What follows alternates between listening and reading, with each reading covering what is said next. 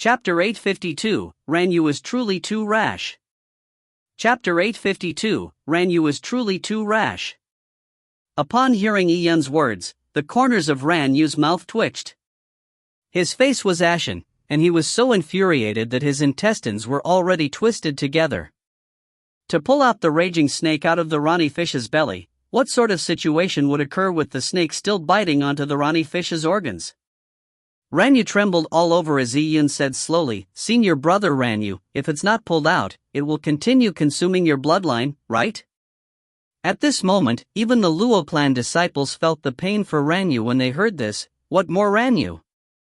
Many of them looked at Iyun as an inexplicable chill shuddered down their backs. That Iyun was not someone to be trifled with. In fact, as a result of being weak overall, the humans gave an impression to most members of the Fey race that they were weak and easily bullied in the 10,000 Fey Empyrean heaven. However, look at Iyun now. Even the Fey race was not as ruthless as he was. Ranyu was one of the direct descendants of the Shushui Ran clan. He was left in such a miserable state after offending Iyun, so if it were any of them who had done so, no one knew how much more miserable their outcome would be. Upon thinking of this, the Luo clan disciples present, especially Laya, were covered in cold sweat. Fear had been struck deep into his heart after seeing Ranyu's outcome. Other than Ranyu, he was the one who had offended Iyun the most. Now, just recalling it made him feel like he was sitting on a cushion of needles. Would Iyun seek revenge on him after this? Iyun was already this ruthless before he had matured fully. Wouldn't it be worse if he matured in the future? Would messing with him be as simple as playing with a toy? Now, Laya even felt that losing more than 100 world stones to Luo Fengling was a good thing. Compared to Ranyu, it was so much more blissful. Laya had made up his mind to sell everything he had after the MT Azure Billow training had finished to gather the world stones for Luo Fengling. Not only would he personally deliver it to Luo Fengling, he would also speak nicely to her and hope that after she received the world stones, she would say a few nice words to Iyun. In some sense, he was just buying peace. Just as the Luo clan disciples were having disparate thoughts, Iyun had already used the engulfing law to tug at the Rani fish's belly. Pwah! The intermediary spirit blood snake, which was covered in blood, was biting on the Rani fish's innards, but it was forcefully pulled out by the engulfing law. The Rani fish's projection convulsed violently, its body was on the verge of collapse. And as the master of the Rani fish, Ranyu spat out a mouthful of blood, and as his body convulsed, he completely passed out. At this moment, Song Mang took action. If it wasn't for him secretly isolating the Black Spectre shadows on the 6th floor, Ranyu's body would have been devoured clean by the Black Spectre shadows on the 6th floor. That would definitely be fatal. The 8 Black Spectre shadows' mouths were filled with blood, while the intermediary spirit blood snake was still struggling frantically. However, none of them could break free from the binding of the heaven-devouring flood dragon's engulfing law. Finally, they were drained of their stamina and they were captured by the heaven-devouring flood dragon. They were sealed in the lifeblood vortex. A great success. Iyun clapped his hands and slowly flew back to the 6th level. Upon seeing Iyun step onto the 6th level, the so-called high and mighty Luo Tian subconsciously took 2 steps back. Even the zombie-like Gu Luo looked at Iyun with a bit of wariness. They were originally considered the malignant stars of the training at MT Azure Billow, figures that everyone feared. But now, they finally realized that there was someone more terrifying. Iyun, who looked harmless, was actually very ruthless. Luo Tian was feeling truly lucky that he did not follow Ranyu in stepping on the landmine that was Iyun. If not, it was very likely that he would end up a companion of Ranyu now. At this moment, Iyun spoke, "Everyone, this time senior brother's injuries was an accident. All of you saw the entire process, right? It was senior brother Ranyu who made the move first. He had some thoughts towards me, but he ended up failing. The heaven-devouring flood dragon was about to capture the intermediary spirit blood snake, but the moment senior brother Ranyu made his move, I had no choice but to summon the heaven-devouring flood dragon back. But once the heaven-devouring flood dragon was summoned, the intermediary spirit blood snake would escape.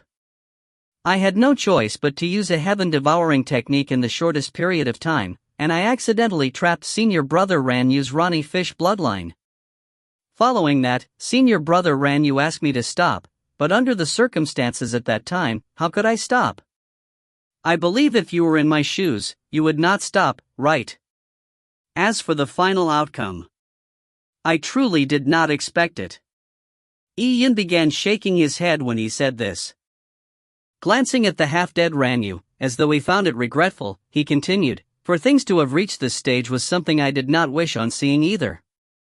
But there was no other choice. It was all because senior brother Ranyu charged into the battlefield himself. The struggle between the heaven-devouring flood dragon and the intermediary spirit blood snake is fraught with extreme danger, so senior brother Ranyu was truly too rash.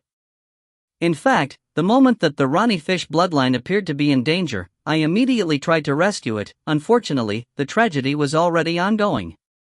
So the rescue ended up in such a state. When Ian said all of this, all the Luo clan disciples present curled their mouths. This Ian was too wicked. No choice but to use a heaven-devouring technique, accidentally trapped the Ronnie Fish bloodline. Final outcome was truly unexpected. Tragedy I did not wish on seeing, immediately tried to rescue. Not only was Ian ruthless in his actions, his shamelessness had been cultivated to a certain realm. If not, he would not have been able to say those words, full of nonsense, in such a genuine fashion. Thankfully, Ranyu had fainted or he would have died from exasperation from hearing that. But soon, Ranyu regained consciousness and he learned of what Ian had said. As the saying goes, one did not need to be responsible for angering someone to their deaths. Everything that happened to senior brother Ranyu was something that I did not wish would happen.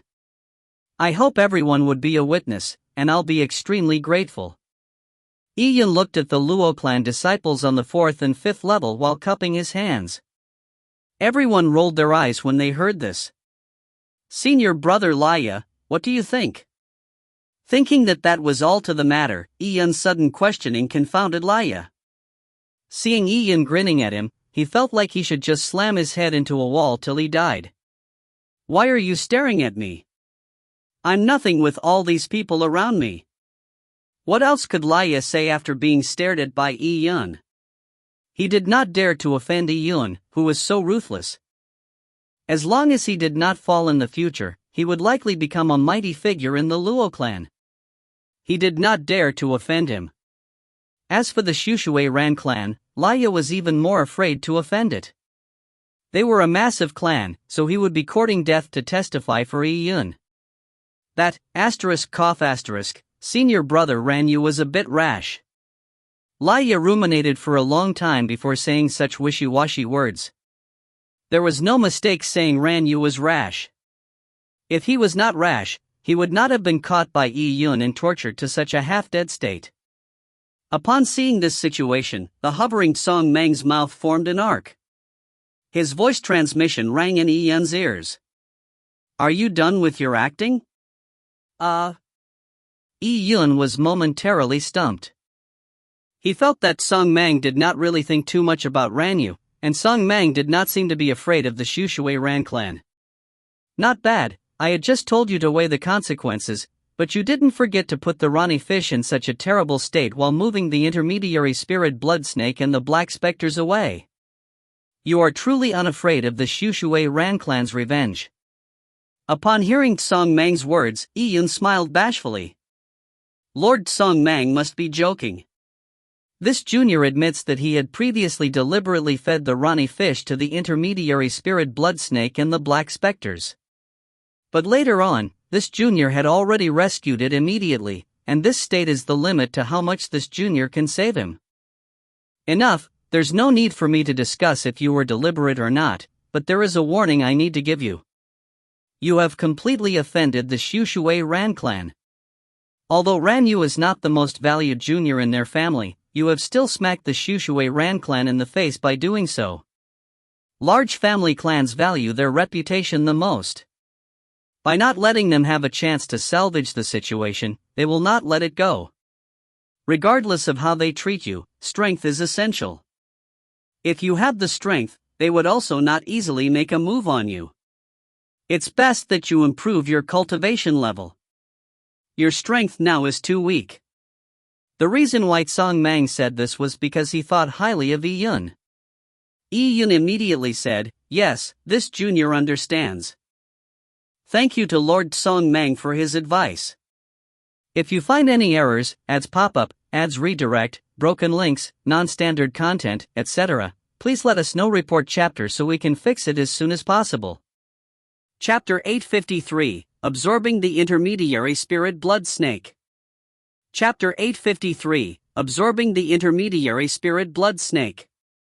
The final outcome for Ran Yu at the Black Wind Valley trial was him quitting midway. With the Ronnie Fish bloodline severely damaged and Ran Yu suffering serious injuries, he had lost a great deal of his combat strength. He had chosen to quit. If not, there was no need to talk about entering the 7th level.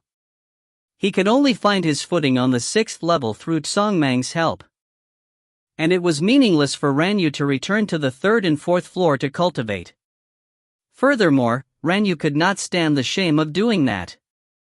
However, once Ran Yu fell out, it was possible that he could not participate in the Luo Divine Hall trials, what more the MT Azure Billow training.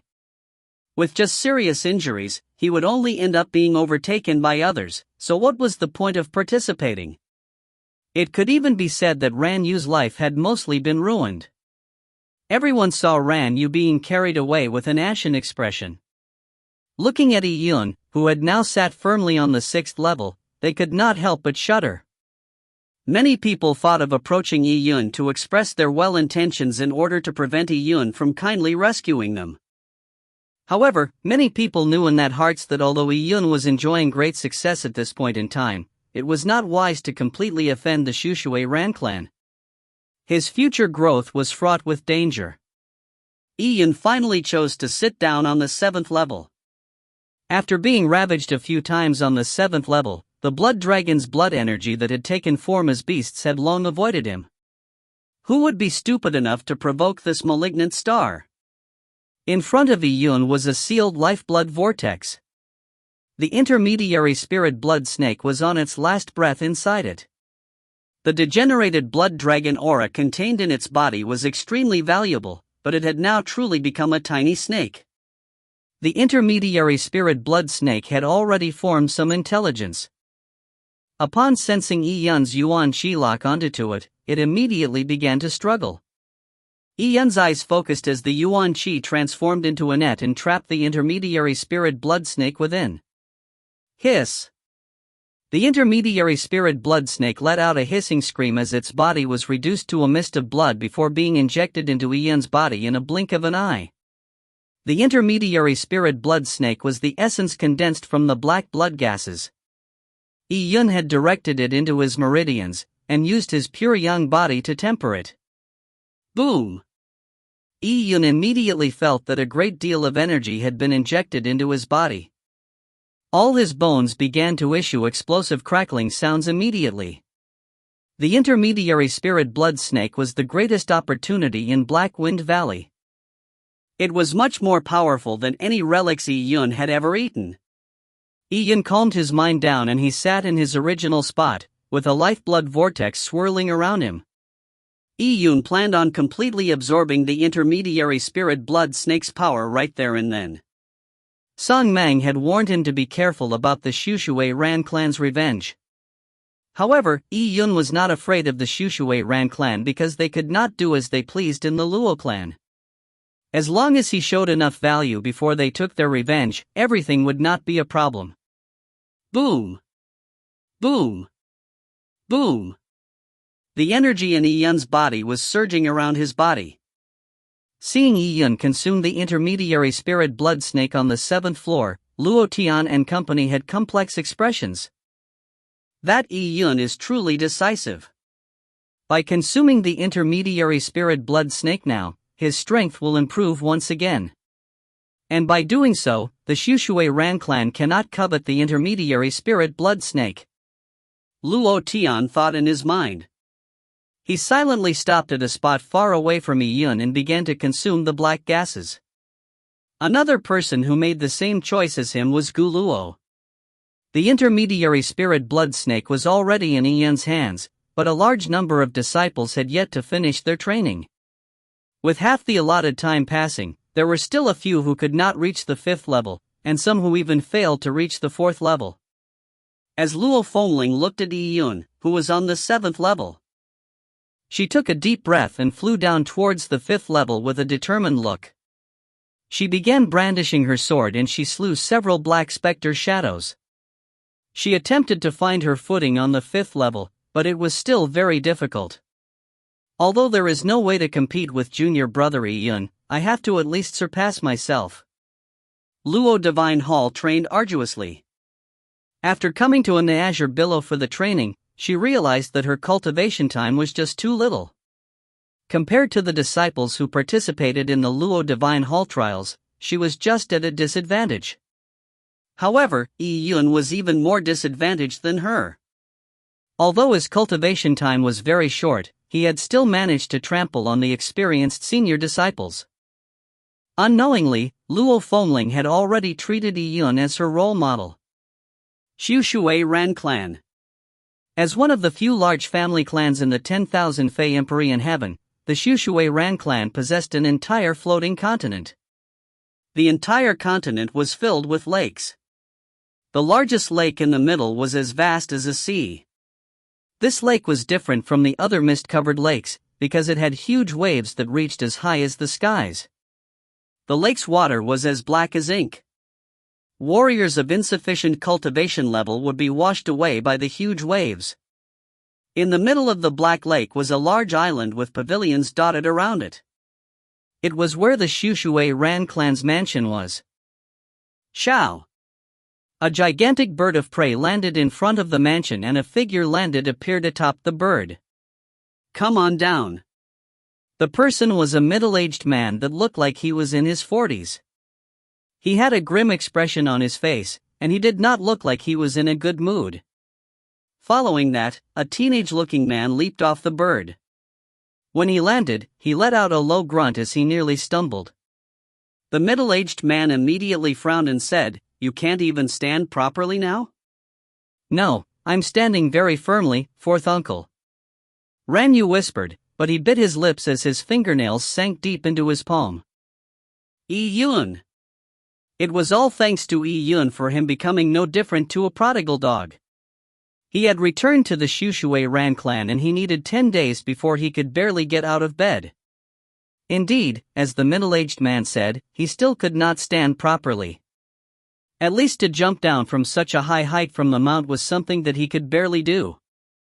Go back and recuperate well. The middle-aged man glanced at Ranyu and said with a sigh. Ranyu suddenly looked up and a look of indignation flashed in his eyes. Fourth uncle, but my injuries. The family already knows about your injuries. The middle-aged man shook his head. Seeing the middle-aged man's expression, Ranyu's heart shrank. He felt short of breath as he lowered his head. Is the family planning to give up on me? Giving up is being overly serious, but if you wish that the family will use treasures or even an ancient fey bone to treat you, that's impossible. In the future, just stay in the family clan. You will be manning the estate in the southwest. Manning the estate. Ranyu's heart sank as though the last breath in him had been extracted. In the Xiushui Ran clan, only those children that had no future would be sent to out to man the estates. They were basically given no hope to continue cultivation. Ranyu was once a top genius in the family clan. With the exception of the top few people, he was the best. But now, he had been reduced to handling the family estates. Fourth uncle, Enough. Tomorrow, I will prepare some pills and relics for you. Speak no further. You attempted to harm that human, but you ended up crippling your Rani fish bloodline. That person was only an Earth Fire Hall disciple, a human that had cultivated for only 30 years. He even came from a lower realm. What you have done has shamed the Xiushui Ran clan. Do you think that the family clan will replenish your bloodline? Ranyu, you have disappointed me too deeply in the trials. The middle-aged man's voice turned harsh and Ranyu felt dejected as his heart was filled with despair. He knew that his martial path might have come to an end. There was no chance for him to achieve much in the future. He had basically been abandoned by the family clan. His fourth uncle was one of the elders who was more fond of him, but for him to also say that. Ranyu, peacefully recuperate. As for that human from the lower realm, I'll remember him. Punishing you was alright, but he had gone too far when he destroyed your Rani fish bloodline. When has a lowly human been able to destroy the bloodline of our Shushui Ran clan? It's a slap in our Shushui Ran clan's face. Upon saying this, a cold beam flashed in the middle-aged man's eyes. Ranyu was infuriated as he clenched his fists till they trembled slightly. His eyes were already bloodshot. The middle-aged man said, "Go back. That won't be the end to this matter. I will definitely give you an answer for it. If you find any errors, ads pop up, ads redirect, broken links, non-standard content, etc. Please let us know. Report chapter so we can fix it as soon as possible." Chapter 854, Entering Heaven Ascension. Chapter 854, Entering Heaven Ascension. In Black Wind Valley, there was less than a day left till the end of the training. Most disciples had managed to get their footing on the 5th level, while a minority of disciples only barely entered the 5th level before they immediately returned to the 4th level. However, this meant that they still passed the training. Although it did not seem like a bona fide pass, and it was quite contemptible, it was within the confines of the rules. Song Mang glanced at those people with heavy eyelids and he secretly shook his head. By barely being able to pass, and without any impressive show of ability at the ancient Fey edifice, these disciples were most likely to be eliminated immediately once they entered the Luo Divine Hall trials. They were the cream of the crop amongst ordinary disciples, but when all the geniuses of the Luo clan were gathered in the Luo Divine Hall trials, they could not even stand on the proper stage. Yi Yun was the only one who could stand neck to neck with those geniuses amongst the disciples present that Song Mang eyed. Even Luo Tian was slightly off the mark. However, the Shushui Ran clan will not forget this matter. Let's see how he plans on dealing with it. Song Mang thought to himself. And at this moment, a loud explosion suddenly echoed from within Yi Yun's body. The sound was like rolling thunder and everyone's gazes were instantly focused on Yi Yun. A vortex appeared out of nowhere in front of Yi Yun. All the Blood Dragon's essence energy on the 7th level was sucked into the vortex. With a loud shrill scream, the 9 neonate and golden crow totems appeared simultaneously behind Yi Yun. The totems that were more than 100 feet tall descended like ancient fae. The 9 snake heads looked extremely ferocious, while the golden crow's flames burned intensely. And after that, a dragon's roar suddenly boomed as the heaven-devouring flood dragon's phantom image appeared as well. The blood dragon essence energy was devoured so incessantly that the black shadows on the 8th level distanced themselves away. In Yi Yun's body, Yuan Qi seemed to flow like endless waves as it vigorously circulated around his body. Boom! Instantly, it was as though the heaven and earth had opened up at the beginning of life. A Dao tree appeared in front of Yi Yun. The tree leaves swayed as though they were producing Dao chants. The Dao tree was already tens of feet high. Yi Yun is about to break through to the Heaven Ascension realm. Laya said. He was at the Yuan opening perfection realm, so it's reasonable for him to break through. Another disciple said. Yi Yun had first absorbed the ancient Fei bone before absorbing the intermediary spirit blood snake. It was no wonder that he could make a breakthrough after consuming such treasures. At this moment, Luo Tian already had a distasteful feeling whenever he looked at Yi Yun. At the Black Wind Valley trials, all the limelight had been stolen by Yi Yun. The best things were also obtained by Yi Yun, so how could he feel comfortable? Originally, Luo Tian was able to mentally console himself that Yi Yun's cultivation realm was lower than his. It was only at the Yuan opening realm. But now, once Yi broke through to the Heaven Ascension realm, Luo Tian would be in the same realm as Yi. Although Luo Tian was a sub-realm higher, it was not a major advantage.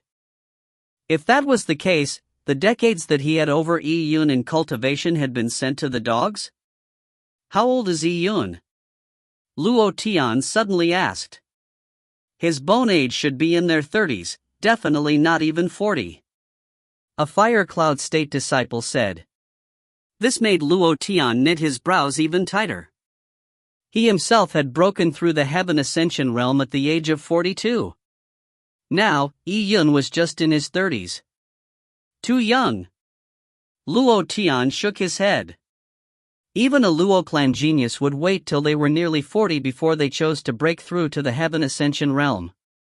Yi grew up in a lower realm, so be it resources or heritage, there is no way that the lower realm can compete with the 12 Empyrean heavens. Yi has just come to the 10,000 Fey Empyrean heaven, so he should take advantage of the rich resources here and cultivate for a few more years to ensure he has a solid foundation.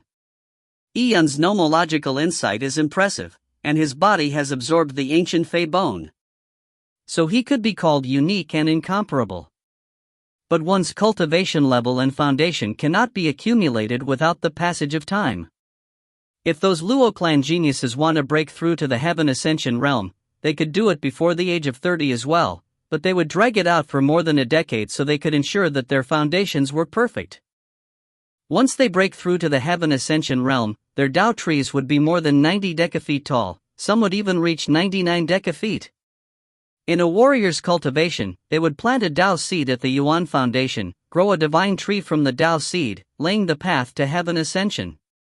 The taller the Tao tree was, the smoother the warrior's path would be in the future. At this moment, on the Phoenix Fermiana state side, someone interrupted. What senior brother Luo said is true. However, Yi is choosing to break through now because of the pressure that the Shushui Ran clan will bring him. Although the Shushui Ran clan would not blatantly deal with Yi, it is inevitable that they will retaliate within the confines of the rules. Who knows, Yi might also end up in the same state as Ranyu. Yi must have considered this to choose to break through to the Heaven Ascension realm in his 30s. The moment this Phoenix Fermiana state disciple said this, the others fell silent. Putting themselves in Yi shoes, they would probably make the same choice. After all, there were still opportunities to slowly make up for a poor foundation. If one's personal strength was too weak, they might suffer a mishap in the trials due to someone from the Shushui Ran clan, and he might even lose half his life. What you said is right. What Yi did is a wise choice. Luo Tian sighed as he felt mixed emotions. And at this moment, the Tao tree in front of Yi was beginning to grow taller. The energy within his body was constantly transforming into nutrients for the Tao tree. It was as if the Tao tree would become towering and pierce straight into the clouds. Heaven Ascension meant that the tree grown from the Tao seed becomes a path to Heaven Ascension. 10 decafeet, 20 decafeet, 50 decafeet, 80 decafeet, all the way to 90 decafeet. With every additional growth and height of the Tao tree, its appearance would change. It was obvious at a glance at what level the Tao tree was. In fact, even without these changes, a warrior's eyesight was able to visually estimate the Tao tree's height. Upon seeing Yi Tao tree reach 90 decafeet, Luo Tian's heart shrunk. It was already that tall? That's too fast. Seeing Yi Tao tree grow unabated, it was definitely not a problem even if it hit 95 decafeet at this rate. Senior brother Luo, how high was your Tao tree when you broke through to the Heaven Ascension realm? Someone beside Luo Tian asked. Luo Tian had quite an ugly expression on his face. Back then, his Tao tree had grown to a height of 97 decafeet. That height was considered not bad, but in the Luo clan, there were people with higher Tao trees than Luo Tian. There were many who had their Tao trees attain the height of 98 decafeet, while there were even a handful of people reaching 99 decafeet. Luo Tian also knew that there was a difference when he compared himself to the top geniuses who grew up in the royal capital. He was still satisfied with his Tao tree reaching the height of 97 decafeet. It was something to be proud of, but seeing how Ian's Tao tree had already reached 95 decafeet without slowing down, how could he mention that he only had a 97 decafeet Tao tree? He had broken through to the heaven ascension realm at the age of 42, 7 or 8 years older than Ian. If even Ian surpassed him with this, what did he amount to? He was inferior to Ian in laws, inferior to Ian in bloodline, and even now, his foundation, that he cultivated for 42 years was inferior to Ian's just over 30 years. Ian's Tao tree should be at the height of 97 decafeet now. The moment the disciple finished saying that, he realized that Ian's Tao tree was growing higher again. Luo Tian's heart shrank as his expression turned extremely ugly. Could it be? Ka-cha! A lightning bolt struck down from above the 9 heavens, right onto Ian's Tao tree.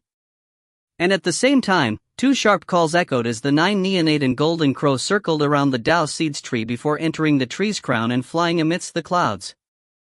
9-8 decafeet. Roar! A dragon's roar was emitted from Ian's body as the heaven-devouring flood dragon phantom image appeared and flew straight into the Tao tree. Ka! Ka! Ka! As though the heaven and earth was being split apart, thunder rang again. The Tao tree grew 10 feet higher once again. 99 decafeet. Ian's Tao tree had grown to a height of 99 decafeet in one fell swoop. From afar, it looked like it was connected to the firmament. The numbers of 99 was the pinnacle of Tao. By reaching the height of 99 decafeet, that Tao tree had obtained perfection. However, perfection was not something ridiculously difficult. Amongst Luo clan geniuses, they still existed despite being exceedingly rare. Ian looked up at his Tao tree.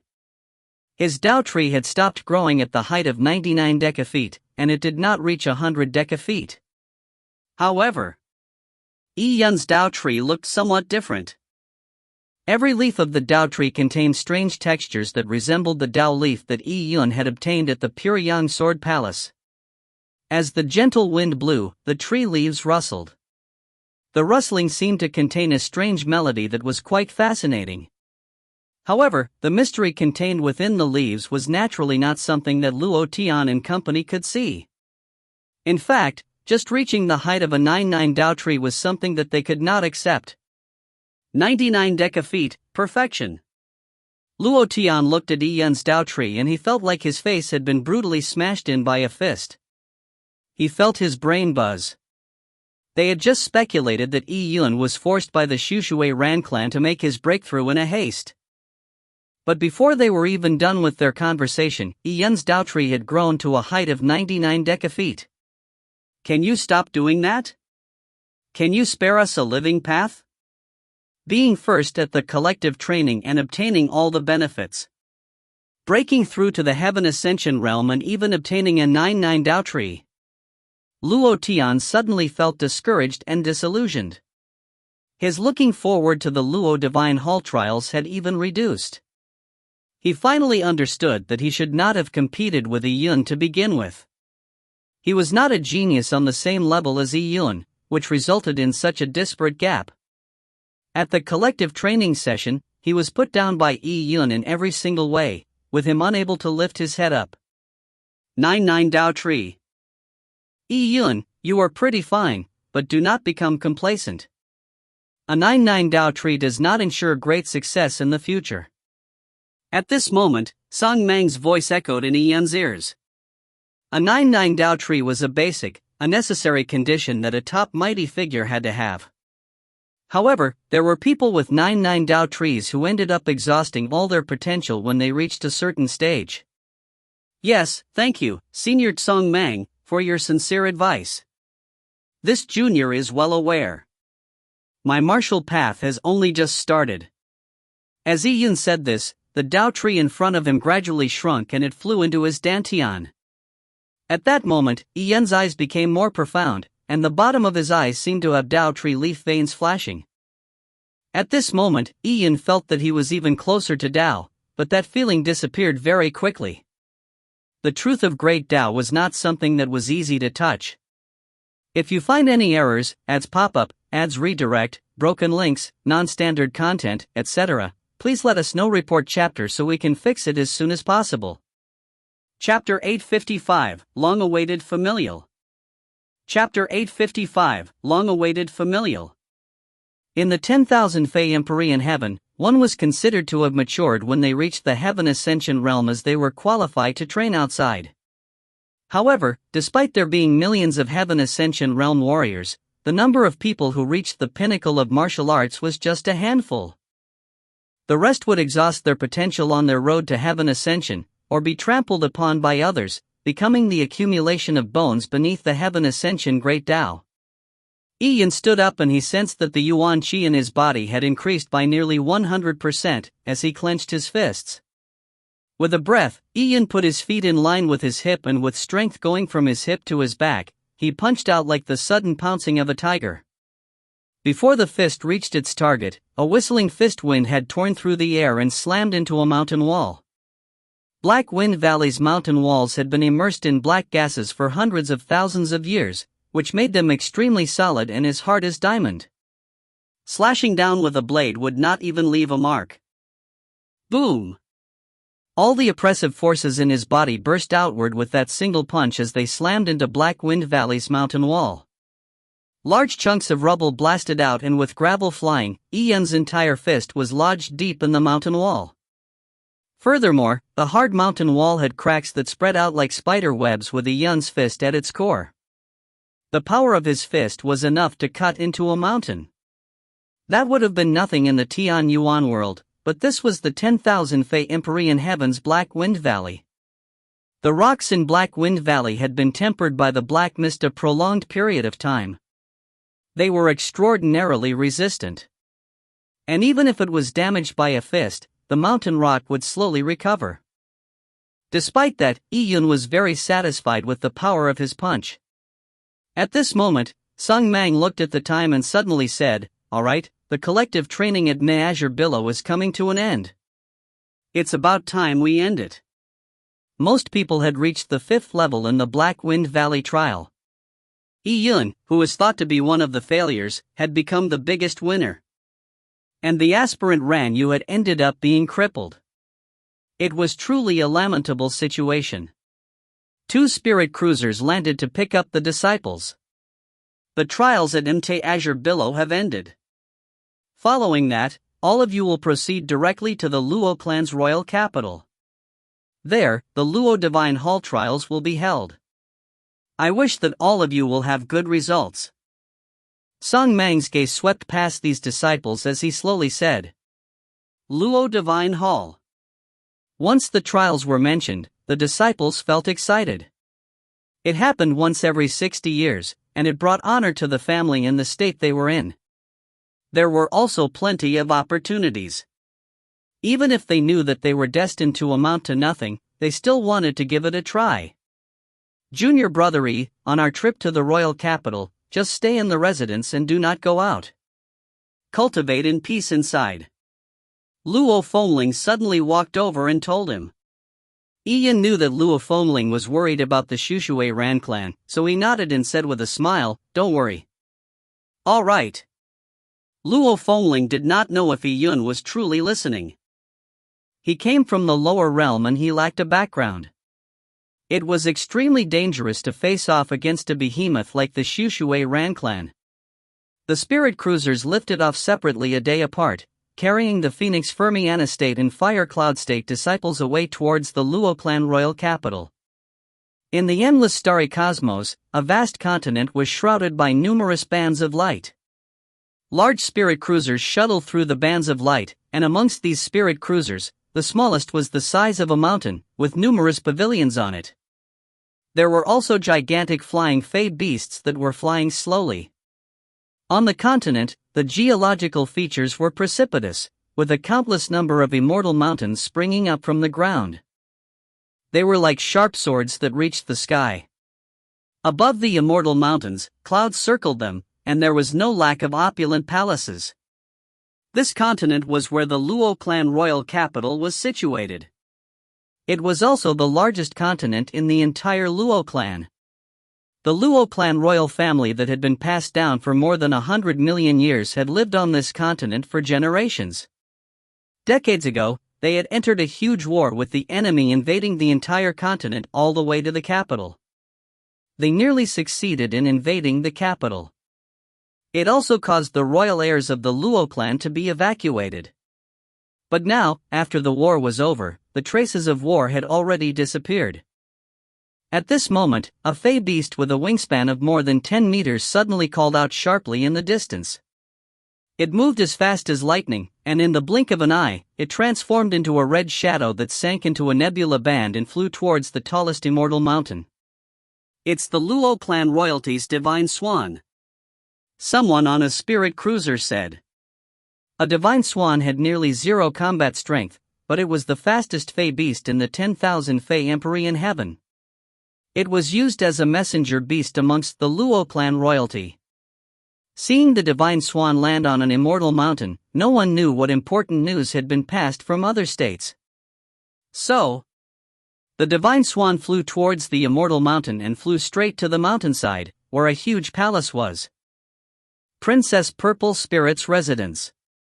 This mansion was a residence that was second only to the Emperor and Empress Imperial Palace in the Luo clan's royal capital. It was superior to many kingly residences.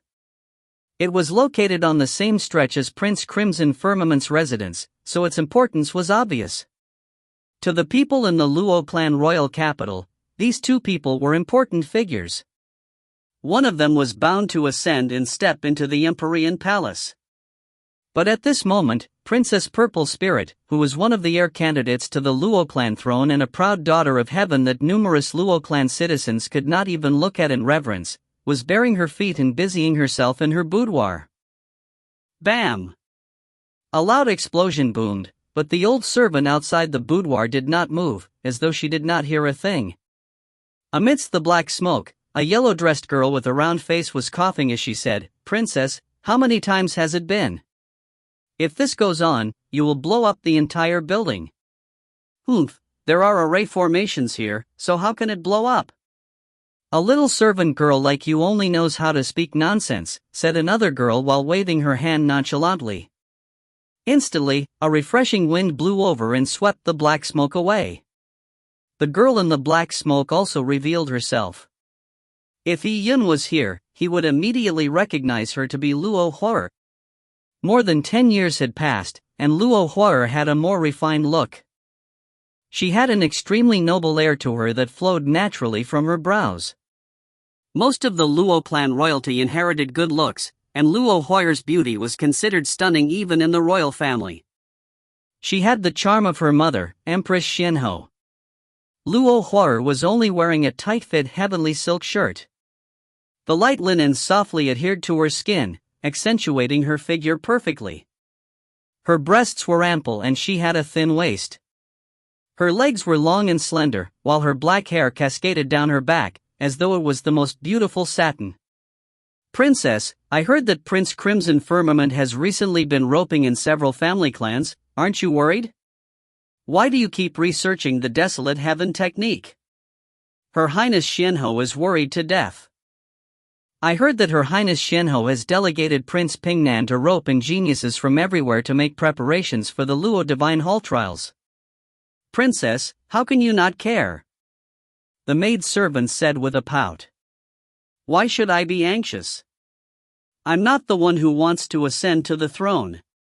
If I was given the throne, wouldn't I have to write royal decrees daily? Just thinking of it irritates me to no end."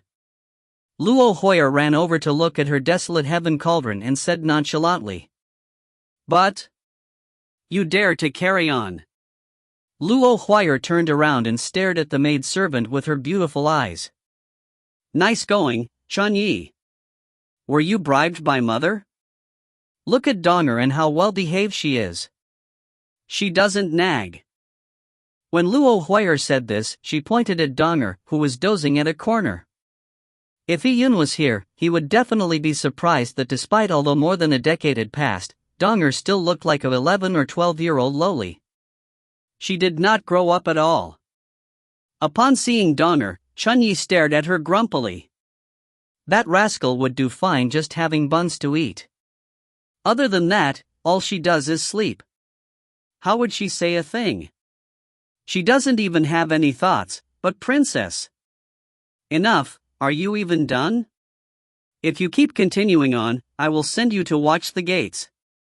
And it's perfect that you are a descendant of a primordial fey beast. Using you to watch the gates is quite classy. Watch the gates? Princess, I've served you for quite a long period of time.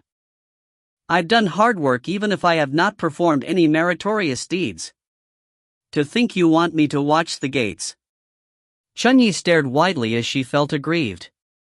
Upon seeing that Chunyi was about to cry, Luo Huo impatiently snorted and said, "Enough, enough. I knew you must have been listening to mother. No wonder you have no end to it.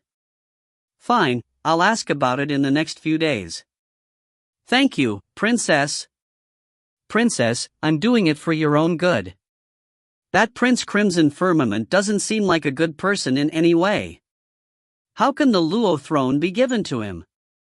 It has to be yours," Chunyi said. At this moment, the old servant's voice suddenly sounded from outside the door. "Princess, young Master Xian Junyue wishes to seek an audience." Luo Huo frowned and wanted to reject him, but she noticed Chunyi beside her looking pitifully at her. Luo Huo took back her words as she said, "Then, let him wait." Saying that, Luo Huo knocked the dozing Donger's head and said, "Stop sleeping. Your saliva is dripping onto the table. Hurry up and help me change. It's been so many years, and you have not improved at all. All you know is sleep and eat." Luo Huo rolled her eyes at Donger. Donger rubbed her head and said in an aggrieved manner, "But I grow slowly." "Enough. That Xian Junyue comes visit me every other day. It's so irritating. I wonder what's the matter this time. I heard that the Divine Swan just returned. There must be something important." As Chunyi said, she dragged the slow Donger and helped Luo Huo change. In the middle of a wide and grand hall, a man dressed in white was standing up straight, as he stood conscientiously. His handsome face had sword-like eyebrows and star-like eyes as he carried a sword on his back. He stood there, fatally exuding a sharp aura, as though he was a sword that was about to be unsheathed. At this moment, extremely light footsteps could be heard outside the door. This sound was like a gentle breeze, and every step sounded like a beauty was dancing towards it. Upon hearing this sound, the man's eyes flashed with a smile as he looked at the door. Ding ding ding. As the sounds of jade being gently hit sounded, a stunning beauty came in from outside the door.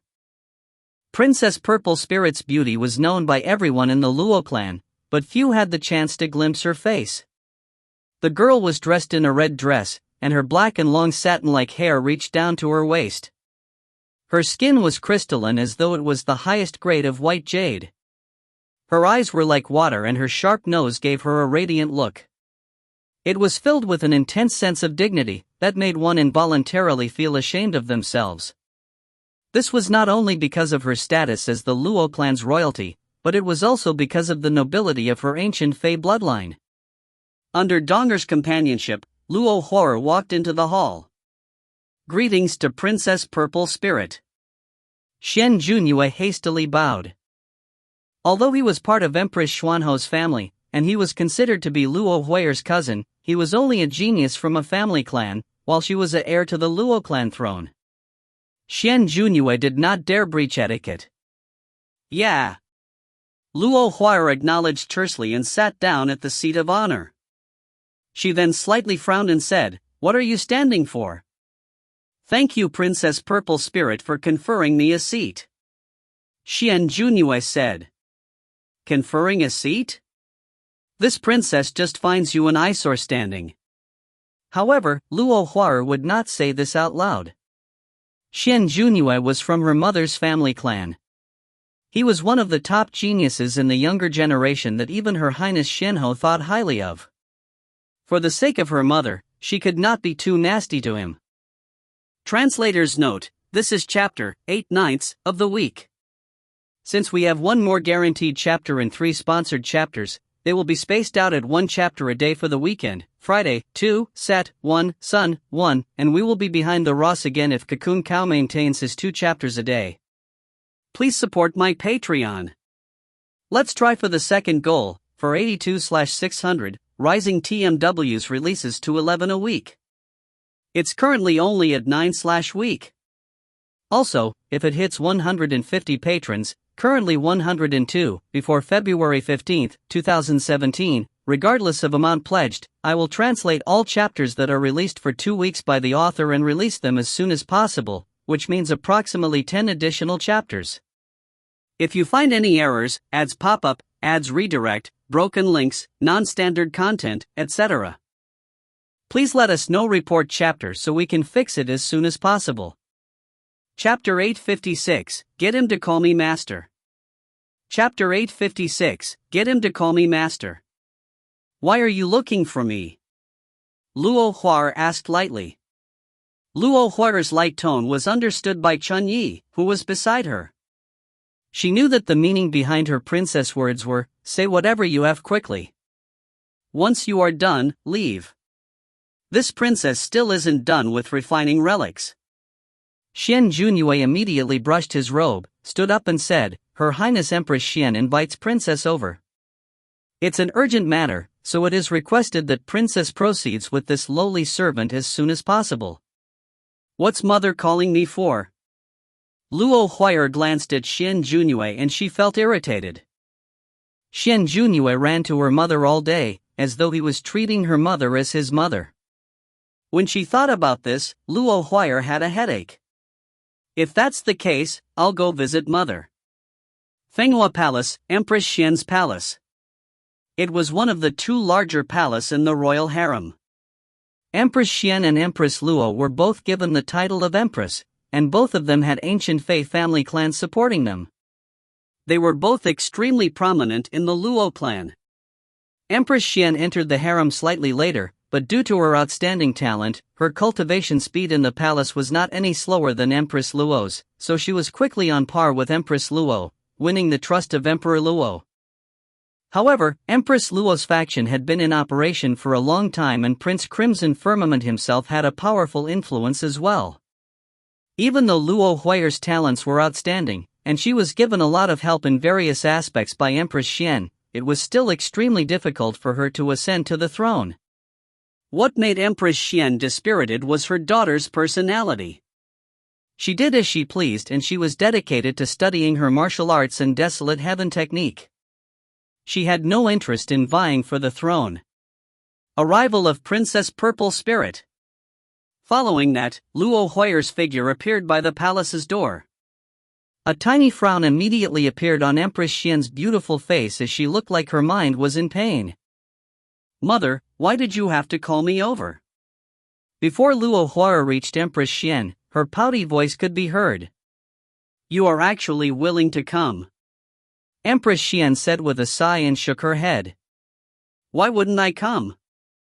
I was planning on visiting mother. Wasn't I just busy? Luo Huar came to Empress Xian's side like a gust of wind and sat down beside her petulantly. Busy? You should be busy, but what you should busy yourself over is proper matters. Huar, vying for the throne cannot be stopped once it begins. Once we are defeated, no good will come out of it for us. The Luo Divine Hall trials are about to begin, and our Luo clan will have the first Luo Divine Hall trials in decades after the war ended. At the war, our Luo clan lost too many mighty figures, and no one knows how many factions are waiting for the Luo Divine Hall trials to begin. Huar, you do not care about any of this, so you do not know that your father thinks very highly about the upcoming Luo Divine Hall trials. If our performance at the Luo Divine Hall trials surpasses Crimson Firmament's, you will become the more appropriate candidate for the throne in your father and his subjects' eyes. Saying that, Empress Xian took out a jade slip and said, Just now, Prince Pingnan sent a divine swan back with information. It lists the geniuses who were recommended by us and are likely to have promising performances at the Luo Divine Hall trials. Take a look at it. Luo Huar took the jade slip and as she probed it slightly, she immediately frowned silently. So many. It's too long. I don't want to read it. Luo Huier's eyes turned and looked at Xian Junue. Doesn't Xian Junue know all of this very clearly? Why don't you simply summarize it? There were so many people with detailed information introducing them on the jade. Luo Huier could not even be bothered to read all of it. You brat! Empress Xian frowned. How could she not know what was going on in Luo Huier's tiny head? Forget it, Junue, go ahead and tell her. Empress Xian said with a headache. Yes, Your Highness, Princess. Xian Junue answered, actually, amongst the geniuses here, most of them are average in my point of view.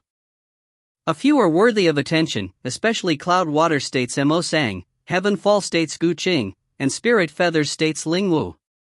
They all have Heaven Fei bloodline and they have cultivated for more than 4 decades.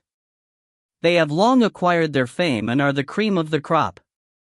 Also, there is a person from the Fire Cloud State whose performance at the MT Azure Billow Collective Training was extremely outstanding. Also, worth mentioning is that he is a human. As Xian Junue said this, he also found it unbelievable. For a human to obtain first place, especially success in Black Wind Valley, it was extremely rare. Our 10,000 Fey Empyrean Heaven only has a few humans. In the other Empyrean Heavens, the humans aren't weak as well. Why would it be surprising to have a human genius? Luo Huier said nonchalantly. She couldn't care if they were Heaven Fey or human. All she cared about now was the cauldron in her boudoir. A new batch of relics were being refined in there, and she did not feel at ease about letting her maid-servant, Chunyi, watch it. This human is truly different from the humans from other Empyrean Heavens. His name is Yi Yun, and he is a newly recruited disciple of the Fire Cloud State's Earth Fire Hall. As his performance in Fire Spirit Palace was outstanding, he was recommended to Prince Pingnan. He was not a member of our Luo clan prior to that, and he was rescued by a Fire Cloud State Heaven Fire Hall disciple. Xian Junue said. Upon saying this, Xian Junue suddenly realized that Luo Huier's expression had apparently changed. Yi Yun? Luo Huier was taken aback slightly. That name left a deep impression on her. It should be impossible that it's that darn rascal. Upon thinking about this, Luo Huier ground her teeth hatefully. As a princess of the Luo clan, one of the heirs to the Luo Empyrean throne, she had been bullied by a country boy in a lower realm. Once she thought about Yi Yun's mature ways beyond his age, and his composed look, Luo Huier was infuriated. Xian Junue noticed Luo Huier's nasty expression and was greatly disturbed. Does Princess know of this Yi Yun? Xian Junue asked. Luo Huier said, it's probably only a person who shares the same name. That punk was definitely still in some corner in the lower realm like a frog in the bottom of a well. Back then, despite losing to the punk, this princess was just being a dragon in a puddle of shrimps. If it wasn't for Mother preventing me from using the Luo clan's cultivation techniques or mystic techniques, because she was afraid that my identity would be revealed, what sort of problems would there be? Luo Huier surmised that the punk, Yi Yun, was probably just at the Yuan opening realm. At this realm, he was already considered a sage in the lower realm. However, in the 10,000 Fey Empyrean Heaven, he was barely a foot soldier. Maybe she should find an opportunity to return to the Tian Yuan world and bring that rascal, Yi Yun, to the Luo clan to show him her prowess, letting him know how noble this princess identity is. She wanted to show the punk that to go far in martial arts, it was not enough to stay in those tiny worlds. There was a need to come to the 10,000 Fey Empyrean Heaven and rub shoulders with this princess. If he were to prostrate himself in front of this princess shall be kind and accept him as a lackey. When the time comes, he would understand that his strength was nothing at all. That guy is obsessed with martial arts. He definitely would want to cultivate my Luo clan's cultivation techniques. When the time comes, I can get him to call me master. That would definitely feel good. With this thoughts in mind, Luo Huier could not help but reveal a sinister smile. However, this smile surprised Xian Junue. Even though it had a touch of sinisterness, as long as Luo Huier smiled, it would be like the blooming of flowers, dazzling others. Obviously, this smile would not appear for no reason, so it was clearly because she thought of another Yun. That Yun, who is he? Xian Junyue suddenly felt alarmed and was wary. Although he was extremely respectful to Luo Huier, he had already considered himself a suitor of Luo Huier in his heart. In the future, if Luo Huier were to ascend the throne, as her husband, he would definitely be a dragon amongst people. And with Xian Junyue being born into Empress Xian's family, he was a top genius in the family, so he had cultivated with great effort. No one knew who the person Luo Huier was referring to that could leave such an impression on Luo Huier. Just thinking of that smile, that person was probably a genius from a prominent family background. Naturally, it could not be the Yun on the name list. Although he was talented, it was only decent. In terms of background, it was not worth mentioning at all. Xian Junyue felt an urgent sense of danger. Alright, how did this Yun perform? Luo Huier suddenly asked out of curiosity. First at the MT Azure Billow Collective Training. He obtained the Dao Tree and Extreme Yang Illumination Divine Columns rating of Hibernation Awakening in the Ancient Fey Edifice. At Black Wind Valley, he captured the intermediary Spirit Blood Snake. Xian Junyue answered. Oh, that's pretty awesome. Luo Huier nodded. Huier, this human's performance is already not bad. He came from a lower realm, but he has 2 aspect totems. And after he absorbed an ancient Fey bone, he obtained a heaven-devouring flood dragon bloodline. In my point of view, he is quite a diligent fellow. Empress Xian said.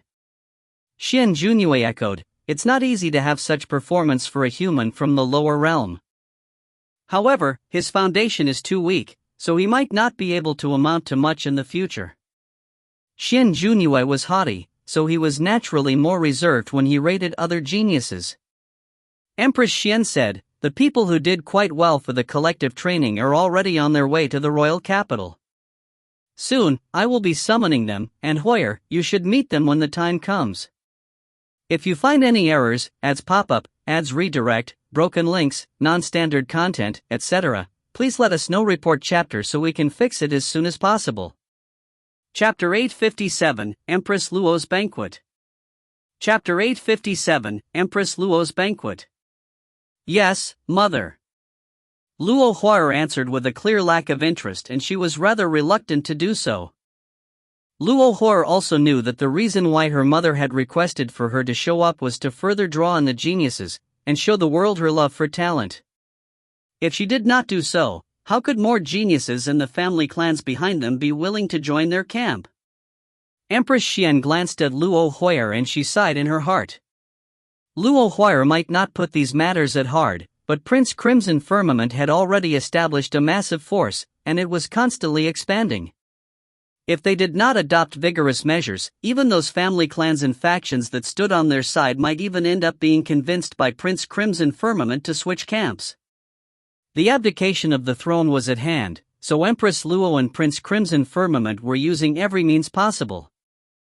At this moment, a flash of light appeared as a voice transmission charm appeared in front of Empress Xian. After hearing the information in the voice transmission charm, Empress Xian frowned slightly. A voice transmission charm from Empress Luo? Xian Junyue inquired. Empress Luo had a unique voice transmission charm, so standing nearby, he could recognize it at a glance. Yes. Empress Xian nodded. Empress Luo has set up a banquet and has invited us, as well as the geniuses partaking in the trials, to attend it. It looks like she plans on showing a display of force. Then what are we to do? Xian Junyue found the matter somewhat tricky. Their present forces were naturally far inferior to Empress Luo's. We shall go. The geniuses we have attracted must have been invited as well. If we do not go, those geniuses might think that we are afraid of Empress Luo. When the time comes, they might end up being roped in by them. Empress Xian crushed the voice transmission charm and she looked at Luo Huier. Hoyer, you are not to fool around at Empress Luo's place. A princess must act like a princess. Your nonsense can be ignored at home, but when you are out, if you were to embarrass yourself, no one knows how others will think of you. Please give me peace of mind. Yes, mother.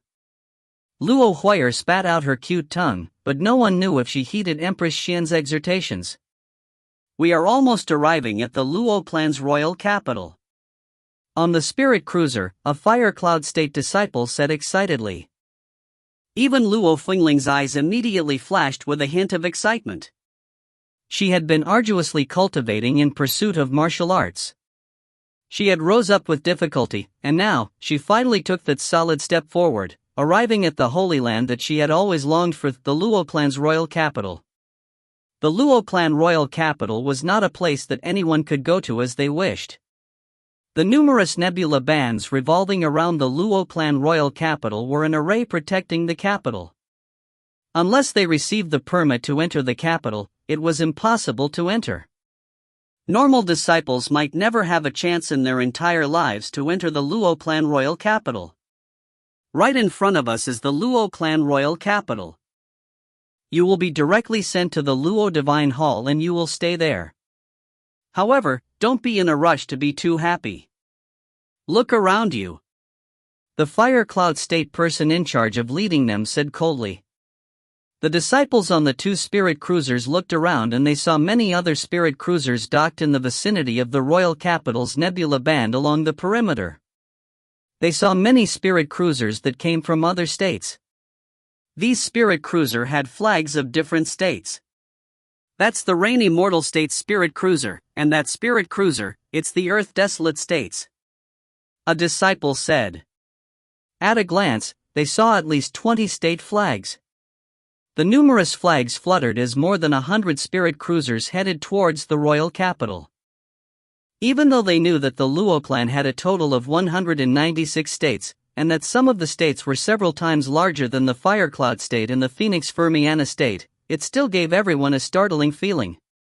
Other than the 196 states, there were also ancient family clans with deep heritage. For example, the Shushui Ran clan was one such family clan. It also independently nurtured geniuses from the family and sent them to the Luo clan's royal capital. These large family clans would typically nurture the truly exception geniuses themselves. Only the slightly weaker ones, like Ranyu, were sent to other states for training. Therefore, it was destined for the royal capital to be filled with outstanding elites.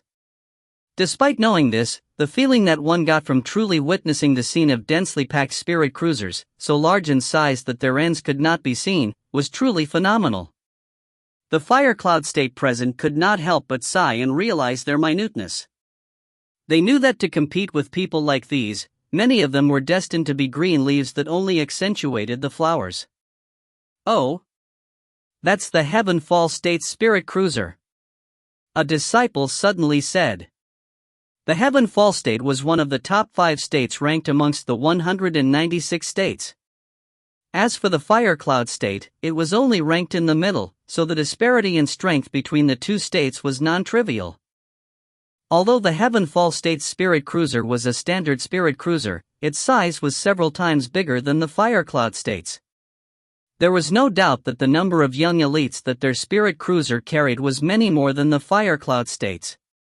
It was only natural that such a large state would be given more spots. Ian looked at the Heaven Fall State's flag that comprised of a bursting flame. Its fiery redness was harsh on the eyes. At the Luo Divine Hall trials, the competition will be immense. The lot of you may be the best in the Fire Cloud State, but amongst the geniuses from 196 states, you might not attract as much attention. Besides, don't forget, there is still the strongest faction, the Luo Clan Royal Capital. The Luo Clan Royal Capital's strength far exceeds any state and family clan. You will have to depend on your efforts in order to obtain a good result at the Luo Divine Hall trials. The person in charge of leading them said, and with a wave of his hand, the two spirit cruisers passed through the nebula band and headed for the Luo Clan's royal capital.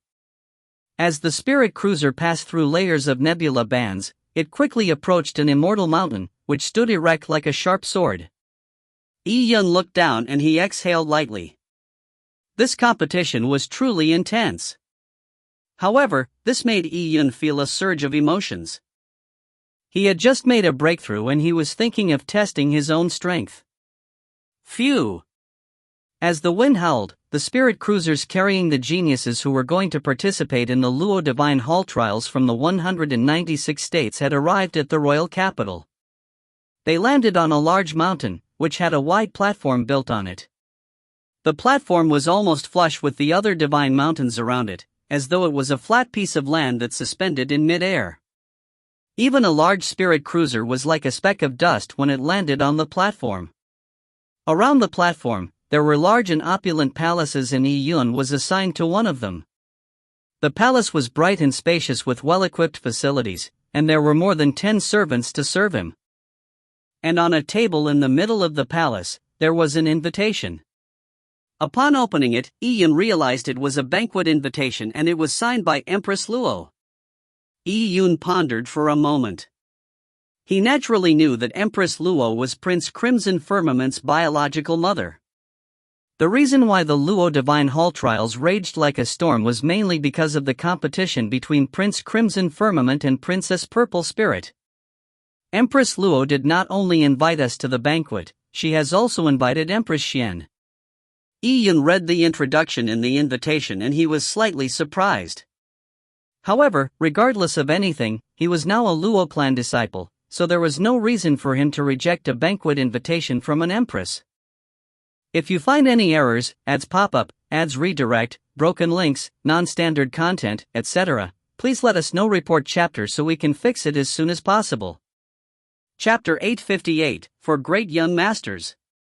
Chapter 858, for Great Young Masters.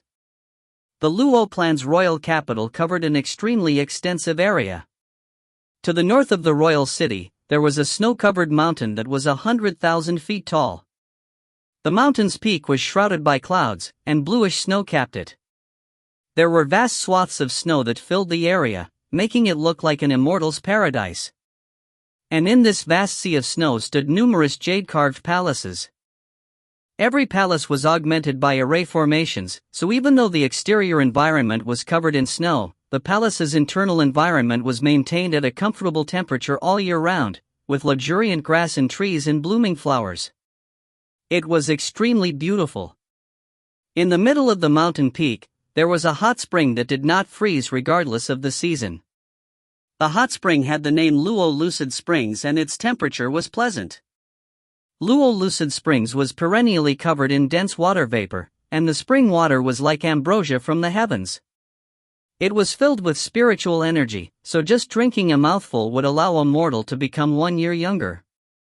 A kettle of it allowed one to become 10 years younger. The marvelous effects for mortals was no surprise, but even for warriors with relatively high cultivation levels, Luo Lucid Springs was still able to provide them with many rare benefits. Even in the Luo clan royal compound that was filled with spiritual grounds, the Luo Lucid Springs was still one of the more famous ones. The entire Luo Lucid Springs was surrounded by a palace with the name Luo Lucid Palace. And it was the venue where Empress Luo was hosting her banquet today. The people invited to the banquet were important figures of the Luo clan. There was Empress Xian, Princess Purple Spirit, old subjects of the Luo clan's royal court, outstanding figures in the royal capital as well as those young elites who performed well at the collective training and who were expected to stand out at the Luo Divine Hall trials. The standards for choosing these young elites were extremely high. There were certain states which did not have a single person chosen. For example, Yi Yun was the only person picked from the Fire Cloud state. The young elites who were chosen were extremely excited. The banquet could be one of the most important opportunities in their lives. If they were lucky, they might gain the recognition of the upper echelons of the Luo clan, and enjoy a meteoric rise. It was still 2 hours before the banquet began. With the invitation in hand, Yi Yun came to Luo Lucid Palace and he happened to meet Luo Tian, who also had an invitation. Luo Tian from the Phoenix Fermian estate had been chosen to attend the banquet, but his seat was located at one of the big tables situated outside Luo Lucid Palace. He was just there to make up the numbers. Sitting there gave him zero chance of being appreciated. He would not even get to see Empress Luo, while all the truly important people were seated inside. After Luo Tian saw Yi Yun, he gave him an awkward smile. Ever since Yi Yun broke through to the Heaven Ascension realm and obtained a 99 decafeet Dao tree, Luo Tian no longer had the mind to compete with Yi Yun. He acknowledged his own inferiority against Yi Yun. Yi Yun gave him a gentle nod before walking into the palace. Upon seeing this scene, Luo Tian felt extremely envious. He also desired to enter the inner palace, but he was ineligible to do so. The inner palace was filled with top figures. It was even rumored that Princess Purple Spirit would come today. If one entered the inner palace, one could catch a sight of Princess Purple Spirit's beauty. Princess Purple Spirit was considered the most dazzling pearl in all of the Luo clan's royal capital. No heiress from the large families where the female elites from the various states could compete with Princess Purple Spirit. She was on a completely different level. Ignoring her looks and family background, just her talent alone that was derived from the richness of her ancient Fey bloodline was shocking. It was rumored that Princess Purple Spirit had inherited an ancient Fey's bloodline as though she was a reincarnation of one. At the age of 10, she had awakened her ancient Fey bloodline, and she had even greatly surpassed Prince Crimson Firmament. It was also because of Princess Purple Spirit that Emperor Luo deliberated over the heir to the throne. If not, with the Luo clan's tradition of preference towards age, the forces that Prince Crimson Firmament controlled and the support he received that far exceeded Princess Purple Spirit's would have easily ensured that he would ascend to the throne. Despite Luo Tian knowing that his talent and status made it impossible for his life to have any intersection with Princess Purple Spirit, he would have been extremely satisfied just meeting her once. Unfortunately, the statuses they enjoyed were realms apart. They were people from two different worlds. Obviously, Yi Yun did not know what Luo Tian was thinking. In fact, even if Luo Tian had said it out loud, Yi Yun would find it difficult to imagine that the problematic girl that he met at the Taya Divine City had an identity that was so far beyond one's reach. The moment he stepped into the inner hall of the Luo Lucid Palace, the atmosphere changed suddenly. Taking a few steps forward, Yi Yun noticed the Luo Lucid Springs situated in the middle of the inner hall. The Luo Lucid Springs was billowing with spring water, and above the pool, a pavilion carved in jade had been constructed. And on this pavilion, there were girls dressed in white who were dancing. These girls were specially hand-picked from the best in the world. They had Heaven Fey bloodlines, and their looks and figures were impeccable. To be able to dance at the Luo Lucid Springs was also not a chance that any ordinary girl would receive. At this moment, there were already quite a few people gathered by the sides of the Luo Lucid Springs. At a glance, there was no lack of young elites, but few elderly important figures had come. Yi Yun did not know anyone, so he found a random seat, sat down and slowly began drinking tea. Although Yi Yun looked aloof, everything that happened around him was within his perception. He realized that not far from the Luo Lucid Springs, there was a small teleportation array. It was surprising that it was built right inside Luo Lucid Palace. And at this moment, the teleportation array suddenly lit up. Immediately, everyone in the Grand Hall looked at the teleportation array. It had to be said that the Luo Lucid Palace was situated on the 100,000 feet tall Luo Lucid Mountain. The journey from the foot of the mountain to its peak spanned a distance of dozens of miles. Other than members of the royal family, no one was permitted to fly in Luo Lucid Mountain. They could only walk up, so although warriors could traverse distances quickly, under the limitations of brisk walking, the journey up the mountain still took a considerable amount of time. Although there was a teleportation array built in the Luo Lucid Palace, only people of certain stature could use it to enter the palace directly. Someone impressive is coming. I wonder who it is. People began discussing as the teleportation array flashed, and soon, two people appeared side by side in the teleportation array. The person on the left was simply dressed in azure color clothes. He looked like a mortal scholar, and no energy fluctuations could be felt from his body. And the other person stood in stark contrast from the scholar. He was covered in silk clothes and jade. The fabric in his clothes was woven from priceless rainbow silk produced by rainbow celestial silkworms. The pair of boots he wore were made of leather from top-grade fey beasts. And just the cost of his clothes and boots added up was impossible to be bought without a few thousand world stones. Many of the elites present may have been invited to the Luo Lucid Palace's banquet, but they were not necessarily as rich. Just the man's garb alone was worth more than the entire fortunes of a number of people. The appearance of the duo immediately attracted the attention of all the elites present. The duo, be it the silk-clothed youth or the azure-clothed scholar, exuded a natural air of nobleness. The heritage of ancient family clans in the Luo clan was manifested from their bearing. Dong Lin Yu, Ran Shui, two of the four great young masters of the Luo clan royal capital. Someone in the crowd identified them. In the entire Luo clan royal capital, the people worthy enough to be given the title of one of the four great young masters were definitely the most outstanding figures amongst outstanding figures. Donglin Yu came from the Donglin family clan, while Ran Shui came from the Shushui Ran clan. They were large family clans that ranked in the top 10 family clans of the Luo clan. The fiefs of these two family clans alone were about 10 times the size of the Firecloud state. The two family clans' ancestors had previously fought alongside the founding emperor of the Luo clan. They had achieved illustrious military merits, so after the Luo clan was established, they were each bestowed the titles of king and their lineage had persisted to present day. They were as ancient as the Luo clan's royal family. Furthermore, be it the Donglin clan or the Shushui Ran clan, every generation would nurture large numbers of talents. Some would be given important positions in the royal capital, while others would be assigned to one of the 196 states to become an official of a state. As for Donglin Yu and Ran Shui, they were considered to be two of the most outstanding juniors from the two family clans. For such large family clans, the juniors they paid the most attention to would be nurtured in their own family clans.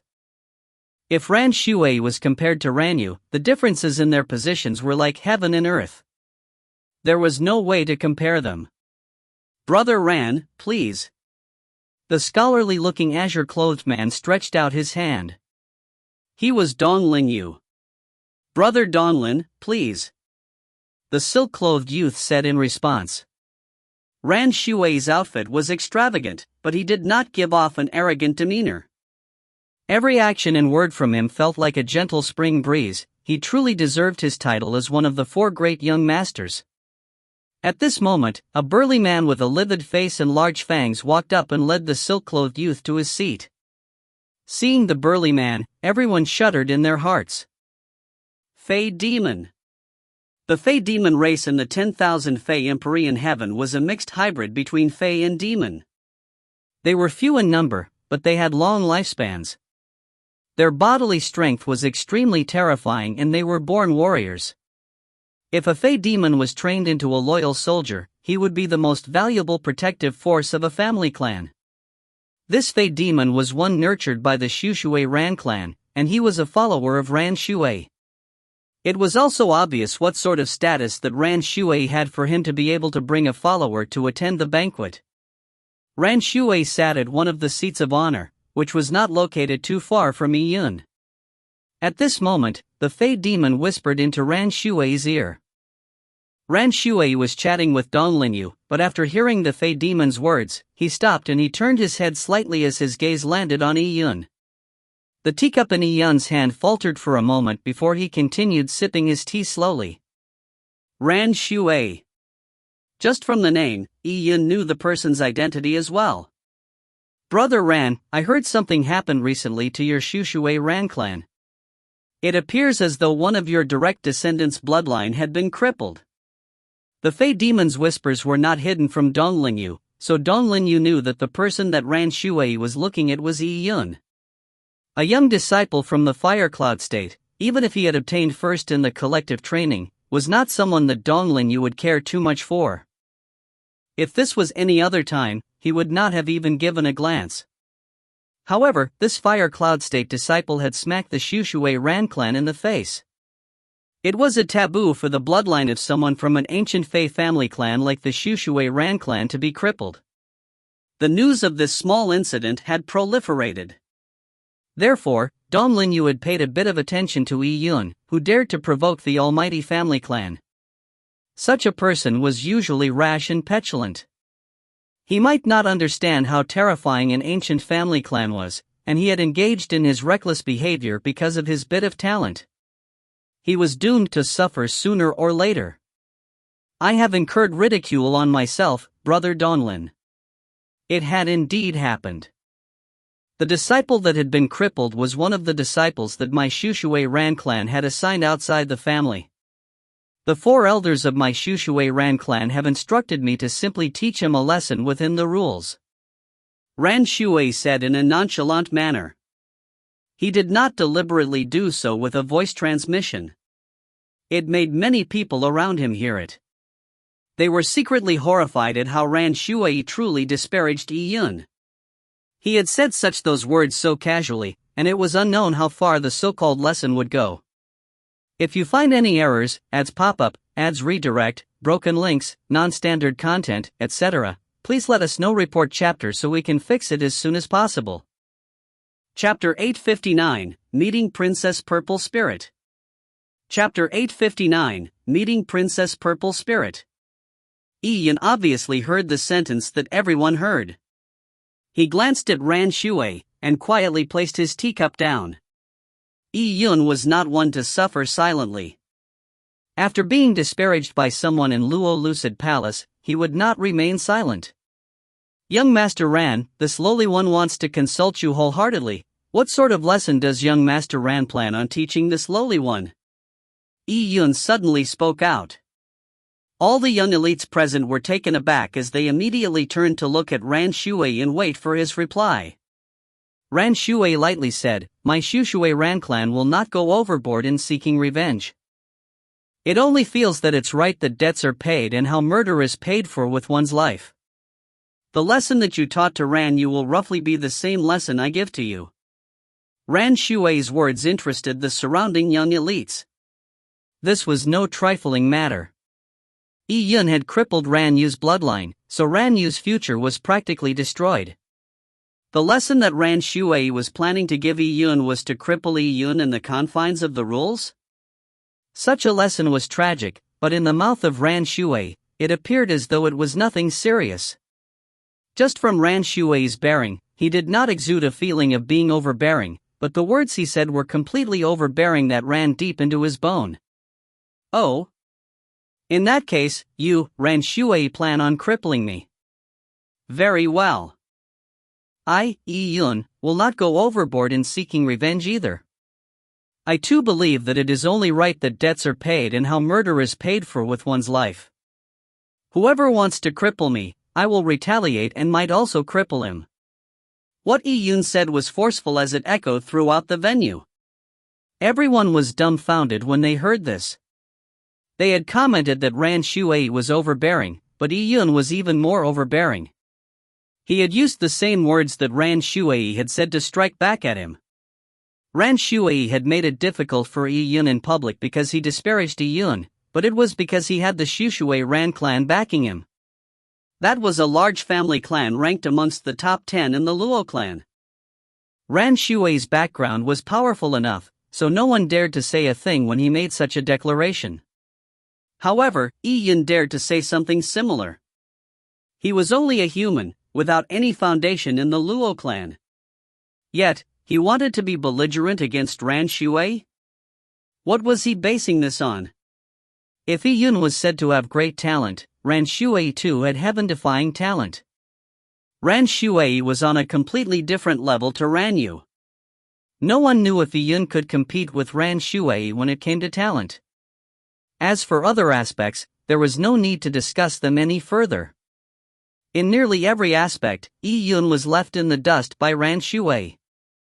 Ran Shui's sword-like brows pricked up as the cold beam in his eyes shot at Yi Yun's body like an arrow. What did you say? I didn't hear it clearly. What do you want to do to me? I just said that whoever wants to cripple me, I'll retaliate, and I might also cripple him. Yi Yun did not mind repeating again. What he said was the standards of the martial world. If this was any other time, no one would find fault with it. But in the present situation, if it were any other young elite present in Yi Yun's shoes, none of them would have the courage to say it. Ran Shui suddenly laughed out. It's been a while since a peer dared to say such things to me. Yi Yun, you probably think that some results at the collective training, the appreciation of Empress Xian, and the invitation to this Luo Lucid Springs banquet means you are one step closer to the upper echelons of the Luo clan. You probably think that my Shushui Ran clan is nothing impressive. You are truly naive. Ran Shui derided relentlessly. He obviously knew that Yi Yun was Empress Xian's person. Empress Xian had drawn in a batch of geniuses in order to let Princess Purple Spirit successfully ascend to the throne. However, it would be a joke to say that these geniuses had any higher status. To put it bluntly, they were just chess pieces. You just obtained first in a collective training, which was just a few tiny states in the larger picture, and you are already this overbearing. Those who aren't in the know might even think that you have obtained first place at the Luo Divine Hall trials. Furthermore, even if you were to obtain the first few spots in the Luo Divine Hall trials, so what? The Luo Divine Hall trials happen once every 60 years. In 60,000 years, there are 1,000 of those, and you think that's impressive? What a frog in a well. Ran Shui drank his wine as he shook his head in disdain. He was not finished with his words, but everyone knew the meaning behind Ran Shui's words. An ancient family clan like the Shushui Ran clan had existed for hundreds of millions of years. In 100 million years, the powerful family clans in the Luo clan had never changed. And as for these young elites, there were numerous born, with numerous maturing and numerous dying. In the history of time, they were already uncountable. Furthermore, the present Yi Yun was still not considered to be a genius of that level. Compared to the behemoth like the Shushui Ran clan that had existed for 100 million years, it was just a joke. At this moment, Ran Shui had no intention on arguing with Yi Yun any further. With his stature, arguing with Yi Yun was only demeaning of his identity. Brother Donlin, let's continue drinking. There's no need to mind an ignoramus. Ran Shui's character was frank. Although he had argued with Yi Yun, it did not affect his drinking mood. He did not even put it at heart. And indeed, he began drinking with Dong Linyu. Immediately, everyone looked at Yi Yun as they broke out into a flurry of discussion. Previously, Yi Yun's performance at the Mte Azure Billow collective training was amazing, but at the Luo clan royal capital, there were few who knew about Yi Yun. The Luo clan was just too big. Every clan would have their outstanding progenies, so Yi Yun was not worth paying any concern to. However, today, all of them got to know this young man. A human, whose cultivation level was only at the early stages of the Heaven Ascension, had dared to enter into a conflict with the top scion of the Shushui Ran clan. This truly had the inkling of a rash move. That Yi Yun comes from the lower realm. He probably does not know the terror of a large family clan in the 10,000 Fey Empyrean heaven. To dare to make such impertinent remarks with a low cultivation level and zero background, he will suffer sooner or later. Background is just too important.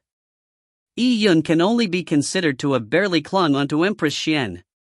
Maybe he was lucky and won some recognition. People began to discuss privately with Yuan Qi voice transmissions. They were not discussing Yi Yun's talent, but his actions. It was inadvisable to be provocative or be unable to be submissive and keep a low profile when one was still lacking in cultivation levels. At this moment, a sharp call resounded above Luo Lucid Mountain. People looked up and they saw a gigantic divine bird that was tens of thousands of feet long. This divine bird looked identical to the legendary phoenix. Its feathers were all lit up in flames, as it shimmered with 7 auspicious colors. An aura that belonged to an ancient Fey beast engulfed the vicinity. Even though the people present were elites of the Luo clan, they still felt shortness of breath when they suddenly experienced the ancient Fey aura that blanketed them. It's a phoenix bird. Our Luo clan's top-grade mount. It is a divine beast that can shuttle through the spatial storms in the sinkhole. The phoenix bird possessed the bloodline of the ancient phoenix. Furthermore, its bloodline was extremely rich, and it could be said to be a living ancient fae. There were only 2 phoenix birds in the entire Luo clan, and they were part of the royal family's mounts.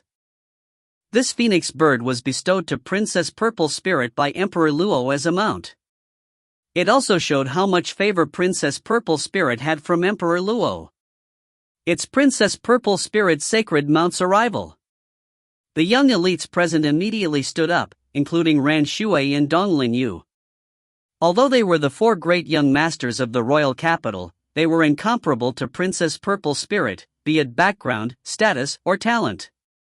They had arrived at Luo Lucid Palace through a teleportation array, which showed how much higher in status they were compared to other geniuses. However, Princess Purple Spirit traveled from her own palace to the Luo Lucid Mountain, which had a flight ban on her phoenix bird. As the phoenix bird circled the skies, a rainbow bridge fell from the phoenix bird's back. 12 maidservants accompanied the crowned Princess Purple Spirit on her descent. The air of nobleness that belonged to a royalty spread out at the same time. Paying our respects to Princess Purple Spirit. The elites present bowed in unison in an extremely respectful manner. Princess Purple Spirit was eminent. Ignoring her position as one of the heirs to the throne, just taking 10,000 steps back, even if she failed at ascending to the throne, she would still have a bright future ahead of her. Although it was inevitable that Empress Xian would lose power, Princess Purple Spirit herself had exceptional talent. With the elderly Emperor Luo protecting her, it was not difficult for her to become a supreme figure. A supreme figure, regardless if it was the Luo royalty, would have a sublime status in the Luo clan. When everyone bowed, Yi Yun was somewhat at a loss. Yi Yun watched as Princess Purple Spirit descended from the sky. Even though he was mentally prepared, he was still unaccustomed when he truly saw the girl who had a screw loose and had previously accidentally exposed herself to him. She had transformed into an illustrious princess of the Luo clan, respected by billions of people. This scene was too contrasting from before. Seeing Luo Horror nonchalantly wave her hand at the elites to not stand on ceremony, her demure and elegant expression truly gave her the bearing of a princess. Was she still the same person? Stand up, Luo Huar said lightly. At this moment, Ran Shui came forward with a beaming smile. Your Highness, you are truly getting more and more beautiful. Luo Huar was considered to be the best female elite in the entire royal capital, so Ran Shui naturally looked forward to being able to get closer to her. Even if he could be slightly closer to her while speaking, it would also be a great thing. Of course, he was still maintaining the standard courtesies of a subject, so it was not offensive. But at this moment, Ran Shui, who had came forward, slowly halted in his footsteps. He realized that the goddess, who had a high standing in his heart all this time, did not pay him any attention. At this moment, her beautiful eyes were looking straight at a corner of the grand hall, with eyes of disbelief. Ran Shui was taken aback. What was the princess looking at? He could not help but look back and trace Princess Purple Spirit's gaze. As a result, he saw Yi Yun at the corner of the hall. Yi Yun had just put down his teacup. Others had came forward to show their respects at the arrival of Princess Purple Spirit, but he clearly appeared to be one step slower. Furthermore, he did not have a respectful expression on his face. Typical elites would bow their heads when they saw Princess Purple Spirit in a respectful manner. It was necessity as royal subjects. Even Ran Shui did not dare look Luo Huar in the eye. As for Yi Yun, he was just standing there, blatantly staring at Luo Huar's face. And what was most infuriating was the odd expression on his face. It was as though the number one princess of the Luo clan looked somewhat odd. If you find any errors, ads pop up, ads redirect, broken links, non-standard content, etc., please let us know. Report chapter so we can fix it as soon as possible. Chapter 860, Script written in vain. Chapter 860, Script written in vain. Was Yi Yun dumb? Why did he dare be that disrespectful to Princess Purple Spirit? He was slower to pay his respects and he stared at Princess Purple Spirit. Furthermore, he even put on such an odd expression. To be so unaware of the rules, he is indeed a bumpkin from the lower realms. Ran Shuai sneered in his heart. The elites present racked their heads to leave a good impression on Princess Purple Spirit, but Yi Yun was such a retard to act so eccentric. He had offended the princess. For Princess Purple Spirit to produce such an impression, she had apparently been affronted by Yi Yun's actions. Other than that, Ran Shuai could not think of any other possibility. If one were to say that Princess Purple Spirit had been attracted by this inferior human, that would be a joke. Ran Shuai looked at Yi Yun with a faint smile, and he waited for him to make a fool of himself. However, a single statement from Princess Purple Spirit completely froze the smile on Ran Shuai's face. It's really you. You actually came to the 10,000 Fey Empery in heaven? Luo Huar was truly feeling stumped after she saw Yi Yun. She may have maintained a dignified and elegant composure on the surface, but deep in her heart, it was already being trampled by 10,000 ancient Fey beasts with mud-stained hoofs. What the heck was going on? She knew very well that more than a decade ago, Yi Yun was still a country bumpkin in a tiny area of a lower realm.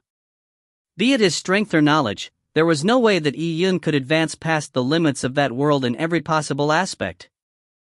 How did he come to the 10,000 Fey Empery in heaven in such a short period of time alone, and had even obtained first place after being far in the lead at a collective training? Being first place in a collective training wasn't much, but just thinking of where Yi Yun had his origins more than a decade ago was such a shocking realization. His cultivation speed and his speed at nomological insight were way too fast. What sort of freakish talent was this to be able to reach such a state? It sure was odd.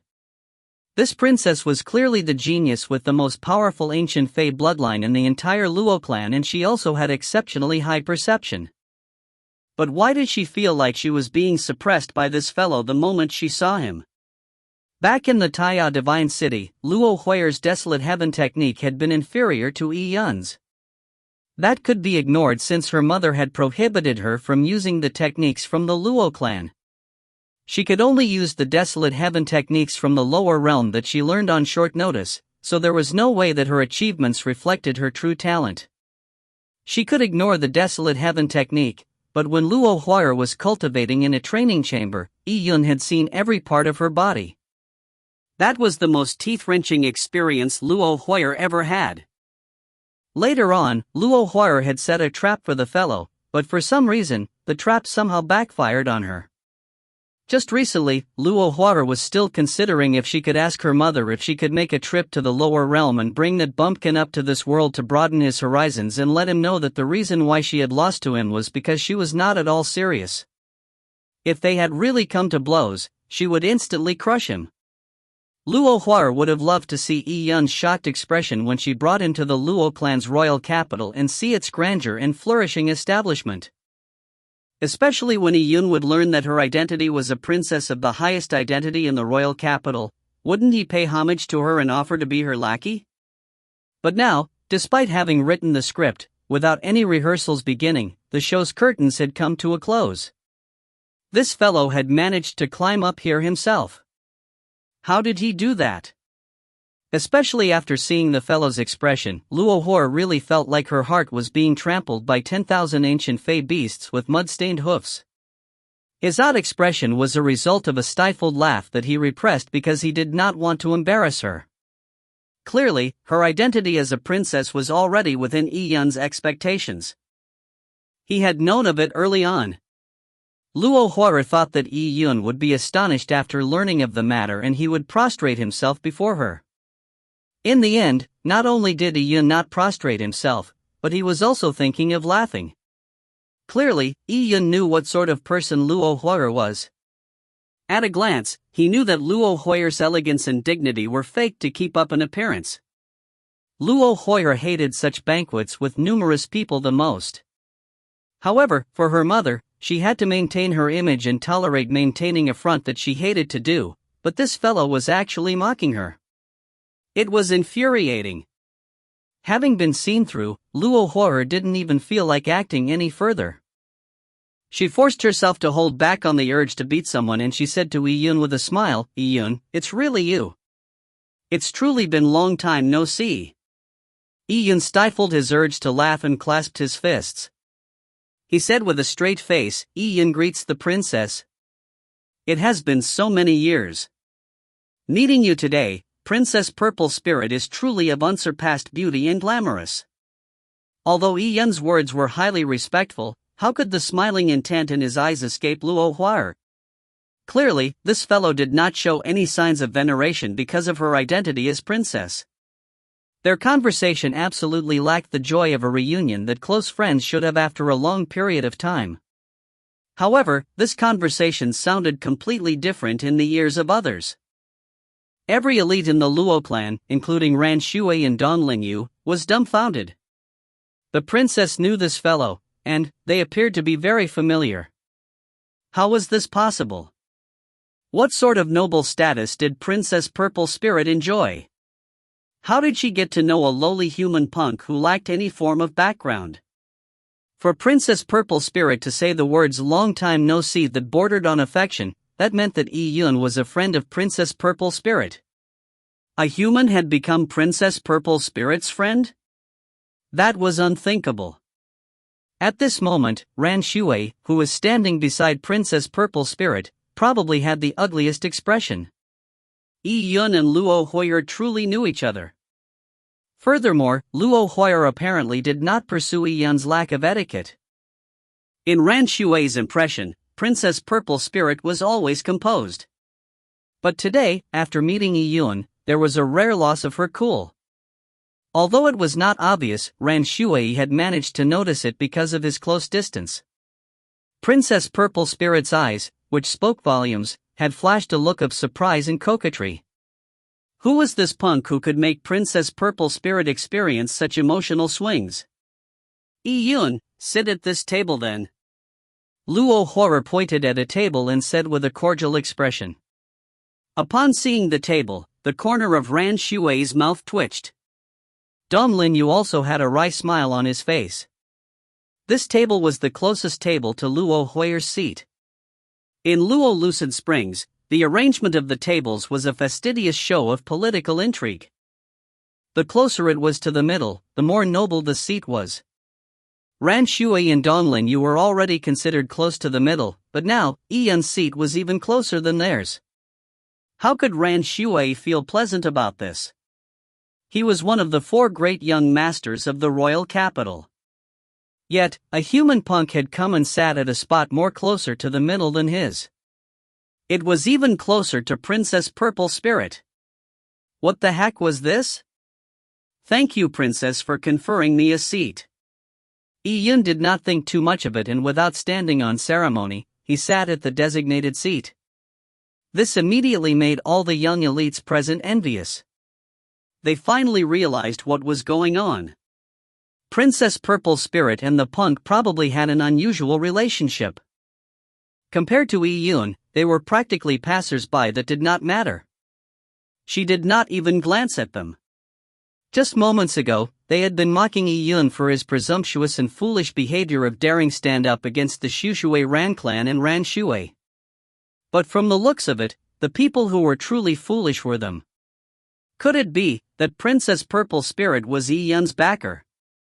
That would be ridiculous.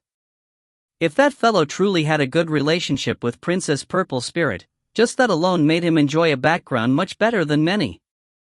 Seeing Yi Yun sit down, Luo Huo maintained a smile. On the surface, she did not look at Yi Yun anymore, but her voice transmission had rung in Yi Yun's ears. "Not bad, little Yun, for you to have the ability to come here. You even got first place in the collective training. Your wings have indeed hardened. Come on, tell this elder sister of yours how you came to the 10,000 Fei Emperor in heaven." Luo Huo's words rendered Yi Yun somewhat speechless. Luo Huo wasn't young anymore, but she still insisted on gaining a sense of superiority when it came to words. please support my Patreon. Let's try for the second goal, 548/600, rising TMW's releases to 11 a week. It's currently only at 9/week. Also, if it hits 150, currently at 119, patrons before February 15, 2017, regardless of amount pledged, I will translate all chapters that are released for 2 weeks by the author and release them as soon as possible, which means approximately 10 additional chapters. If you find any errors, ads pop up, ads redirect, broken links, non-standard content, etc., please let us know. Report chapter so we can fix it as soon as possible. Chapter 861, Princess White Fox. Chapter 861, Princess White Fox. How else? Obviously I flew here. Yi-Yun replied nonchalantly. He had experienced a great deal over the years in the Tianyuan world, and the reason why he had matured so fast was because of obtaining heritage from the 12 Empyrean heavens, as well as the purple crystal. They had vastly broadened Yi-Yun's horizons. Without them, just having a fast cultivation speed alone was useless without pairing it with any cultivation techniques. Little Yun, how's the Taya Divine City? What about our master, Grandmaster Yuehua? Luo Huayr recalled the desolate beast siege that happened years ago. She had left the Taya Divine Kingdom back then as well, so she still cared about Grandmaster Yuehua and a few other people from the Taya Divine City. However, Luo Huayr's identity was confidential back then, while the enemies of the Luo clan also had forces in the lower realms, so Luo Huayr was forbidden from using powers that belonged to the Luo clan. She had almost never fought in the Taya Divine City. The only one time that Luo Huayr violated the ban was to heal Yi-Yun. Back then, Yi-Yun had used the Golden Crow Totem that he had yet to fully master, resulting in the draining of all his strength and the injuring of his lifeblood in the midst of battle. Luo Huayr had used a tiny portion of her ancient Fey bloodline powers to help Yi-Yun's bloodline recover in a few short seconds, allowing him to return to the battle arena. Only Yi-Yun knew about this. Yi-Yun transmitted his voice, "It's a long story." Grandmaster Yuehua and the Taya Divine City elders were eventually all safe and sound. Now, the Tianyuan world is also peaceful. Yi-Yun knew that Luo Huayr might appear haughty and naughty, but she actually possessed a kind heart. If things were put on a scale, it would not be an exaggeration to describe the people from the Taya Divine City as ants when they were compared to Luo Huayr. That's good. Luo Huayr cracked a smile. Back then, I left in a hurry and I returned to the 10,000 Fey Empyrean heaven. I was embroiled in the war, or I had to run here and there. After a difficult victory, I was ensnared in this battle of the throne. It's so irritating. Luo Huayr pouted her mouth as she said, like she were a melancholic kitten. Although Yi-Yun saw Luo Huayr saying it without much thought, he knew that there was definitely quite a bit of sadness behind her story. However, with Luo Huayr's carefree personality, she did not take those things personally. You don't want the throne? Yi-Yun asked. Who needs it? Luo Huayr grunted. However, she said sadly after thinking of something, it's just that. Mother wants me to vie for it, so I have to. If Crimson Firmament ascends to the throne, Mother and I would be in quite a bad situation, especially Mother. If I am able to become a supreme figure, that would not have been a problem, but I am still many years from becoming one. And during this period, who knows if the Luo clan would break out into war again. The war that swept through the entire Luo clan more than 10 years ago was won with great difficulty, but they had only managed to push the enemy back. Since they did not manage to completely wipe their enemy out, it was still very likely for the enemy to make a comeback. If the elderly Emperor Luo was still alive, that would be fine. But if he passed away, Prince Crimson Firmament might send Empress Xian's family clan out to war as a sacrifice with his position as Supreme Commander-in-Chief. The Luo clan's war. Who is your enemy? Yi-Yun had been always hearing about the war that happened decades ago, which made the Luo clan suffer great losses. But up to now, Yi-Yun was still unsure about the origins of the enemy. The enemy is the Fey Phantasm sect, an extremely mighty force that pervades the entire 10,000 Fey Empyrean heaven. It is headquartered in the sinkhole, and it's rumored that the Fey Phantasm sect possesses a complete, ice-sealed ancient Fey corpse. Furthermore, it was a truly powerful ancient Fey. A complete ancient Fey corpse? Yun was slightly taken aback when he heard this. What sort of wealth did an entire ancient Fey corpse represent? If one could obtain an entire ancient Fey corpse, the opportunities were unimaginable. From the looks of it, the Fey Phantasm sect was stronger than the Luo clan. Luo Hoyer seemed to guess Yun's thoughts and said, "The Fey Phantasm sect is stronger than our Luo clan. They declared war on several fronts, and our Luo clan's war is just one of the many. Back then, our Luo clan had also made an alliance with several other large clans in the 10,000 Fey Empyrean heaven to fight the Fey Phantasm sect together. The Fey Phantasm sect enjoys great influence. It controls numerous large worlds, with countless subsidiaries. They refine Fey demon puppets and sell them to large family clans for their usage. Many of the buyers come from other Empyrean heavens." As Luo Hoyer spoke, a whistling sound of a soaring eagle shrieked. High in the sky, a gigantic azure pang bird arrived.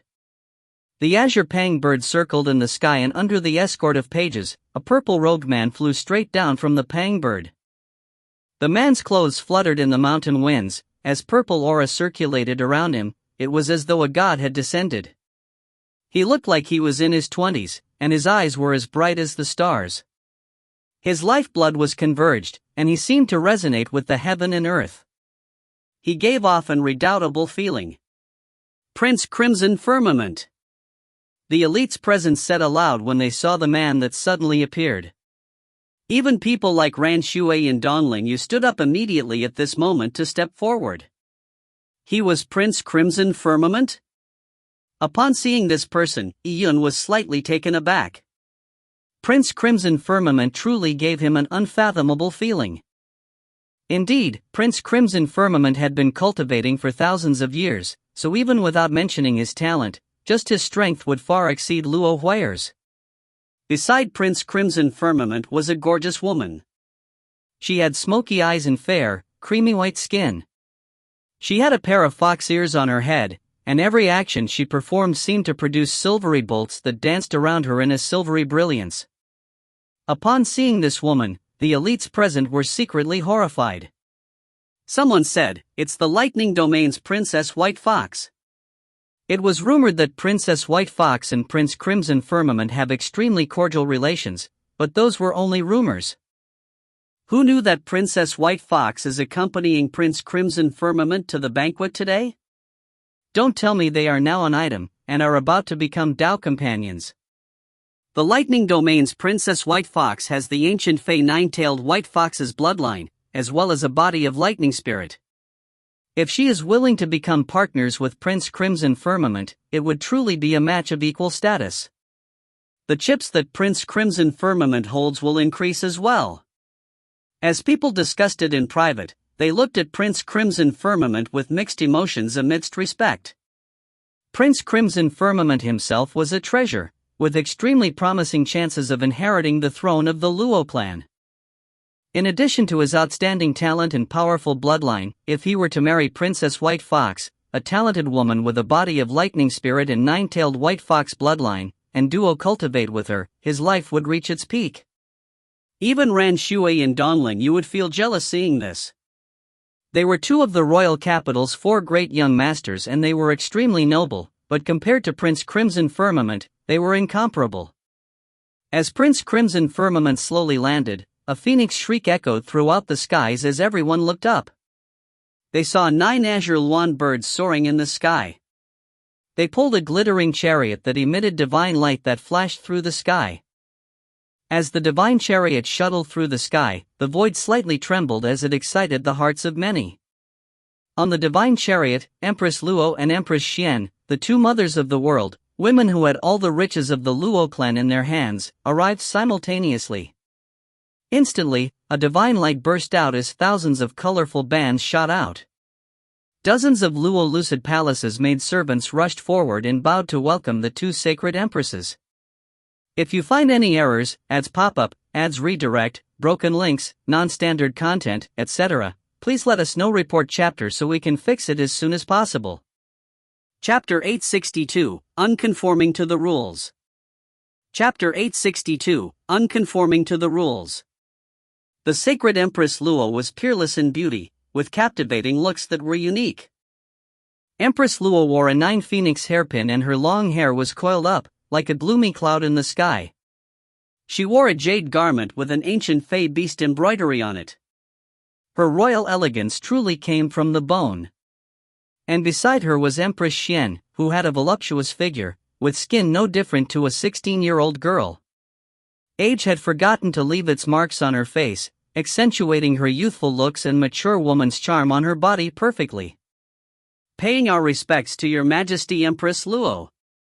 Paying our respects to Your Majesty Empress Xian. The maid-servants and the young elites present bowed respectfully.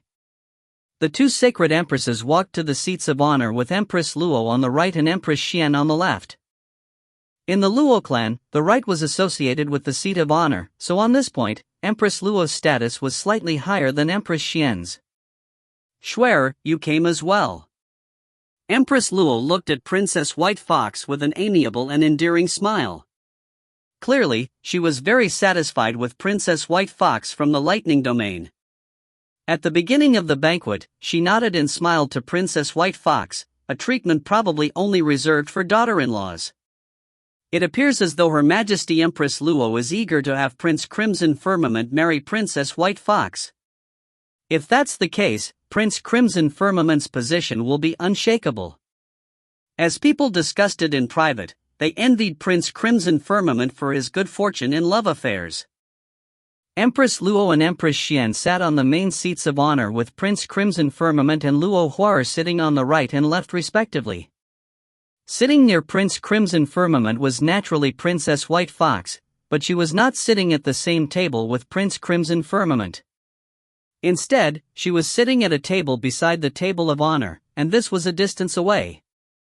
From the looks of it, Princess White Fox had not fully accepted Prince Crimson Firmament.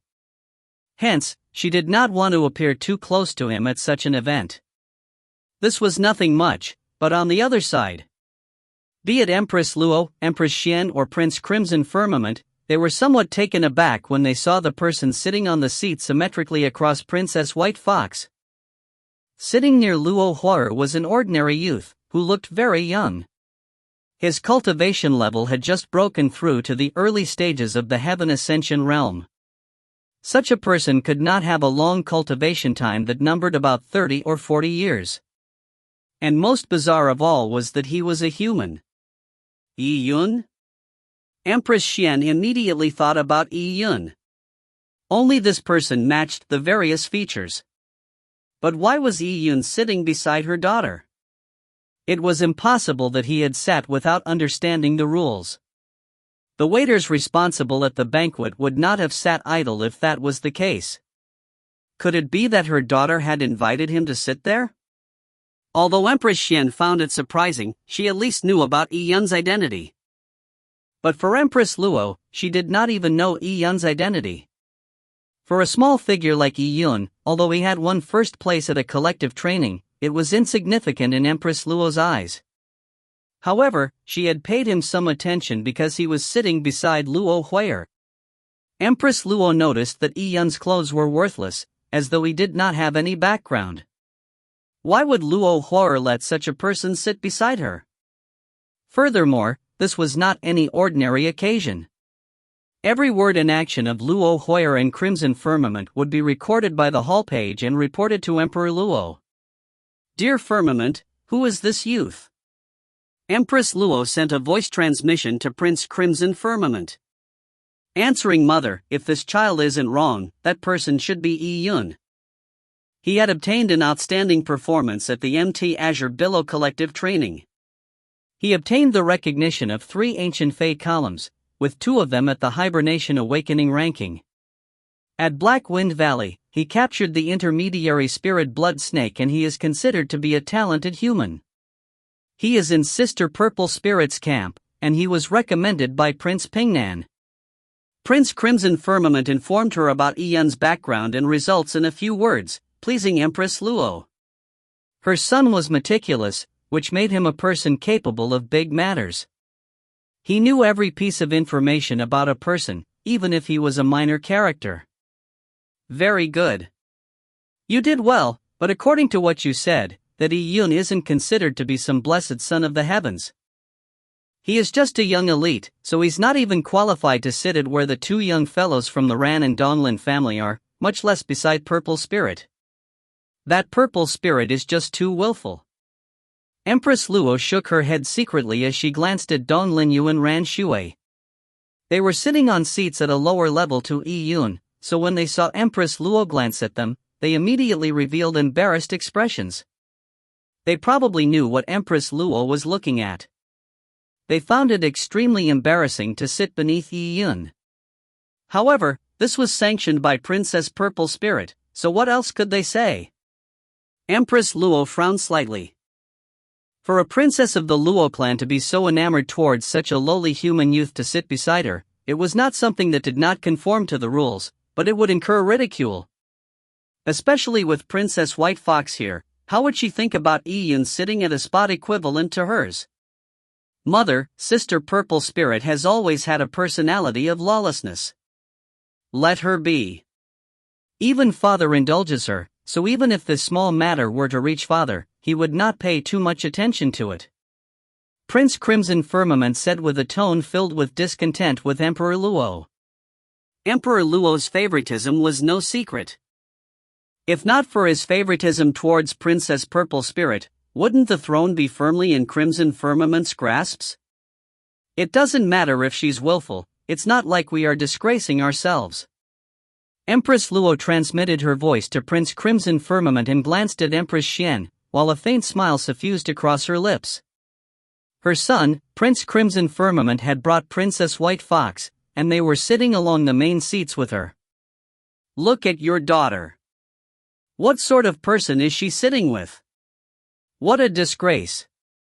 Alright, all of our esteemed young elites, I held this banquet and invited all of you here as a welcome. I wish that everyone will be able to make a difference at the upcoming Luo Divine Hall trials, and bring a more brilliant future to our Luo clan. As the host of the banquet, Empress Luo had to give a speech. As for Iyun, she quickly ignored him. Everyone lifted their cups for a toast. Iyun did so too, and he drank the fragrant spiritual wine.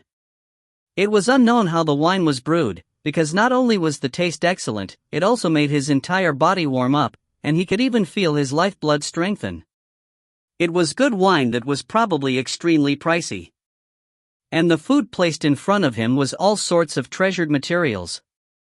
Eating them was beneficial for his cultivation level and lifeblood. Iyun estimated that just this small table of dishes would cost a few hundred, if not a few thousand world stones. Thinking back of the painful expression that Laya had when he had to produce more than 100 world stones, Iyun felt that he did not waste time coming to this banquet. Although he had the purple crystal, he was not wealthy. Since he was at this banquet, he had came with the mentality that he would not suffer any losses.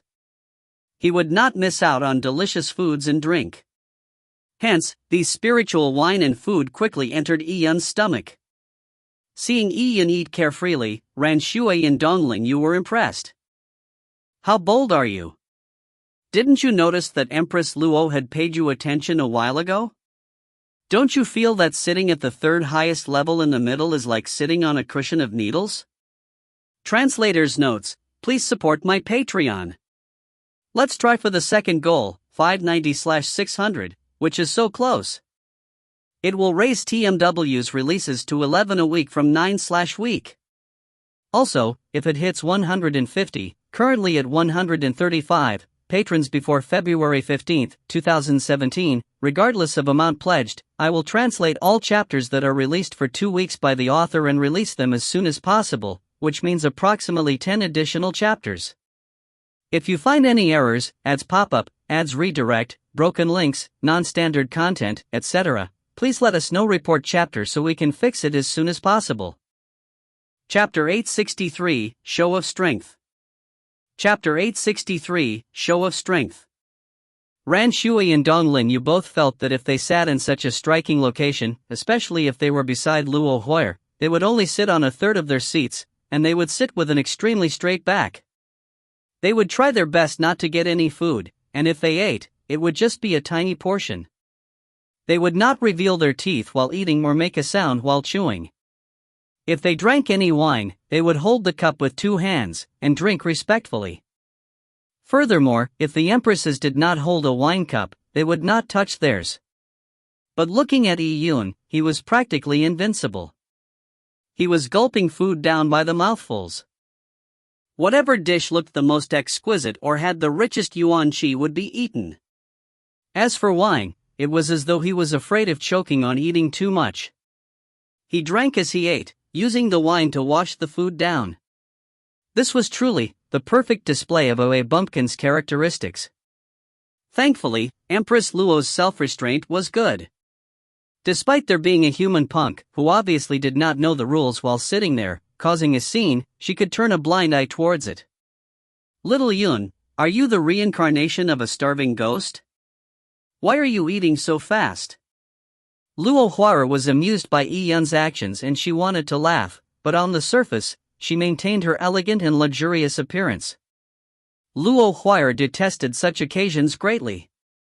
It was too boring, and she had to constantly pay attention to etiquette.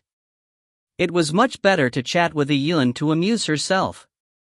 Since Empress Luo is treating us, and she's your archenemy and she has put out so much good spiritual food, I might as well eat them. It's not like I'll lose out. Yi Yun sent a voice transmission as though it was for granted. His tone clearly did not show any fear or respect for Empress Luo. Hee, if you have the ability to eat her broke, that would be great. I'm telling you, don't look at that old witch appearing as though she's some mother of the world, she's actually bad to the bone. In the royal palace, Luo Huier were restrained in various ways, so she did not dare to talk nonsense. Now, she had finally encountered a friend, so Luo Huier had no scruples in the way she spoke. Previously, Luo Huier had encountered many people who were extremely respectful to Empress Luo, Empress Xian and herself. They were so subservient that they wished that their eyes would grow on the ground and their backs were as bent as a shrimp. Luo Huier found Yi Yun, a person who did not care about rules just like her, very fun as though she had found a confidant. As Yi Yun and Luo Huier began chatting through Yuan Qi voice transmissions, the banquet was not going very harmoniously on the other side. Empress Xian knew Empress Luo's goal of hosting this banquet very well. She wanted to display her strength and make the young elites participating in the Luo Divine Hall trials know who is the true mother of the Luo clan. As such, more and more young elites would choose to join Empress Luo's clan and turn their backs on Empress Xian. I heard that younger sister brought quite a number of people from your family to participate in our Luo clan's Luo Divine Hall trials. Especially that Xian Junyue, I heard that he is the best in the present Xian family generation. Why don't I see dear nephew Junyue? I remembered sending him an invitation as well. Empress Luo suddenly said to Empress Xian. Although her voice was not loud, everyone present could hear her clearly. Xian Junyue was an influential figure amongst the younger generation of the Xian family. Compared to Ran Shui and Dong Linyu, his reputation exceeded theirs. He was not ranked as one of the 4 great young masters of the royal capital because the Xian family was not located in the royal capital.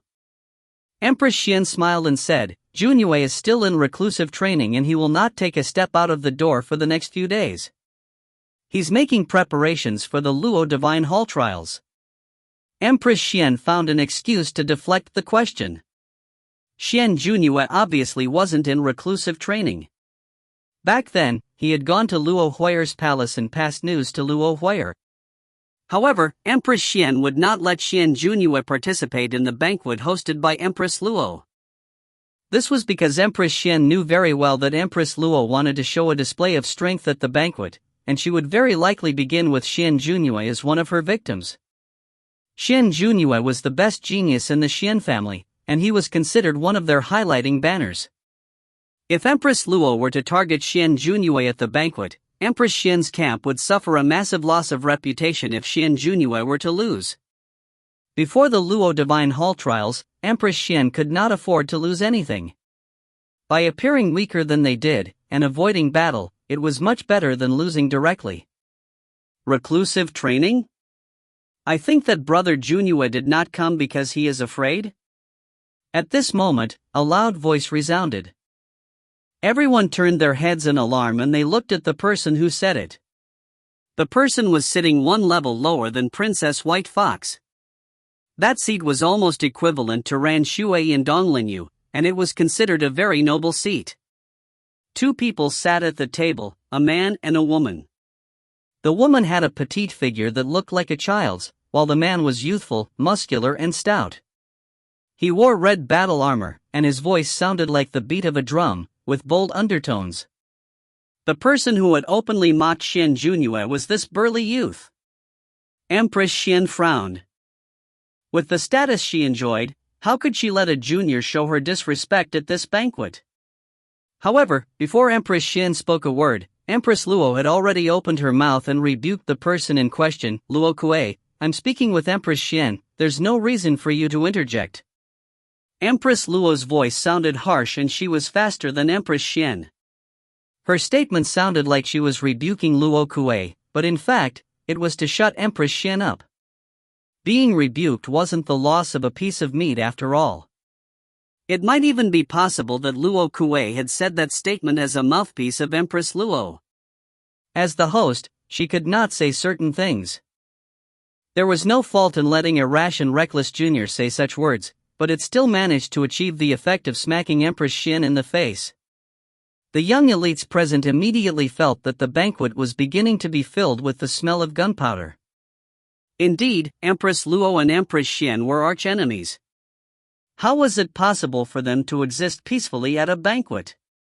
However, Empress Xian had been calculative and deliberately prevented Xian Junhua from attending to evade any adverse consequences.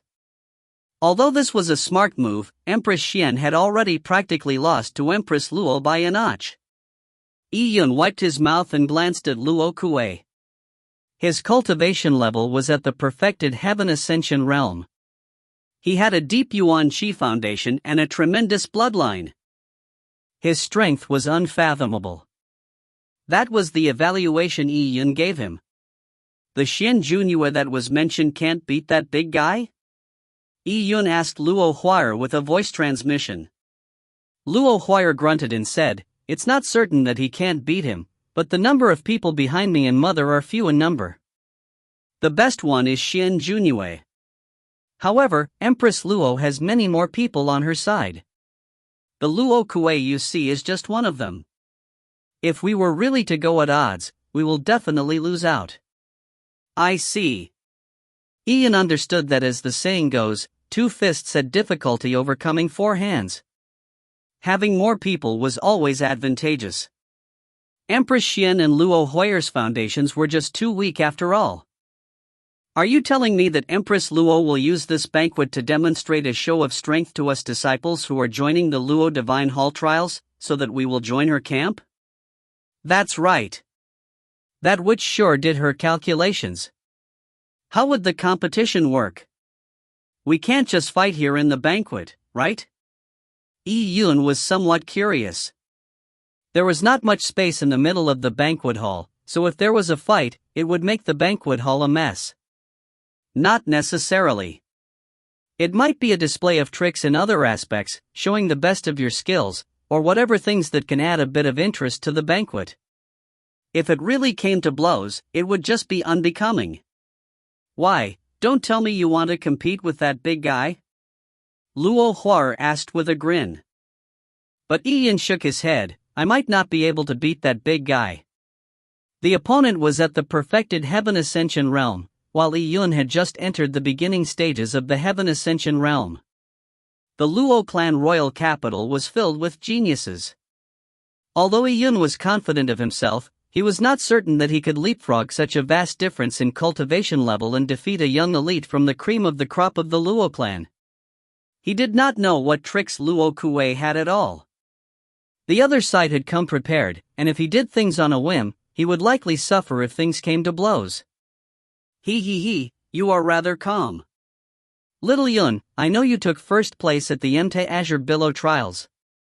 To have such an achievement, you must have encountered some interesting events in the lower realm, right? But compared to the geniuses in the royal capital, the Fire Cloud State and Phoenix Fermiana State don't compare to much. Many of them are truly formidable.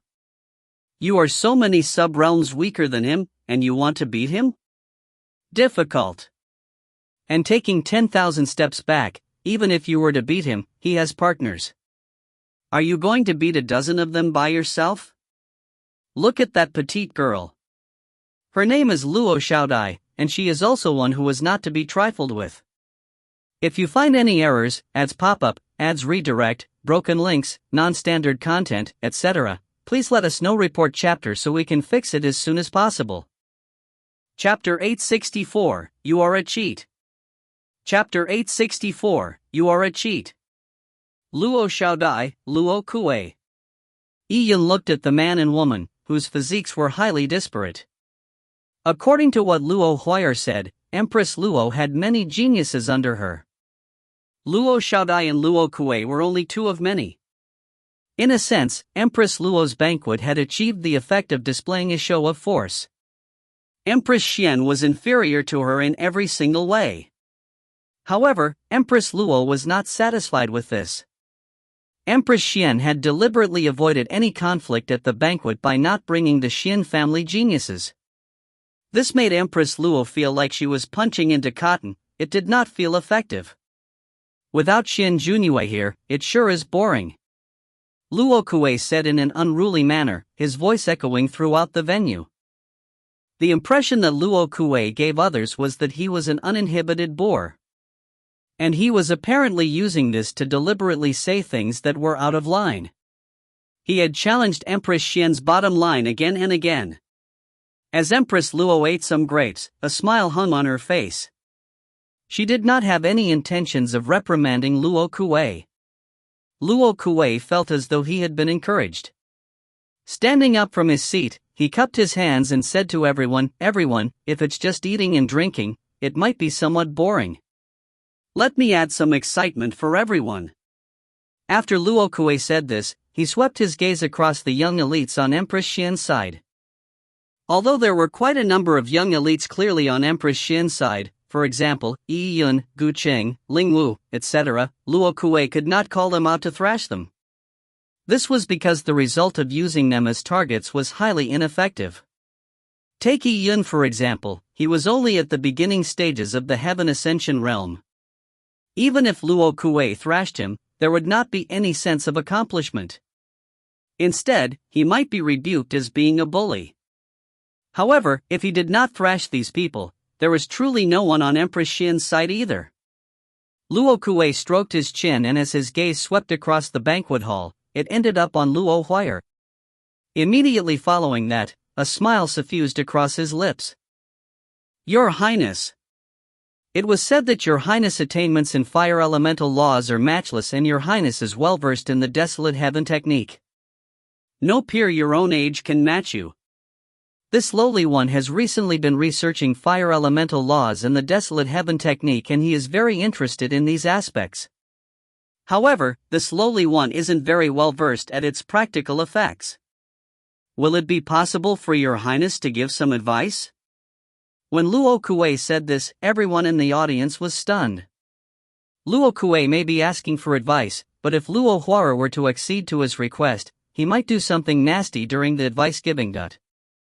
If that was the case, it would no longer be a simple problem of advice giving.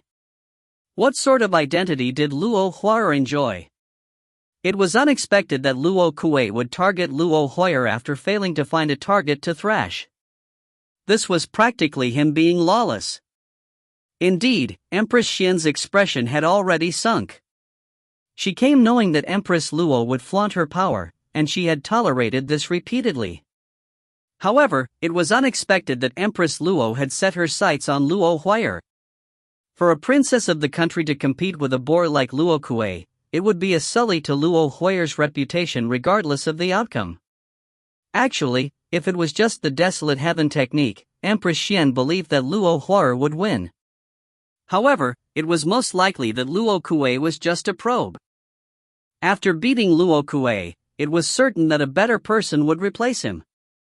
If Luo Huar accepted Luo Kuei's challenge but did not accept the match after his, it would not prevent others from thinking that Luo Huar feared the challenge because she was feeling unconfident of herself.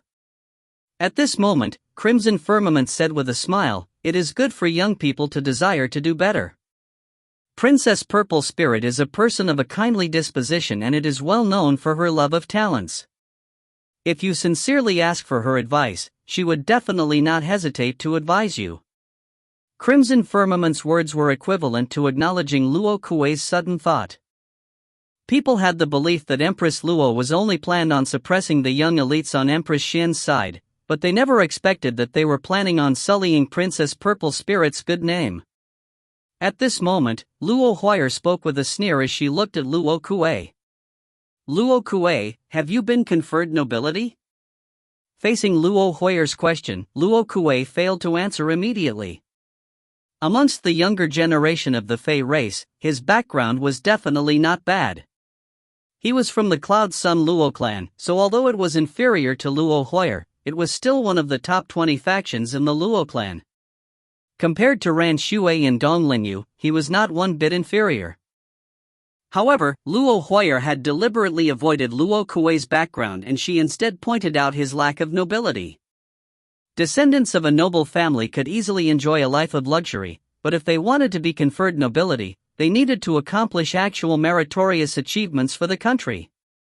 Luo Kuei was still young, so how could he have any merits whatsoever? He was not conferred nobility, but for Luo Huar, as an heir to the throne, she had already been conferred the title of royalty. The difference in their background may be small, but the gap in their nobility ranks was huge. When Luo Huar hit Luo Kuei on a soft spot, his expression turned ugly. He said with a muffled and unhappy voice, "This lowly one's status is humble. According to the rules, there is truly no right to receive advice from your highness. However, rules are not absolute at times. For example, at this banquet, aren't the seats also not determined according to the rules?" When Luo Kuei said this, everyone's eyes could not help but drift towards Yi Yun. Luo Huar had rebuked Luo Kuei for not abiding the rules, but Luo Kuei had struck back while keeping his countenance. Indeed, it was out of line for Luo Huar to allow Yi Yun to sit beside her. "This brother, you truly have a good appetite," Luo Kuei said with a faint smile as he looked at the spiritual food that had been reduced to a large bone pile in front of Yi Yun. Yi Yun did not expect that the arrows of conflict to suddenly shift back to him. "I wonder which family clan does this brother come from and if he has a noble title?" He had knowingly asked the question. Many people under Empress Luo's camp looked at Yi Yun and they waited for him to make a fool of himself. However, they failed to see any look of distress on Yi Yun's face. Yi Yun pulled out a snow silk satin napkin from the table and he began slowly wiping his mouth. "This lowly one comes from a countryside in the lower realm. As for my background, my ancestors are all farmers." Yi Yun's response made everyone's eyes nearly pop out. Even Empress Xian's people, such as Ling Wu and Gu Qing, were impressed at Yi Yun's nerves. If anyone was squeezed in such a way, one would typically hope to hide away. Yet, he had been able to answer in all seriousness. "Ha ha ha." Luo Kuei laughed out loud. "Brother, you sure are simple. Brother, you must have gotten to know Princess Purple Spirit in the lower realm. Her Highness is truly considerate and kind to men of talent, considering how she has given such a privilege to a human from the lower realm." When Luo Kuei said this, everyone was enlightened. So this fellow had gotten to know Princess Purple Spirit back in the lower realm. Princess Purple Spirit was surely immature. How could she favor a fellow that she got to know in the lower realm? Empress Luo glanced at Empress Xian as a teasing smile suffused across her lips. Although she did not believe that the extremely lofty-minded Luo Huar would fall in love with Yi Yun, if she were to embellish the story and report it to Emperor Luo, Empress Luo would definitely feel furious even if he was fond of Luo Huar. This would be shameful for the royal family. At this moment, Yun had just wiped his mouth and used a snow silk satin napkin to wipe clean his hands. Then he threw the napkin down and said, "I learned a bit of the desolate heaven technique in the lower realm. I had received 5 or 6 months' worth of education in the desolate heaven technique with Princess Purple Spirit, so I can be considered to have a tiny bit of success in it." Didn't you wish for Princess Purple Spirit to give you advice on the desolate heaven technique? You already said that you just began researching on the desolate heaven technique, and I guess that your standard can't be that high. You might not even be up to my level. If you were to directly get Princess Purple Spirit to give you advice, I'm afraid that you wouldn't be able to comprehend it. Why not I give you some advice? When Yun said this, everyone present was dumbfounded. Even Empress Luo was somewhat stunned, much less Luo Kuei. Yun's words were filled with information. They also knew that Yun had come in first place at the MT Azure Billow collective training. With Yun's background, it was already astounding to have such an achievement. But Yun also knew the desolate heaven technique. 5 or 6 months worth of education in the desolate heaven technique? Considered to have a tiny bit of success? The desolate heaven technique was intricate and profound. Without a few decades of hard work, it was impossible to have any success. Yun was obviously bragging. But if it was said that Yun had been exposed to the desolate heaven technique for decades, it was also impossible. He was a warrior from the lower realm, with a bone age of less than 40. Martial arts would have taken a great deal of his time, so how could he spare the time to study the desolate heaven technique? Little Yun, what are you saying? At this moment, Luo Hui's Yuan Qi voice transmission reverberated in Yun's ear. Little Yun, I know that you have some talent in the desolate heaven technique, but you do not know that the 10,000 Fey Empyrean Heavens desolate heaven technique is the best in all of the 12 Empyrean Heavens. It's completely different to the desolate heaven technique from the lower realm.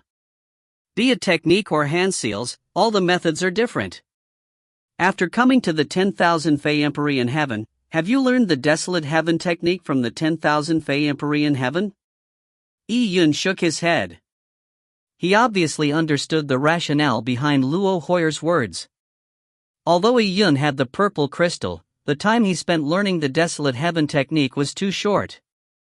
Even in the lower realm, the time he spent learning the desolate heaven technique was counted in months, much less while he was in the 10,000 Fey Empyrean Heaven. Ha ha ha! Luo Kuei suddenly burst out into laughter. What did you say?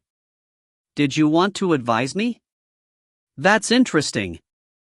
I had just nonchalantly mentioned that I'm a beginner at the desolate heaven technique, and a person like you who has only studied the desolate heaven technique for 5 or 6 months jumped out to advise me? A godly person like you has actually gained the favor of Her Highness? Are you not a cheat? You have used Her Highness' consideration of men of talent to fool her. Luo Kuei derided relentlessly. He did not dare to insult Princess Purple Spirit, but he had no scruple when it came to Yun. Regardless if Yun had deceived Princess Purple Spirit or not, mocking Yun would be equivalent to sullying Princess Purple Spirit's reputation. At this moment, Yun had already stood up. Luo Kuei gave Yun a contemptuous look. He was ambitious and he belittled the geniuses present. He could only make a name for himself by trampling on the high and mighty princess. By aiding Prince Crimson Firmament in ascending to the throne, he would eventually be conferred nobility. But at this point, he could not even trample on a princess, but a small fry had come courting death. Luo Kuei had been cultivating for 80 years and he had studied the desolate heaven technique for more than a decade. He had definitely come prepared. Even if he met Luo Hui, he was confident that he could match her. There were many people present who knew of Luo Kuei's background. As they looked at Yun, they shook their heads. This was all a farce. Seeing how this matter could no longer be prevented, Luo Hui's lips quivered. She eventually chose to remain silent. She understood Yun. She knew that Yun would often do unexpected things. Previously in the Taya Divine City, Luo Hoyer had believed that she would definitely triumph over him, but she always ended up suffering. But this time, Luo Hoyer had no idea how Yun was going to beat Luo Kuei. If you find any errors, ads pop up, ads redirect, broken links, non-standard content, etc., please let us know. Report chapter so we can fix it as soon as possible. Chapter 865, Eclipse Cauldron vs. Desolate Heaven Technique Disc Array. Chapter 865, Eclipse Cauldron vs. Desolate Heaven Technique Disc Array. At this moment, Luo Kuei had already taken out his treasured cauldron. It was 3 feet high, and as it spun midair, Luo Kuei crossed his arms on his chest. He gave Yun a haughty look and said, "Come on, I'm waiting for whatever you can teach." Luo Kuei's treasured cauldron was made of an unknown metal. There were all sorts of patterns carved on it, making it look primitively simple. Yun glanced at Luo Kuei's cauldron and he felt that it had to be worth a fortune. The 10,000 Fei Empyrean Heaven's Desolate Heaven technique was not only different to the technique from the lower realms, even the tools used were completely different.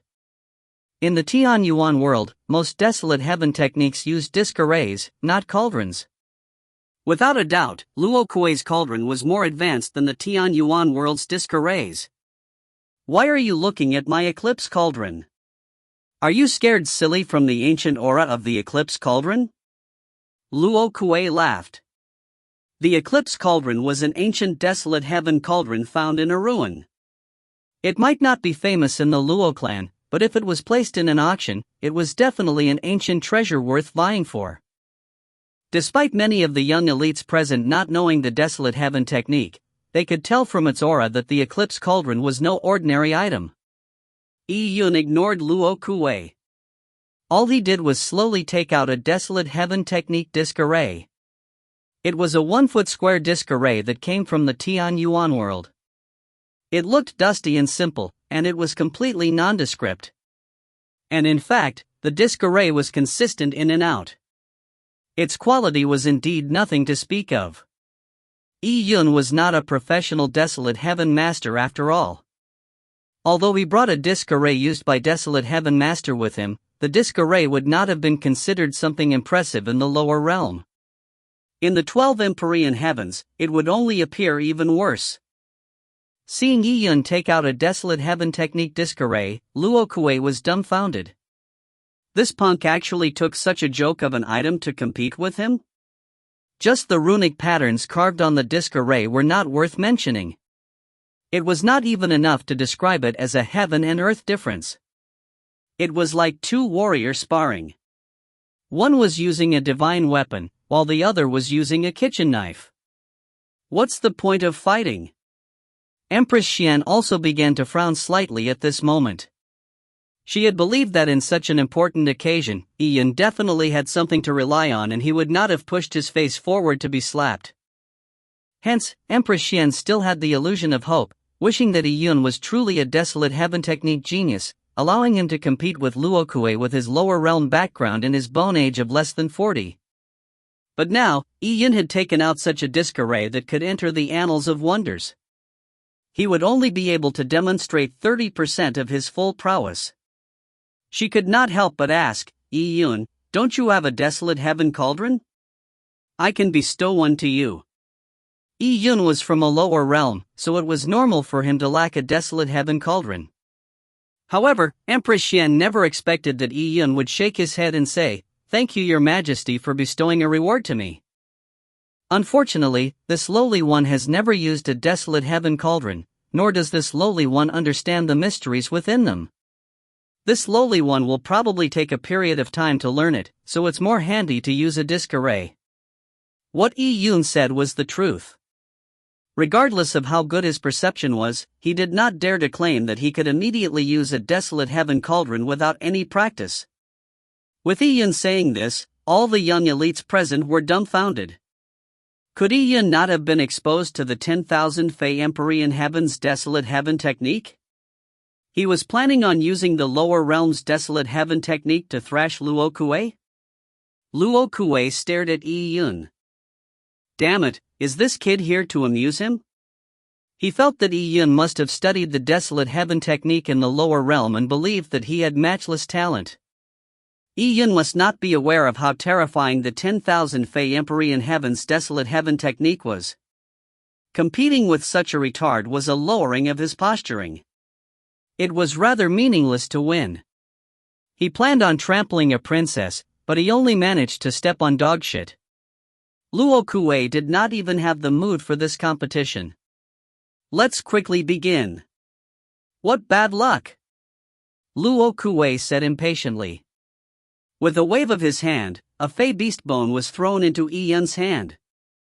Come, advise me. A third-grade Fey bone, I want to see what you can come up with. Yi Yun flipped the Fey bone in his hand and said nonchalantly, just one Fey bone? Is there no spare? This Fey bone's quality obviously surpassed the ones from the lower realm. However, it was not too much an exaggeration. With Yi Yun's desolate heaven technique standard and the purple crystal's help, refining such a Fey bone was not difficult. No! Luo Kuei sneered and said, you don't even have the confidence to refine a third-grade Fey bone in one shot. If your standard is this good, how can you be worthy to advise me? Yi Yun smiled and no longer spoke. He threw the Fey bone into the desolate heaven technique disc array and he began to activate its runic patterns. Immediately, the runic patterns lit up. Yi Yun began to routinely form hand seals. The seals he formed were all ones that Su Jie taught him back in the lower realm. The Tian Yuan world's desolate beast and the 10,000 Fey Emperor in Heaven's Fey beasts were similar. Yi Yun speculated that it might have been possible that the 10,000 Fey Emperor in Heaven's Fey beasts had somehow gone to the lower realm and began breeding with the wild beasts in the lower realms, eventually forming desolate beasts. Hence, the techniques that Su Jie taught him could similarly be used while refining a Fey bone. However, in the eyes of a professional, these techniques were downright trash. It was just too simple. It was like a group of scholars attending an imperial examination turning back to see a child who had just began reading. A child who had been homeschooled to memorize the three-character classic. With this standard, he even had the nerve to say that he knew the desolate heaven technique? Luo Kuei was infuriated just looking at Yi Yun's clumsy performance. This guy was truly an extremely ignorant hick. He had believed that Yi Yun had something backing him for him to dare jump out, and he was still feeling afraid of failing miserably at an easy task. But now, Yi Yun was beginning to refine the Fey bone. The hand seals he used were lousy, and the seals he formed didn't make sense. He found his original thoughts laughable considering what Yi Yun was using to back himself. With Luo Kuei's own experience, he could instantly judge that the relics refined by Yi Yun would be in the poor grade at best. This was determined from the hand seals that Yi Yun formed. It was impossible for it to be higher. And for the same relic, if Luo Kuei were to refine it, it would at least reach the refined grade, or even approach the outstanding grade. In the 10,000 Fey Emperor in Heaven, relics of the same grade would be ranked based on the outcome of the refinement, and they went from poor, ordinary, refined, outstanding, excellent, to spiritual emergence. The outstanding grade was the limit for a low-grade relic. As for excellent and spiritual emergence, that was an evaluation reserved only for high-grade relics. Luo Kuei wanted to be able to produce an outstanding third-grade relic at the banquet and astound everyone. But thinking about it, it was truly too difficult. As Luo Kuei was thinking, Yi Yun suddenly spoke. Aren't you beginning? Yi Yun could speak to him while he was refining a relic? Luo Kuei was taken aback momentarily. However, he brushed it off immediately. The lower realm's techniques might be too simple, so it made it possible for him to speak while refining. He could even produce 3 cauldrons of relics and refine them at one go with such a lowly technique. It looks like you think you aren't dying fast enough. If that's the case, let me show you what the 10,000 Fey Emperor in Heaven's desolate heaven technique is. If you find any errors, ads pop-up, ads redirect, broken links, non-standard content, etc., please let us know. Report chapter so we can fix it as soon as possible. Chapter 866, A Free Win? Chapter 866, A Free Win? Luo Kuei began. Although his opponent was trash, Luo Kuei planned on doing his best. There was no meaning in thrashing Yi Yun. Now, he was in the pursuit of refining a relic that was nearing the outstanding grade, so he could astound everyone present.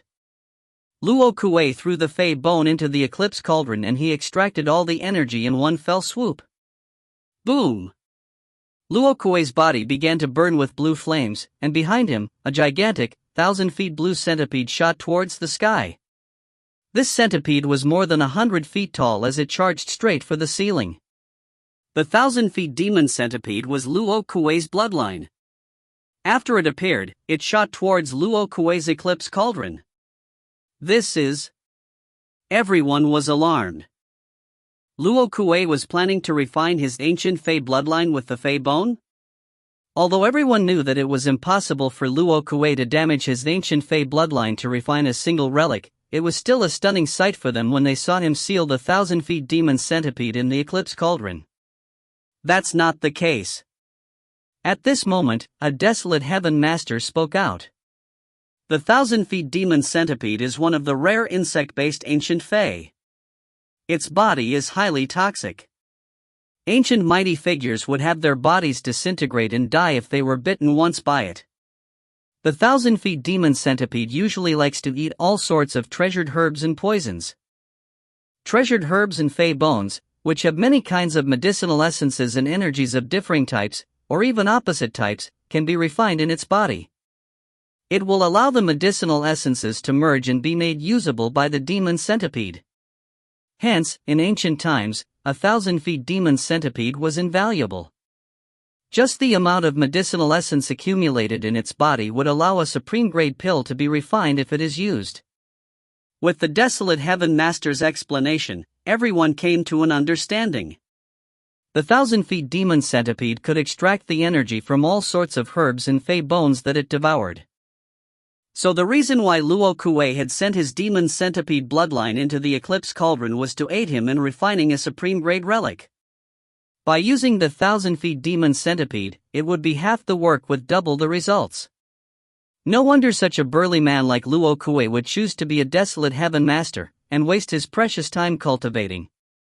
It's all because he has a 1,000 feet demon centipede. Indeed, if the 1,000 feet demon centipede can help devour the Fey bone and extract its energy, then it would not be a waste for him to be a desolate heaven master. As the people were engaged in a flurry of discussion, they felt a bit jealous of him. With the 1,000 feet demon centipede helping him, Luo Kuei's desolate heaven technique would definitely attain great success one day. Furthermore, desolate heaven masters enjoyed a high status in the Luo clan. Many supreme figures from the 10,000 Fey Empyrean heaven would frequently come to the Luo clan to buy a relic for a high price. For example, the third Empyrean uncle of the Luo clan, who had retired, was a supreme-level desolate heaven master. He was a person that even if Emperor Luo met him, he would respectfully bow with a junior's greeting. If it wasn't for the third Empyrean uncle retiring, to put it bluntly, if he put his foot down, he could decide who the next emperor of the Luo clan would be. There was no need for any competition for the throne. At this moment, Luo Kuei threw another few pieces of bone fragments and herbs into the Eclipse Cauldron. Dang! After the supplemental herbs were added into the Eclipse Cauldron, its lid immediately sealed it tight. Some of the keen-eyed young elites present could tell at a glance that the bone fragments and herbs that Luo Kuei had thrown into the Eclipse Cauldron were extraordinary items. Some of them were worth even more than the third-grade Fey bone that he had taken out. The Fey bone supplements were higher in value than the main Fey bone. From the looks of it, Luo Kuei was determined to refine a supreme-grade relic. But in fact, using higher-valued Fey bones as supplements to forcefully upgrade a low-level relic's grade was somewhat contrived. A truly powerful desolate heaven master would refine a low-level Fey bone into a high-grade relic. Only then was there value in it. However, that was too difficult. Luo Kuei had only been practicing the desolate heaven technique for about a decade after all. It was already quite amazing for him to attain what he did. Luo Kuei using so many supplemental Fey bones makes the competition somewhat unfair. Yi Yun only used a single Fey bone and nothing else. So what? This isn't even a competition. It's just an individual performance by Luo Kuei. I also know a little bit of the Desolate Heaven technique. The disc array that Yi Yun is using is fully exposed. Regardless of the seals he forms, I can see them clearly. Yi Yun's seals would not be able to refine any relics of a good grade, so it's impossible for him to win. Furthermore, his low-level seals aren't even considered perfect. As such, being able to refine that Fey bone itself should be his limit. He would not be able to handle the adding of any more supplemental Fey bones, so what's so unfair about it? A Desolate Heaven apprentice spoke. He did not speak without thinking. Yi Yun may have talent in the Desolate Heaven technique, but his age was less than half of Luo Kuei's. The profession of a Desolate Heaven master required the accumulation of time. Furthermore, Yi Yun had yet to fully come into contact with the 10,000 Fey Empyrean Heaven's Desolate Heaven technique, so the outcome was destined. At this moment, even Luo Huar was feeling anxious. She was certain that Yi Yun would not lose out. Since he dared to step forward, there was something that was backing him. But now, with Yi Yun's relic being almost 70% refined, there was still not a single miracle. Luo Huar was probably the most qualified person present to comment on the competition. She was not only proficient in the 10,000 Fey Empyrean Heaven's Desolate Heaven technique, she was also proficient in the lower realm's Desolate Heaven technique. She obviously knew that with the techniques being used by Yi Yun, the quality of the relics that he refined would only be a poor grade. By using the most primitive methods to build a stone hut with a heap of construction materials, there was no way that a top architect could change it into a magnificent palace when the stone hut was nearing completion. As for Luo Kuei, he was using a supreme-grade Desolate Heaven cauldron, and with so many supplemental materials, as well as the 1,000 feet demon centipede bloodline, Luo Huar estimated that the quality of the relic Luo Kuei would refine would be between refined and outstanding. The difference was like night and day. Other than that, Luo Kuei's refining speed was faster than Yi Yun's. Yi Yun had only refined 70%, while Luo Kuei had already refined 90%. In less than 3 minutes, Luo Kuei's relic would be completed. However, Luo Huar could tell that when the relic was nearing completion, Luo Kuei was beginning to have problems holding it together. After all, he had used so many supplemental Fey bones, so it was demanding on his mental strength. Imperfections began to appear in Luo Kuei's seals, and these meant that the quality of his relic was going to be at the refined grade. Seconds changed to minutes. Yi Yun formed one seal after another and he proceeded in a prescribed routine, as though he was not worried at all. At the same time, Yi Yun had already opened his energy vision. Others could not see the situation inside the Eclipse Cauldron, but he could see it clearly. In the Eclipse Cauldron, the 1,000 feet demon centipede was at its limits. It was not a true 1,000 feet demon centipede, after all, it was only a bloodline that Luo Kuei had conjured. After eating up too much energy in one fell swoop, it could not digest it fully. As a result, its body swelled up as though it was about to burst. And at the same time, the energy seals that Luo Kuei produced were brought together. He was about to condense them into a relic. As Luo Huar said, these energy seals had their imperfections. It was not easy for ordinary people to detect them, but Yi Yun could see them very clearly. He could even tell how many imperfections there were clearly. It was true that Yi Yun did not fully understand the 10,000 Fey Empyrean Heaven's Desolate Heaven technique, but with the purple crystal, Yi Yun knew what the perfect form of energy should be. The spots where the energies were imperfect accumulated and gradually expanded in size. At the moment the relic took form, all of them would merge instantly and reach their largest size. However, it would not explode as it would be forcefully suppressed by Luo Kuei's relic-forming hand seals. Finally, they would be left in the relic, and become the relic's energy holes, affecting the relic's rating. In fact, when Luo Kuei was using a hand seal to forcefully merge the energy seals together was the moment when the energy was most stable. This was an immense challenge on Luo Kuei's mental strength, and it was this reason that the relic formation was a critical stage when Desolate Heaven Masters refined a relic. There could be no mistake. At this moment, Luo Kuei's relic was nearing completion. Hundreds of energy seals were already condensed by Luo Kuei.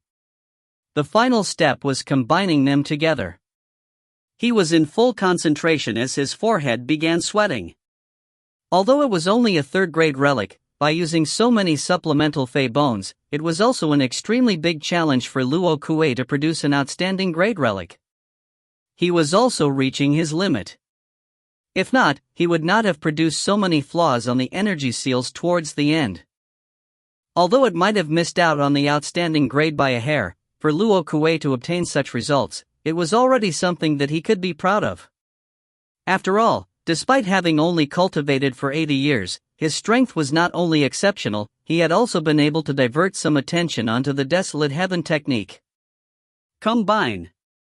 Luo Kuei isolated himself from distractions as his remaining mental strength was devoted into the Eclipse Cauldron, so he could control the energy seals merger. Hundreds of energy seals began to emit beams as bright as the sun in the Eclipse Cauldron.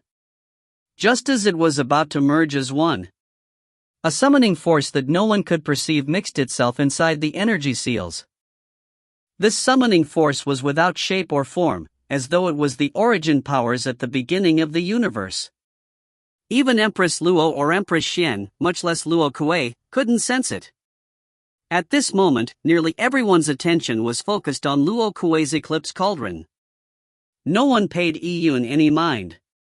Yi Yun was standing by the side, condensing his energy seals while controlling the purple crystal. He began to lightly nudge the hundreds of energy seals.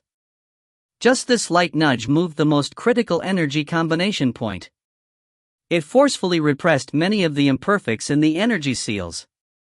Instantly, it was like a spark dropping into an oil well. The delicate balance of energy was broken. Luo Kuei, who was nearing his limits, was late by the time it took to blink as he realized the nearly undetectable energy disturbance. Although the time it took to blink was short, it was fatal for the critical moment of relic formation. No good. Luo Kuei widened his eyes as his pupils turned bloodshot. He bellowed as all the power from his bloodline burned. The 1,000-feet demon centipede in the Eclipse Cauldron opened its mouth wide and it tried to devour the collapsing energy seals. It was trying to maintain the relic at the risk of destroying the relic's quality. However, the 1,000-feet demon centipede was already severely bloated and it was a spent force, so how could it succeed? Yi Yun did not stand on ceremony as he controlled the purple crystal to nudge a second energy combination point. As such, the collapse of the energy could no longer be stopped. Boom! A tumultuous explosion happened as the hovering Eclipse Cauldron violently trembled. The cauldron's lid was blown open and it heavily slammed into the ceiling. It had smashed a brick on the ceiling into smithereens. Phew! A blazing blue fireball rose up into the sky. Luo Kuei's 1,000-feet demon centipede bloodline's phantom image was enveloped in the blue fireball as it struggled in pain. The 1,000-feet demon centipede bloodline was considered strong, but with it being at its limits and being caught unaware, it had been engulfed by the shock wave at a close distance. Furthermore, it was in a sealed space in the Eclipse Cauldron, so the impact was imaginable. Luo Kuei, who was mentally linked to the 1,000-feet demon centipede, grunted as he retreated backward and fell to the ground. His face was as pale as a sheet of paper. 2 streams of black blood began to flow down from Luo Kuei's ears. This was the most accurate portrayal of the 1,000-feet demon centipede's damage. The shock wave in an enclosed space had blasted through the 1,000-feet demon centipede's ears, causing it to be severely injured. It would take him a few months to recover from these injuries. Dawn! The Eclipse Cauldron heavily slammed onto the ground as black ash spilled out of it. Luo Kuei was battered out of his senses. His face was blank as he dully looked at the rolling Eclipse Cauldron on the ground. He could not believe his eyes. The cauldron blew up? His refining of a relic had ended up in him blowing up the cauldron. At such an important occasion, Empress Luo, Empress Xian, elites from all over the world, and his future master, Prince Crimson Firmament, were all present, but he blew up his cauldron. Luo Kuei's heart was palpitating. The young elites present all widened their eyes. Some of them were not even aware of the wine glasses that they had knocked over. Luo Kuei was just about to refine a relic that was a refined grade at the minimum in an ostentatious display of his prowess. But at the final moment, he had blown his cauldron up. As a result, he did not even have the poorest grade of a relic. It went from a refined grade relic to a pile of ash. This sudden change was too great. Seeing Luo Kuei look as though he had lost his soul, everyone knew that this failure would deal a terrible blow to his confidence. In the future, Luo Kuei might even have a mental demon when he refined relics. He might end up being afraid of all sorts of things, affecting his future achievement in the Desolate Heaven technique. The elites present, including Empress Luo and Empress Xian, were stunned by the blowing up of Luo Kuei's cauldron. However, there was one person who was unaffected, and that was Yi Yun. As everyone recollected their thoughts, they saw that Yi Yun was still controlling his crude disc array as he slowly refined a Fey bone relic. His motions could only be described as leisurely. The speed at which he formed seals did not seem like he was refining a Fey bone relic. Instead, it could be described as him picking mushrooms in the wild. On one side, one had blown up a cauldron, while the other looked relaxed. This contrast was way too big. However slow he was, Yi Yun had managed to finish the final seal as he began to do the final relic formation. Yi Yun's relic formation technique was also nothing fancy. It was the crudest relic formation technique from the lower realm. He had finished it quickly, but it was simple and crude. Dawn. A gray relic rolled into Yi Yun's hand from the disc array. Some high-grade relics would be crystalline upon after refinement, but the relic that Yi Yun refined did not look good, as though there were impurities within it. Furthermore, its quality rating did not go beyond its appearance. It was truly consistent in and out. Quality evaluation poor. When Yi Yun held the relic, he noticed that there was a bit of ash on its surface. Using his sleeve, he nonchalantly wiped it and placed it on the maidservant's tray, and motioned for her to hand it to Empress Luo. Your Majesty, this lowly one's relic has been completed. This lowly one has only been exposed to the Desolate Heaven technique for 4 to 5 months after all. It's quite nice to produce such a poor quality third-grade relic. Now, this lowly one wants to present it to Her Majesty. Seeing the maidservant hand the grey relic to Empress Luo, everyone present was dumbfounded. Their eyes were fixated on the relic as they could not turn their gazes away. Holy shit, what was going on? Don't tell me that Yi Yun has one. Many people began to come to this realization. On one side, one had blown his cauldron up, while the other side had refined a poor grade relic, but at least he had completed it. At this moment, Prince Crimson Firmament felt as though his heart was being trampled upon by a million ancient fey beasts with mud-stained hoofs. He felt like he was a super retard. He had played a secondary role with the retard, Luo Kuei, in a super humorous silly play. Unexpectedly, he would become the laughingstock of the royal capital in the next few days. As for Yi Yun, this fellow, who looked like he was low on his intellectual quotient, had become the final victor. Only been exposed to the Desolate Heaven technique for 4 or 5 months. Quite nice to produce such a poor quality third-grade relic. Thinking back to Yi Yun's words, Prince Crimson Firmament wanted to slam his head into a wall. This fellow, who looked like he had a screw loose, had actually won. Or was this punk acting the pig? However, Prince Crimson Firmament had a few thousand years of cultivation at least. He had been focused on the competition from beginning to end. He did not feel that Yi Yun had secretly done something. How could he have that ability? Put. A pearly laughter was suddenly heard. Luo Huire had burst out into laughter. She was a person with a child's temperament and she was never serious, to begin with. She had forcibly put on an elegant look for this banquet. How could she tolerate it when she truly encountered such an interesting matter? Seeing many people looking at her, especially with Prince Crimson Firmament looking as though his mother had died, Luo Huara quickly gave a dry cough and dabbed her mouth with a handkerchief. Again, she put on a serious expression. However, the more she behaved this way, the more depressed Prince Crimson Firmament felt.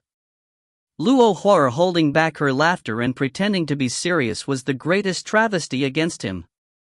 This was because he felt that Luo Huara was mocking him. Prince Crimson Firmament, I can't accept it. At this moment, the dispirited Luo Kuei suddenly got up. How could he accept it? From his point of view, an unpredictable problem had happened when he was combining the seals. It had caused him to blow his cauldron and give Yun a free win. Just one more time. One more time and I will be able to refine a top-grade relic.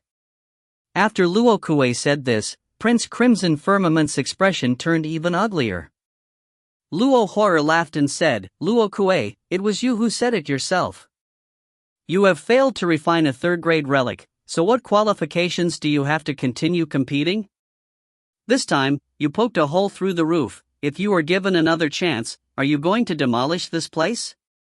Luo Huara played with her handkerchief and spoke without sparing his feelings. The Luo Lucid Palace was not meant to be an area for the refinement of relics. It was not indestructible. When the cauldron blew up, it had shattered a brick. Author's note: this is a 5,100 character chapter, and it can be considered to be a big chapter. It's to slightly make up for the chapter that I missed when I had the flu. If you find any errors, ads pop up, ads redirect, broken links, non-standard content, etc., please let us know. Report chapter so we can fix it as soon as possible. Chapter 867, Luo Mo. Chapter 867, Luo Mo. When Luo Huara said those words, everyone present fell silent. The result was obvious. Yun had managed to refine a relic at least. But for Luo Kuei, despite his ostentatious razzle-dazzle, he had ended up refining a pile of ash. Empress Xian failed to understand what had happened either. She looked at Yun with amazement, unsure if Yun knew that he would win from the beginning. Everything looked like a coincidence, but Yun's calm and leisurely composure from the very beginning made her feel like he had everything in his grasp. Had he foreseen this outcome from the very beginning? Huara, what happened? Empress Xian sent a voice transmission to Luo Huara. Mother, as to what specifically happened, I do not know either.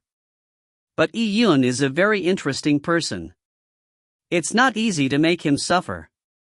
Amongst the people present, Luo Huara was the one who understood Yun the best. Although Yun looked harmless, he was extremely nefarious. He was filled with evil ideas. Oh? You think so highly of Yun? Empress Xian was rather surprised. She knew her daughter the best. Luo Huara may appear a bit childish, but she was very arrogant deep down. She despised everyone, but she had given Yun such a good evaluation. If that was the case, Empress Xian felt that she had to review the young man once again. Upon hearing Empress Xian say that, Luo Huara's face blushed. How could her evaluation not be high? She had suffered under the hands of Yun several times in the Taiya Divine City. Someone who could make her suffer was obviously powerful, unless she wanted to put herself down? Of course, the mishaps in the lower realm, especially how her body had been seen by Yun, was something that she definitely did not want to tell Empress Xian. It would be unimaginable what Empress Xian would think of that. Just as Luo Huara was machinating something, Empress Xian's follow-up statement made Luo Huara's face turn sullen. Empress Xian had said, Huara, in a while, tell mother of your experiences in the lower realm. Ah? Luo Huara's eyes widened and nearly choked. How could she mention those things? Worst of all, her mother was the person who understood her the most. If she made up a story, it was easy for her to be exposed. Also back then, when Luo Huara was left in the Taiya Divine City, there were Luo clan clansmen who were responsible for protecting Luo Huayer's safety. Although they had never appeared, or even stepped into the Divine City once, they more or less knew of certain things. As long as Empress Xian asked them, and compare the facts with what Luo Huaer said, it was easy for her to deduce which were real or fake. Upon thinking about this, Luo Huaer felt bitter in her heart. "Aren't you going down? Haven't you shamed yourself enough?" Prince Crimson Firmament's voice transmission boomed in Luo Kuei's ears. Luo Kuei had suffered a heavy blow and his ancient Fey bloodline had been damaged. He stood back up unsteadily and staggered back to his seat. He was unconvinced. However, he also knew that he had lost. Luo Kuei felt as though he was sitting on pins and needles in the palace. Every second that he stayed in it, he felt as though his face was burning, as though everyone else was mocking him. However, he would feel indignant if he were to leave. He felt that Yi Yun had obtained a free win, and with Yi Yun's Desolate Heaven technique level, even his Desolate Heaven technique servant was better than Yi Yun, much less himself. Therefore, no matter how embarrassing it was, Luo Kuei insisted on sitting in his seat and wait for Yi Yun to be trampled on. Luo Kuei wiped the blood flowing out of his nose and ears and said angrily, "Prince Crimson Firmament, your subject is ashamed, but that punk is complete crap. You have to rescue the situation. There's no need for your incessant talk. I know what to do," Prince Crimson Firmament said with a Yuan Qi voice transmission. He was of the mind to ignore Luo Kuei, but what Luo Kuei said was right. He had to rescue the situation. If not, he would definitely become the laughingstock of the royal capital. If Emperor Luo were to hear about today's matter, it was unknown how he would think of him. When Prince Crimson Firmament looked at Yi Yun, his eyes gave off a strange flare. He did not believe that everything had been machinated by Yi Yun, mainly because he doubted that Yi Yun had such an ability. Taking 10,000 steps back, even if Yi Yun had any inkling of involvement in the matter, his Desolate Heaven technique was definitely extremely limited. Yi Yun's age was obvious for all to see. Prince Crimson Firmament refused to believe that Yi Yun's standard could be even a tenth of Luo Kuei's. Prince Crimson Firmament took a deep breath and looked at Empress Luo. In contrast, Empress Luo appeared calm. She only nodded her head, indicating that she was leaving everything to Prince Crimson Firmament. This banquet was prepared for Prince Crimson Firmament, to pave his way to the throne. Now that there was an unexpected incident at the banquet, Prince Crimson Firmament had to take care of it. Prince Crimson Firmament faltered slightly as his eyes darted to his side and swept across Princess White Fox. Princess White Fox was sitting quietly in her seat, as though she was a pure snow lotus. Even the outcome of the competition had not perturbed her much. Prince Crimson Firmament knew that Princess White Fox's Desolate Heaven technique was peerless amongst the younger generation.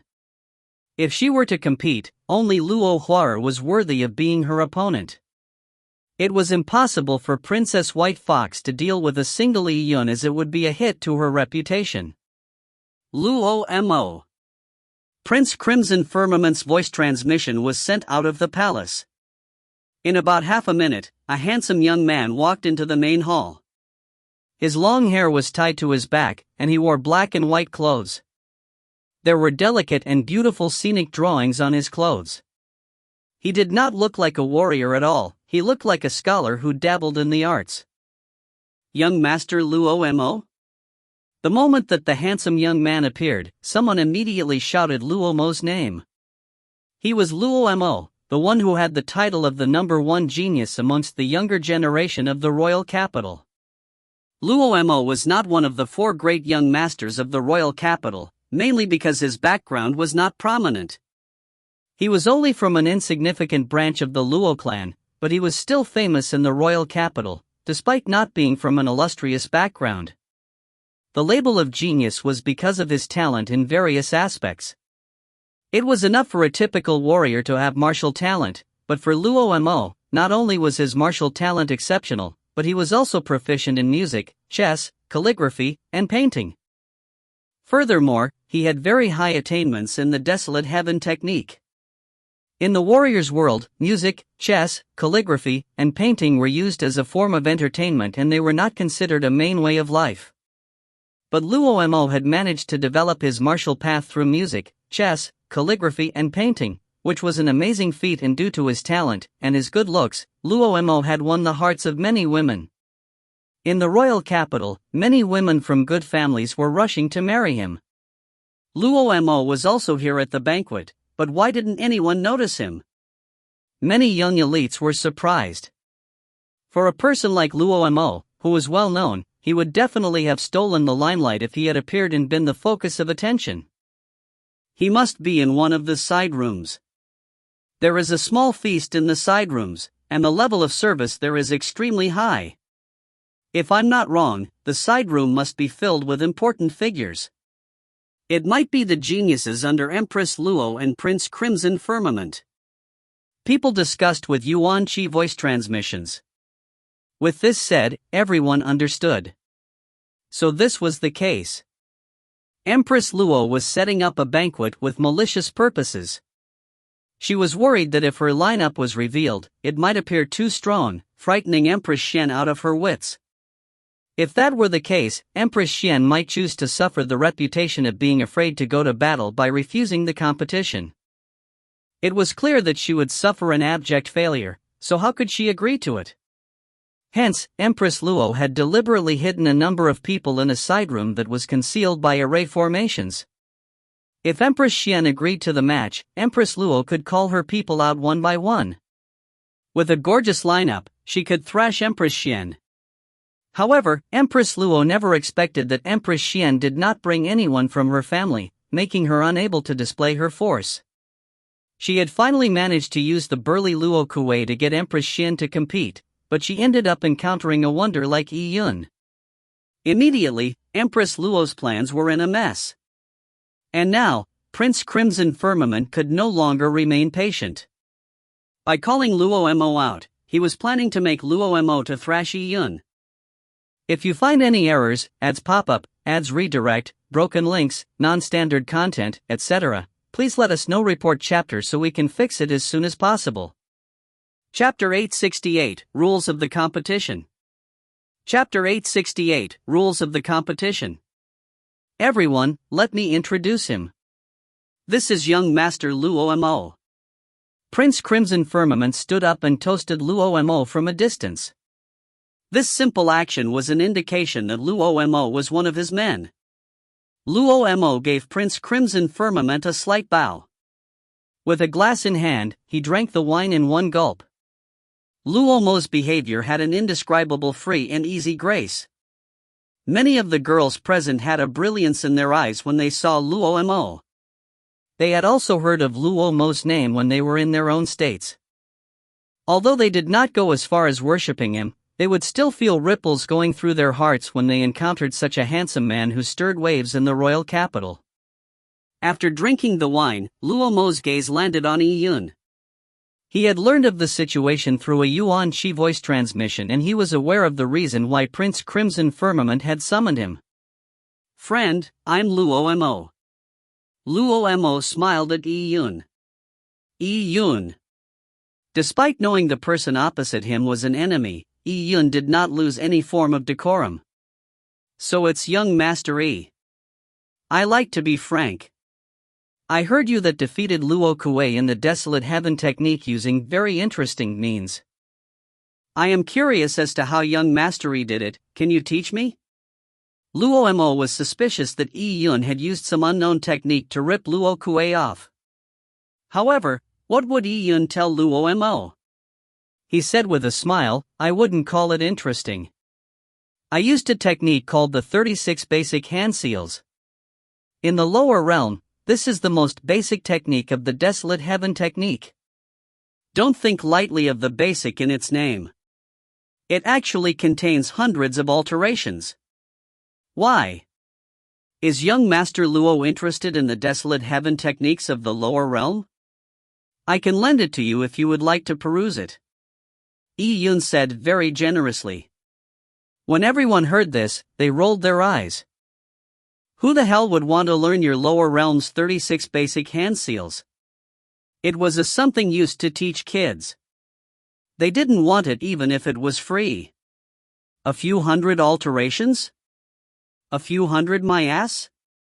Didn't it still refine a poor quality relic? Many family clans would willingly take out their best desolate heaven technique heritage to attract Luomo's service, yet Luomo might not even think highly of them. Young Master E, you really like to joke. Even though Luomo was cultured, he was rendered speechless to the point that his mouth slightly twitched when he heard Yi Yun's words that bordered on absurdness. He even suspected that Yi Yun was playing dumb. Hence, he suddenly looked at the third-grade relic that Yi Yun had just refined. It was a gray-colored relic, like a glass ball dug out of a ditch. He was hoping that he could see something peculiar about it, but no matter how much he examined it, it was the most standard of standard poor-quality relic. Even the impurities were not cleaned away. Luomo was greatly disappointed. Against such a person, he could not be bothered to compete with him. It was like an adult sparring with a child. There was nothing much to talk about it, and even if he won, people would say that he was a bully. Young Master Luo, what do you think about this relic? Someone noticed Luomo's expression and asked with a look of interest. Luomo sighed and said, if it's meant to feed cattle, it's still passable. When Luomo said this, many people could not help but laugh. Luomo glanced at Yi Yun and he felt that Yi Yun probably truly did not know how terrifying the standard of the 10,000 Fey Empyrean Heaven's desolate heaven technique was. However, since his competition with Yi Yun was ordered by Prince Crimson Firmament, he could not refuse it. With a snap of his fingers, a golden desolate heaven cauldron jumped out from the middle of his palm. It was a tiny golden cauldron that was the size of a chicken egg and it began to playfully spin on his fingertip. With the desolate heaven cauldron taken out, it was clear that he was going to showcase his skill. Everyone was immediately intrigued. Luomo had used music and paintings as his foundations into martial arts.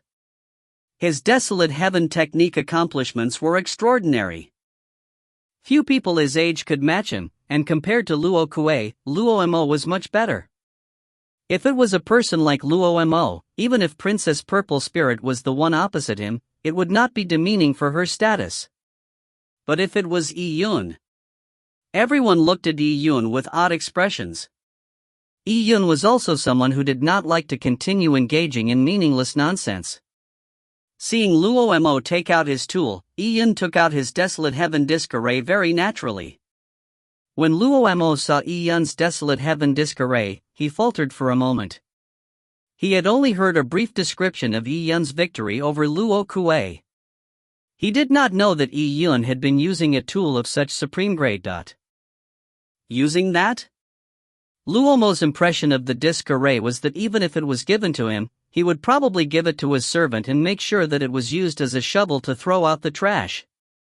What shall we compete on? Yi Yun ignored Luomo's strange gaze. Anything will do. Luomo said without much interest. Let me warn you on one point. If you are hoping that I will blow my cauldron while refining a relic, that is impossible. Yi Yun laughed. He was also not planning on causing Luomo's cauldron to blow up. He could tell that Luomo's desolate heaven technique was extremely strong. With him being wary, it would not be easy to nudge the energy structure inside Luomo's desolate heaven cauldron. Besides, if he did it time and again, it would be suspicious. Therefore, Yi Yun planned on competing with Luomo fair and square from the beginning. He said, then let's compete on the 10,000 Fey Empyrean Heaven's desolate heaven technique. Oh! When Yi Yun said this, everyone present was astounded. Competing in the 10,000 Fey Empyrean Heaven's desolate heaven technique? Did Yi Yun know it? Could it be possible that they had made a mistake? Was Yi Yun truly acting the pig to eat a tiger? Yi Yun said with a smile, I actually know a thing or two about the 10,000 Fey Empyrean Heaven's desolate heaven technique. Back when I first arrived at the Fire Cloud State, I was assigned to a Heaven Fire Hall Disciples Mountain. I met a maidservant named Tower, who was practicing the desolate heaven technique, and there, I read the introduction to Luo Clan's desolate heaven technique. Let us compete using the 72 techniques recorded in the introduction to Luo Clan's Desolate Heaven technique and judge it based on the refined quality? Yi Yun had never learned any of the advanced methods of the Desolate Heaven technique, so if he were to compete with Luo Mo on those, it was unrealistic. But back then, he was only a miscellaneous chores disciple at Ntifongling. He had been recuperating while guiding Tower on the Desolate Heaven technique for half a month. Yi Yun had seen everything about the Desolate Heaven technique that Tower had practiced. Hence, Yi Yun understood the 72 introductory methods. He had probed into the introduction to Luo Clan's Desolate Heaven technique with a maidservant. Upon hearing that Yi Yun wanted to compete on this, many young elites looked like they had just swallowed a fly. To think that they had believed that Yi Yun had unknown skills. What Yi Yun mentioned was the introduction to Luo Clan's Desolate Heaven technique. Compared to the profound Desolate Heaven techniques of the 10,000 Fey Empyrean Heaven, the 72 introductory methods were not even a drop in the bucket. Yi Yun dared to say that he knew a thing or two after reading an introductory book. Forget it. It could not be forced. With Yi Yun's standard, he was indeed only worthy of the introduction to Luo Clan's Desolate Heaven technique. However, the methods described in the introduction to Luo Clan's Desolate Heaven technique were extremely easy, but the refinement ability was severely limited. But now, Yi Yun had said that he wanted to use the methods described in the introduction to Luo Clan's Desolate Heaven technique to refine a third-grade Fey bone? How could this be possible? If you find any errors, ads pop up, ads redirect, broken links, non-standard content, etc., please let us know. Report chapter so we can fix it as soon as possible. Chapter 869, 72 Introductory Moves. Chapter 869, 72 Introductory Moves. Typically, only Desolate Heaven apprentices at the Yuan Foundation realm or those lower would use the introduction to Luo Clan's Desolate Heaven technique to attempt to refine a first-grade Fey bone. And most of the time, they would not even be able to do well at refining one. Desolate Heaven masters that were slightly better would not even use such a technique. Seeing the Fey bone that Prince Crimson Firmament provided, it was most likely one of the best third-grade Fey bones. It was impossible to use such introductory methods to refine such high-grade Fey bones. The failure rate was nearly 100%. Was Yi Yun trying to increase the difficulty to make Luo Mo fail? As people had such thoughts, they saw Luo Mo reveal a look of interest. Interesting, let's compete in that. Were they truly going to compete? The people were somewhat taken aback when they heard hearing Luo Mo's agreement. Luo Mo must truly have confidence while daring to accept the challenge of using only the introduction to Luo Clan's Desolate Heaven technique to produce a top-ranking third-grade Fey bone. If the relic could be refined, it would be shocking, even if it only had a poor rating. Yi Yun is doomed. I guess he had deliberately posed a tough problem so that the both of them would fail together and it would be considered a tie. Unfortunately, Luo Mo is a genius. He even has the confidence in such an absurd competition. Now with Yi Yun irrevocably committed, it's too late for him to go back on his word. Using the 72 introductory moves to refine a top-ranking third-grade relic is unimaginable. As people broke out into a flurry of discussion, Luo Mo had already begun. He beckoned with his stretched-out hand, attracting the third-grade Fey bone in Prince Crimson Firmament's hand to make it land directly in his palm. Following that, the tiny golden cauldron above his right hand's fingertip rapidly spun and it increased in size. Soon, it was about 3 feet in size. With the lid open, Luo Mo threw the Fey bone into it. Luo Mo glanced at Yi Yun as he had a confident smile on his face. He was certain that Yi Yun was trying to stump him, but he enjoyed this. It would only be considered a challenge for him if he could use the 72 introductory moves to refine a third-grade relic. Just beating Yi Yun alone was meaningless. Shall we set the time limit to 30 minutes? At this moment, Yi Yun suddenly spoke out. 30 minutes was too short. Luo Mo frowned slightly. It was a difficult competition with such a short period of time. Yi Yun was truly trying to prevent him from succeeding. Unfortunately, Luo Mo was confident when it came to his speed at using the Desolate Heaven technique. 30 minutes? Sure. Luo Mo put his hand out, causing his Desolate Heaven cauldron to flare up with golden light. The runes on the cauldron began to light up as Luo Mo began forming hand seals. Indeed, they were the hand seals of the 72 introductory moves. However, the ones that Luo Mo formed were somewhat different. Did the hands of Luo Mo give life to the somewhat ordinary hand seals? It was like they had come alive. A heaven eminence seal was condensed as it danced in the sky like an alacritous butterfly. A fire willow seal burned like a small fire plume, like it was filled with spirit. As for the sun moon seal, it produced a sun and a moon projection that slowly revolved mid-air. Luo Mo perfectly condensed every hand seal. Upon seeing this scene, people could only watch with utter amazement. Was it possible to condense the 72 introductory moves in such a manner?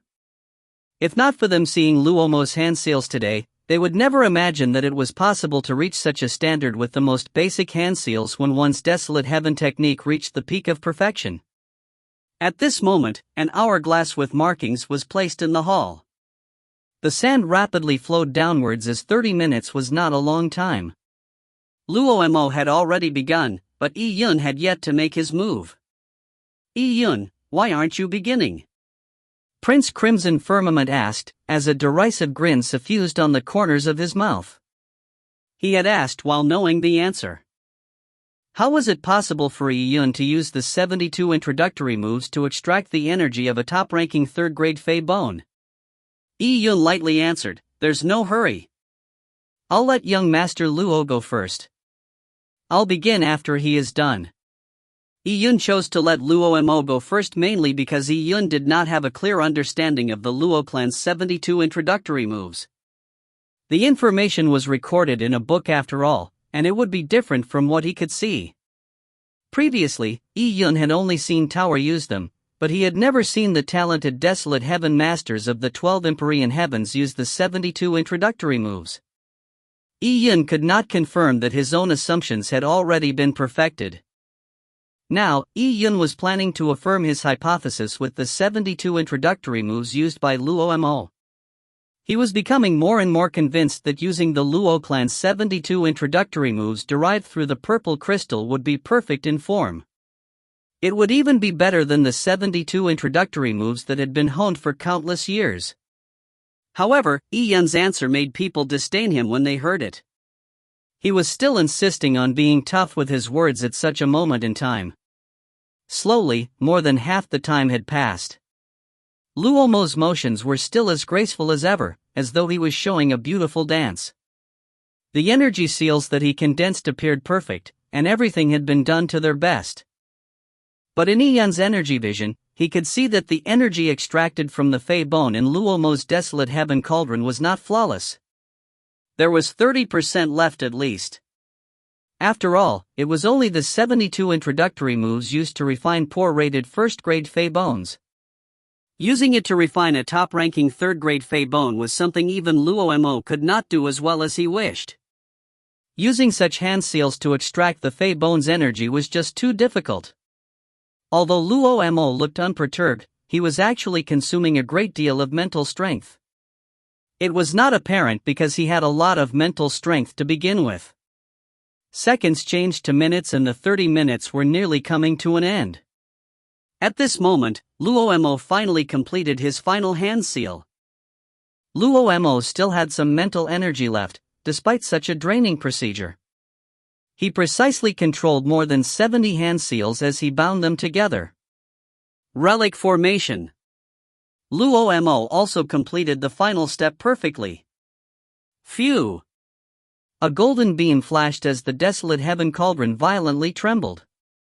The cauldron's lid flew open as a crystalline third-grade relic shot out of the Desolate Heaven cauldron, and accurately landed on Luo Mo's hand. Upon seeing this scene, everyone was astounded. He had truly managed to refine it. The third-grade relic refined using the 72 introductory moves definitely did not look like it had a bad rating from its luster. People believed that it would already be amazing if he could refine a poor-grade relic. But in Luomo's hands, he could make the ugly beautiful. Quality evaluation, quasi-refined. At this moment, Empress Luo gave her answer. As the Empress of the Luo clan, she too was proficient in the Desolate Heaven technique. The quasi-refined rating was above ordinary, but compared to a true refined rating, it was still a distance away. However, considering the refining conditions for Luo Mo, this outcome was already incredulous.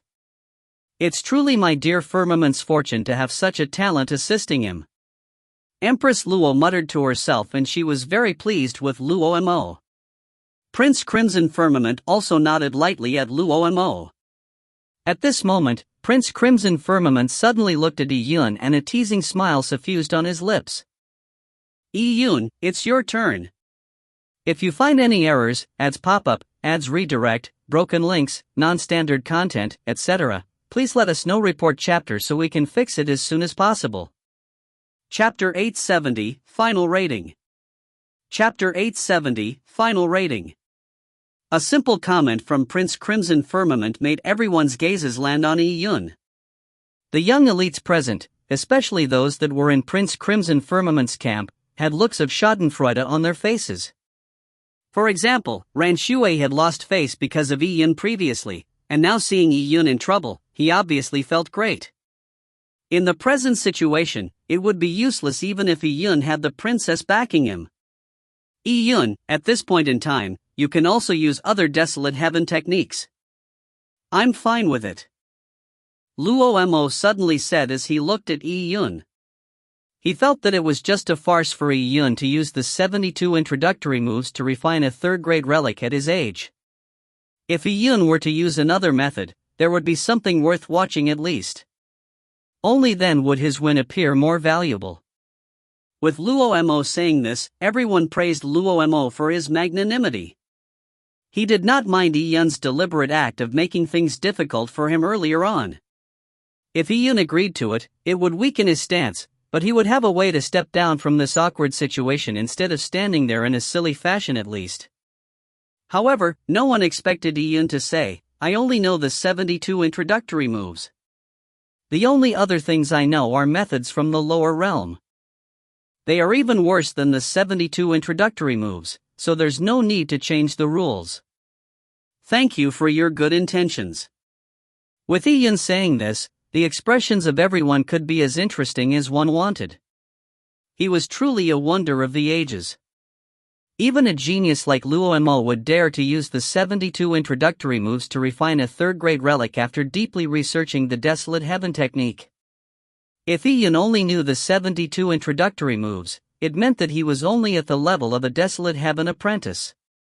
And as an apprentice, he had the guts to even compete with Luo Mo. Even Empress Xian's camp looked at Yi Yun with discomfort. How were they going to smoothen this situation? At this moment, Yi Yun began. Indeed, he was still using the Desolate Heaven disc array that should have been thrown in the trash. Yi Yun placed the third-grade Fei bone in an ostentatious manner. The hourglass was reversed and the sand began to flow downwards. This set of 72 introductory moves was a combination of hand seals for energy extraction, condensing the energy runes, and finally, the relic formation. Yi Yun obviously began with energy extraction. This was the simplest step for him. With the purple crystal, he did not even need to form hand seals. But of course, that would be too startling if he did that. The first 24 moves of the 72 introductory moves were related to energy extraction.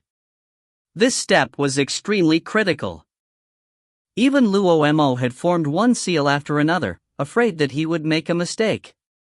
However, Yi Yun did not need to mind this.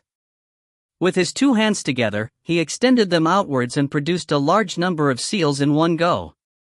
The seals were squished together and they were just sent flooding into the third-grade Fei bone. What? People who were familiar with the Desolate Heaven technique were confounded by this scene. This wasn't him sending the hand seals, it was like he was throwing out the garbage. Compared to the seals that Luomo produced that were beautiful, perfect, and full of life, Yun's hand seals were unbearable for people to watch. What is that punk doing? Continuing in this fashion will cause an explosion.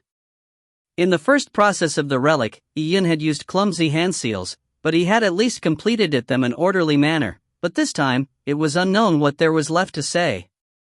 Before people had the time to say anymore, Yun had already begun to condense runic seals and complete the energy structure. He produced them rapidly as basic runic seals were formed one after another and were augmented onto the Fey bone. These runic seals looked unremarkable. But in fact, a number of them had been improved by the purple crystal. The essence of relic refinement was to extract energy from the Fey bone before condensing the energy into runic seals. Once they were compressed together, they would become a relic. The structure of these runic seals was actually the structure that allowed the best trajectories for energy flow.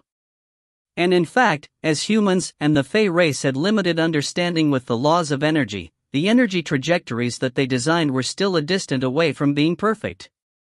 However, with the purple crystal in his possession, Yun had already came into contact with the trajectory methods of energy that abided to the origins. Not only could he easily produce perfect runic seals, he could even do extremely tiny improvements to the 72 introductory moves. Just a simple improvement was trivial, but with it accumulated, it would be different. Yun has made mistakes in his seals. Amongst the young elites present, there were a few who were accomplished in the desolate heaven technique.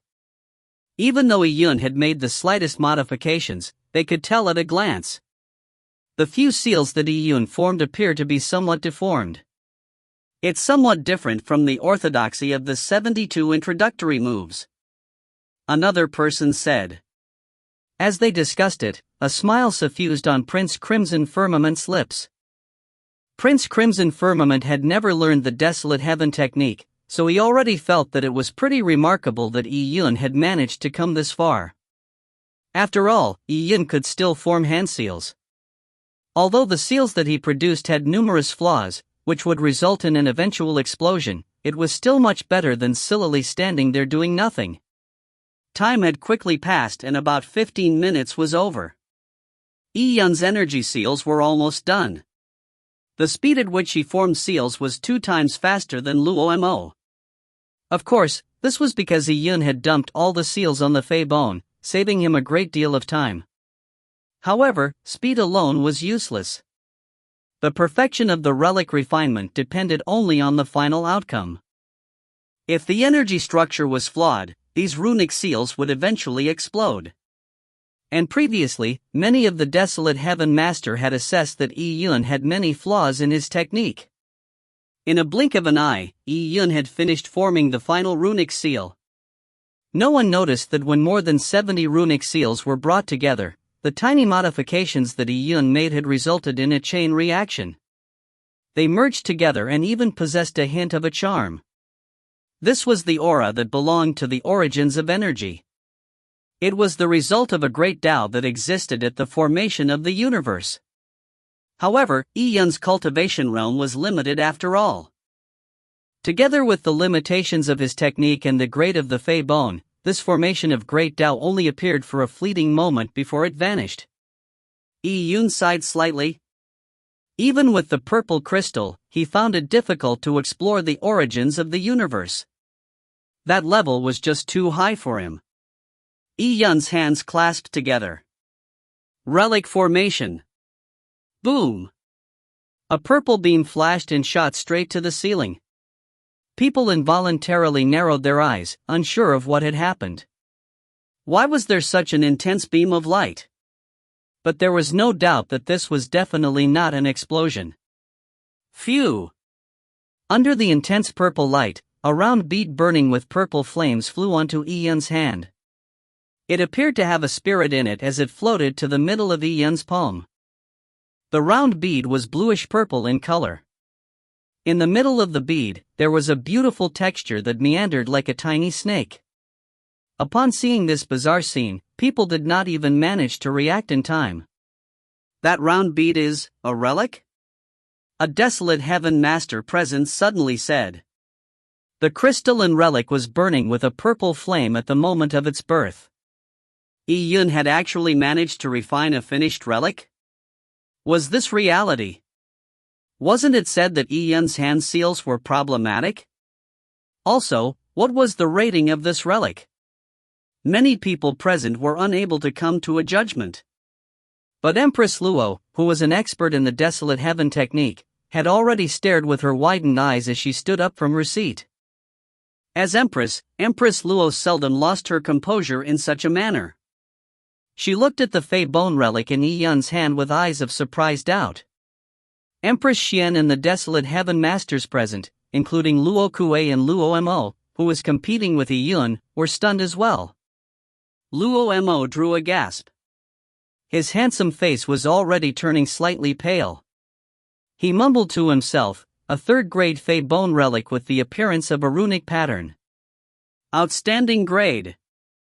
Runic pattern? Outstanding? The young elites present knew the classification of the grades of relics, even if they were not desolate heaven masters.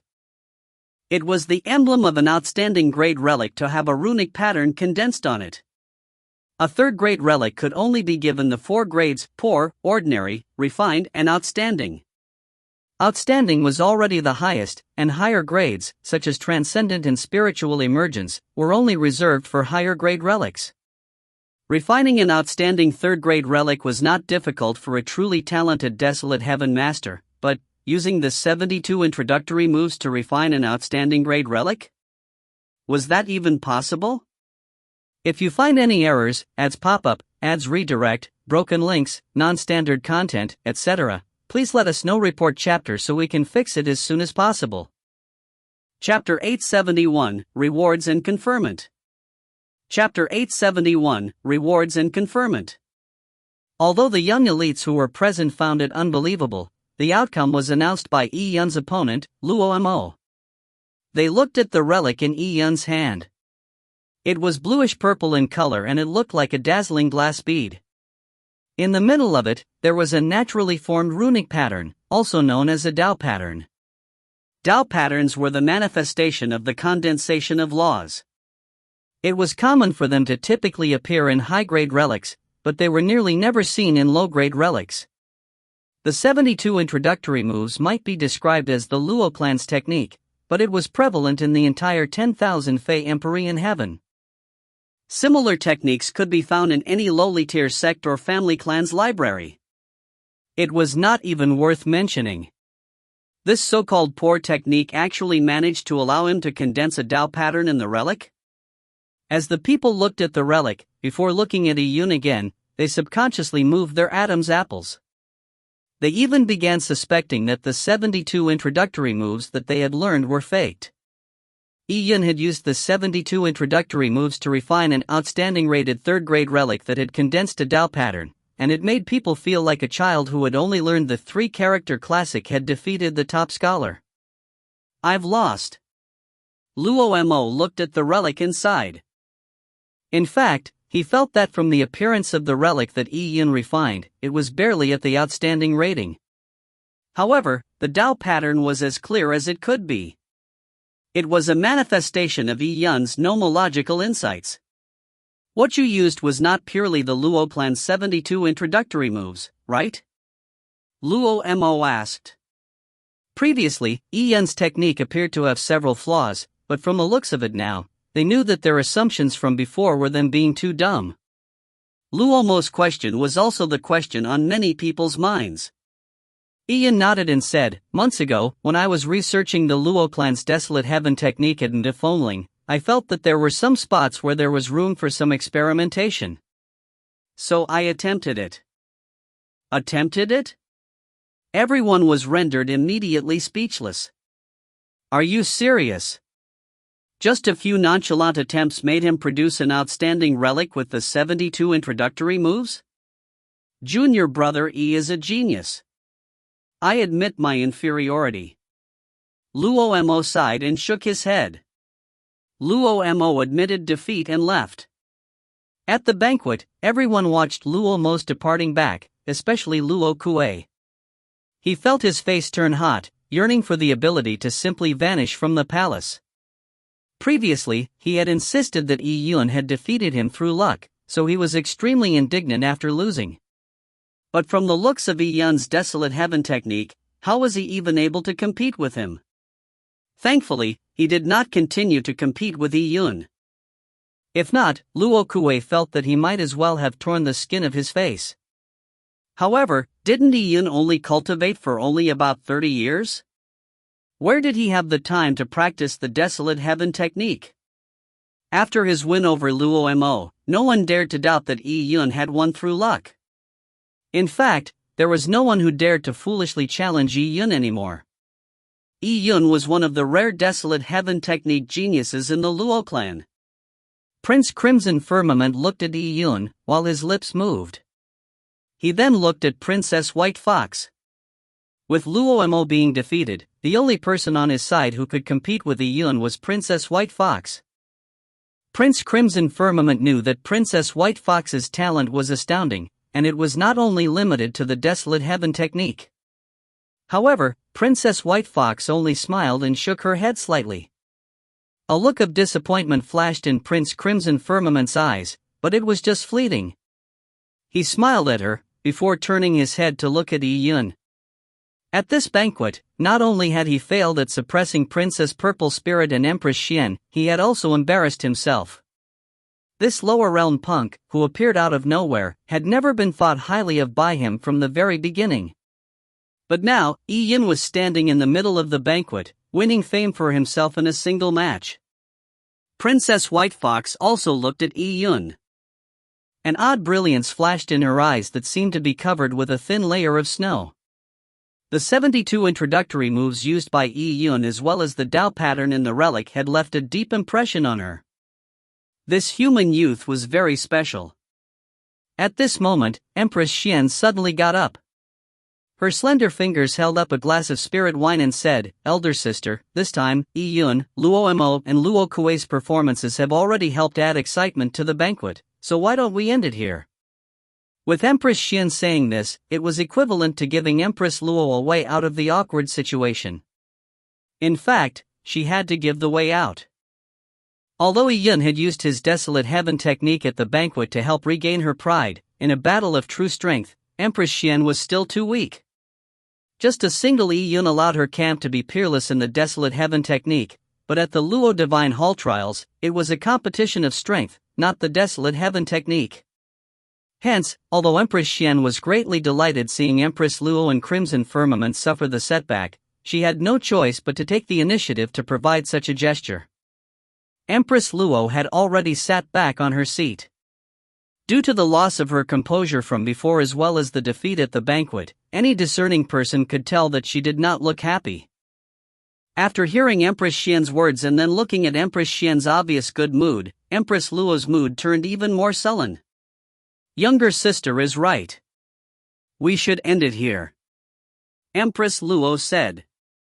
At this moment, Empress Xian glanced at Yi Yun and said with a smile, "Yi Yun's performance was not bad and it should be worthy of a reward as a form of encouragement. That is natural. Our Luo clan has always had a love for talent. Such a desolate heaven technique genius obviously has to be rewarded," Empress Luo said with a nod.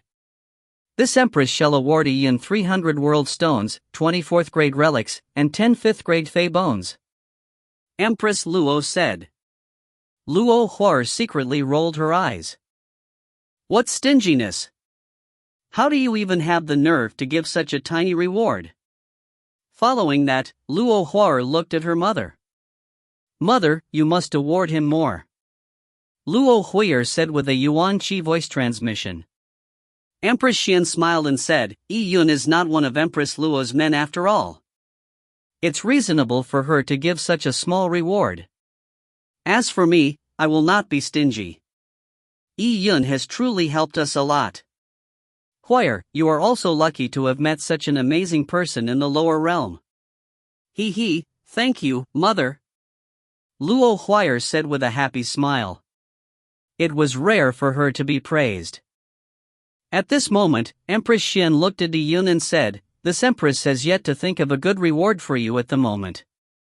Seeing how you are only a normal civilian, this empress shall confer you a title of nobility. You shall be a first-ranked viscount, with Xianyi Spiritual Mountain as your fief. Xianyi Spiritual Mountain was a fief that belonged to the Xian family. Since Empress Xian was an empress, she naturally had the right to make the decision of conferring Yiyun with nobility. And this superior-grade spiritual mountain had been used by the Xian family as a cultivation ground for their descendants. But now, it had been awarded to Yiyun. A superior-grade spiritual mountain and a first-ranked viscount title. When they heard this, the young elites present were amazed, and they were also filled with envy. Previously, Luo Kuei had derided Yiyun's lack of status to sit beside Luo Huier. But now, Yiyun was a first-grade viscount. Looking at Luo Kuei again, although he came from a large family clan, he did not even have the lowest nobility ranking. Just having a nobility title, despite the annual salary being low, Yiyun's status in the Luo clan would be greatly different. Most importantly, after all, the brilliance of one background was a result of one's ancestors. However, once one was conferred with nobility, it was because of having a true ability of their own right. Many disciples of the large family clans would never be conferred with nobility in their entire lives. People who were conferred with nobility had done enough to earn their respect. Just having a first-grade viscount title forced anyone who wanted to deride Yiyun's background to rethink if they had the qualifications to even do so. By giving such a reward, Empress Xian had clearly taken this point into consideration. People mocked Yiyun for his lower realm background. Empress Xian gave him a superior-grade spiritual mountain. Others felt that he had a lowly status. She gave him a first-grade viscount title. Through Empress Xian's light and calm actions, she had smacked the faces of many people present. The Xianyi Spiritual Mountain can be given to you now. As for the first-grade viscount, it requires Emperor Luo to approve of it before an edict is issued. The so-called approval of Emperor Luo was just a mere formality. Empress Xian's family clan had the rank of a duke, so it was nothing to give the title of viscount. If you find any errors, ads pop up, ads redirect, broken links, non-standard content, etc., please let us know. Report chapter so we can fix it as soon as possible. Chapter 872, Summoning from Empress Xian. Chapter 872, Summoning from Empress Xian. Empress Luo's banquet had ended in a way that was completely unexpected. As for Yiyun's name, it became well known amongst the circles of the top elites of various states as well as the upper echelons of the Luo clan. He had come from a lower realm, but he had managed to obtain first place in a combined training of the two states, the Fire Cloud state and the Phoenix Fermiana state. This achievement might not have been astounding, but defeating Luo Mo with his Desolate Heaven technique, he had truly vaulted into prominence. Now, Yiyun was at the zenith of attention. Especially for him being in his 30s, his future was beyond promising. At this moment, in a particular hall of the Shushui Ran clan, Ran Yu was lying prostrate on the ground. Both his hands were held to the ground.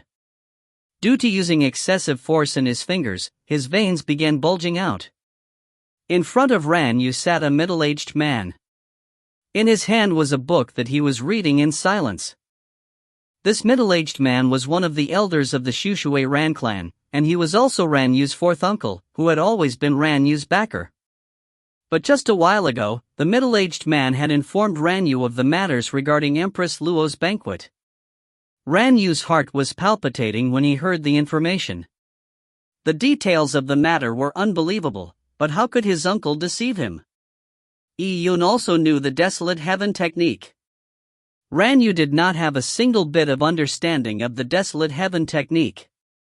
He had focused his heart and mind on cultivation. The Desolate Heaven technique was extremely time-consuming, but even so, his attainment in cultivation was inferior to Yiyun's. The gap was just too great. Don't provoke Yiyun any further. You can't afford to. The family has decided to no longer target Yiyun. The middle-aged man had extinguished Ran Yu's hopes with a figurative basin of cold water, causing Ran Yu's body to jolt. But our Shushui Ran clan's reputation. Ran Yu said in disgruntlement. Humph. The middle-aged man coldly snorted and said, reputation is relative. If Yun was an ant, even if he had bitten you gently, it would be easy to trample him to death. But now, he is no longer an ant. Our Ran clan isn't afraid of Yun obviously, but Yun is currently thriving, and with his close relationship with Princess Purple Spirit, our Ran clan may be able to deal with Yun, but the cost would be too high. It's not worth it. Once the middle-aged man said this, Ran Yu's fingers nearly tore the ground open while he was kneeling. Why was this happening? Just a month ago, Yun was just like an ant in his eyes. But now, be it his identity, status, and fame, they were all far inferior to Yun's. Even his family clan had chosen to avoid the cutting edge with the situation in front of them. The middle-aged man added on, now, Yun is living in a viscount residence. In the future, he will often be in the royal capital. As for you, choose any one of the Ran clan's other states' mundane estates, and I will do my best at arranging it for you. The middle-aged man stood up while speaking, and he left the hall, leaving Ran Yu slumped to the ground. Minding the family estate and slowly die of old age? Was this his outcome? The Luo clan's royal capital was a sacred land of the Luo clan, where many elites stayed. Not everyone was eligible to have a residence in the Luo clan's royal capital, much less the breathtaking price of its land. Being able to own a house in the royal capital was itself a badge of honor. And now, Yun had obtained a mansion that occupied a circumference of nearly half a mile. This was the Xian family's estate in the royal capital, and now, it had been conferred onto Yun as his Viscount residence. When Yun first entered the Viscount residence, a number of people had sent him congratulatory gifts, but it was not bustling with visitors. On the contrary, the number of people who visited Yun were very few in number. After all, Yun was on Empress Xian's side. During the crucial period of the vying of the throne, the factions in the royal capital had to be very cautious in their dealings with people on both sides. On the first night that Yun stayed in the Viscount residence, a visitor came. He was a golden armored guard from the royal palace. He had come with news Empress Xian wanted to meet Yun. It was understandable that Empress Xian wanted to meet Yun after the banquet. After packing his things slightly, he accompanied the golden armored guard straight for Fenghua Palace. This was the first time that Yun had visited the Luo clan's royal palace. Looking ahead, it was littered with immortal mountains, with palatial buildings all over it. The core royal palace was shrouded by a large array and it was invisible. The lofty Emperor Luo lived in the core vicinity of this area. As for Fenghua Palace, it was located to the back of the royal palace, and similarly, it was protected by a powerful array. Under the escort of the golden armored guard, Yun successfully entered the palace. Most of Fenghua Palace was covered with red glass tiles. From afar, Fenghua Palace looked like a fire phoenix that lived in the deep mountains. It was beautiful and brilliant. Little Yun. The moment that Yun stepped into Fenghua Palace's main hall, he heard a pleasantly surprised voice. It was Luo Huayer. Yun turned his head and he saw Luo Huayer wearing a red tunic as she walked towards him with a grin. Fenghua Palace's main hall was covered with down feather carpet, so Luo Huayer simply walked barefooted. Her fair toes looked like a string of white pearls. And behind Luo Huayer was Empress Xian. As Empress, she was elegant and had esteemed deportment. However, when Empress Xian looked at her daughter, she shook her head. Usually, Luo Huayer would bear with it and barely act like a princess when she was out of the palace. But in the palace, there was no inkling from her actions that she was a princess. Now, in front of Yun, Luo Huayer was behaving as such. Yun greets Your Majesty Empress Xian, and greets. There's no need for formalities. Seeing Yun about to seriously call her Princess Purple Spirit, Luo Huayer found it awkward, and she hurriedly cut Yun off. Although Yun called her princess, he was probably holding back his laughter deep down. It's been a while since we have met. Little Yun, you have made quite a lot of progress. Not bad at all. This princess is very pleased. Thinking of the times back in the lower realm, you had a lot of talent in the desolate heaven technique. Back then, this princess had already thought highly of your talent. Luo Huara walked up to him and said with a giggle. When Ian heard this sentence, he somehow found it somewhat weird. When you return to your residence, you need to grasp the opportunity to cultivate. The Luo Divine Hall trials are around the corner, so you should be entering reclusion. As Luo Huayr said this, she smiled at Yi Yun. Alright, go on. Enter reclusive training until the trials begin. Don't be distracted. What was going on? Yi Yun was scratching his head. He had been summoned here so they could tell him a few sentences? And then get him to enter reclusive training? Yi Yun blankly looked at Empress Xian, and he heard her say, "There's no hurry. This empress still has a few things to talk to you about." Luo Huayr hurriedly said, "Mother, little Yun needs to enter reclusive training. It's only a few things, it won't severely delay his reclusion." After Empress Xian said this, she smiled at Yi Yun. Yi Yun, since you already know Huayr from the lower realm, there is no need to be too formal in front of this empress. Huayr mentioned that when you first met, it was not a jovial relationship and there was some friction between the two of you. This empress knows Huayr's character, so it's not odd that she would stir something up. However, on the matter regarding the relic, that had gone too far. This empress had already reprimanded her. The matter regarding the relic? Was it about the explosion of the relic during the refining process? That was Luo Huara attempting to trick Yi Yun into making a fool of himself, which resulted in. It was probably because of Luo Kuei having blown up his cauldron that Luo Huara finally confirmed that the reason behind her relic exploding was all because of Yi Yun's machinations. If you find any errors, ads pop up, ads redirect, broken links, non-standard content, etc., please let us know. Report chapter so we can fix it as soon as possible.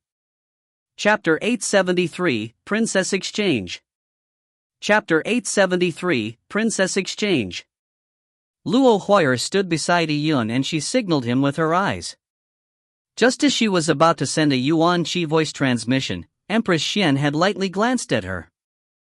Luo Huayr gaped her mouth and no longer spoke.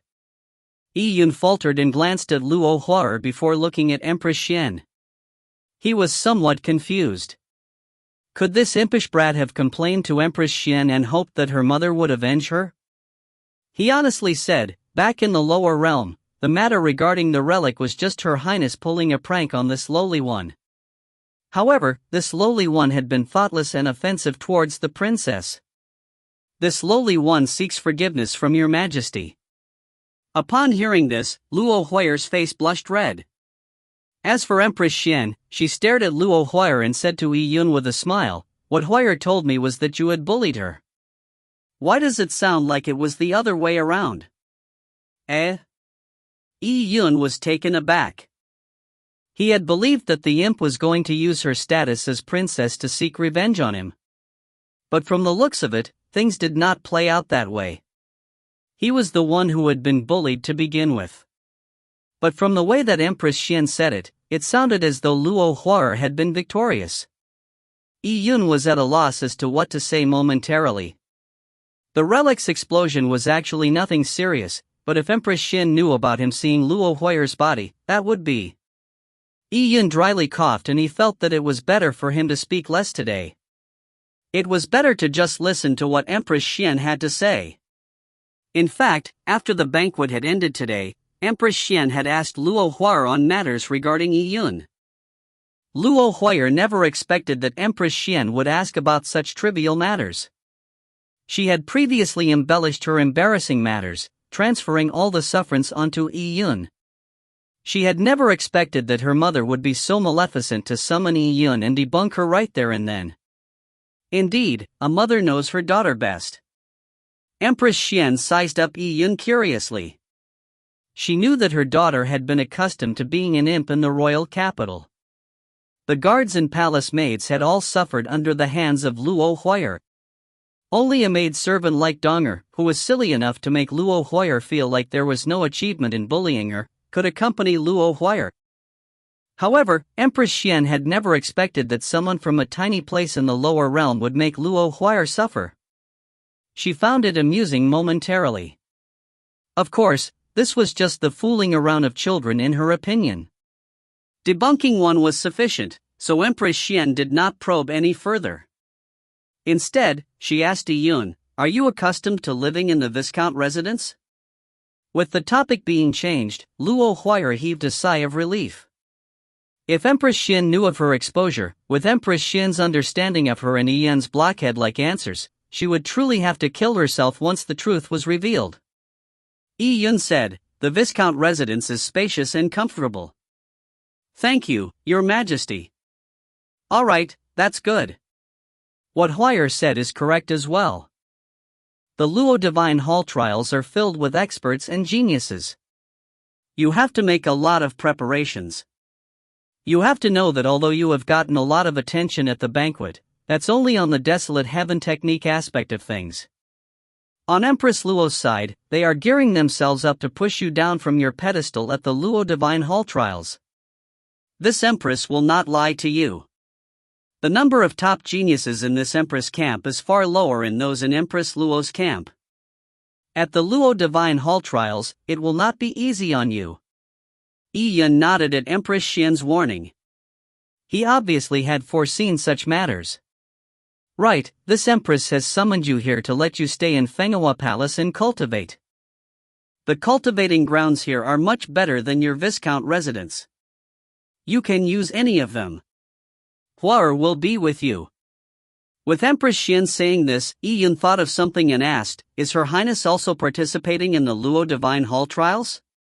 Yun had believed that with Luo Huier being at a suitable age, it was reasonable for her to join the Luo Divine Hall trials, but he never expected that Empress Xian would shake her head and say, "No, Huier will be going to the White Fox clan and participating in the collective training and trials in the White Fox clan. And in exchange, Princess White Fox will be staying for the Luo Divine Hall trials." Empress Xian's words caught Yun by surprise. Exchange? The Luo clan and the White Fox clan were to exchange princesses? What was that for? A right for the alliance of the two clans? Yun was somewhat curious, but asking Empress Xian directly was impolite. Furthermore, from the look on Empress Xian's face, she did not appear to be fond of the idea. Her slight change in expression made it clear. "Alright, as for your residence, Huier will arrange it for you. You can take your leave." Huier, take Yun around so that he familiarizes himself with the surroundings. After Empress Xian said this, she waved her hand. At this moment, Luo Huier was still extremely embarrassed. Upon hearing Empress Xian's instructions, she heaved a sigh of relief. Spitting out her tongue, she tugged at Yun's sleeves and said, "Leave quickly. Why are you so good at reading people? You nearly caused this princess to embarrass herself." Out of the hall, Luo Huier had pursed her lips and had said unhappily. Yun was rendered speechless. What the heck was this? You were the one lying, and all I did was tell the truth. I'm telling you. We'll forget about the relic explosion. If that matter ever leaks out, this princess will strangle you to death. Luo Huier said with a blushed face when she reached this part in the sentence. You know what I'm referring to, right? Luo Huier was too embarrassed to say it loud, but Yun had guessed it. He was tickled, but he endured it. Trying his best to have a serious expression on his face, he said, "I know what matter you are talking about." "I won't talk about it." "You still have the nerve to laugh." For some reason, Luo Huier had seen through him and she immediately flared up. Yun gave a look of grievance. He swore to the heavens that he did not even move his lips, but Luo Huier was already certain that he wanted to laugh. "This princess warns you. That matter is not to be spoken to anyone. It's best that you forget it at once. You lucked out and you still want laugh? You are infuriating this princess to death." Luo Huier said angrily. I'm not laughing. Yi Yun protested. Indeed, he had not laughed. You are thinking of laughing in your heart, so that counts. Luo Huier said with great certainty, as though she had seen through him. Yi Yun was rendered speechless. He knew that he could not outspeak Luo Huier, so he changed the topic of conversation and asked, Princess Purple Spirit, I want to ask you. Wait, it's better you call me Luo Huier. If not, Huier is fine as well. Princess Purple Spirit is too awkward. Fine. Huier, previously, Empress Xian mentioned that you will be participating in the trials at the White Fox clan, and Empress Xian appeared unhappy about the arrangements. Why was that so? With Yi Yun's question, a new bout of anger came from Luo Huier. As she ground her canines, she said huffily, It's all that witch, Empress Luo's idea. She wants her son to marry Princess White Fox. By marrying her, Crimson Firmament's status would be higher. And who knows what the White Fox clan is thinking, they actually agreed to it. However, despite the White Fox clan appearing to readily agree on the surface, how can they be assured to leave their princess here for the Luo clan's trials? Hence, they proposed to send me to the White Fox clan. As such, an exchange would put their minds to rest. According to Mother, Empress Luo has another idea. Not only does she want to allow Crimson Firmament to marry Princess White Fox, she wants this princess to be fancied by some fox guy at their clan. When the time comes, I'll be married off to the White Fox clan, then I won't have the qualifications to fight Crimson Firmament for the throne. Yi Yun stared with widened eyes at her when he heard this. There were so many hidden intents in this simple scheme. Then His Majesty has agreed to it? Yes, Father has agreed. Our Luo clan hasn't recovered yet and it is indeed in need of allies. However, if they are thinking of marrying this princess off, that will be naivety on their part. Those fox men are as effeminate as they can be. I won't fancy that, and if I disagree with it, Father will not force me. Yi Yun nodded. However, if the White Fox clan had a prince that was heir apparent pursuing Luo Huier, Emperor Luo would probably have to deliberate on it. If Crimson Firmament were to marry Princess White Fox, and Luo Huier were to marry the new White Fox Emperor, the two clans' alliance would become unbreakable. As for the Luo clan's greatest enemy, the Fey Phantasm sect, who came from the sinkhole, and had attacked all the way to the Luo clan's royal capital a few decades ago, they would no longer be as fearful. Yi Yun was somewhat worried for Luo Huier. When something that truly involved the continuation of a clan, a father's law might not be able to withstand the mission of an emperor. If not, he would not be a qualified emperor. Taking 10,000 steps back, even if Luo Huier had succeeded in resisting it, her standing in Emperor Luo's heart would drastically deteriorate as a result of this matter. It would then be highly unlikely that she would inherit the throne. Empress Luo's machinations seemed simple, but they were very deadly. This was probably the reason why Empress Xian had an unhappy look. As Yi Yun was thinking, Luo Huier's next sentence nearly caused him to stumble to the ground. Luo Huier said, I say, Little Yun, when you are taking part in the Luo Divine Hall trials, go win over the little White Fox's hand. If you were to snatch the wife-to-be of Crimson Firmament, that would be fun. He. What the hell are you talking about? Yi Yun was rendered speechless. I have a wife. Oh? You are married? But that's no big deal. In the Fey race, a warrior can engage in polygamy. It's nothing odd. Luo Huier said indifferently. Yi Yun stared at her and he could not be bothered to speak any further. However, if someone truly snatched Princess White Fox away, Crimson Firmament would probably be screaming bloody murder. That was not only the hatred coming from snatching his loved one, it also threatened his path to the throne. TCH, it was just a joke. Furthermore, even if you were to pursue her, you might not even succeed. That little White Fox has very high standards. She might not even think anything of you. He. Luo Huier laughed when she said this. She would never give up on a chance to strike at Yi Yun. If you find any errors, ads pop up, ads redirect, broken links, non-standard content, etc., please let us know. Report chapter so we can fix it as soon as possible. Chapter 874, The Fox is Here. Chapter 874, The Fox is Here. As Empress Xian's palace, Fenghua Palace was much better than the Viscount residence when it came to cultivating. It was practically one of the top cultivating grounds in the Luo clan royal capital. In the following days, Yi Yun peacefully cultivated in Fenghua Palace. His living arrangements were arranged by the palace maids that Empress Xian assigned to him. He cultivated together with Luo Huayr and they would spar at times.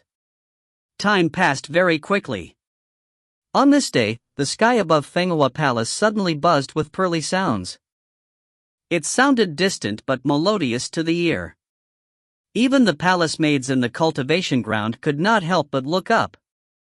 In a blink of an eye, a few white ribbons fell from the magnolia clouds, linking the sky to the ground. White lights beamed, as though a palace from the 9 heavens had descended. On the ribbons stood a line of figures. The person leading them had white hair that drooped down to the ground and he wore silk clothes under a fox fur robe. Several strongmen followed behind him. The other figures were beauties dressed in pink tops and blue skirts. The pearly sounds was a result from the adornments on their heads, which chimed in the wind. With these people appearing, they resembled immortals that lived in the heavens. They were a feast for the eyes and dazzling to the common people. The sound of their footsteps made anyone who heard them involuntarily feel like they were indulging in the greatest of pleasures. Yi Yun heard it for a moment before he cleared his mind and recovered his senses. Who are these people? Are they allowed to fly above Fenghua Palace? Yi Yun asked. Young master, they are people from the White Fox clan. A palace maid responded. People from the White Fox? It was surprising that they could fly above Fenghua Palace. Typical nobles had to land from afar when they approached the royal palaces and enter the palace by foot. The expedition of the White Fox clan had magnolia clouds paving their paths, accompanied by divine music, making them appear like gods. This was very different to the Luo clan. Whenever the Luo clan's royal family went on an expedition, they would usually choose a domineering mount with ancient Fey bloodlines. It would look full of pomp, but it would lack a certain bit of elegance. It's rather elegant, Yi Yun said. He knew that the magnolia clouds and ribbons were something similar to spirit cruisers. However, the price of them was a lot more higher. As for the adornments, they must have had mystical arrays engraved on them. Yi Yun recalled Princess White Fox, who he had met at the banquet. It couldn't be her, right? The white ribbons descended towards Fenghua Palace, and in a while, a palace maid came from the front hall and said, "Young Master Yi, Her Majesty and Her Highness invite you over." "I'll be right there." Yi Yun changed out of his cultivation clothes and he followed the palace maid to the front hall. Upon entering, Yi Yun saw the dozen or more girls who previously stood on the ribbons. The girls' faces were like peach flowers and they were all very tall. They looked nearly identical, clearly a result of a careful selection. Yi Yun noticed their charming eyes with their fox tails swaying behind them. Indeed, they were girls from the Fox clan. And on the main seat of the hall sat Empress Xian. And slightly lower than her sat Luo Huayr on the left and a person with white hair dressed in fox fur on the right. Yi Yun was truly taken aback seeing this person's appearance. The person's white hair shimmered with a silver light, and it sprawled down from his head like now. He was clearly a male, but his looks were more exquisite than a female. In the middle of his brows were 3 cinnabar dots, adding a feminine touch to him, but he emitted a manly aura, reminiscent of a dragon. He was clearly an esteemed man who had lived through chaotic times. "How is it, little Yun? Are you surprised? That is a male seductive fox." At this moment, Luo Huayr's voice transmission echoed in Yi Yun's ears. When Yi Yun heard Luo Huayr's words, he nearly burst out laughing. Thankfully, he was not drinking tea, or he might have sprayed it all out. From the sound of Luo Huayr's tone, she was displeased with the white-haired youth. At this moment, Empress Xian spoke. "Third prince, this is Yi Yun." "Yi Yun, this is the third prince of the White Fox clan. He came specially to visit our Luo clan royal capital. He had heard news of your performance at the banquet and he wanted to meet you. Third prince is also a person who appreciates talents. Your Majesty, you can just call me Bai Yueqing," Bai Yueqing said. His voice sounded pleasant to the ears, but it sounded a little effeminate. He smiled at Empress Xian before looking at Yi Yun. The moment that he was looked at by the third prince of the White Fox clan, Yi Yun felt that he was being probed. This feeling was very weak.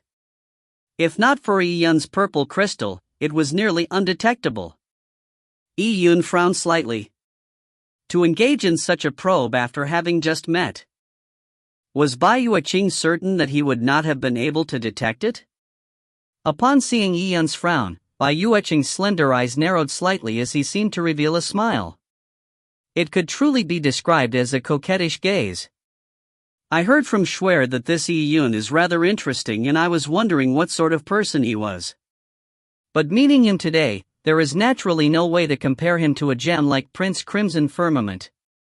Even compared to Prince Crimson Firmament's subordinate, Luo Mo, it seems like he is far inferior. In terms of cultivation level, strength and foundation, especially his body's lifeblood strength, it is far inferior to the Fey race. However, Schwer seldom exaggerates. Since she described the situation at the banquet, it is apparently true. However, it is highly unlikely that he modified the 72 introductory moves himself to refine an outstanding third-grade relic. Yi Yun probably managed to come across a fascinating modified mystic version of the 72 moves, and he had specially prepared for the banquet to make such an astounding performance. If not, why was there a need to request to compete in introductory moves? Bai Yueqing quickly came to a conclusion. He did not believe there was such a level of genius in this world. It was likely that Yi Yun had used a clever trick or some other deceptive methods. He had hoped that Princess White Fox would tie the knot with Prince Crimson Firmament after going to the Luo clan, so that both sides would form an alliance. In the future, when Bai Yueqing inherited the throne, his power would be stabilized as a result. The White Fox clan's reputation would increase and it would expand its influence. However, after Princess White Fox saw Yi Yun, her description of Prince Crimson Firmament was rather dull, and instead, she had talked more about Yi Yun. She had even said that Princess Purple Spirit and Yi Yun appeared like old acquaintances and it even looked like a good relationship. Back then at the banquet, Yi Yun sat beside Princess Purple Spirit, and he was just across Princess White Fox. This made Bai Yueqing extremely unhappy. Hence, the moment he came to Fenghua Palace, he immediately requested to meet Yi Yun. However, when he met Yi Yun, Bai Yueqing was somewhat disappointed. He had the White Fox Heaven Eye, so he could tell Yi Yun's cultivation level and strength at a glance. At the beginning stages of the Heaven Ascension realm, Yi Yun was not worthy enough for him, even if Yi Yun was skilled in the Desolate Heaven technique. Furthermore, in terms of background and status, Yi Yun was far inferior to him. If he took Yi Yun as a love rival, that would be sully his status. He believed that Luo Huar would definitely not truly fall in love with Yi Yun. From Luo Huar's innocent demeanor, he believed that she did not think about boy-girl relationships too much. It was unlikely she would be moved by anyone. Hence, it was best if he slowly nurtured their feelings on this matter. Bai Yueqing smiled after these thoughts flashed in his mind. "So you are Yi Yun. Your performance is pretty good." Bai Yueqing nodded his head slightly, while his tone sounded like a warm spring breeze. "This male seductive fox sure is cocky. Who does he think he is? He thinks he's some heaven's gift to women. Does little Yun even need his evaluation?" Luo Huaiher pouted her mouth and began transmitting her voice to the people around her. When Yi Yun heard this, he held back his laughter and remained silent. If you find any errors, ads pop-up, ads redirect, broken links, non-standard content, etc., please let us know. Report chapter so we can fix it as soon as possible. Chapter 875, Luo Huaier's Maleficent Idea. Chapter 875, Luo Huayer's Maleficent Idea. Your Majesty, I came here firstly to visit the Luo clan royal capital on invitation, and secondly to see Princess Purple Spirit. And as a matter of convenience, I will take the princess to the White Fox clan. Bai Yueqing turned towards Luo Huayer, his tone suddenly sounding even more pleasant. The way he looked at Luo Huayer made her feel uncomfortable all over. What is this male seductive fox doing? Why are his eyes so salacious? It's giving me goosebumps all over. And from Ian's side, he felt that the arrogant Bai Yueqing had now changed the way he looked at Luo Huayer. It was tender, and like his mouth was filled with honey. Ah, is this person one of the White Fox princes that you previously mentioned, one that might fancy you? Ian asked with a voice transmission. But from the looks of it, it was no longer a possibility, but a fact. Luo Huayer stared with widened eyes. That can't be. That old witch, Empress Luo, has already found someone. Furthermore, it's a male seductive fox. Just being around that fellow gives me goosebumps all over, alright? Only then did Luo Huayer come to a realization. Empress Luo must have sold her. Allowing Crimson Firmament to marry Princess White Fox on one side, while on the other side, she was sold to the White Fox clan. It was killing two birds with one stone. Bai Yueqing had been invited by Empress Luo. He came here for her. No wonder the moment that this person appeared, he gave Luo Huayer a feeling that the way he looked at her was rather strange. Alright, this princess still hasn't even gone to the White Fox clan, and a candidate has already been chosen for her. The candidate has even been summoned here. Huayer. At this moment, Empress Xian spoke lightly, cutting Luo Huayer, who was about to flare up, off. She glanced at Luo Huayer and gave her a nearly unnoticeable shake of her head.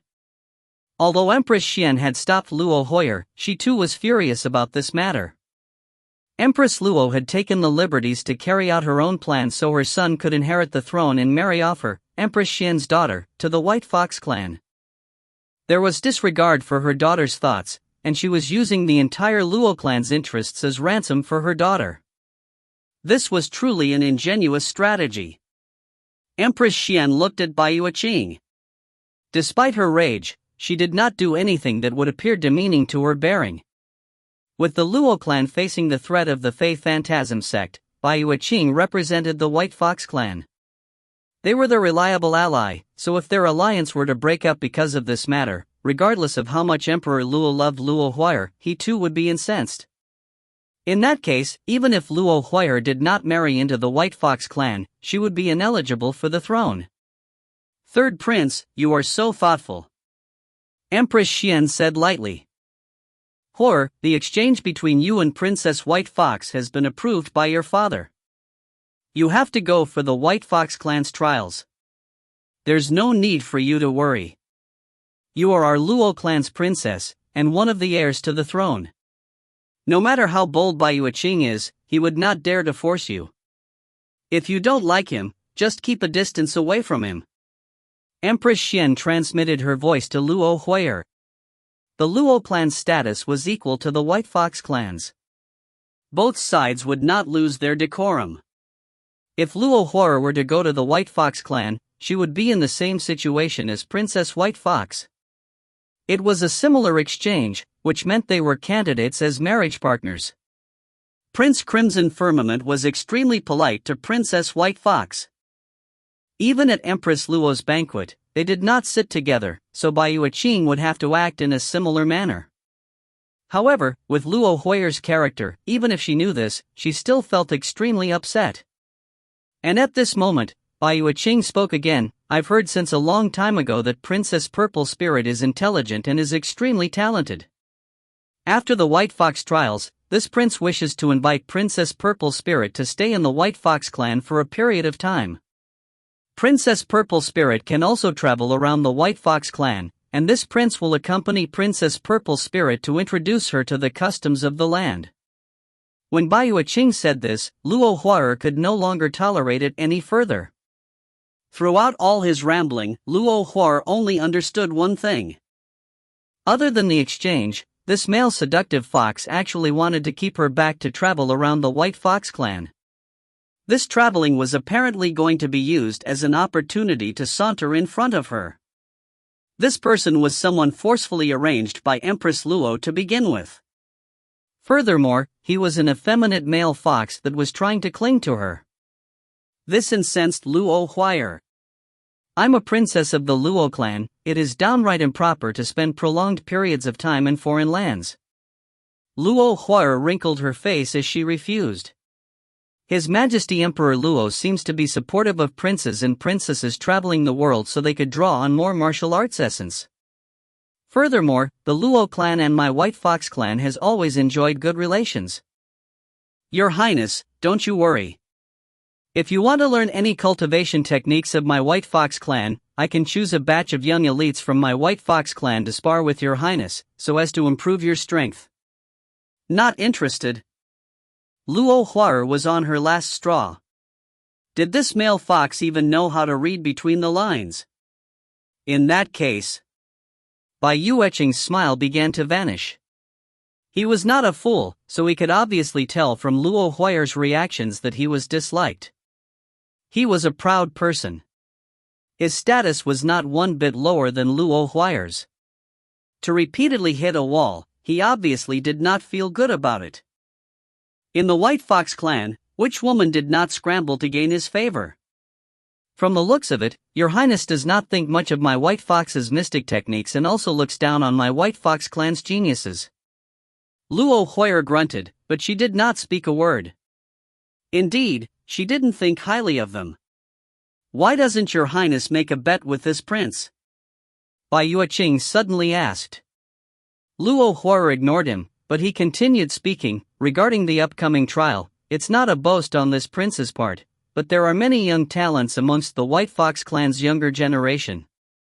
This prince's younger sister, Princess White Fox, is an obvious case that does not need mentioning. If your Highness doesn't think highly of my White Fox clan's young talents, this prince can get a number of them to give up on the White Fox trials and transfer them to participate in the Luo clan's Luo Divine Hall trials. We can learn through an exchange. Your Luo clan's young geniuses can also come to my White Fox clan. Finally, we can compare the final results.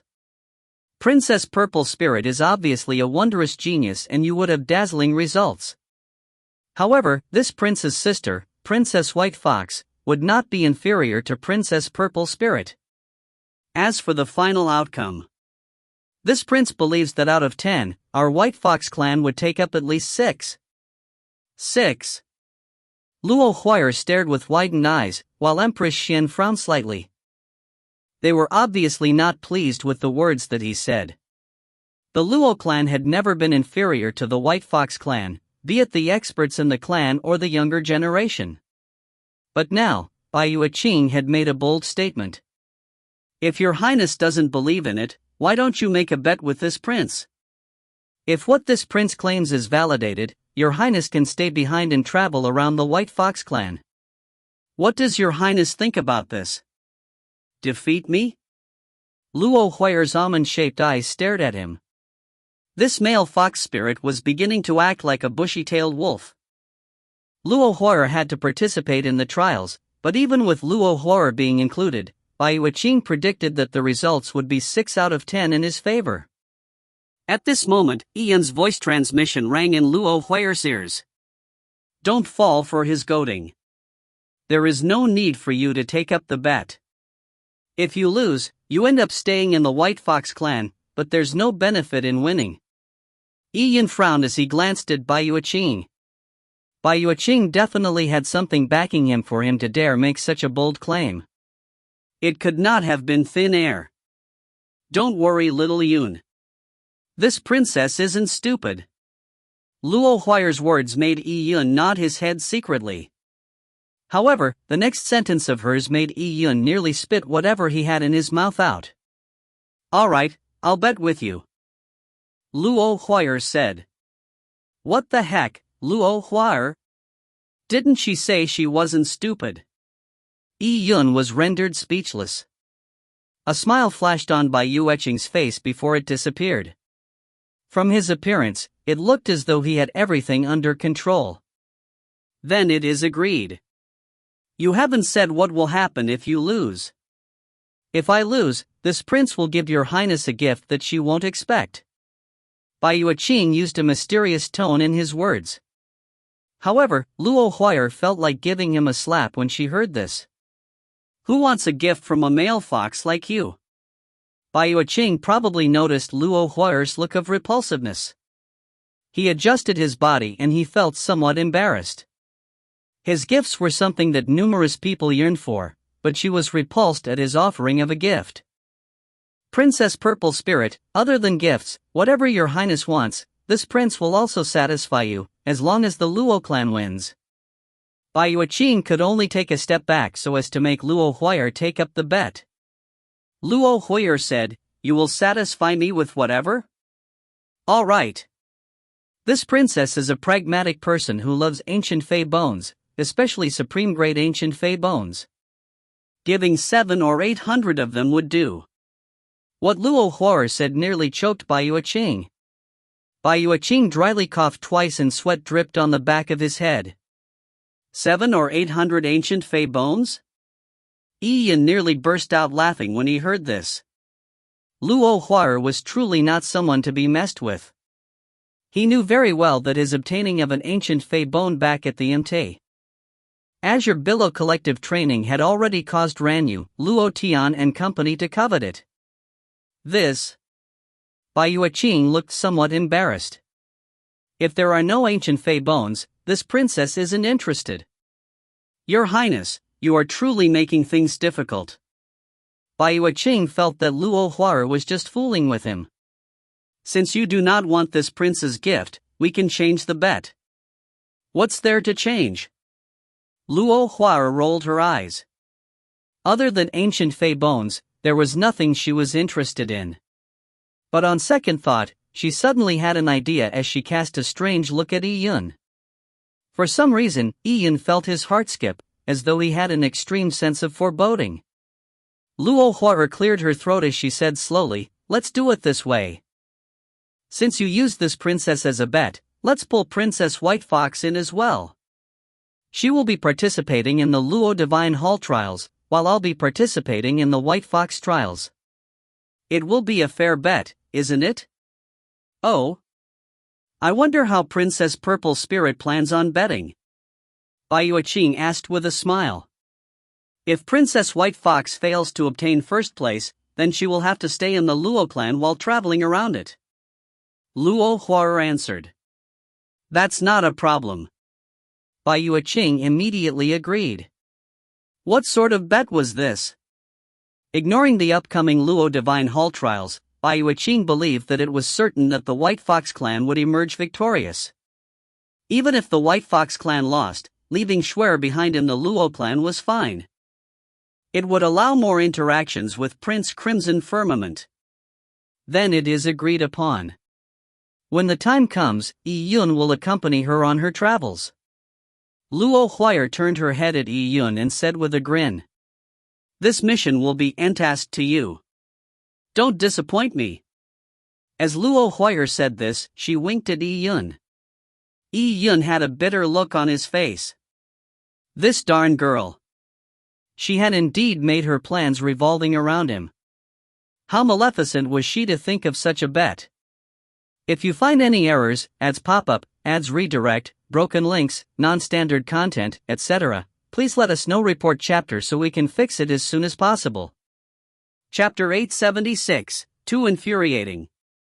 Chapter 876, Too Infuriating. He knew very well that what Luo Huayr said by "don't disappoint me" had a deeper meaning to it. And in fact, this bet was all a result of Luo Huayr's playful mindset. She was essentially a young brat who craved to see the world plunge into chaos. Huayr, you are up to your wanton mischief again. At this moment, Empress Xian's Yuan Qi voice transmission rang. Do you know what thoughts Crimson Firmament will have if your bet were to come into effect? Yun will become the sty in his eye, a cause of pain he will rid off. Despite hearing Empress Xian's words, Luo Huier said in a displeased manner, Yi Yun is already the sty in Crimson Firmament's eye. Making it a little larger would not make a difference. Furthermore, I'm also a sty in Crimson Firmament's eye. Empress Xian did not speak further with Luo Huier's retort.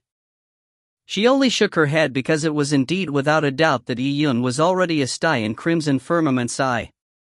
Your Highness, are you pulling my leg? Bai Yueqing's smile faltered slightly. Although Bai Yueqing did not believe that the White Fox clan would lose to the Luo clan, Luo Huier's words sounded rather harsh on his ears. Letting Yi Yun accompany Princess White Fox on her travels? Bai Yueqing gave Yi Yun a look of disdain. He is unqualified. This prince would not agree to this bet.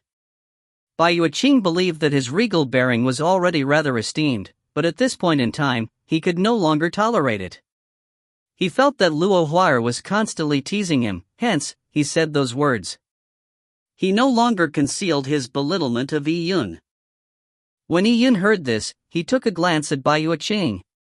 He saw in Bai Yueqing's eyes a feature only seen in wild beasts, a cold urge to kill. In fact, he had sensed the White Fox's belittlement and animosity right from the very beginning. Yi Yun was also not someone to be messed with either. Having been earmarked for attacks, he said, the two of you are intending for me to accompany Princess White Fox on her travels, but you have yet to ask for my thoughts. I want to say that I don't have any intentions traveling with Princess White Fox, to begin with. The opportunity you think I'll be yearning for is actually worth nothing to me. Yi Yun's final words were directed at Bai Yueqing. Bai Yueqing was dumbfounded hearing this.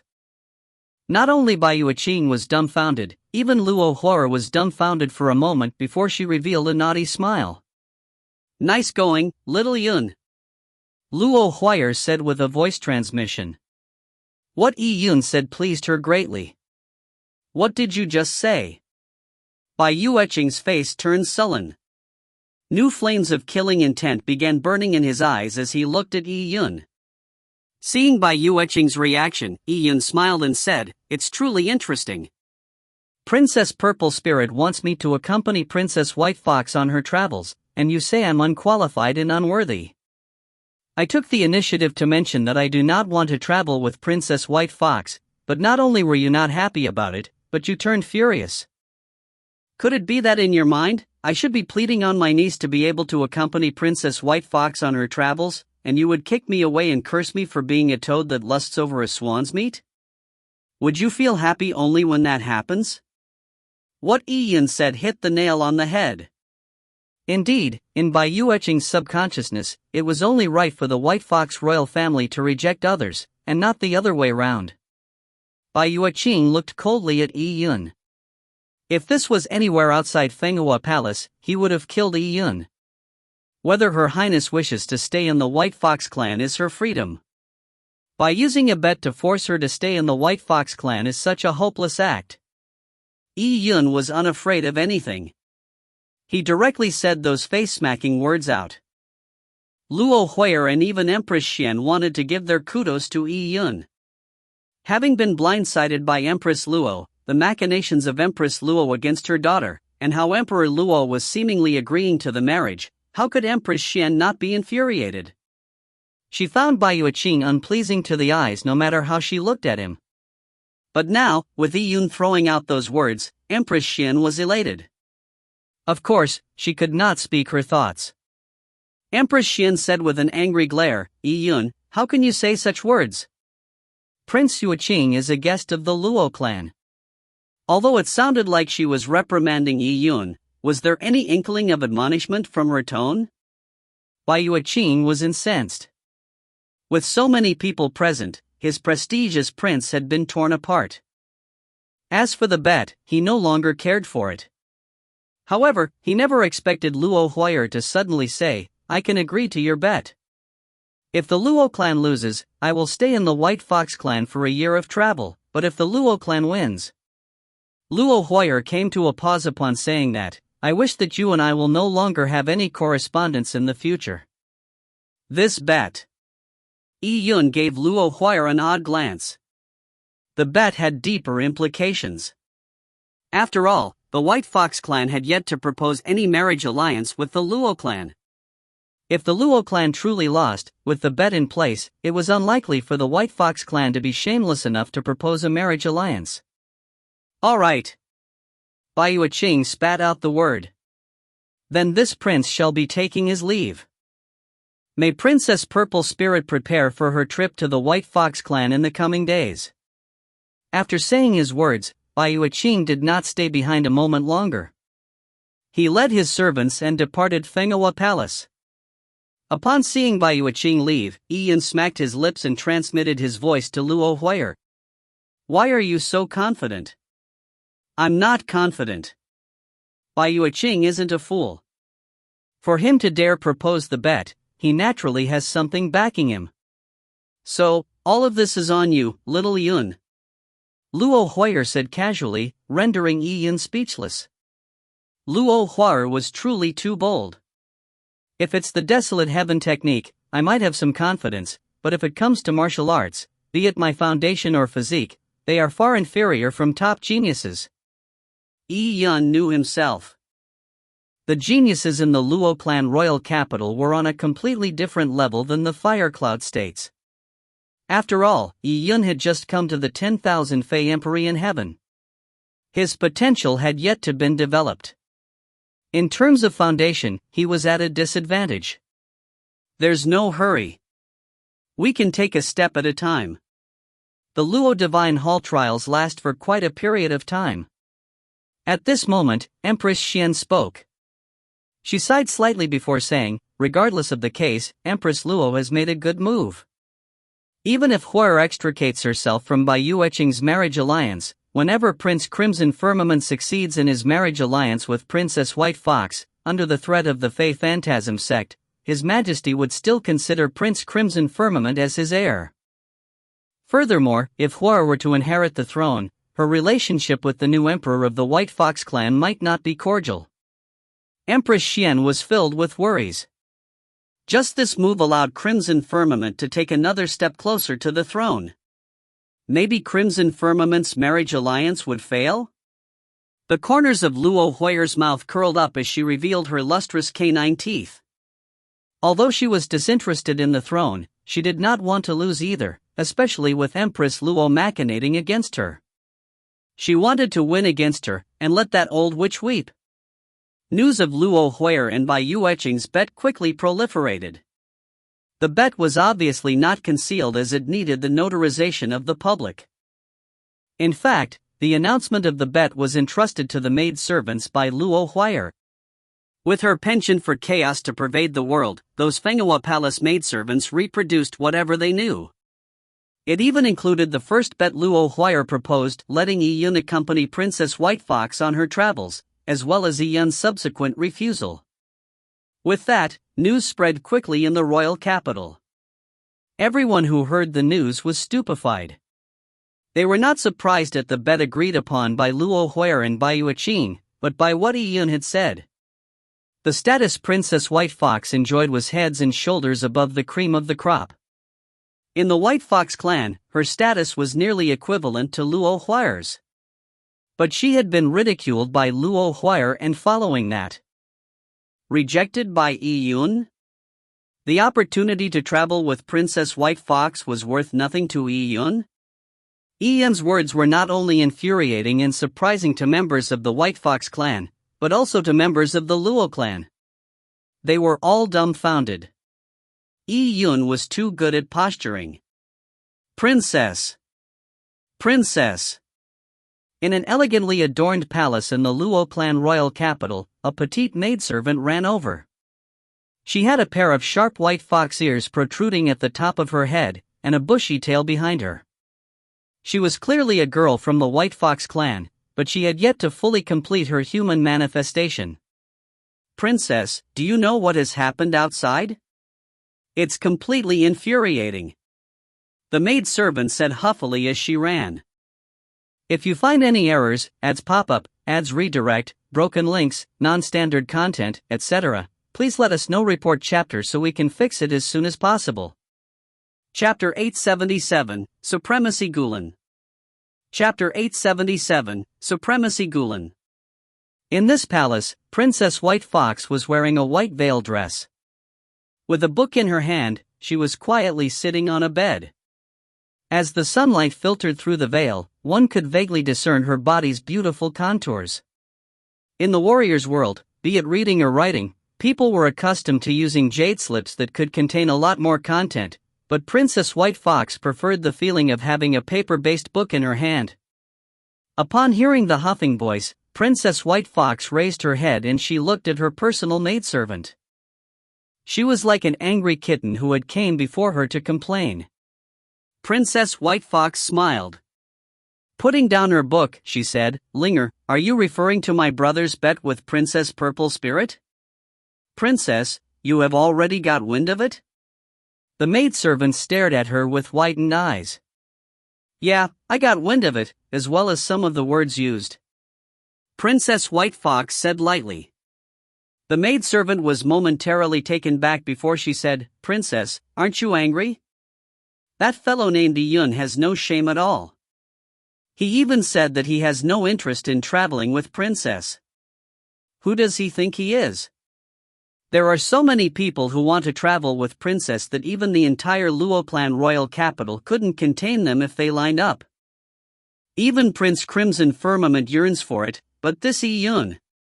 Princess White Fox said with a laugh, "Everyone has their own preferences and choices. You may like beautiful clothes and accessories, but warriors like superior-grade sabers and swords, and a farmer might like fertile soil. There's nothing odd about that. So, why should I be mad? However, there is one point that is true. As Princess White Fox, I represent the entire White Fox clan. My pride is the glory of the White Fox clan. Regardless of anything, Luo Hoyer and Yun's words can be considered a challenge to me. At the Luo Divine Hall trials, I would probably be with Yun. When the time comes, I want to see what Yun's true strength is."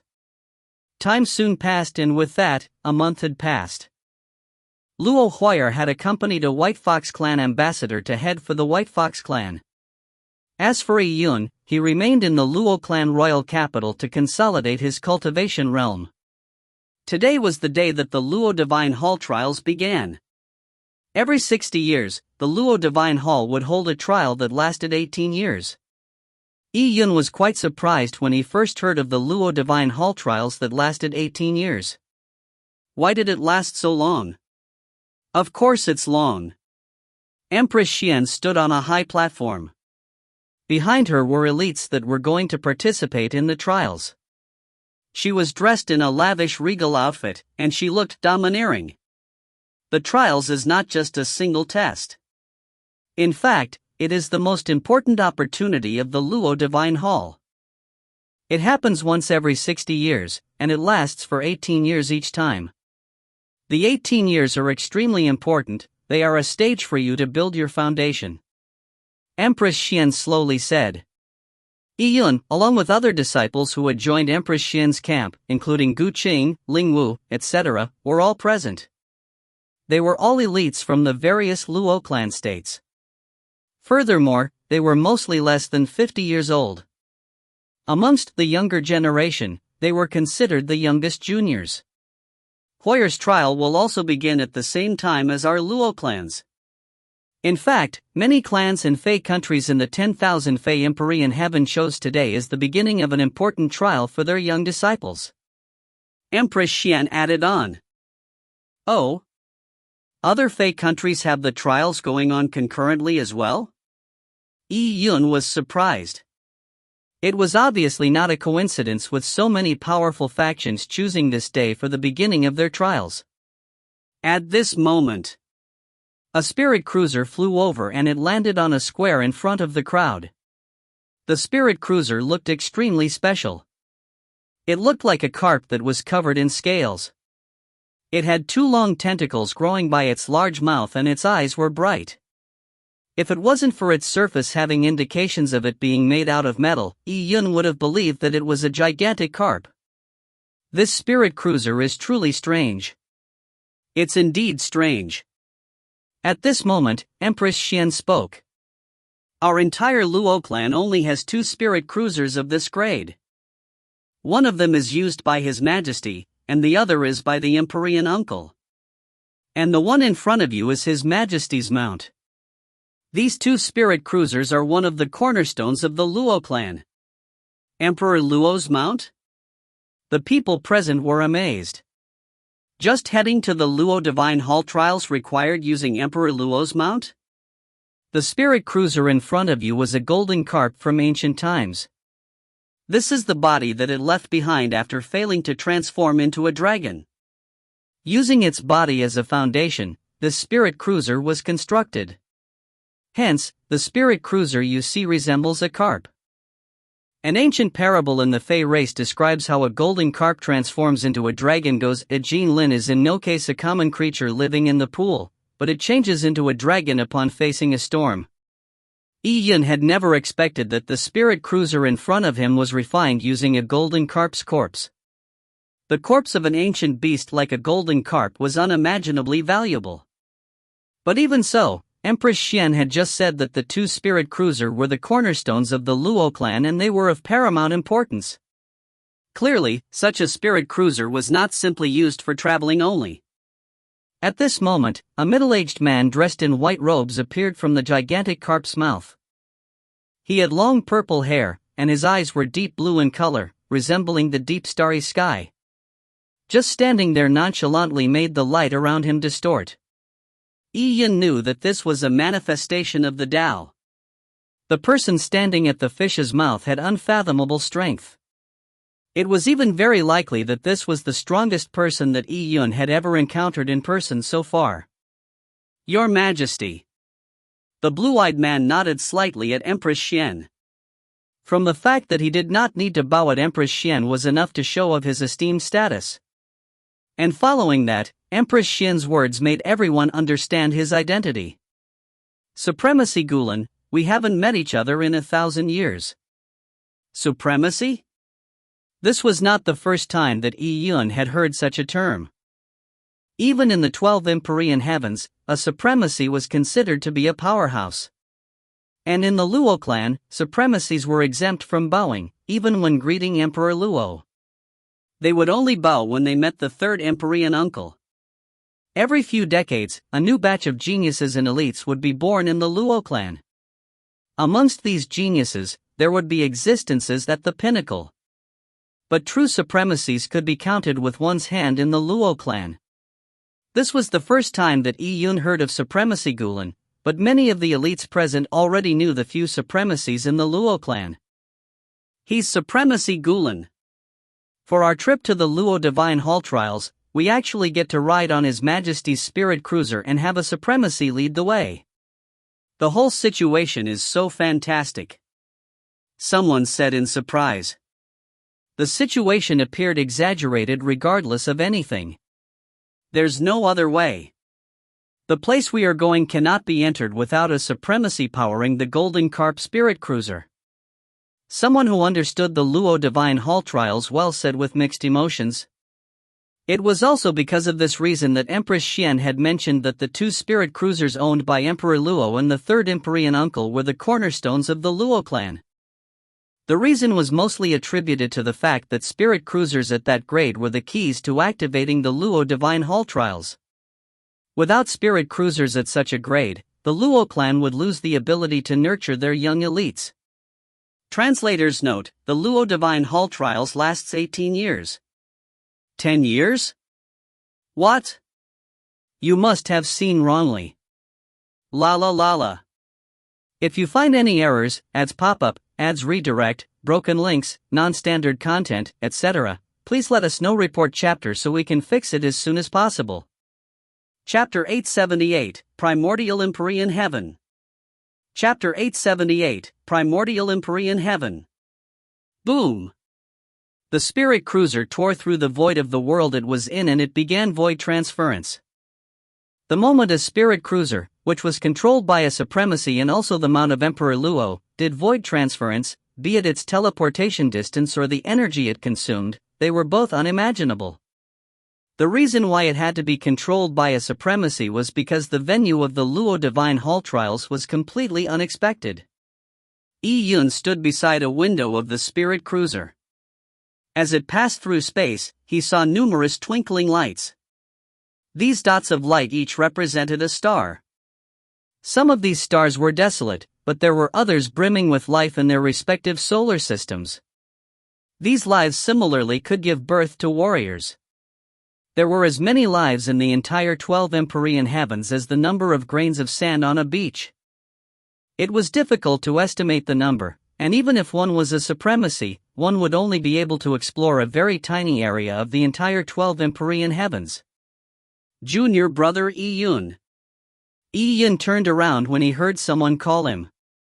He saw a young man and woman walk towards him. The man was lanky while the woman was petite. I'm Gu Chung. She's Ling Wu. We are both members of the younger generation in Empress Xian's camp. We might be considered pretty alright in our states, but compared to junior brother Yi-Yun, we are far too inferior. Gu Cheng laughed.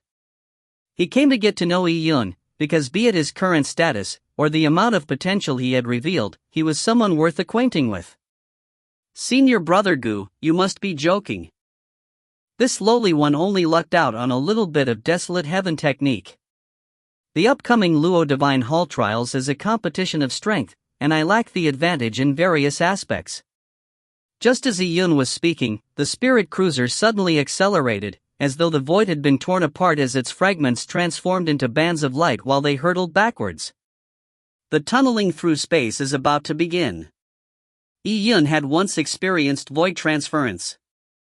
But compared to the void transference on the spirit cruisers he had ridden before, the bands of light were more than 100 times brighter.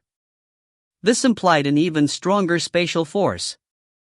It was no wonder that a top-grade spirit cruiser used by Emperor Luo was deployed for this trip. If it was any ordinary spirit cruiser, it would be torn apart by the force of the spatial storms. Where are we going? Yi-Yun could not help but ask. He was still clueless about the Luo Divine Hall trials. To the primordial Empyrean heaven.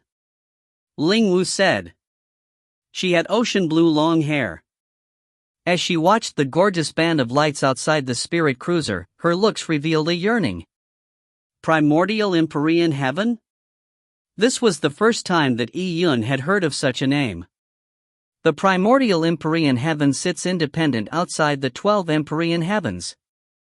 Its volume is relatively smaller than the 12 Empyrean heavens, but its status is extremely pivotal.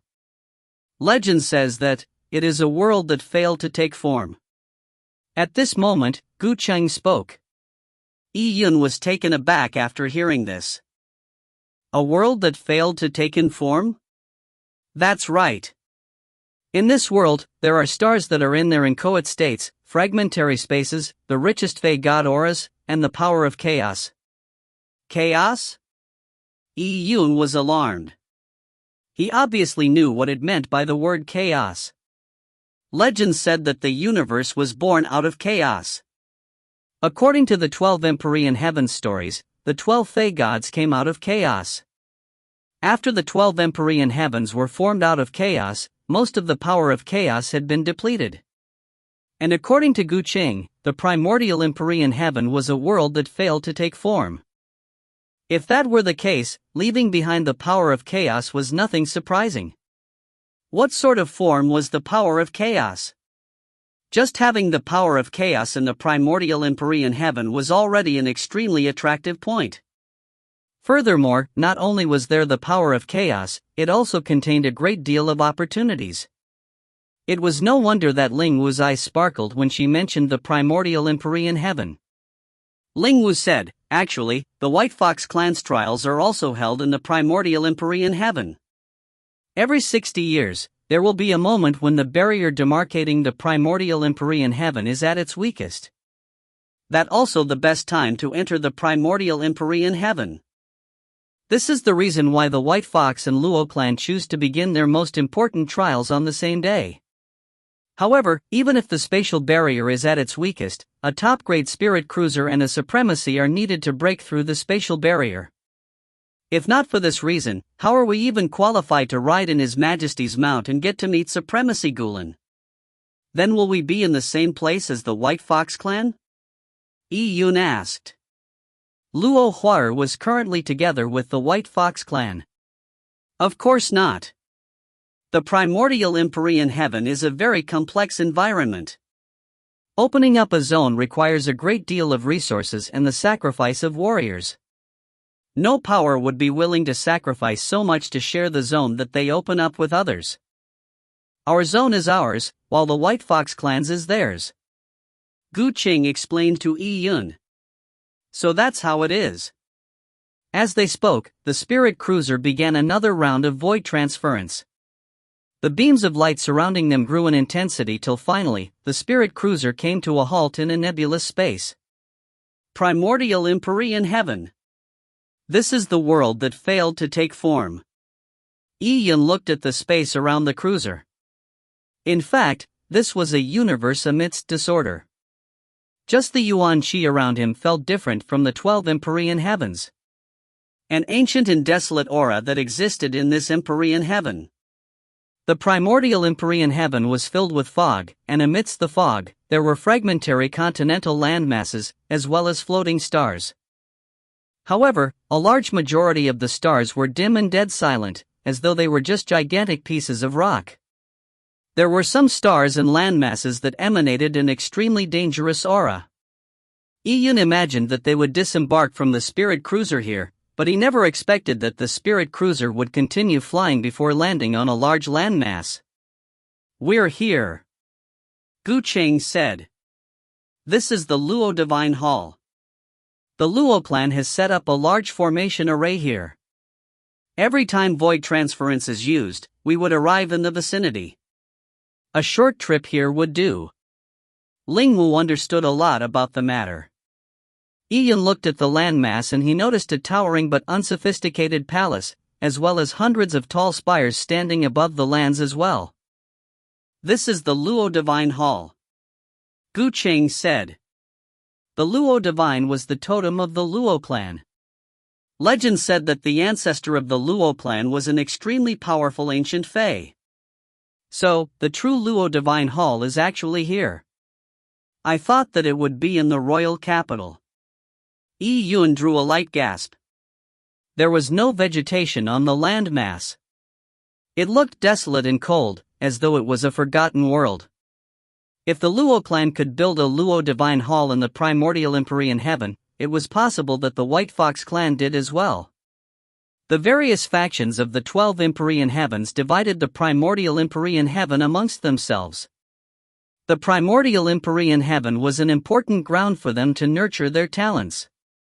There was a delicate balance maintained amongst the factions, with each going their own way. A few Luo Divine Hall elders, who were stationed here, had already been waiting mid-air. From today onwards, you will be spending the next 18 years here. After 18 years, it is unknown how many of you will be able to leave on the spirit cruiser alive. And amongst you, how many would experience a complete metamorphosis to become a dragon or a phoenix amongst people? Disembark the spirit cruiser. Another thin elder took a step forward as he said. This elder was truly direct. The disciples, who had just arrived in the primordial Empyrean heaven, were still feeling fascinated about their surroundings. But at the moment that they arrived, it was like a figurative basin of cold water was poured over them to dampen their spirits. Many of them immediately wiped the wonderment from their minds and fighting spirit and diligence appeared in their eyes. If you find any errors, ads pop up, ads redirect, broken links, non-standard content, etc., please let us know. Report chapter so we can fix it as soon as possible. Chapter 879, Chaotic Laws. Chapter 879, Chaotic Laws.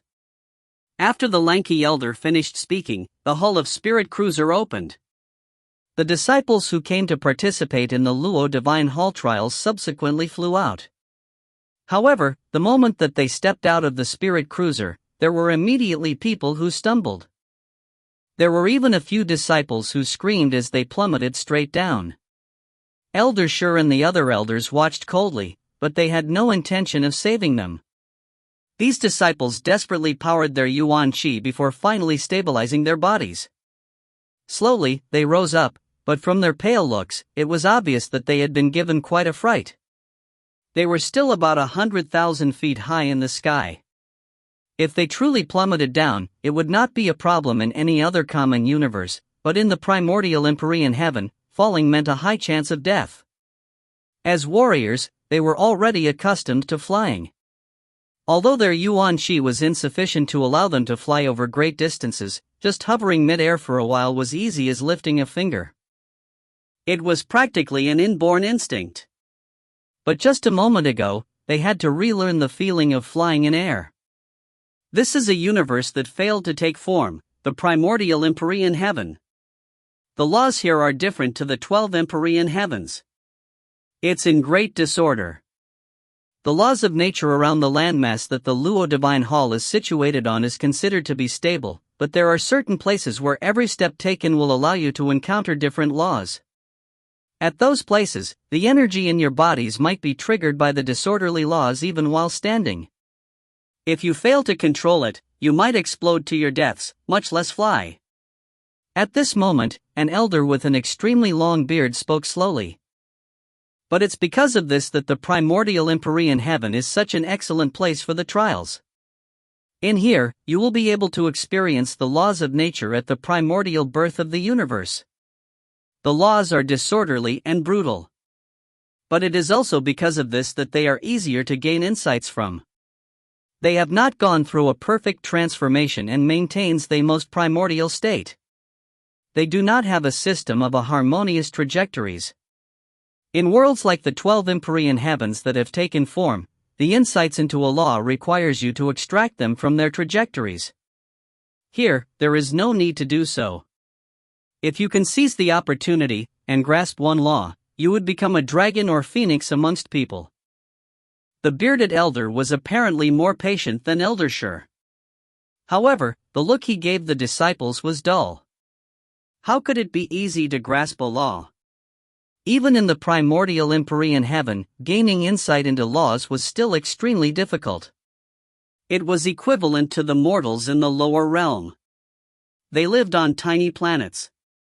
Even if they grasped a tiny law and used the law to fly out of their planets, they were still no different to an ant when it came to the universe. It was extremely difficult for an ant to even try fathoming the vastness of the entire world. It was as though the bearded elder had not spoken in a very long while. Having said his piece, he fell silent. They had volunteered to stay in the Luo Divine Hall. Other than protecting the Luo Divine Hall, they also went into reclusive cultivation here. The disciples who were still in the spirit cruiser were appalled. They never expected that just moving alone was difficult enough in the primordial Empyrean heaven. They still needed to gain insight into laws and battle. With the lessons drawn from the mistakes of those before them, the remaining disciples were careful when they flew out of the spirit cruiser. Although many of the disciples had jolted themselves to give their all, they were still unable to find their footing after flying out. Even after familiarizing themselves with the surroundings, they were still unable to stand freely. It was as though they would plummet at any time. However, there were a group of people who adjusted to it faster. After a few moments of stumbling, they were able to barely stand firm, with no signs of them falling at any time. Immediately, the disciples who failed to find their footing felt that their faces were burning. The setback was too great to be immediately proven to be inferior to the other disciples upon arrival at the trial. However, no matter how well the disciples performed, the two elders that protected the Luo Divine Hall had their eyelids lowered. They did not pay any attention to them. It's senior brother Luo Mo. Someone suddenly shouted from amidst the crowd.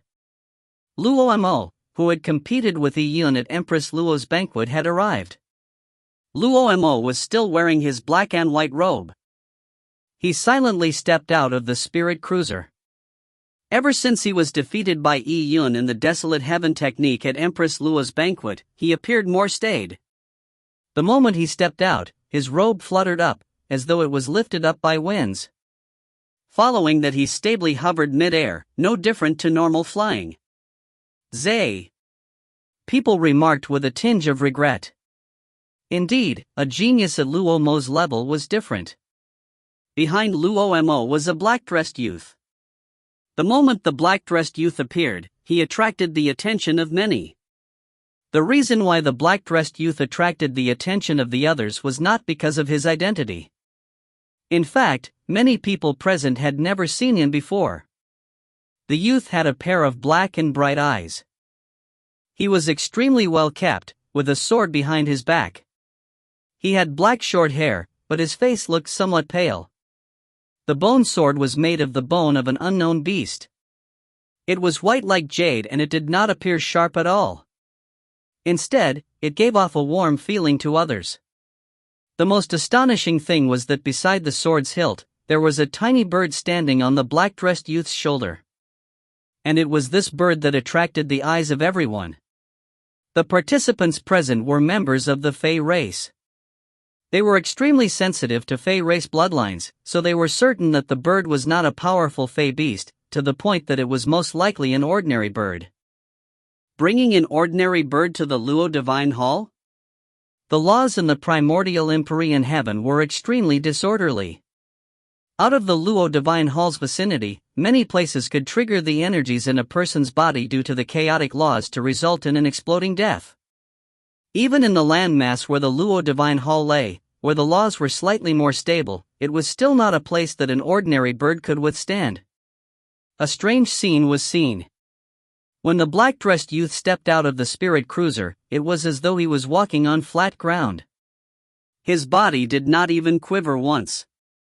Even the bird on his shoulder was turning its tiny head in an alacritous manner. From time to time, it would issue clear sounds of chirping.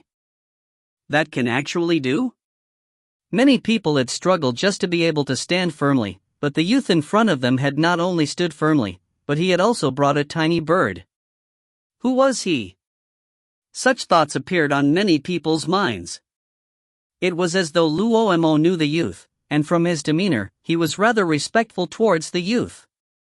At this moment, Ran Shui, Luo Divine Hall had begun to come out of the spirit cruiser. As two of the four young masters of the royal capital, the both of them were members of the younger generation that were younger than 100 years old. Obviously, they would not miss the Luo Divine Hall trials. Just as Ran Shui and Donlin, you were about to step out of the spirit cruiser. Phew! The sound of the tearing of the void resounded as air was pushed apart. The surrounding laws also turned chaotic. The young disciples, who had struggled to find their footing, stumbled again, as though they were tiny boats bobbing on a huge wave. People looked up as a gigantic white spirit cruiser descended and it landed near the Luo clan's spirit cruiser. It's the White Fox clan's spirit cruiser. The gigantic white cruiser had a line made up of large beads across the keel of the boat that resembled the eyeballs of beasts. The line gave off a feeling full of mystery. It's Princess White Fox and the disciples of the White Fox clan. A young Luo clan elite said. If you find any errors, ads pop up, ads redirect, broken links, non-standard content, etc., please let us know. Report chapter so we can fix it as soon as possible. Chapter 880, Shadow Twins.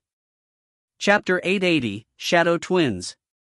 At the Luo Divine Hall trials, the Luo clan and White Fox clan had exchanged quite a large number of elites. A number of elites that Empress Luo had nurtured were sent to the White Fox clan. As for the White Fox clan, it had sent an extremely strong lineup that accompanied Princess White Fox. At the trials, it was not only a competition between Empress Luo and Empress Xian, it was also a competition between the Luo and White Fox clan. This destined the trial to be an intense competition. At this moment, an arc of light shot out of the white spirit cruiser as its hull opened. Appearing from inside the hull were a group of lavishly dressed White Fox disciples. The male disciples made up no more than 20%, while the rest were all female disciples. At a glance, there were dozens of White Fox clan beauties. Any one of them had beauty that could topple kingdoms. The White Fox clan's ancestor was a powerful ancient fae, the nine-tailed White Fox. Female White Fox that took human form had an inexplicable charm, and they were considered one of the most perfect beings in the world. But now, this group of female disciples were one of the most elite girls amongst the White Fox's younger generation with the purest bloodlines. Their looks, bearing, and figures were impeccable. The group of beauties that suddenly appeared had different charms. There were those with ample chests or those with slim waists. Some had long, slender fair legs, while others that did not look tall would be petite and adorable. Some had temperaments as cold as jade, as though they were lofty snow lotuses, and there were others that were sultry, and completely capable of bringing down a country to its knees. Most of them wore fine silk-veiled clothing, and all of them standing together projected an astounding feeling. Amongst the young male elites of the Luo clan, not everyone was a blessed son of heaven who were pursued by girls like Luo Mo. There were some relatively common male disciples. Being able to suddenly see a bevy of beauties in all styles, they were momentarily dazed when they vaguely made out the beauties' fair legs and arms through the thin veils. Upon seeing the Luo clan's male disciples looking at them dumbfoundedly, there was a slight stir in the White Fox clan. They began giggling, with laughter as pleasant sounding as Oriole's birds. The White Fox clan indeed lives up to its fame as a charming species. These girls must have cultivated in some illusionary charming techniques. Their auras have already been fully integrated into their bodies. Even without exercising their charm, they can still influence the minds of people. Yun came to a conclusion upon seeing this scene. Ignoring the looks of the White Fox girls, just their reactions alone could stir up a male's dominating desires. The long-mustached Luo Divine Hall elder frowned slightly. Emperor Luo had instructed him to lead the Luo Divine Hall trials. Although quite a number of Luo clan geniuses had been sent to the White Fox clan, he could not allow the Luo clan to embarrass itself. He interrupted the dazed Luo clan youngsters present with a soft grunt. After a momentary surprise, they hurriedly focused their minds and looked somewhat embarrassed. They had also realized that their reactions were quite embarrassing, and they had unknowingly fallen for the other party's tricks.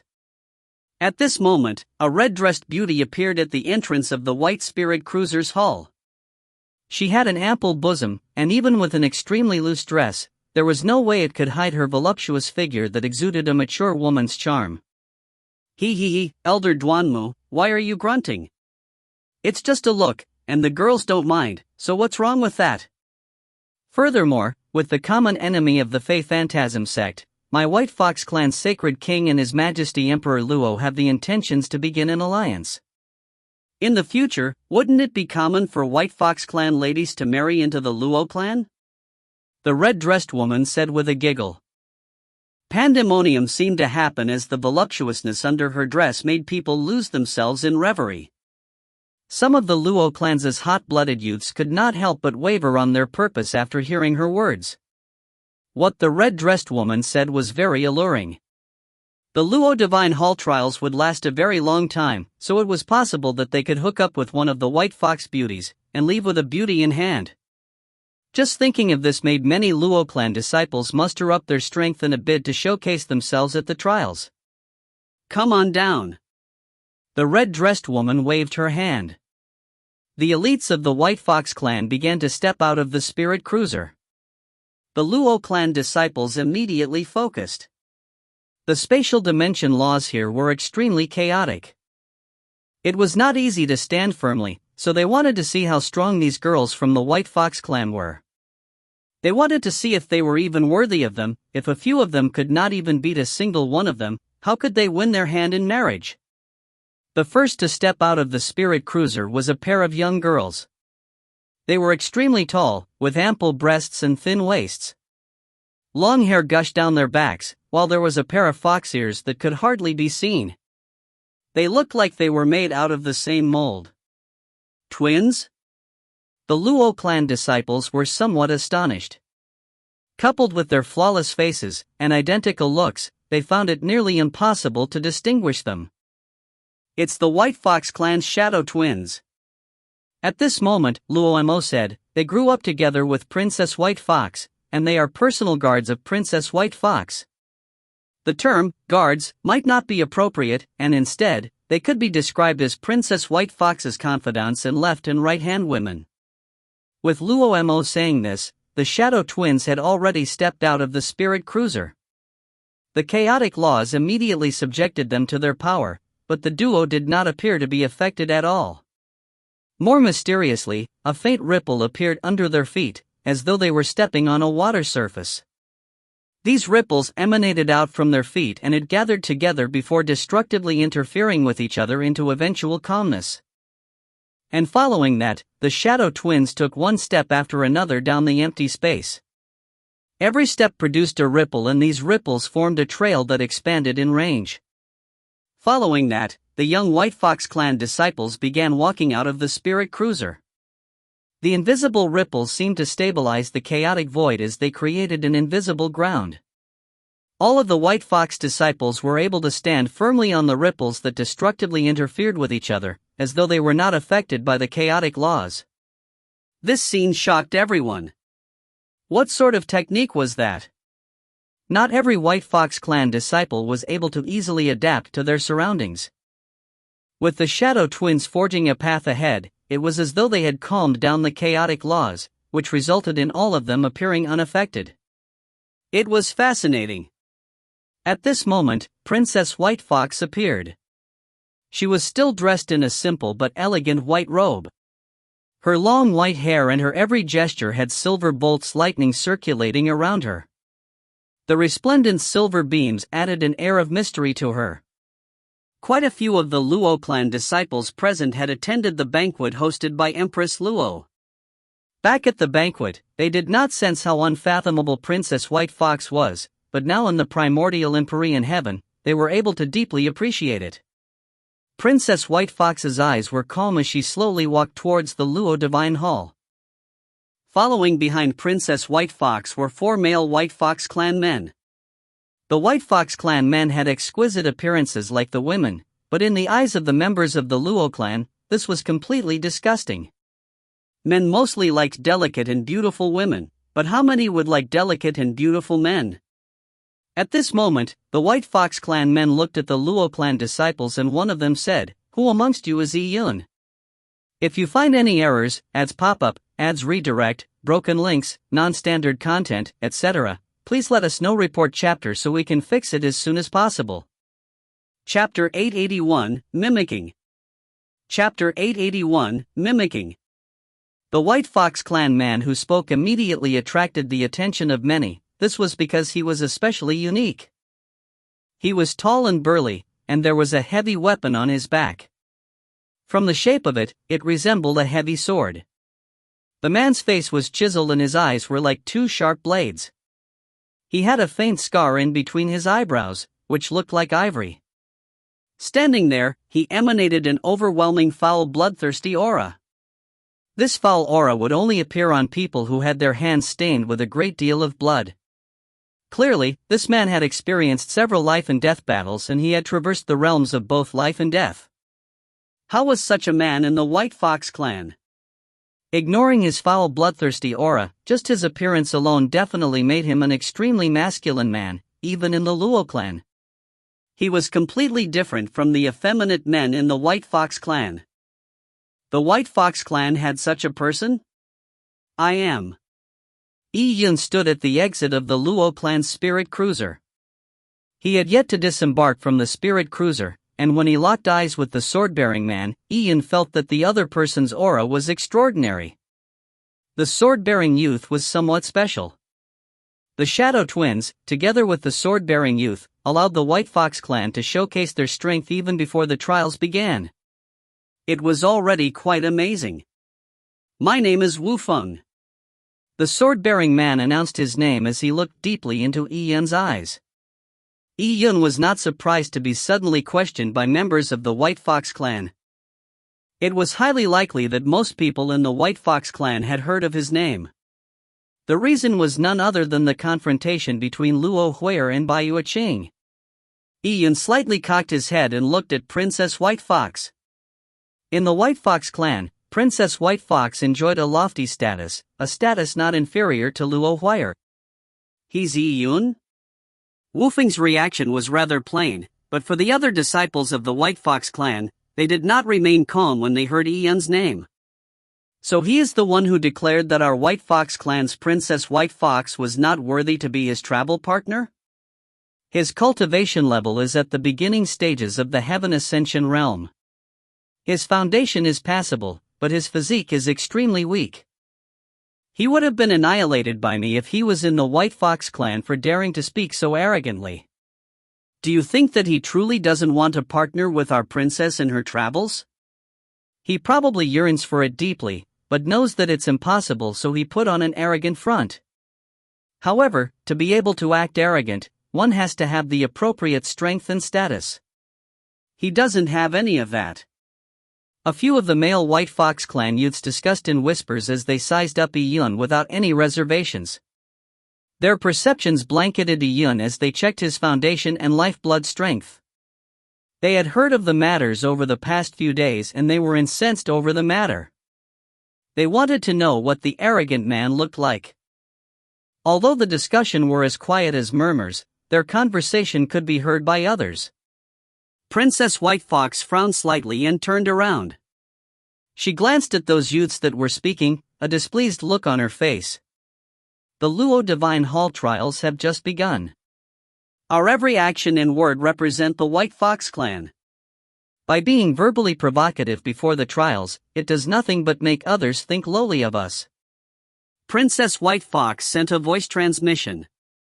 The few White Fox youths choked up, and they did not dare to refute her. Your Highness, your teachings are sensible. Words mean nothing. When the trials begin, we will let that arrogant fellow know the strength of our White Fox clan. They knew about the bet about the trials between Luo Huar and Bai Yueqing. Bai Yueqing had also specially informed them of the importance of the trials. Other than the bet, if they were able to crush the Luo clan in the trials, they would also gain the upper hand in the upcoming forging of the alliance between the Luo clan and the White Fox clan. Without a doubt, those who managed to obtain good results at the trial would make a name of themselves. Yun, aren't you coming down?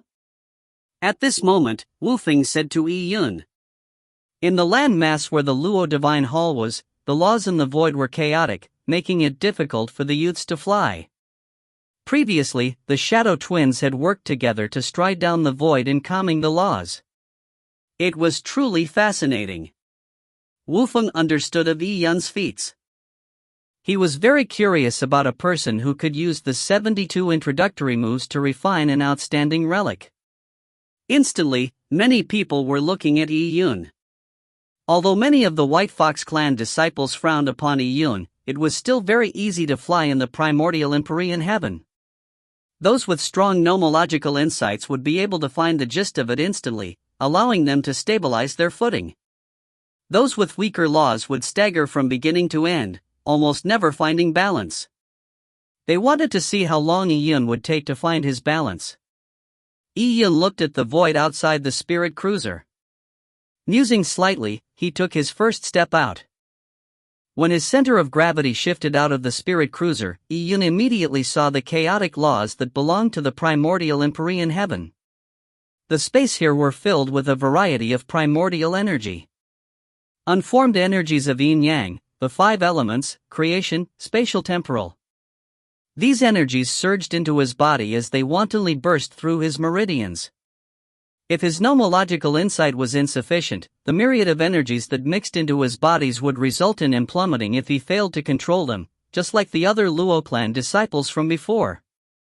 Yun's pace was not fast. He took one step after another. In the purple crystal's energy vision, the chaotic energy looked like countless disordered threads. Yun stepped on the nexus points of these threads like he was walking a tightrope. It looked rather interesting to Yun. Walking stably was not difficult in fact, but with his energy vision, Yun had several thoughts. Oh? What is that Yun doing? People noticed that Yun was walking very slowly in the void. Every step was taken very cautiously. His eyes were staring at his feet, as though he was walking along a cliff's edge, worried that he would fall at any time. This strolling that looked like a snail's crawl could not be considered as elegant. Compared to Wu Feng, Luo Mo and company, he was far inferior. They were able to find their balance in less than a second. Why is Iyun so slow at trying to adapt himself to the primordial Empyrean heaven's chaotic laws and maintain his balance? A youth from the White Fox clan chuckled. Just as he was about to deride Iyun, he was suddenly stunned. He noticed that there were faint ripples beneath Iyun's feet, just like the ripples the Shadow Twins had formed. However, the ripples that Iyun created were much fainter. It looked like he had yet to proficiently grasp it, but even so, this astounded the youth that was about to speak. He's mimicking the Shadow Twins, the youth from the White Fox clan said as his voice broke. He never expected that Iyun was able to mimic the Shadow Twins in his first step into the primordial Empyrean heaven. It was quelling the chaotic and violent energies just by using their legs. Furthermore, he actually managed to do it. Although he did not do it in as collected a manner as the Shadow Twins, people knew that this was not the first time that the Shadow Twins had stepped into the primordial Empyrean heaven. They had been here before. Beside Princess White Fox, the Shadow Twins were watching Iyun. A look of astonishment flashed on their identical faces as they said, "Princess, that Iyun truly has impressive perception. If you find any errors, ads pop up, ads redirect, broken links, non-standard content, etc., please let us know. Report chapter so we can fix it as soon as possible." Chapter 882, Ancient Fey Soul Remnant. Chapter 882, Ancient Fey Soul Remnant. The Shadow Twins had always been outstanding in the White Fox clan. As twin sisters, they had simultaneously awoken their ancient nine-tailed fox bloodline. Coupled with their pedigree and beauty, they were obviously highly sought after. Hence, under the present situation, those who could be praised by them were few and far between. However, what Iyun had done had truly astonished them. The primordial universe's chaotic laws were like churning waves in the sea. The sea waves easily changed their shape, but if one wanted to attempt to use their feet to flatten the waves, that was nearly impossible. Although Iyun's mimicry was relatively inchoate compared to the Shadow Twins, it was still extremely rare and valuable. Furthermore, the more Iyun walked, the more plain sailing it became for him. He was also slowly speeding up. The White Fox clan geniuses that had previously mocked Iyun were momentarily at a loss for words when they saw the situation. They might have extremely strong combat ability, but they themselves knew that they could not use their feet to flatten the chaotic energies. At this moment, Wu Feng spoke, "Do not look down on the geniuses of the Luo clan. Although you are the cream of the crop in the White Fox clan, and this batch of juniors in the White Fox clan far exceeds the past, the Luo clan is also filled with talent. Don't forget that the Luo clan has existed for an even longer period of time. They have amassed a great foundation."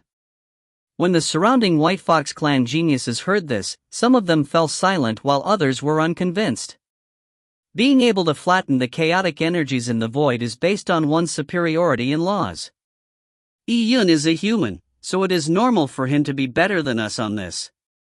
I heard that at a Luo clan collective training, his nomological insights were outstanding. However, what will be compared next is actual combat. Actual combat is what we are best at. Right. Actual combat is everything. What's the use of laws alone? The moment that actual combat was mentioned, the White Fox clan disciples immediately perked up. The Luo Divine Hall trial's final results depended on actual combat, which had the greatest weighting. Wu Feng did not speak. The Fey race was indeed proficient at actual combat. Even for Wu Feng himself, nomological insights was his weakness, while actual combat was his strength. In terms of actual combat, he was absolutely confident. Of course, compared to Princess White Fox, he was completely no match for her. Not only was Princess White Fox an instance of atavism, but she was also equally outstanding in laws, which the Fey race viewed as their weakness. She did not have any weaknesses. If not for Princess White Fox being well matched with Luo Huer, the White Fox Prince would not have been so confident. Upon thinking about this, Wu Feng glanced at Princess White Fox, who wasn't too far away from him. At this moment, Princess White Fox was looking at Iyun with a wistful look. Her eyes were concentrated on Yun's toes. Her eyes were very pure, like a bright surface of a lake. Every ripple formed by Yun's feet was clearly reflected in her pupils. Nonin, if this was the first time that you came to the primordial Empyrean heaven, will you be able to do what he did? Noning was the elder sister of the Shadow Twins, while the younger sister's name was Nongyue. Noning frankly shook her head and said, no. Just as Noning said this, the red-dressed woman beside her spoke. The red-dressed woman was leading the White Fox clan on this expedition, Fairy Red Fox. Schwer, that sort of footwork was created by Noning and Nongyue with trial and error. The difficulty of pioneering is much higher than imitating. Yun is only imitating. Fairy Red Fox gave Yun a deep glance and said, of course, he is much stronger than I originally imagined. That's right. He's only imitating us. Nongyue, the younger sister, said with a slight frown. Yun's imitation of their actions made Nongyue rather displeased. If he has the ability, he should pioneer a footwork that belongs to himself. If so, I'll have a high opinion of him. If not, he's just a person who imitates. Ordinary people might not be able to do so even if they want to imitate. Princess White Fox shook her head. With the Luo clan and White Fox clan disciples gathered, the Luo Divine Hall trials also began. And at this moment, the two spirit cruisers of the White Fox and Luo clan lifted off simultaneously. It flew away from the land mass where the Luo Divine Hall was. With that, the two spirit cruisers tunneled through the void, and before long, they used void transference to vanish completely. His supremacy has left. He will come to pick us up in 18 years' time. Seeing the two spirit cruisers disappear, the elites present had mixed emotions. The White Fox clan most likely had another supremacy powering the spirit cruiser. If not, they would not have been able to break through the spatial barrier of the primordial Empyrean heaven. And from beginning to the end, they had not seen the White Fox clan's supremacy disembark from the spirit cruiser. Other than Princess White Fox and a few others, the rest did not know who the supremacy that powered the spirit cruiser was. A few of the Luo clan geniuses had managed to catch a glimpse of supremacy Gulen only because of Empress Xian. After all, there was a battle for the throne, so Empress Xian had personally sent off the geniuses into the spirit cruiser. Supremacy Gulen had given the Empress face and he had shown his face for a fleeting moment. Following that, they did not even get to see Supremacy Gulen. Ultimately, the difference between them was too great. Be it the White Fox clan geniuses or the Luo clan geniuses, they were unqualified to have a supremacy pay attention to them. Supremacy Gulen had lived for tens of thousands of years, and he had to send a batch of disciples to the primordial Empyrean heaven every 60 years. He had seen many so-called geniuses, so many that he was already numb to them. But in fact, the number of geniuses who would truly mature were rare. A general calculation was that even the person who came first in the Luo Divine Hall trials had a 1 in 10,000 chance of becoming a supremacy. Hence, most major clans would cast a wide net when nurturing their young geniuses. Through tens of thousands of times of hard work being used to nurture millions of good saplings, having one of them mature was sufficient. Many of the elites present understood this, but understanding was one thing. If they truly thought of it, their pride would still receive a setback. For them to mature from a young age made them a remarkable existence. But in the backdrop of the entire clan, they were just one in several million. How could they feel reconciled with the fact of being belittled by others? Hard work. They had to produce good results. Everyone was led by the Luo Divine Hall elders as they flew towards the Luo Divine Hall. Upon landing, they saw the main palace and the surrounding towers, which immediately made these disciples feel tiny. It was too magnificent, as though they were mountains that sprouted out of the ground. The stone slates that lined the ground were also different from the Luo clan royal capitals. The material was unknown, but for them to last so long under the chaotic laws, they had to be extremely robust. Looking up at the Luo Divine Hall made it even more spectacular. It had levels after levels that linked it to the sky. Go in, Elder Shur coldly said. The first level of the Luo Divine Hall was extremely wide. It could accommodate more than 10,000 people. Despite the large group of disciples entering, it still appeared extremely spacious. The vast grounds spun like gorgeous stars. Looking up, it was complete darkness. Everyone seemed to be standing alone in the universe, in the void of nothingness. And at different positions around these stars were dozens of gigantic rocks. These gigantic rocks emanated splendid chaotic auras, as though they were in constant flux. They did not appear real. This is the front hall of the Luo Divine Hall, called Astral Palace, the bearded Elder Duanmu said. Elder Shur did not appear like he had the patience to introduce such matters. Your first trial will be held here. Once this hall is closed, it will not be opened again. You will not be able to find an exit, the bearded elder said with a rare smile. None of you have ever battled an ancient fae before, right? The disciples pricked up their eyebrows as some of them honestly answered, no. Then, all of you will soon have a chance. As the bearded elder spoke, he flung an incantation onto one of the gigantic rocks. A trail of light flashed past the stellar backdrop, and following that, a growl was suddenly heard from the darkness above their heads. This growl went straight to their hearts. Following that, drastic changes occurred as black gases gathered together into clouds, and in a blink of an eye, a gigantic head appeared. The head poked out of the darkness as a humongous eye glanced nonchalantly at the disciples below with a scarlet flash in its eyes. Upon seeing this head, the disciples felt as though their hearts had been wrenched. Dragon! A true Fey dragon! Yi Yun was also greatly taken aback. Back in Black Wind Valley's training, he had only encountered a land contaminated by a rotting Fey dragon after its death. And now, what he was facing was a true dragon itself. Bam! The gigantic dragon flew down and it landed on the ground. Its massive body resembled a mountain. Its breathing made many disciples involuntarily tense up. The primordial empyrean heaven is a world that failed to take form. Not only do the astronomical bodies or great worlds fail to take form, even an ancient Fae born in primal times can fail in its evolution too. Most of the ancient Fae who fail to evolve would turn to ash under the immense river of time.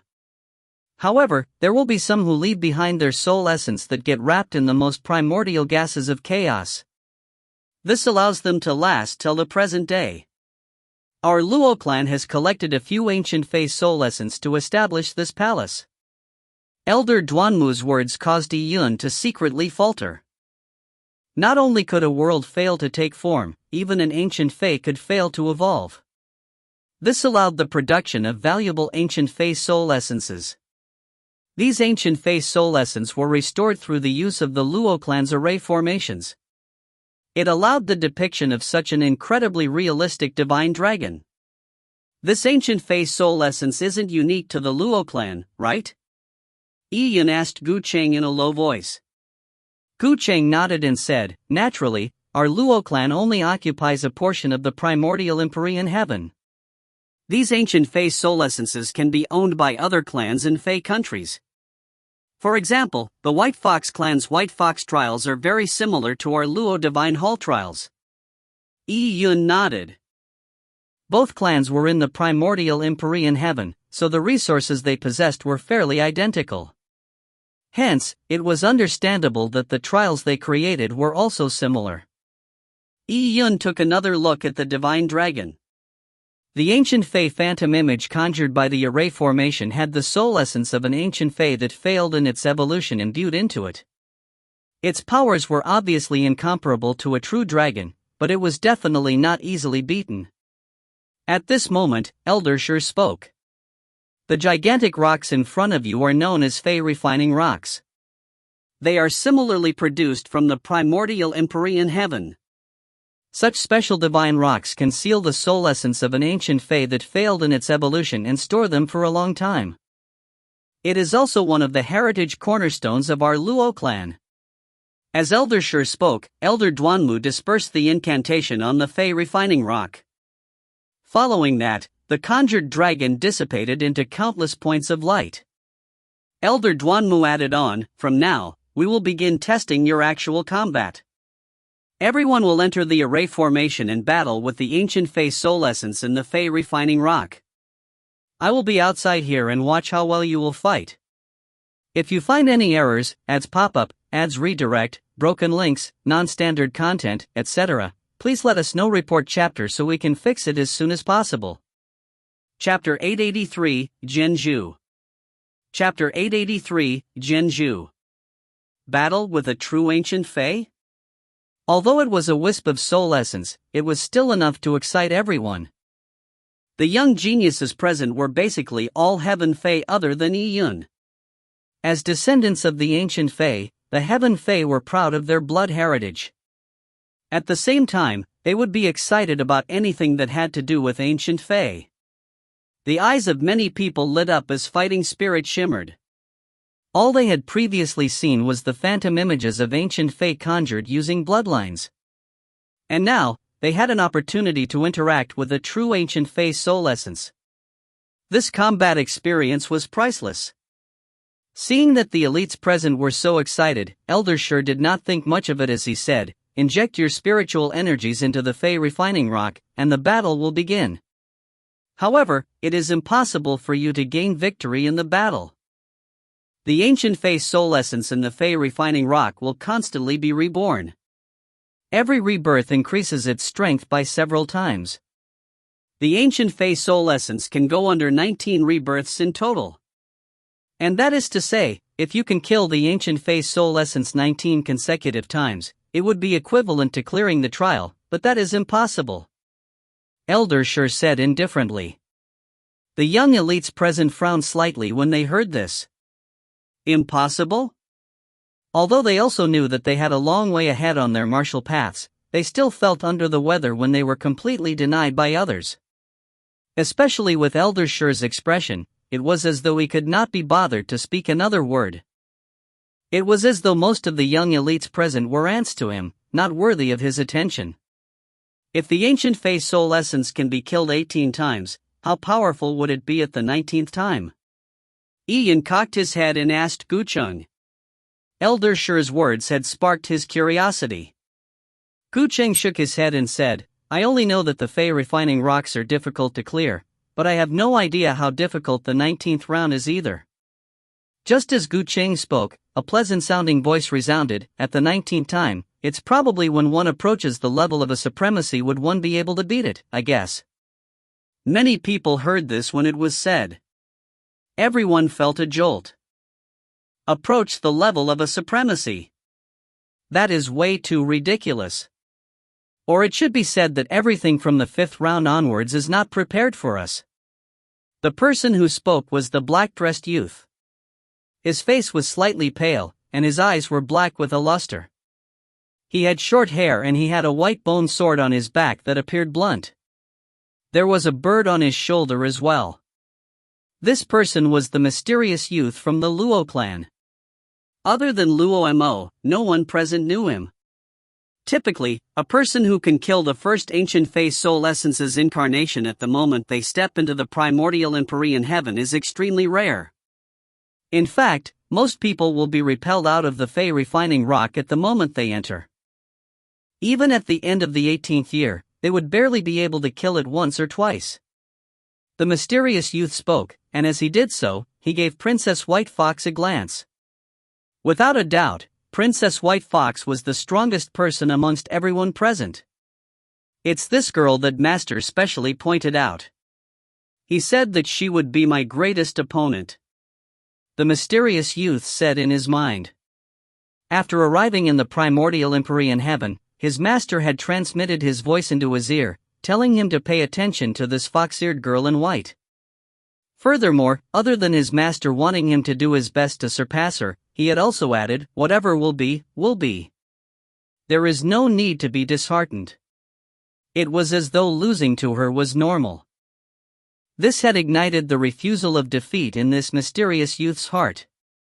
He would like to see how many times Princess White Fox could kill the ancient Fey soul essence. "This young brother, may I ask who you are? Gu Qing could not resist asking. He was also a member of the Luo clan, but he had never heard of this person. It was as though he had appeared out of thin air. And most critical of all, this black-dressed youth appeared pretty impressive. Be it his stance or knowledge, he had completely surpassed him. Me? I'm Jianzhu, Supremacy Gulan's personal disciple. As I have always been cultivating with Master, I seldom am in the royal capital. The mysterious youth said in a carefree manner. His identity was not something that needed to be kept a secret. Supremacy Gulan's disciple? Gu Qing instantly felt choked. The surrounding young elites from the Luo clan were also dumbfounded when they heard this. They had already guessed that his pedigree was extremely high, but they had never expected him to be a Supremacy's disciple. There were very few Supremacies in the Luo clan. They only knew a handful of names of the Supremacies. Even if the reclusive existences were added, it was a number no more than 2 digits.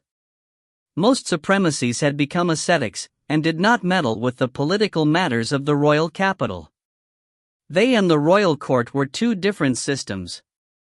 These Supremacies were the true foundation of the Luo clan. There were extremely stringent restrictions for a Supremacy to take in a disciple, especially a personal disciple. They were far and few in number. After all, a personal disciple would inherit their mantle. All sorts of top resources would be spent on the personal disciple generously. A Supremacy's fortune was not unlimited either. They had to be very meticulous in taking in a personal disciple. There might even be Supremacies who only took in one personal disciple their entire lives. The status of a Supremacy's personal disciple was understandable. It was no wonder that Luo Mo was so respectful to the youth. After knowing the mysterious youth's identity, Ran Shui and Dongling Yu looked each other in the eye. They could only give a wry smile. Their titles as the royal capital's 4 great young masters were a joke in front of Jianzhu. The so-called royal capital's 4 young masters would change every few decades, so it was practically useless. As for a Supremacy, their Shushui Ran clan and Donglin clan had not produced a Supremacy in the past few millenniums. If the top few family clans in the Luo clan were as such, there was obviously no need to mention the other family clans. Supremacy Gulan's personal disciple. Princess White Fox looked at the black-dressed youth with a tiny bird on his shoulder. She was somewhat astonished, but that was all to it. The White Fox clan also had personal disciples of Supremacies. However, even the personal disciples of Supremacies were slightly inferior to her. The status of a royal progeny was also determined by one's talent and strength. Supremacies might seem out of reach to others, but for Princess White Fox, she could easily interact with them. She had received advice from Supremacies as well. Begin attempting the trial. The Fey refining rock arrays can accommodate 20 disciples at a time. You can use your thoughts to choose the ancient Fey that you want to challenge. The form of the ancient Fey is not important, because regardless of the form, the ancient Fey's strength are similar. From the 3rd round of killing the ancient Fey onwards, you will receive rewards. The rewards will be weapons or treasured materials. From the 4th kill onwards, you can obtain core heritage of the Luo clan, as well as ancient Fey bones. At that moment, Elder Duanmu spoke. The words he said gave everyone a burning desire to do battle. It was difficult, but the rewards made their blood boil with excitement. Iverni Yun also felt slightly stirred. Ancient Fey bone. He had previously absorbed a single ancient Fey bone, which had great benefits to his body and bloodline. Yun's bloodline and physique were still too weak, so an ancient Fey bone was like a timely gift. However, that would need him to kill the ancient Fey soul essence 4 or even 5 times. If you find any errors, ads pop-up, ads redirect, broken links, non-standard content, etc., please let us know. Report chapter so we can fix it as soon as possible. Chapter 884, Difficulty. Chapter 884, Difficulty. Less than half a year had passed since Yun arrived in the 12 Empyrean heavens. Yi Yun did not know what level his actual combat had reached. However, reason told him that actual combat was his weakness. As Yi Yun had the purple crystal, he had a great advantage in the Desolate Heaven technique, and his nomological insights far exceeded the common members of the Fey race. But for actual combat, even at Azure Billow, Yi Yun had defeated Luo Tian and Ranyu without using his true combat ability. Yi Yun glanced at Jianzhu. Taking him as an example, he had accompanied a supremacy since he was young. He obtained the personal guidance of a supremacy, and he had cultivated top cultivation techniques. The pills and relics he used were top grade. Even the people who sparred with Jianzhu were great talents. By growing up in such an environment, Jianzhu's strength was understandably strong. Compared to himself, he started in the Cloud Wilderness and only began cultivating at the age of 12. In the first few years of cultivation, the cultivation resources that were available to him were extremely mediocre. His horizons and the things he encountered could not be compared to the 12 Empyrean heavens. Of course, with the purple crystal, Yi Yun was able to experience certain opportunities Jianzhu might not have, but to convert that to actual strength needed time. Do you find it difficult? Gu Qing cocked his head and asked Yi Yun. Yi Yun noticed that Gu Qing did not seem relaxed. Gu Qing was also a famous figure himself, but in front of the top geniuses of the Luo clan and White Fox clan, Gu Qing felt somewhat disheartened. Fight it out and put in your greatest effort. The Luo Divine Hall trials will last very long. It's only the beginning. Yi Yun was not anxious. He was not even 40 years of age yet. His martial path had just opened up. A moment's loss was nothing. At this moment, there were people who had already entered the Fey Refining Rock. There were a total of about 40 Fey Refining Rock in Astral Palace. The main rock in the middle was the size of a house. 20 people could go in at the time. As they stood in front of the largest Fey Refining Rock, a beam from the Fey Refining Rock immediately absorbed 20 people as a whole. Oh! Even the body is absorbed in. Looks like it's not a consciousness battle, but a true physical battle. Most of the elites present were waiting for the battle outcomes of these 20 people. Many of them were eager to battle an ancient Fey so that they could make a name for himself. Regardless if it was Elder Shi's disdain for them or the identities of Princess White Fox and Jianzhu, they had stimulated the competitive streak amongst these young elites. They were all proud children of heaven, so they had pride in their hearts. A successor of a supremacy was powerful, but the final outcome needed to be compared. Even if they truly lost, they did not want to lose too badly. Just as everyone was having various thoughts. Pang! With a dull thud, a Luo clan disciple was expelled in about 30 seconds after entering the Fey Refining Rock.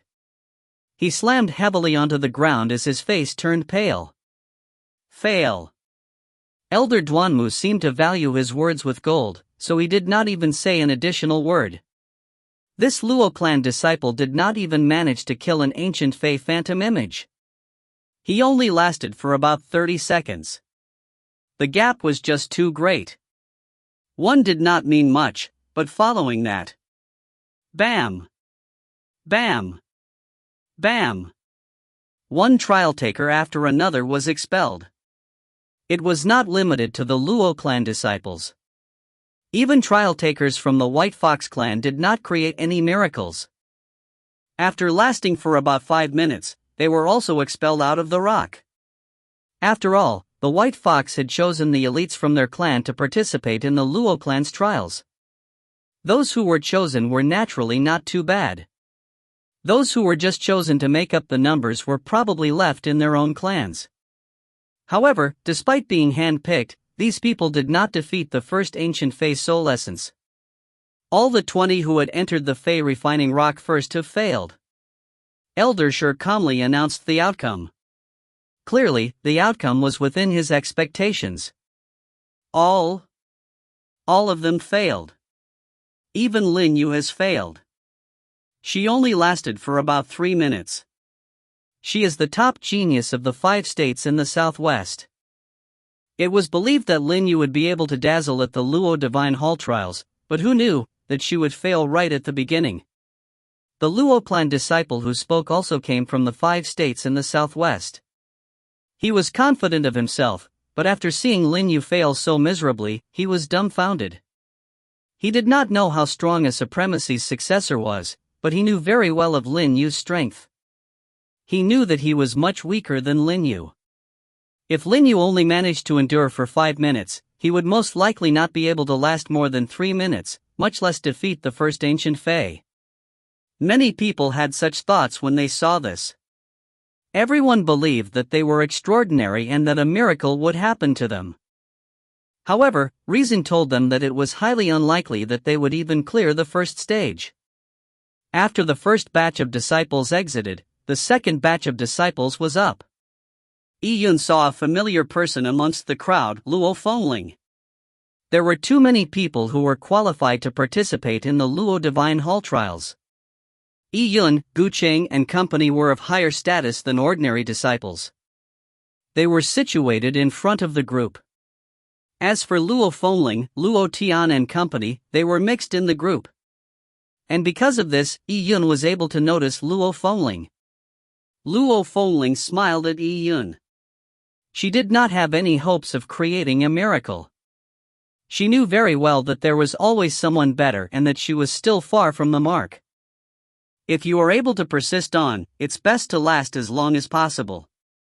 Those who can persist longer than 5 minutes would be given more opportunities in this trial. If you can't even last 5 minutes, you might not be able to obtain a thing from this trial. Seeing many disciples appear uneasy, a rare instance of Elder Duanmu's tone turning soft happened. 5 minutes. In the previous test, only 1 out of 20 people managed to last 5 minutes. Even lasting 5 minutes appeared extremely difficult. Fail. Fail. Fail. Elder Duanmu constantly said the same word. Up to now, not a single person had managed to threaten an ancient Fae soul essence. All have failed. Next batch. In a blink of an eye, another few dozen people were eliminated. Few could even last 5 minutes, much less kill an ancient Fae. With the passage of time, most of the disciple had entered the Fae refining rock. Following that was the time for the true elites of the Luo clan and White Fox clan. It's your turn. Do not be too disappointing. Elder Duanmu said with an indifferent expression.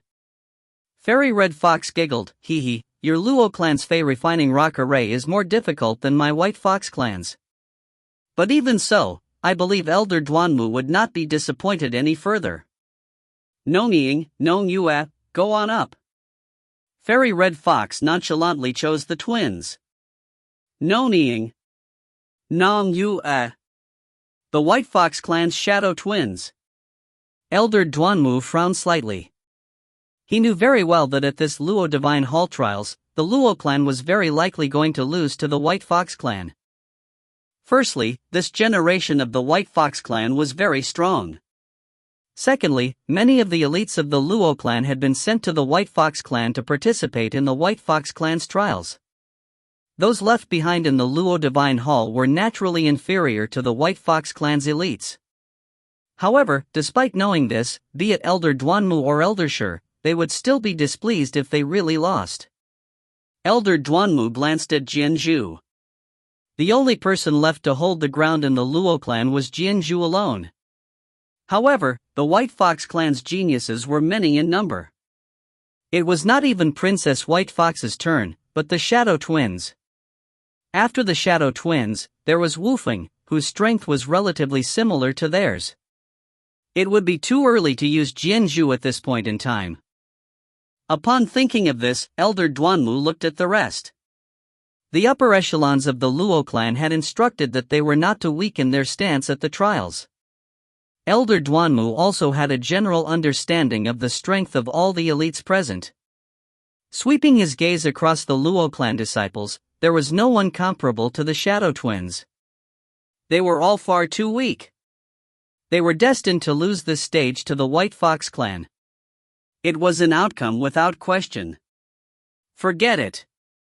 We can only choose a general from among dwarves as long as we do not lose too badly. With this thought in mind, Elder Duanmu nominated Ran Xue, Dong Lin Yu, Gu Qing, Yi Yun. All of you, go on up. He was nominated. Yi Yun exhaled deeply and he walked towards the Fey refining rock. The opponents are the Shadow Twins. Elder Duanmu nominated us probably for us to be cannon fodder. Beside Yi Yun, Gu Qing said with a wry smile. Gu Qing usually thought highly of himself, but in front of the Shadow Twins, he could not feel any pride. He could only resign himself to fate and accept the reality. Yi Yun declined to comment. He glanced deeply at the Shadow Twins, Nong Ying and Nong Yue. They were both tall, not much shorter than he was. Their legs were long and straight as though they were measured against a ruler. Their beauty was impeccable, and their bearing was extremely powerful. With the twins standing in front of the Fey refining rock, they became the focus of attention. The two girls were truly unfathomable. After coming to the 10,000 Fey Empyrean heaven, Yi Yun had fought with too few people. He had only fought a few miscellaneous chores disciples that Mtif Onling. He had yet to fight with true 10,000 Fey Empyrean heaven geniuses. Yi Yun could not estimate how powerful they were. Yi Yun truly did not have much confidence when it came to the true combat competition with the Shadow Twins. Standing in front of the Fey refining rock, Nong Yue glanced at Yi Yun. You learned the footwork of me and my sister. Nong Yue appeared to bear a grudge with Yi Yun's learning of their footwork. Yi Yun was rendered speechless as he did not know how to respond. Nong Yue said again, your name is Yi Yun, right? Princess Xuer had complimented your desolate heaven technique and even said that you might be a match of me and my sister at this trial. However, I do not believe so. Many elites would bear wasting time on the desolate heaven technique in their youth. Just being good at the desolate heaven technique is nothing. Strength is everything. I know your forte is nomological insights.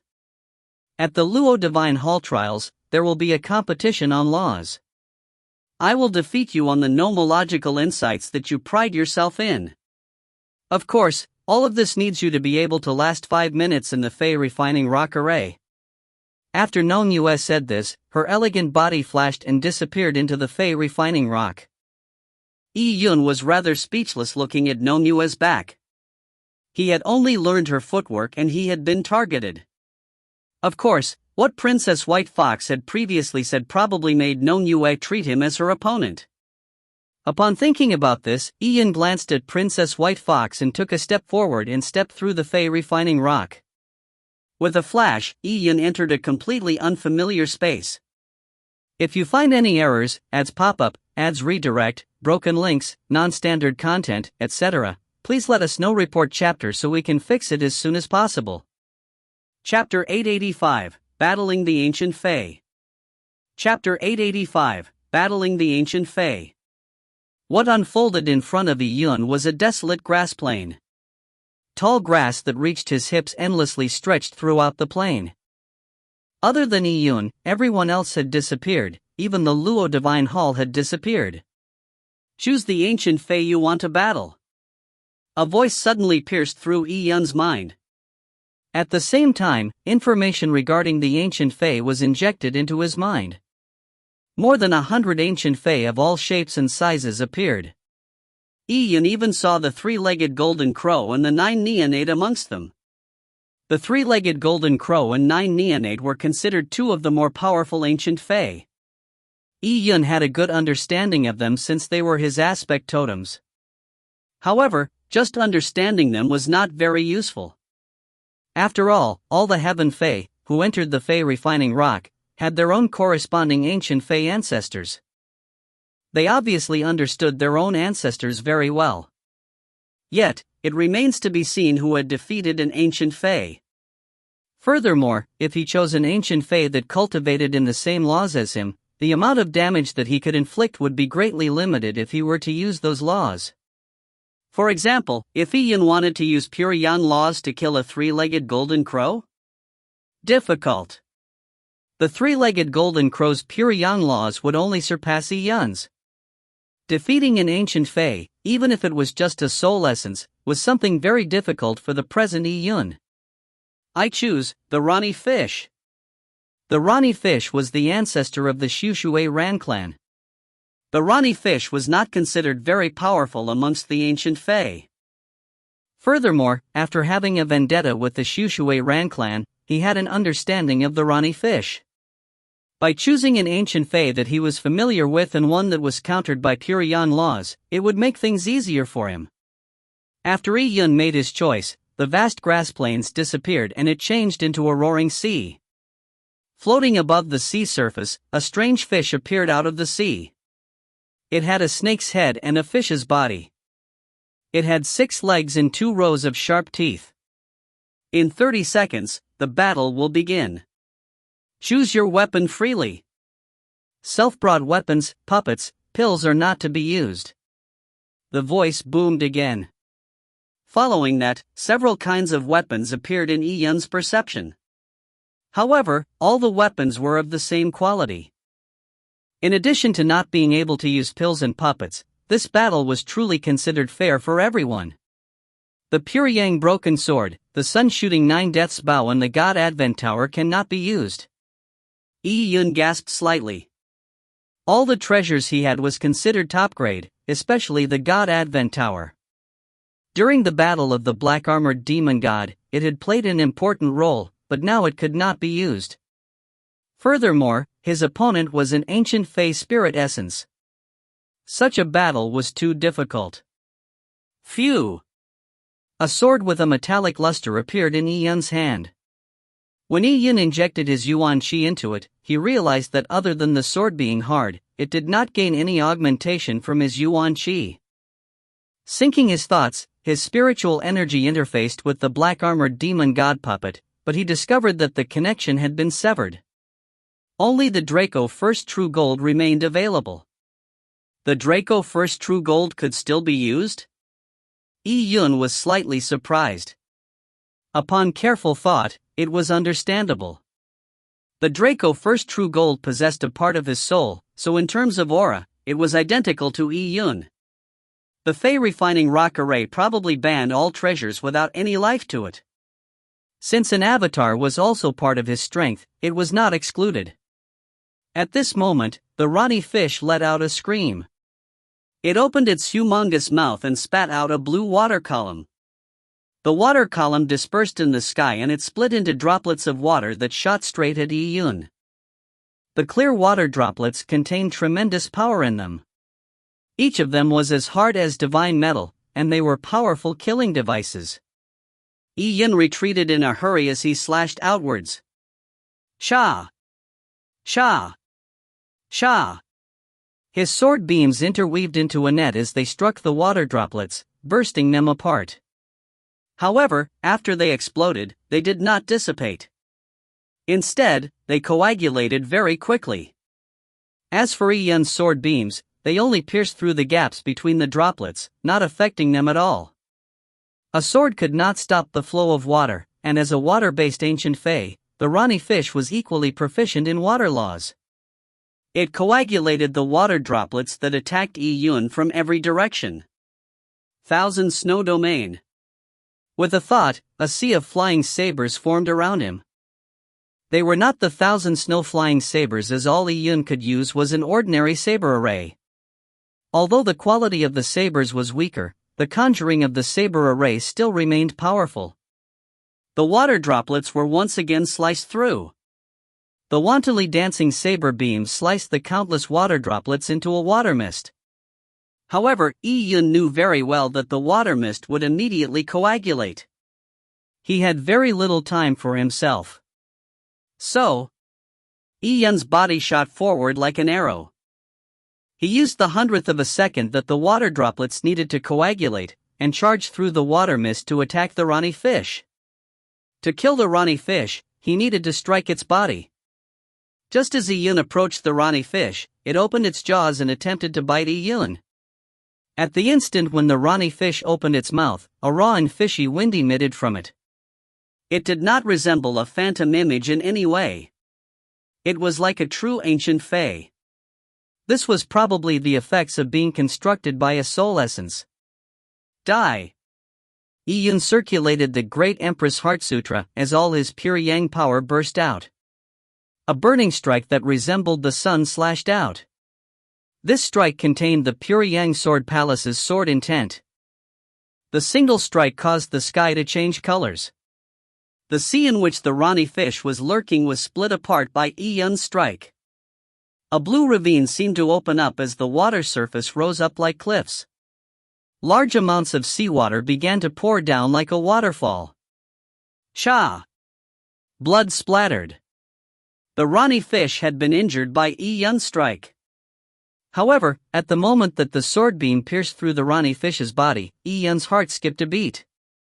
He sensed that at the moment that the sword beam pierced through the Rani fish, its innards seemed to dodge the strike like a water flow. The beam did not truly injure the Rani fish's vital organs. Was this an effect of water laws as well? Yun did not have time to consider this. The injured Rani fish still possessed terrifying offensive power. It opened its mouth and spat out a blue sword, formed completely from water laws. At such a close distance and the sword's extremely fast speed, it was nearly impossible to dodge. Pang! There was a flash as the Draco First True Gold appeared in front of Yun. It held a saber in its hand to block the sword strike, but the terrifying power still sent the Draco First True Gold flying backwards. The Rani fish's fish came biting once again. Just as it was about to bite Yun's head, Yun slanted his head. Phew! 999,000 snow-flying sabers formed a silver band where Yun's head previously was, shooting out straight into the Rani fish's mouth. As the flying saber pierced through the Rani fish's fish throat, Yun could feel that strange feeling again. The Rani fish's body was like water. Its flesh dispersed to the sides like water. Although the flying saber had pierced through it, causing blood to spill, it was not severely injured. This defensive strength. Yun's heart sank. Indeed, every ancient fae had something terrifying about them. There had been so many Luo clan and White Fox clan geniuses who failed at killing a single ancient fae. With so many failures, it was obvious how difficult it was.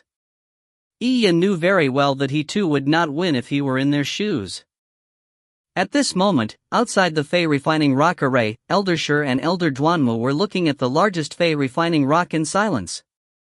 As the controllers of the arrays, Elder Shur and Elder Duanmu could obviously see what was going on.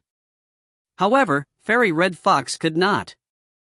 Although she could not see what was happening, she was not worried about the Shadow Twins at all.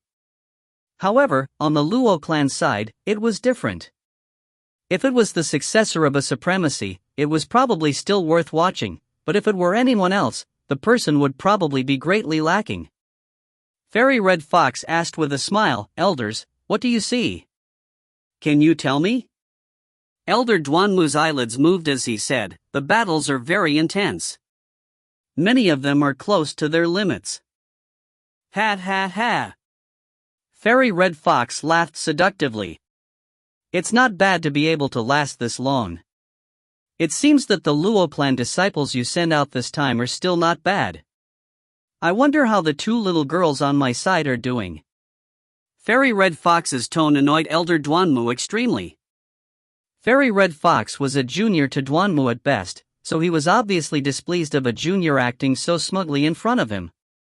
Furthermore, she had the things to back her smugness. Elder Duanmu slightly frowned as he said, "Nonying and Nonyua have each killed an ancient fae."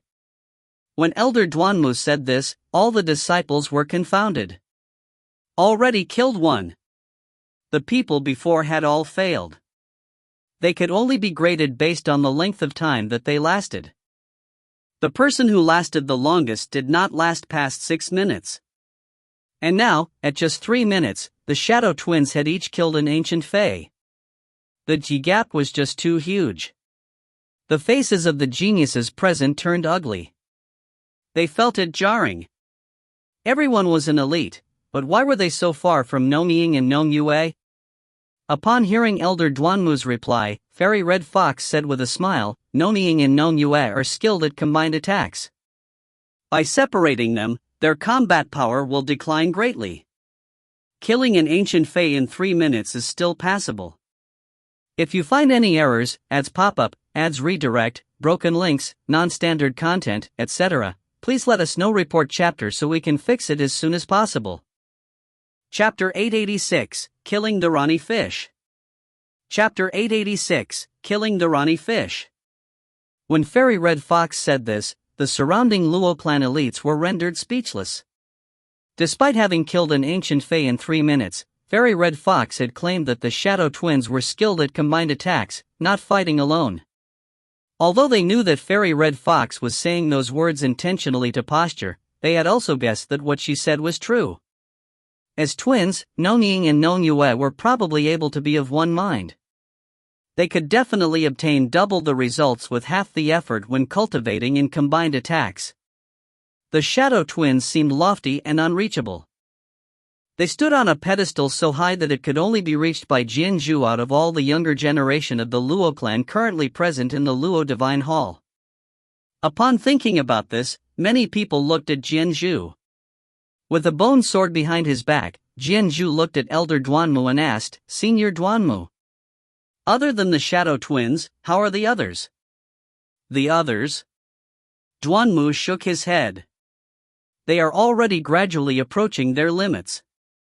Ran Shui would probably be able to last the longest. He has been conserving his strength all this time and he has about 60% of his stamina left. As for Gu Qing, his foundation is still relatively weak. He will be defeated faster than Ran Shui. Conserving his strength? That sure is a smart way of doing things. Fairy Red Fox chuckled as she said sarcastically.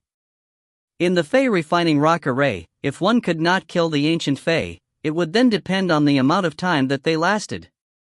The longer one lasted, the better it would reflect on them.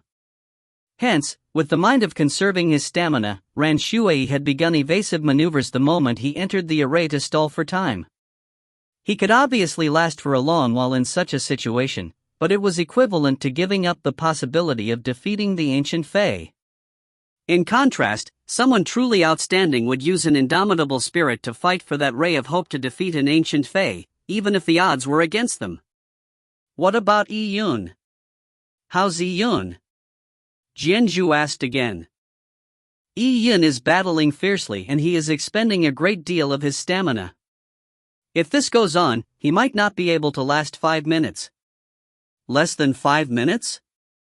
Then, wouldn't he be expelled very soon? Although Yi Yun was human, he was still a member of the Luo clan. Many of the Luo clan disciples present still wished for Yi Yun to gain some face for the Luo clan. Even if he lost, they did not wish for him to lose too terribly. Although it was impossible to defeat a single ancient Fae soul essence, it would still reflect well on them if he could last for a longer period of time. He should not be able to last much longer, however. Oh! Elder Duanmu's heart suddenly skipped a beat as a look of surprise appeared in his eyes that were staring at the Fae refining rock. Boom! The Draco First True Gold avatar was thrown backward as it took a hard knock for Yi Yun once again. Phew! A fiery arrow burning with pure yang flame shot straight at the snake-like neck of the Rani fish. As it pierced through the Rani fish's body, a blood of rain burst out. However, the liquefaction phenomenon happened in the Rani fish's body again. It diffused most of the arrow's power and it was only left with minor injuries. With such a strange defensive method, Yi Yun knew very well that he was bound to lose if this carried on. Golden Crow. Yi Yun roared as a 3-legged golden crow aspect totem appeared behind him. At the same time, the Tang Valley phantom image appeared behind him as well. The raging flames in the valley connected the land to the sky. Above the valley, a Fusang tree stood erect and on its crown hung 10 blinding suns. 10 suns from Fusang, who masters pure yang. The Rani fish used water laws for its defense, causing its body to act like flowing water. Slashes at it resulted in nearly zero reaction.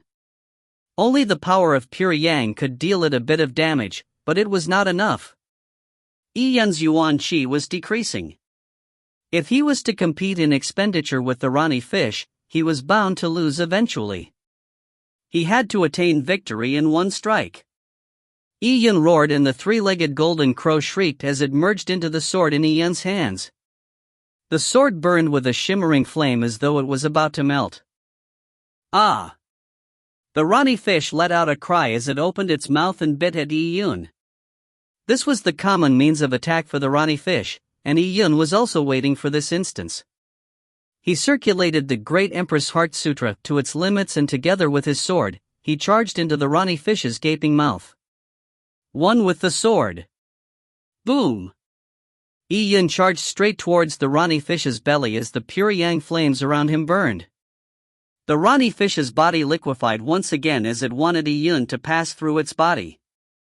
But at this moment, Yi Yun resolutely made up his mind as all the pure yang power in his key acupuncture points spewed out like an erupting volcano. Golden Crow Inferno Immersion, blazing into the ether. Yi Yun's surroundings had turned into a sea of fire. With pure yang laws, Yi Yun endured the horror of the inferno's blazing. But even so, his skin ruptured from the burning. Instantly, it was as though the sun had risen in the Rani fish's mouth.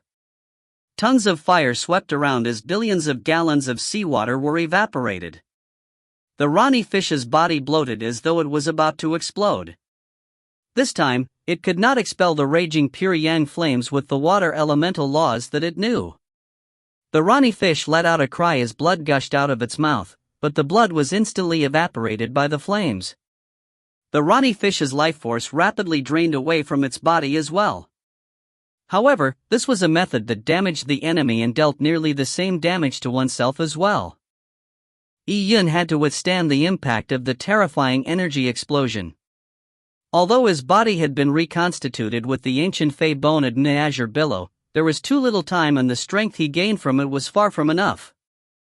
The strong impact left Yi Yun's arms covered in blood. However, he still gripped the sword tightly as he pointed the sword tip forward. Split! Yi Yun and his sword pierced through the Rani fish's body. His body was stained with blood. Some of it was his, and some of it was the Rani fish's. His yuan qi was completely depleted and he could no longer stand up straight. Yi Yun had bored a huge hole through the Rani fish's body. Its innards had been burned into a mess, but an excruciating pain came from his arms. The bone in his arms had been fractured. The Rani fish slowly stopped struggling. Its corpse floated to the surface of the sea. The seawater was boiling because of the pure yang flames and it was later dyed red with the Rani fish's blood. Was it finally over? At this moment, Yi Yun collapsed completely. He lost control of his body as he plummeted towards the sea. At the moment that Yi Yun delivered his desperate strike, in an internecine assault on the Rani fish, Gu Qing had also been expelled from the Fey refining rock. At this moment, 5 minutes had just passed. Although it was barely 5 minutes, the two Luo clan elders would still consider Gu Qing's combat performance during the results evaluation.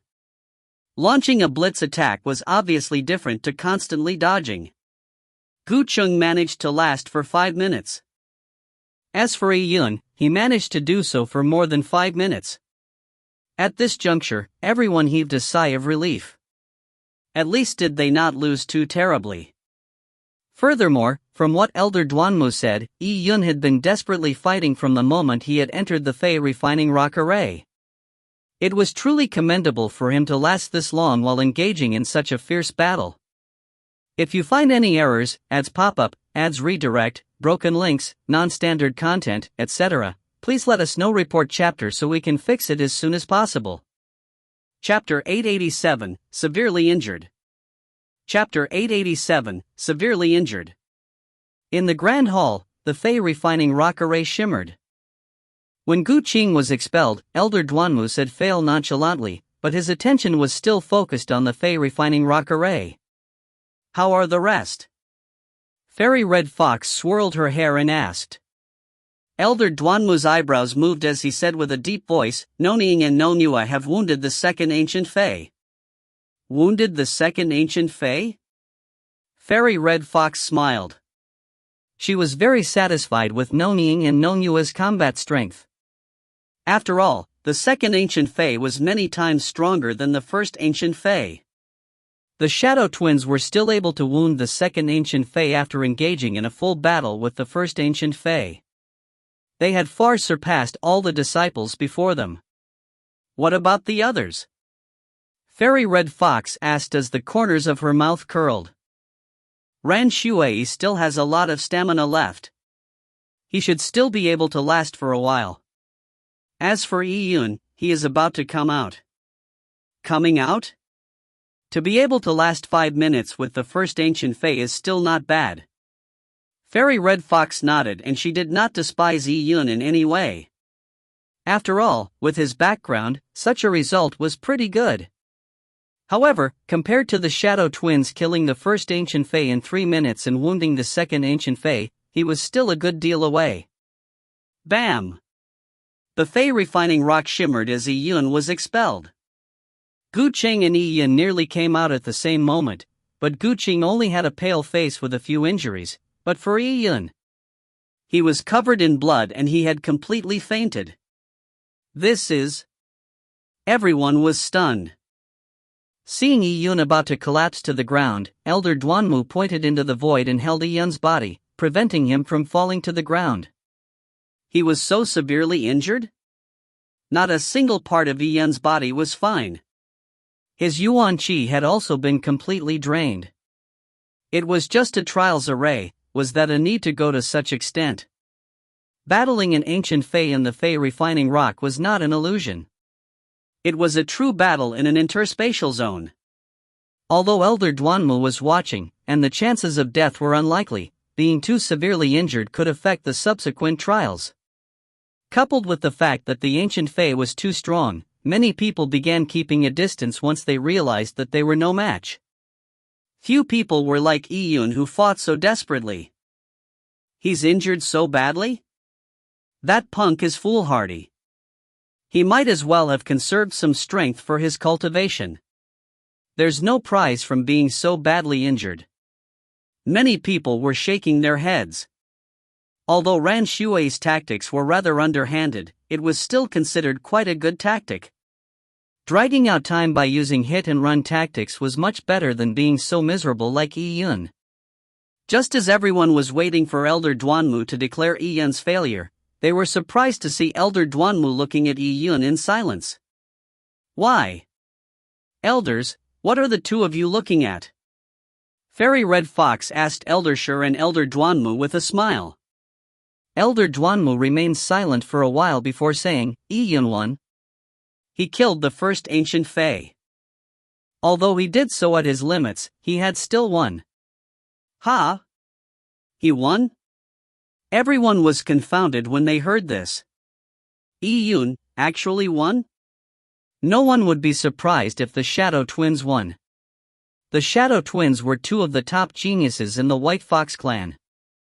As for Yi Yun, he was unknown before this and he had just suddenly appeared with his lowly beginnings. In everyone's heart, Yi Yun's strength was weaker than Gu Qing's. But now, Yi Yun had managed to last for 5 minutes just like Gu Qing. Gu Qing's defeat was unsurprising, but Yi Yun had managed to kill the first ancient Fae? I thought he would lose.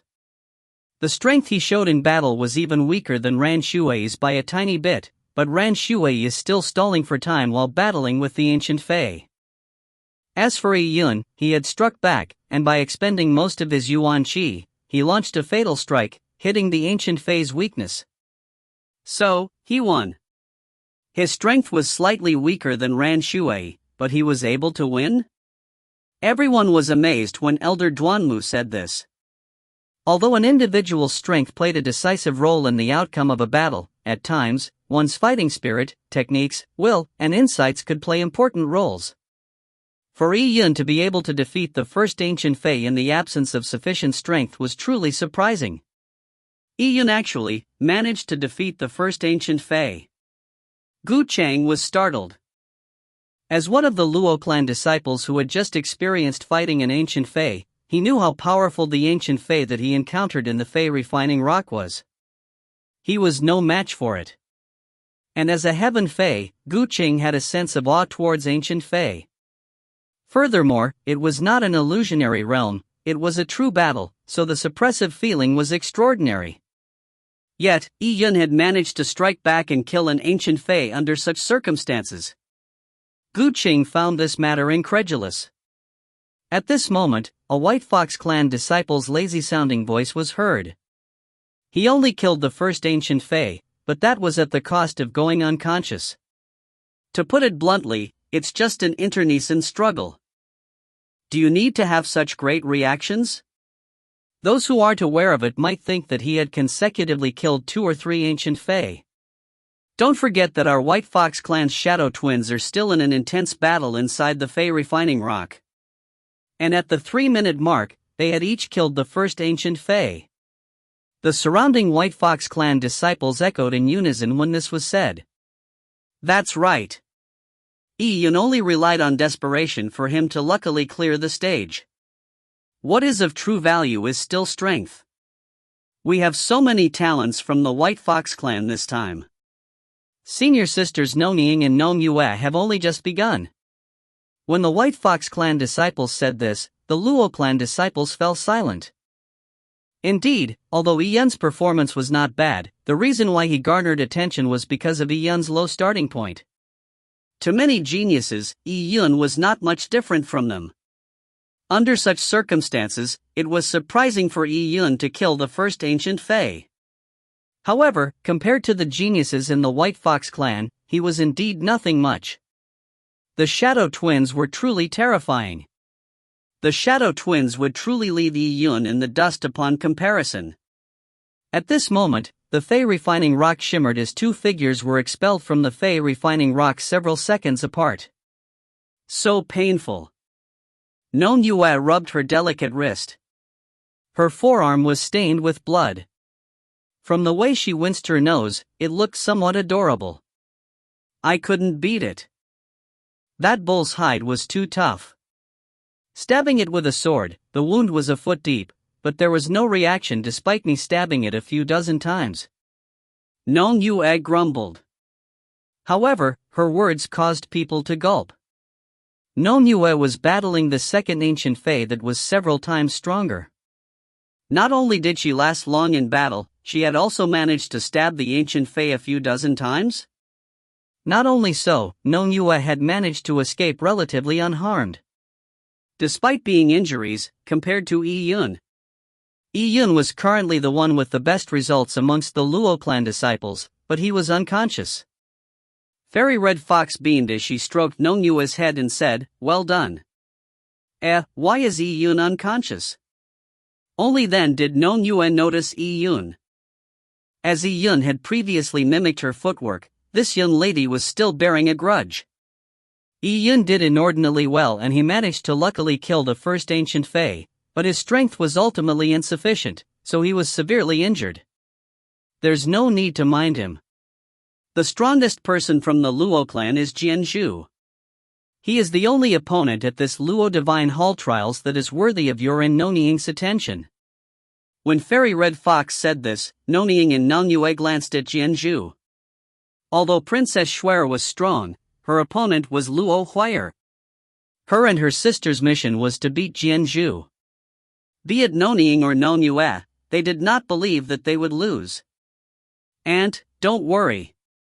I will definitely beat Jianzhu. Nonyue waved her fist and said confidently. She did say it with a Yuan Qi transmission, so although it was not very loud, everyone could hear it with their powerful hearing. Eldersher took a meaningful glance at Jianzhu and said, "I'll take Yi Yun away to treat him." Jianzhu, you are up. With the declaration of war made, they obviously had to face them in battle. Without Princess Purple Spirit around, Jianzhu was the face of the Luo clan. Jianzhu could not lose, or at least, he could not lose to the Shadow Twins. Jianzhu took a deep breath and he walked towards the Fae refining rock. Immediately following him was a burly man from the White Fox clan. He was filled with a murderous intent, and there was a light ivory-colored scar on the middle of his eyebrows. A heavy sword hung behind his back. His name was Wufeng. Wufeng versus Jianzhu. The Luo clan disciples present turned nervous. Compared to Yi Yun, they were certainly more concerned about Jianzhu's results. If you find any errors, ads pop up, ads redirect, broken links, non-standard content, etc., please let us know. Report chapter so we can fix it as soon as possible. Chapter 888, Primordial Space. Chapter 888, Primordial Space. 6 hours had passed by the time Yi Yun had regained consciousness. He slowly opened his eyes and he saw a gray ceiling. Looking around, he realized he was lying in a stone chamber. The stone chamber was extremely Spartan. The surrounding black rock was cut into furniture which looked heavy and cold. Your ability at recovery exceeds my expectations for you. Wake up in 6 hours. Your physique might not be strong, but strangely, the energy from a relic that you consume is absorbed very fast by you. This allowed you to regain consciousness so fast. If not, you would truly have missed important events at the trials. A cold-looking elder was also in the stone chamber. Yi Yun remembered this elder to be Elder Shi. Thank you, Senior. Yi Yun was cognizant of the fact that it was all thanks to the purple crystal that he was able to absorb the energy so fast. Even in his state of unconsciousness, the purple crystal was still able to absorb energy and help his body recuperate. Furthermore, the purple crystal's existence surpassed anyone's perception. Even with Yi Yun lying there motionless, Elder Shi's probing was to no avail. He could not understand why Yi Yun absorbed the energy at such a rapid pace, because there was no way for him to find the purple crystal. The purple crystal was too amazing. Its existence was beyond Yi Yun's comprehension. Elder Shi was indeed very curious. When he probed Yi Yun's body but failed to find the exact reason, he could only conclude that Yi Yun had a special bloodline that resulted in him absorbing energy at an extremely fast rate. After all, life was complicated. There was a myriad of bloodlines, so it was understandable that there were bloodlines he did not understand. Yi Yun sat up from the stone bed and stretched his body. He realized that he had recovered most of his Yuan Qi. This made Yi Yun marvel at the amazing effects of the purple crystal. With a supreme great recuperation relic, the purple crystal could allow the relic's effects to reach its maximum effect. Senior, this junior wants to ask how were the results of the people who later entered the Fey refining rock. Yi Yun was already unconscious when he was expelled from the Fey refining rock array. He was eager to know how strong the Shadow Twins and Princess White Fox were. Yi Yun's question was within Elder Shi's expectations. He said, after you, the Shadow Twins also came out of the Fey refining rock array. The sisters had not only killed the first ancient Fey, but they had also severely injured the second ancient Fey. The ancient Fey's energy expenditure reached about 50%. This was with the Shadow Twins holding back. If they were to fight as desperately as you did, this ratio would probably be higher. As for Wufeng, he was stronger by a bit. He managed to drain 70% of the second ancient Fey's energy. Wufeng's combat strength is very outstanding. You can probably sense the thick bloodthirst aura from his body. He must have encountered several life and death fights. Finally, Princess White Fox. She was the only one who managed to kill the second ancient Fey. Furthermore, against the third ancient Fey, she had managed to hold on for a minute. She had even managed to injure the ancient Fey. Elder Shi nonchalantly said this as Yi Yun drew a gasp. The gap. He had given all he had to kill the first ancient Fey as well as a stroke of luck. After killing the ancient Fey, he had fell unconscious immediately and was expelled from the Fey refining rock array. He did not even encounter the second ancient Fey. As for Princess White Fox, not only did she kill the second ancient Fey, but she had also injured the third ancient Fey. The difficulty of the Fey refining rock array had geometric growth as it progressed. How powerful was the third ancient Fey supposed to be? What about the Luo clan? Yi-Yun hurriedly asked. For our Luo clan, Luo Mo was about similar to you. After killing the first ancient Fae, he was already unable to fight the second ancient Fae and he was expelled. As for Jinju, his performance was the best.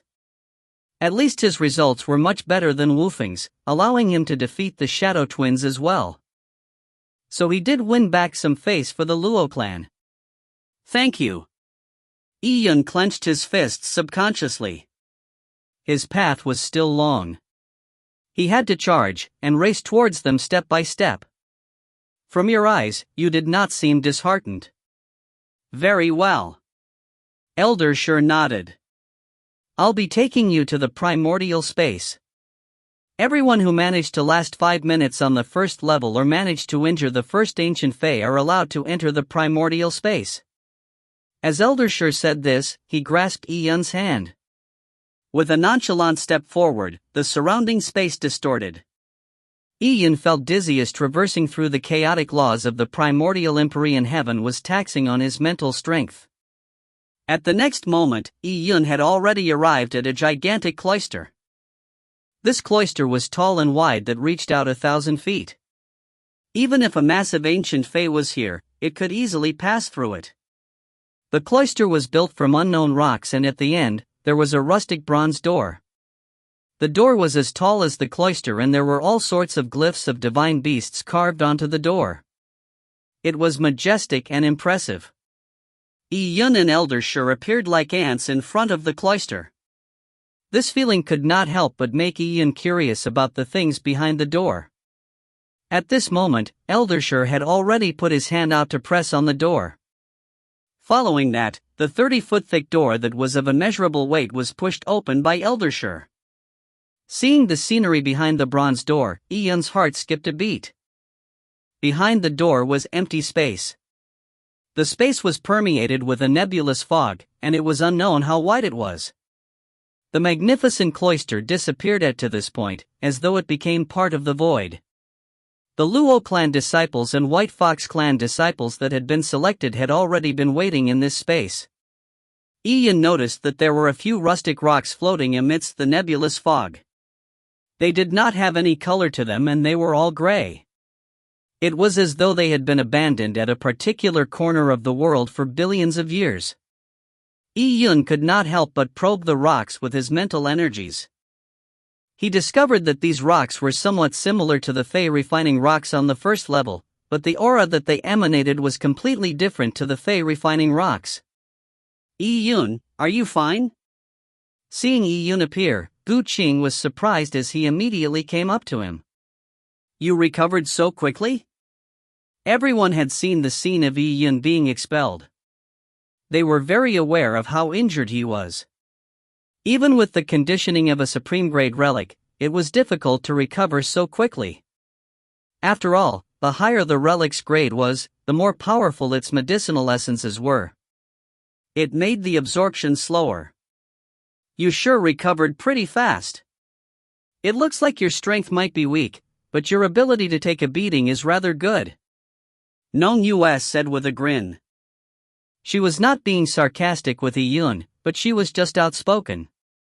However, Nong Yue's words sounded harsh on the ears. Nonying stared at her younger sister. Yue, don't be unreasonable. Nong Yue stuck her tongue out and no longer spoke. Yi-Yun could not be bothered either as he said to Gu Qing, it was nothing serious. Elder Shur had just mentioned primordial space to me. What's the matter with this place? What's so special about it? Gu Qing felt a hint of excitement when the primordial space was mentioned. He said, Elder Duanmu had just mentioned that this primordial space is an ancient space left behind at the formation of the universe. It has existed for billions of years and our Luo clan happened to chance upon this space while exploring the primordial Empyrean heaven, so this place was stored. There are many mysteries to this space. Look at the nebulous fog. Elder Duanmu had just mentioned that the nebulous fog is the most ancient gas of chaos. What is even more fascinating are those rocks. They are chaos stones formed at the beginning of the universe. These are chaos stones. Yi Yun was alarmed. He obviously knew about chaos stones. World stones were used as currency in the 10,000 Fei Empyrean heaven. They were the crystallization of energy and laws at the birth of a world. As for chaos stones, their value was several times higher than world stones. They were the crystallization of the gases of chaos and origins energy at the birth of the universe. They even contained the most nomological origins of the universe. The energy contained in world stones allowed them to be used as currency. As for chaos stones, they were typically not sold as their value was immense. They could be used as one of the foundations of a mighty faction. Yi Yun, these chaos stones not only possess laws. From what Elder Duanmu said, these chaos stones are just like the Fei refining rocks.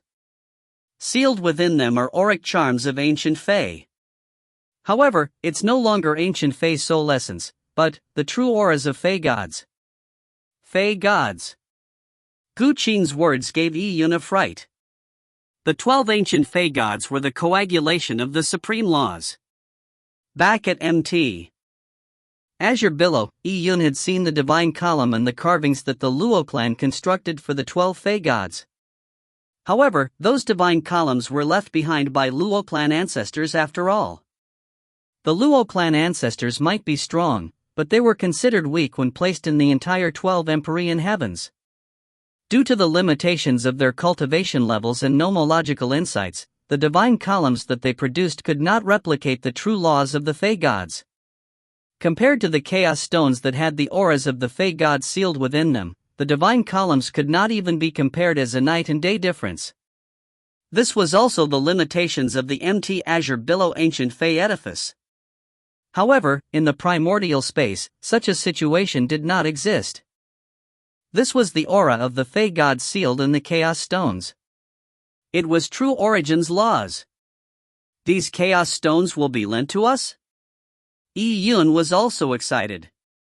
No wonder Gu Qing was so excited when he mentioned the primordial space's utility. I guess so. Gu Qing was also eagerly anticipating it. Even with Gu Qing's background, this was the first time that he had seen a chaos stone. There are few chaos stones, far fewer than the number of us here. Although it can be lent to us, there should be a time restriction. It's unknown how the time will be allocated. Furthermore, we will need to share them with the White Fox clan. The White Fox clan. Upon saying this, Gu Qing gave the White Fox clan geniuses an unnerved glance. Junior brothery, you might not be aware that the White Fox clan is one of the most intelligent races with extremely high perception amongst the Fei race. Furthermore, those who awaken their nine-tailed white fox bloodline are extremely proficient in nomological insights. For example, the Shadow Twins are such a case. The Shadow Twins had managed to use their feet to flatten the chaotic energy flows when they came to the primordial Empyrean heaven.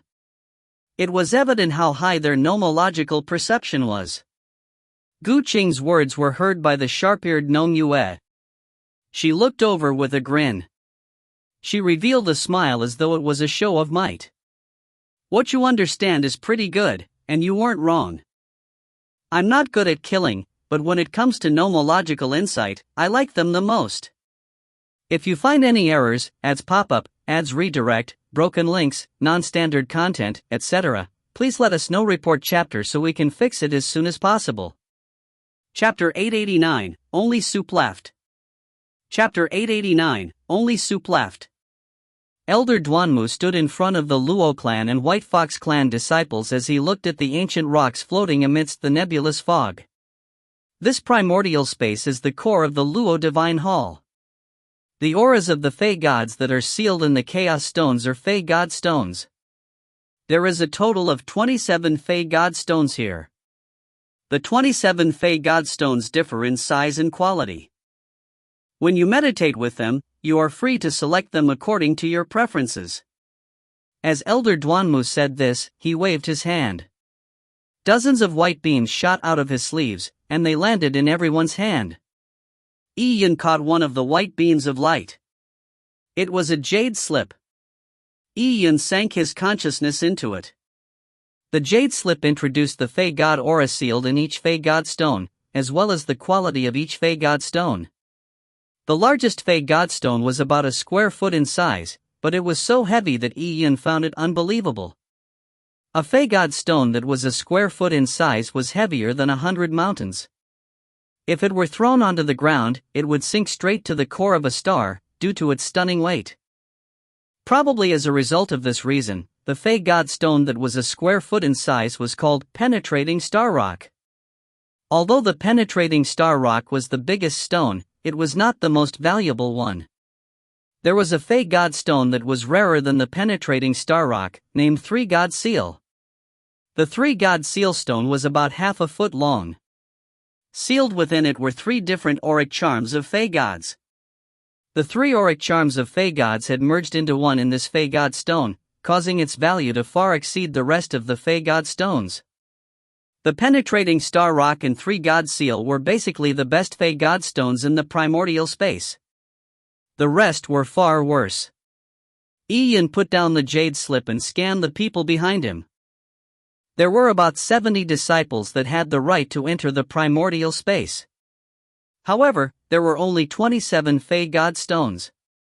There was not enough for everyone. Many people realized this problem as they looked at Elder Duanmu. After reading the Fey God stone's introduction, return the jade slips.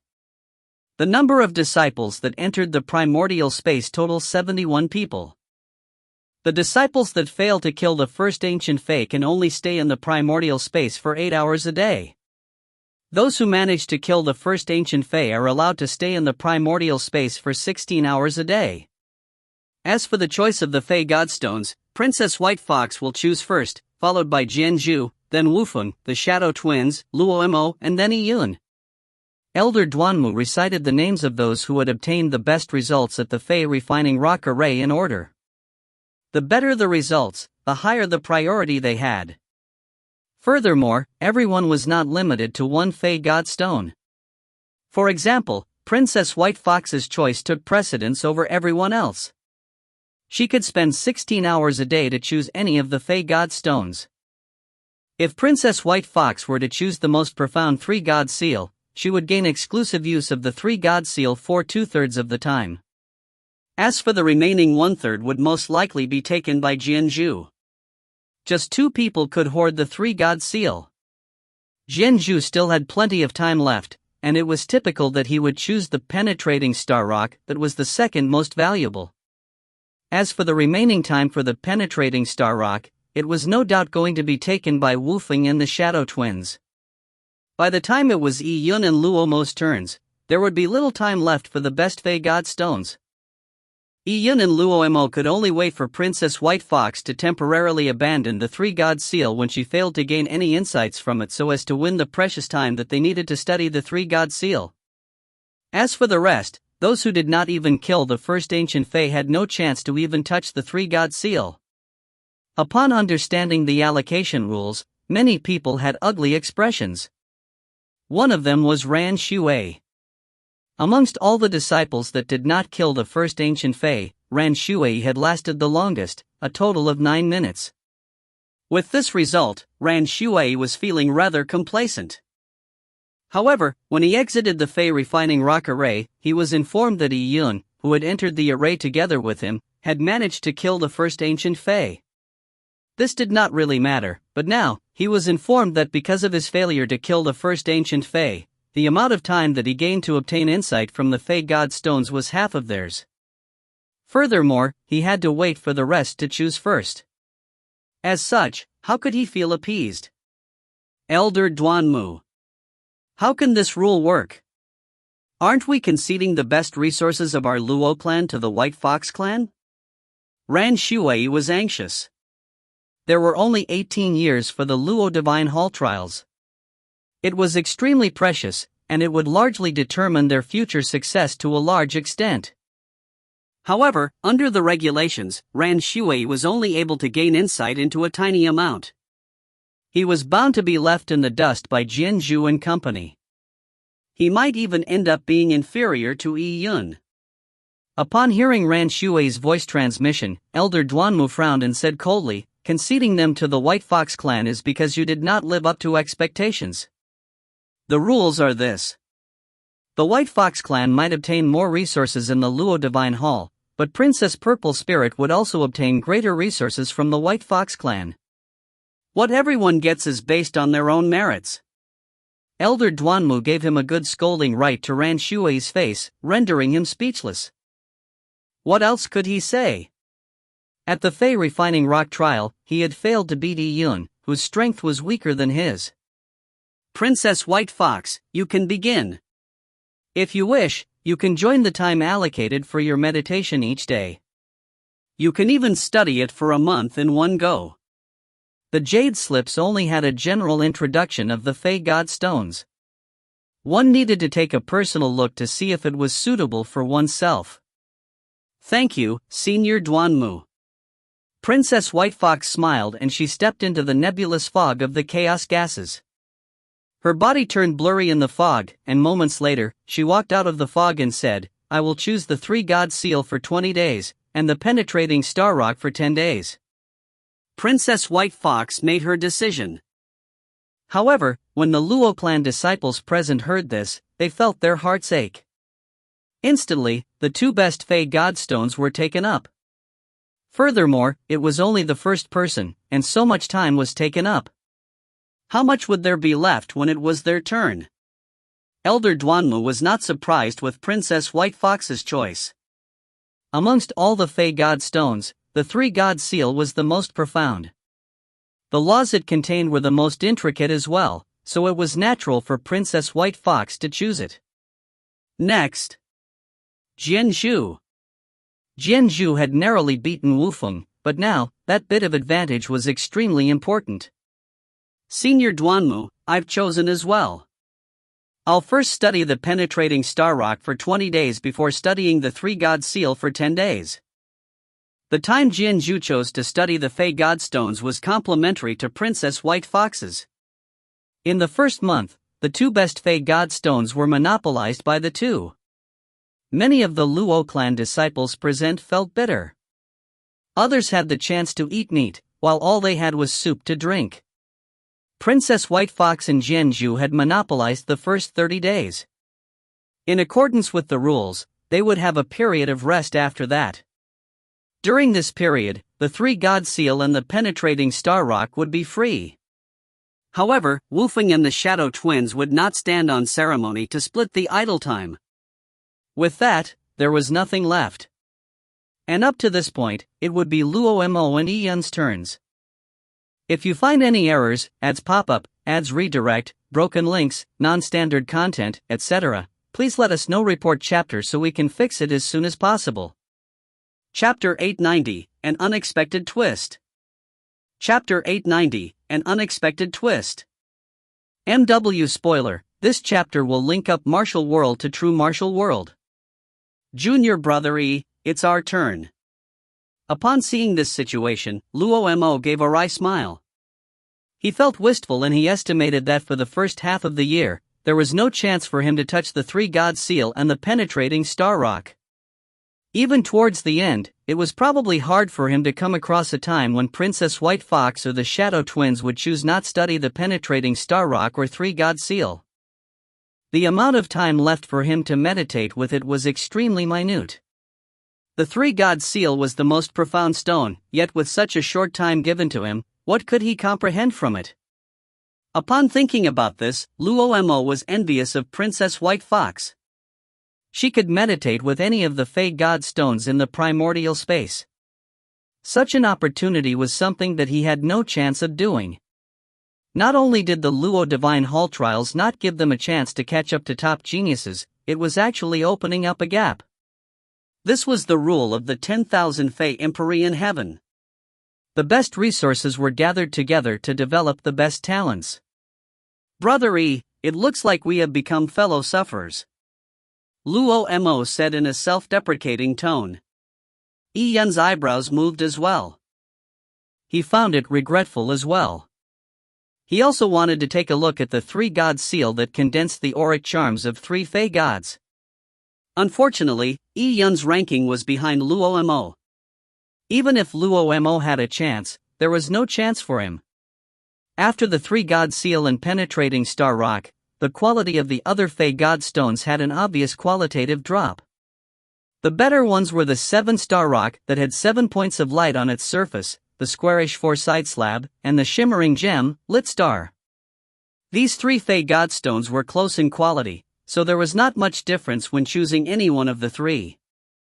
Ian looked at each stone and he was in no hurry to make a decision. The training at the primordial space was an important part of the Luo Divine Hall trials.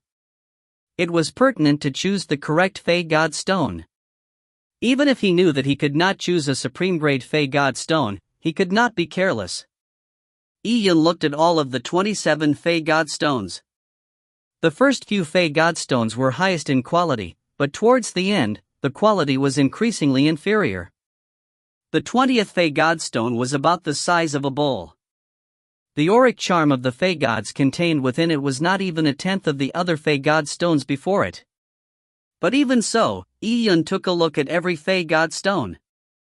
However, why are there Chaos Stones other than the 27 Fey God Stones? Ian noticed that there were 3 rustic stones floating among the chaos gases. These 3 rocks were about 5 to 6 square feet. They were larger compared to the Penetrating Star Rock, and on the surface, they had patterns that looked like ripples. They were engraved by the flow of chaos gases over billions of years. Are those 3 Chaos Stones? Ian asked Luo Mo. He shook his head, indicating that he was uncertain as well. With a slight probe, Luo Mo could not sense any auric charms of a Fey God. He said, it should be an ordinary Chaos Stone. A Chaos Stone that was formed at the beginning of the universe is still very valuable, even if it fails to seal in the auric charms of Fey Gods. Furthermore, it's such a large Chaos Stone. Although Luo Mo said this, Ian still felt that something was amiss. These 3 Chaos Stones gave him a special feeling. And previously in the jade slip that Elder Duanmu passed him, only the 27 Fey God Stones were introduced. These 3 were excluded. Senior Duanmu, what are they? Since Luo Mo did not know, Ian could only ask Elder Duanmu. Elder Duanmu was sitting in the nebulous fog as he said, I can't give you an answer. Oh? Elder Duanmu did not use a Yuan Qi voice transmission. So when everyone heard this, they were surprised. Even Elder Duanmu, the guardian of the Luo Divine Hall, did not know what the 3 divine rocks were? Are they not Chaos Stones? Luo Mo was somewhat perplexed. From his probing, the 3 stones were ordinary Chaos Stones.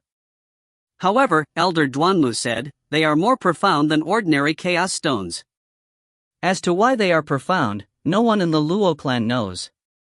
Actually, not even the Luo clan, even in the other clans of the 10,000 Fey Empyrean Heaven, there is probably no one who can exactly explain what mysteries these 3 divine rocks hold. When Elder Duanmu said this, everyone was astounded. Even the other clans of the 10,000 Fey Empyrean Heaven did not know? But if everyone could not understand, how did they determine that it was profound? Elder Duanmu seemed to guess the thoughts of everyone as he said, I believe that all of you know that there were 12 Fey Gods at the birth of the universe. Everyone nodded. They obviously knew about the 12 Fey Gods, the ancestors of everything. Iyun, tell me. What are the 12 Fey Gods? Elder Duanmu said again. Yes, Senior. Iyun had been to Azure Billow, and he had entered the ancient Fey edifice. In the ancient Fey edifice, there were 12 columns, each carved with the 12 Fey Gods. Iyun had obtained an entering motion and 2 hibernation awakening ratings there.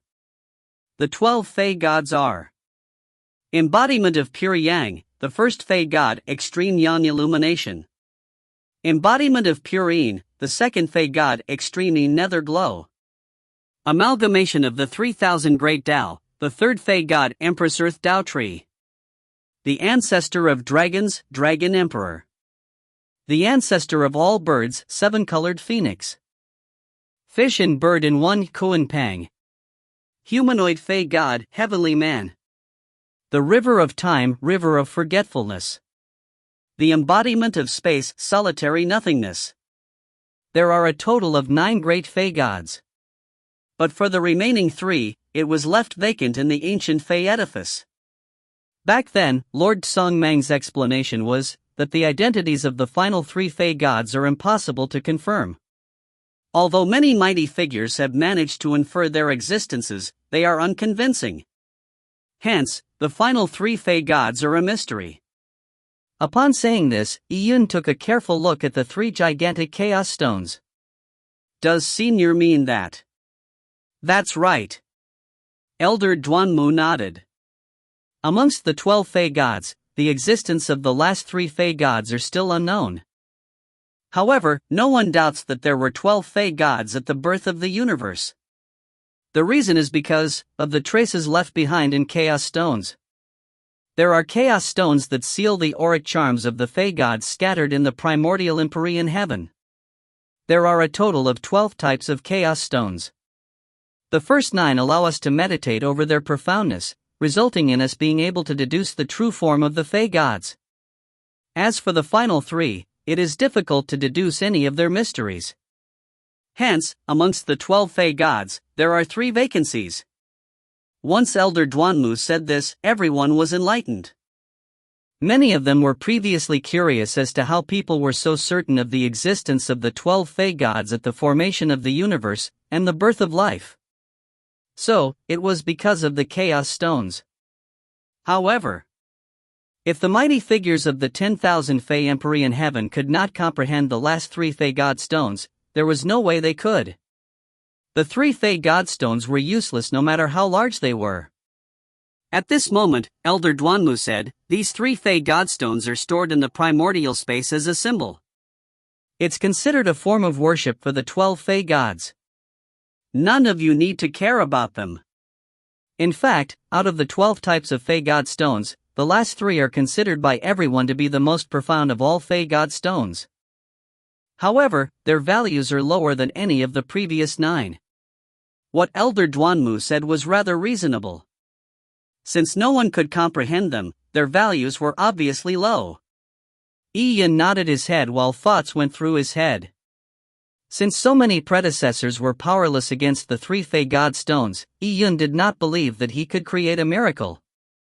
He was just about to abandon the 3 Fey god stones when, out of a curious coincidence, Iyun stopped when he turned around. As he looked at the 3 Fey god stones, a sense of disquietude filled him. Hesitating for a moment, he opened the purple crystal's energy vision. And this act of his made Iyun see an inexplicable scene. The 3 gigantic chaos stones had disappeared, and replacing them were 3 magical items. The closest object to Iyun was a black cubic object that was spinning. The black cube had runes that covered its surface, and it was like it had absorbed all the light around it.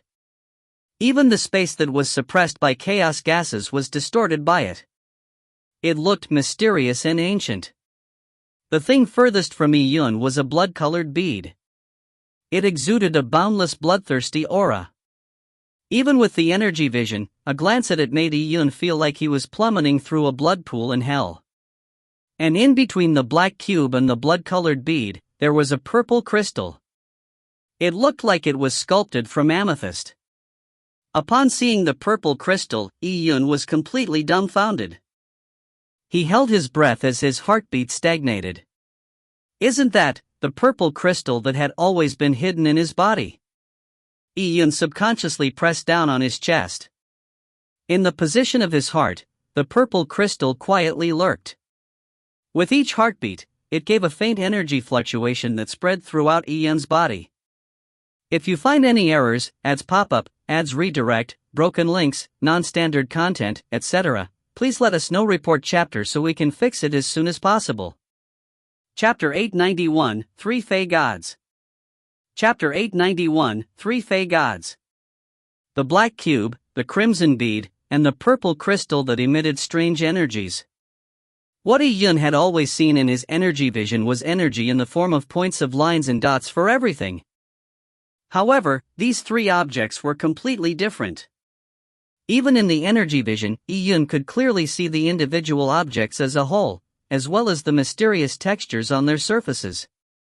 However, Yun knew very well that the three divine artifacts he saw in his energy vision were just projections because of the portion of the original auric charms that were sealed in the Chaos Stones.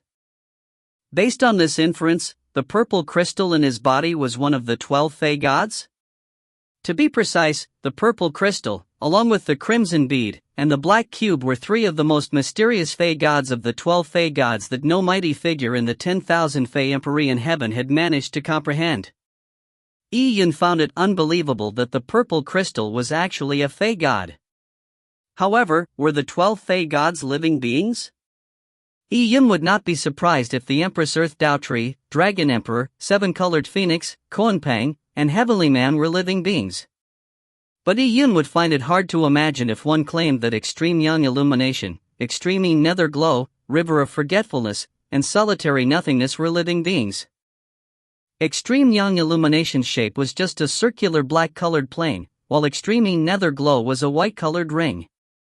River of Forgetfulness was just a river of time, while Solitary Nothingness was just an endless void. Instead of calling them living beings, it was better to call them amalgamation of laws. As such, Yun would not be surprised if the purple crystal was considered to be an amalgamation of laws. Yun had a deep appreciation for the purple crystal's power. Now that he discovered that the purple crystal was one of the 12 Fey gods, Yun found the purple crystal even more profound and mysterious. What law did this purple crystal, that was born out of the chaos along with the universe, amalgamate from? As for the crimson bead and the black cube, what were they? Yun fell silent. His eyes were completely fixated on the chaos stones that had a portion of the purple crystal's auric charm sealed within. Junior brother why do you keep standing in front of the three Fey god stones? Don't tell me that you are interested in them?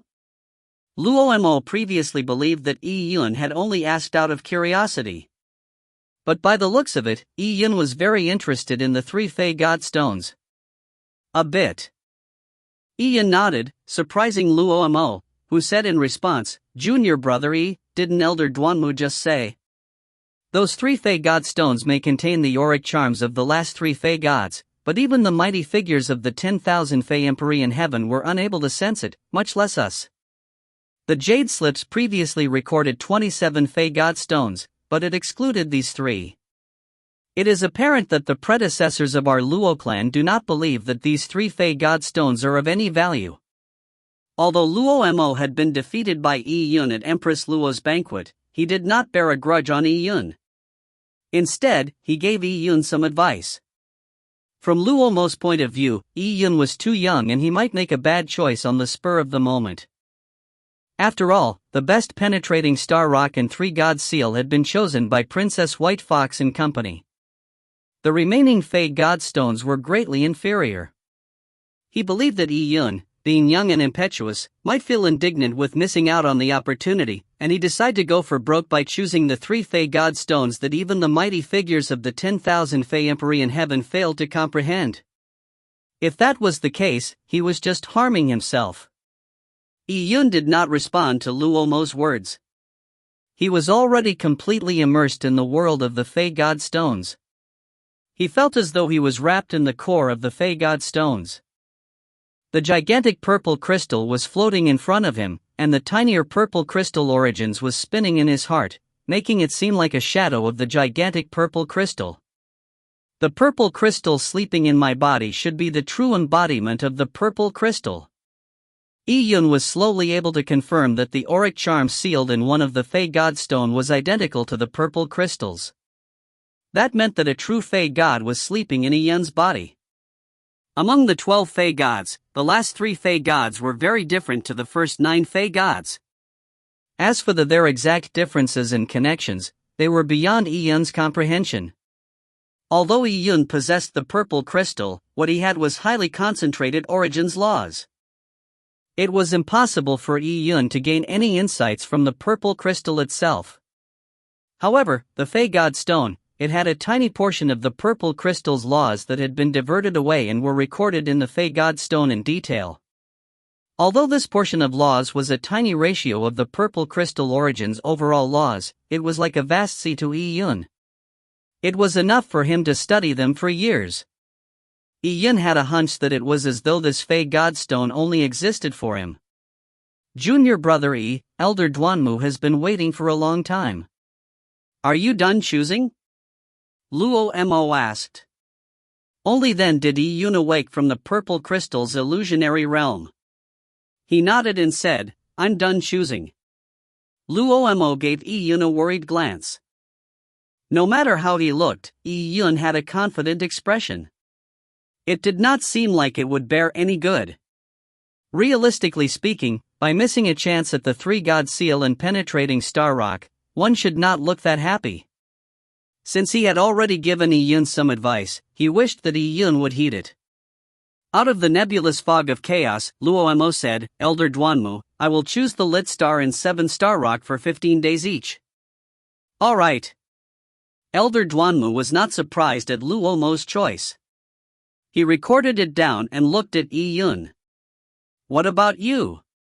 Yi-Yun did not immediately answer and instead asked Elder Duanmu, I would like to inquire about a matter. The rules set by Elder Duanmu previously, those disciples that managed to kill the first ancient Fae are allowed to stay in primordial space for 16 hours a day, and those disciples who failed to kill the first ancient Fae are only allowed 8 hours. Is the rationale behind this rule a result of there not being enough Fae Godstones? The trial takers present did not expect Yi-Yun to ask such a question. Wasn't this obvious? He just needed to choose a few Fae Godstones, but he had lingered inside the nebulous fog of chaos for so long. Furthermore, when he came out, he had to ask such an obvious question? Elder Duanmu nodded and said, yes. If that is the case, I would like to ask. If I were to choose a Fae Godstone that no one else chooses, can I stay in the primordial space for the whole time without coming out? Yi-Yun's question confounded all the trial takers present. What was the meaning behind Yi-Yun's words? His strength was not considered very strong, and he had barely managed to kill the first ancient Fae through an internecine struggle. He had paid such a heavy price to have a selection opportunity just second to Luo Mo. Was he planning on leaving aside the 7-star rock, lit star, and the 4-side slab for some scrap? Some of the Fae Godstones in the primordial space were the size of bulls, so the laws that they contained were obviously limited. No one wanted them, so was Yi-Yun going to choose them? Everyone could not comprehend him. Even Princess White Fox looked curiously at Yi-Yun. That's right. If no one chooses it, there is no problem for you to stay in the primordial space all day. Although Yi-Yun's question was odd, Elder Duanmu answered him seriously. Thank you, Elder Duanmu. With the given permission, Yi-Yun was overjoyed. This was truly a pleasant surprise. This meant that he could stay in the primordial space all day. Then I've already chosen. I'll choose the 3 Fae Godstones condensed out of the 3 unknown Fae Gods. Yi-Yun's voice had bold undertones as it reverberated throughout the area. Everyone was stunned hearing Yi-Yun's choice. Elder Duanmu had just introduced the 3 Fae Godstones to be something that even mighty figures of the 10,000 Fae Emperor in heaven failed to comprehend. Was Yi-Yun mad? Ignoring Yi-Yun, even Princess White Fox, as well as young elites who were far more outstanding than her, could not compare their nomological insights with a mighty figure of the 10,000 Fae Emperor in heaven. The difference was greater than night and day. If Yi-Yun was attempting to comprehending something that even mighty figures could not comprehend, wasn't that like an ant trying to shake a tree? What a laughable act of overconfidence. Junior brother Yi, you really chose it. Luo Mo stared at Yi-Yun and he was at a loss of words. He had a hunch previously and had advised Yi-Yun. However, Yi-Yun seemed obsessed to tread the road of no return. Junior brother Yi-Yun, I know you aren't happy that you couldn't choose the penetrating star rock and the 3-god seal, but the lit star and 7-star rock aren't that bad either. It's enough for the 2 of us to study it. You can just compliment me on the time. Luo Mo sighed and shook his head. He found it regretful. Yi-Yun's results were very good, but he had wasted an opportunity. It made the people who had worse results than Ian luck out. And indeed, Luo Mo saw Ran Shui's excited expression, on the brink of bursting out laughing. Ha ha ha! The heavens are truly helping me. Ian actually abandoned the 7-star rock and the 4-side slab. I'll be free to study them. Ran Shui clenched his fists. He felt indignant to have lost to Ian before because he believed that he was stronger than Ian and that he had only lost because he had avoided doing battle. It had particularly embarrassed and aggrieved Ran Shui. But now, with the 7-star rock and the 4-side slab, he could diligently reach Ian's level. In time to come, he would leave Ian in the dust. On the road of martial arts, the most taboo thing was to think too highly of oneself. Ian had clearly entered the path that would lead him astray. If you find any errors, ads pop up, ads redirect, broken links, non-standard content, etc., please let us know. Report chapter so we can fix it as soon as possible. Chapter 892, The Blooming of the Void Orchid, Part 1. Chapter 892, The Blooming of the Void Orchid, Part 1. Yun, are you certain about your choice? Elder Duanmu paused for a long time, but he noticed no changes in Yun's intentions. This choice is not just a few months of meditation time. In the future, the ratio will still be the same as your previous choice. I will look at the results of your cultivation in 7 years' time. That is to say, in the upcoming 7 years, each of you will study your own Fey God Stone. Unless you are willing to exchange, there will be no further changes. But I believe that for you, Yun, no one will exchange with you. I'm asking you one last time, are you certain? When Elder Duanmu said this, everyone looked at Yun. 7 years. The Luo Divine Hall trials lasted for 18 years. The 7 years took up nearly half the amount of time. This was the important stage at which one lay their foundations. It was no joking matter. If he chose the last 3 Fey God Stones and failed to gain any insights, Ian would have wasted 7 years. Without any exaggeration, the 7 years was sufficient to impact Ian's future achievements. Everyone believed that Ian would flinch, but unexpectedly, Ian nodded without hesitation and said, Senior Duanmu, I'm certain. Elder Duanmu's eyebrows pricked up and he seemed somewhat upset, but he still recorded Ian's name down. Everyone had the right to make their own choices during the Luo Divine Hall trials, but at the same time, they had to be responsible for their own choices. Furthermore, Ian's performance may be good, but he was not the most important Luo clan disciple that Elder Duanmu valued the most. The person that Duanmu valued the most was Jianzhu. It was not bad if a genius who would attain greatness in the future out of 100 Luo Divine Hall trials. At the trials, Jianzhu was the person who was worth expending effort to nurture. As for the others, they were just icing on the cake. Even if Yun were to persist in error, he would not continue to persuade him. Yun returned to the group, and as he was walking back, Ran Shui was already striding forward into the nebulous fog of chaos. The excitement on his face was unconcealed. To Ran Shui, this was like a gift that fell into his lap. And this gift lasted for 7 years. Junior Brother E, although I do not know why you gave this opportunity to me, I still have to thank you. Ran Shui said with a beaming smile. Ian obviously knew what was on Ran Shui's mind. He was showing gratitude on his lips, but he was probably treating him like a retard in his heart. Ian could not be bothered to humor Ran Shui in hypocritical politeness. He just remained silent and he pretended not to hear him.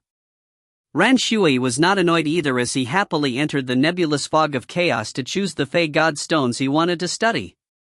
Unsurprisingly, Ran Shui had chosen 7-star rock and lit star.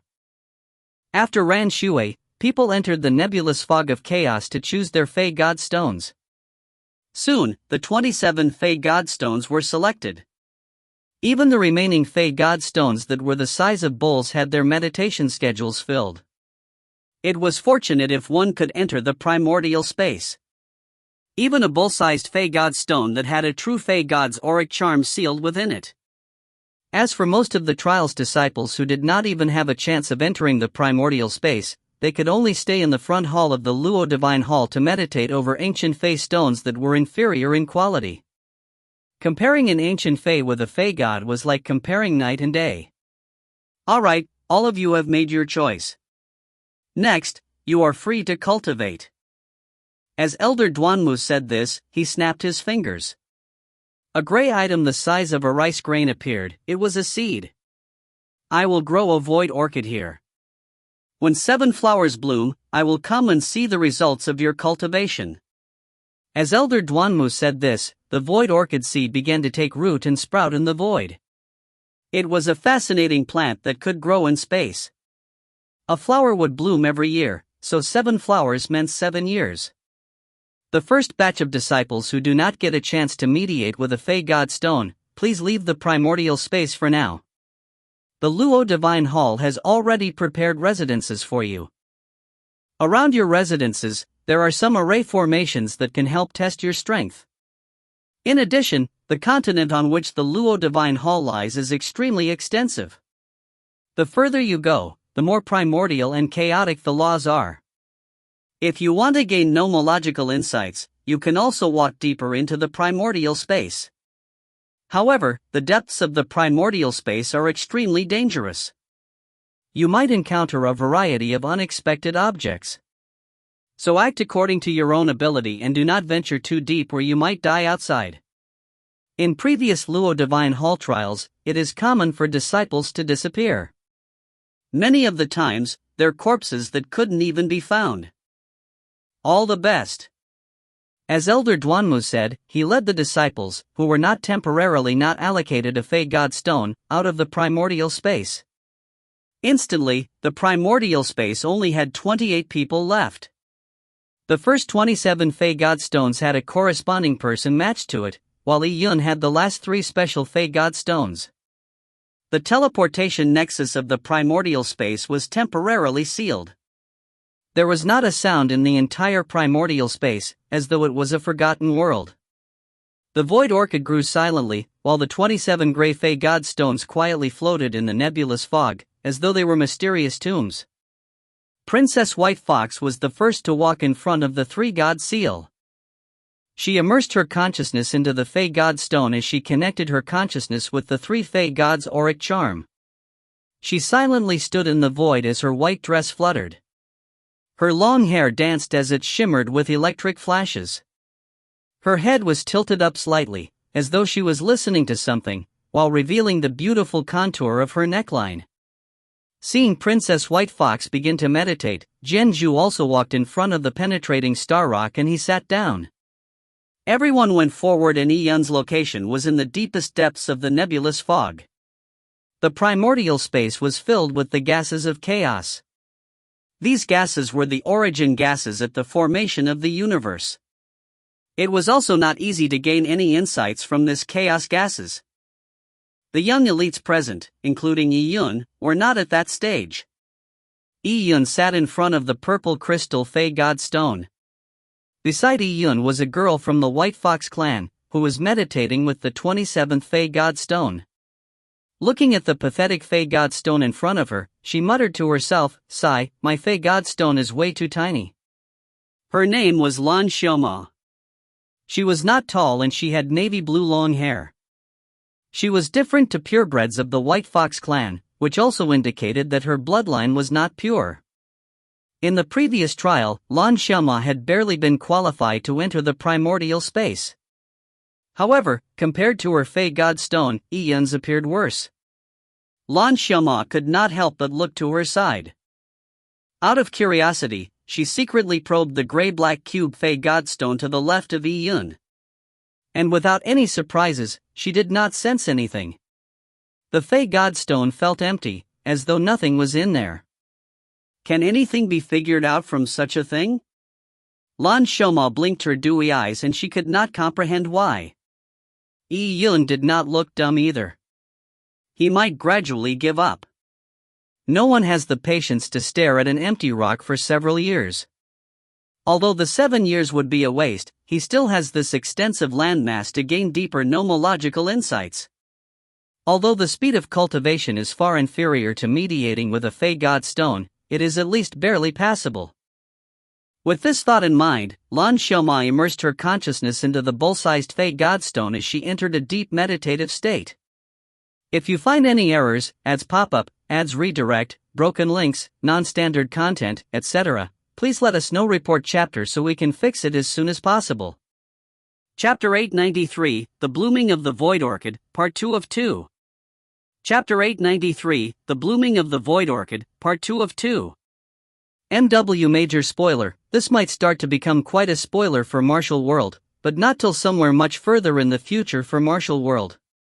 When Yi Yun's consciousness connected to the ancient Fey God Stone, he felt that everything around him had vanished. The young elites who were meditating around the Fey God Stones, as well as the lingering nebulous fog of chaos, had all disappeared. Yi Yun came into a completely unfamiliar world. Wherever he looked, it was the deep depths of the universe. And beneath his feet were brilliant spiraling galaxies with breathtaking beauty. And in front of Yi Yun was the purple crystal origins with shimmering purple light. It was suspended in the void and it was slowly spinning. After Yi Yun came to this alternate world, he tried to look into the purple crystal that was embedded in his heart countless times, but the purple crystal was as mysterious and clear as it ever was. Looking at it made it seem transparent, but Yi Yun had no idea what profound mysteries it possessed. And today, the purple crystal that Yi Yun saw was completely different. The feeling of not knowing anything had disappeared. In Yi Yun's vision, the purple crystal range extended out limitlessly. It gave Yi Yun the feeling that there was a universe in the purple crystal. The purple crystal expanded as it revolved, as it became ethereal. It slowly spread throughout the universe, clouding Yi Yun's field of vision with a misty purple color.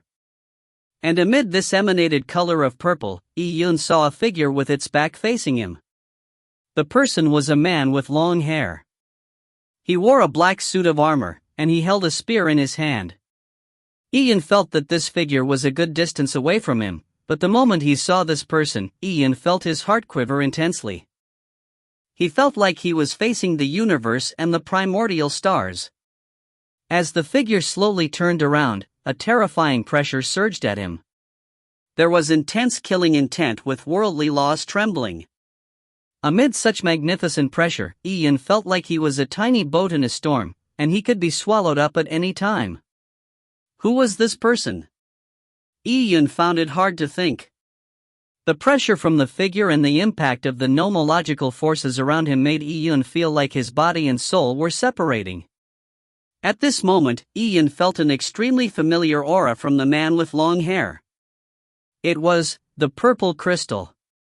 A purple crystal body shimmered in the man's chest, almost identical to the feeling that Yi Yun had with the purple crystal. Yi Yun did not believe that this person was the future him. Could it be the past owner of the purple crystal? Suddenly, the man with long hair waved his hand, sending the spear flying. The spear constantly expanded in size while it traveled through the universe. It kept expanding and finally, it became an incredulous size. It could string up hundreds of stars. When the large spear landed beneath the man's feet, there was land, oceans, plants, animals, including fey beasts and humans growing on the spear. A spear had transformed into a narrow world strip? Yi Yun was alarmed. He did not know what sort of concept this was. The man had transformed his weapon into a world.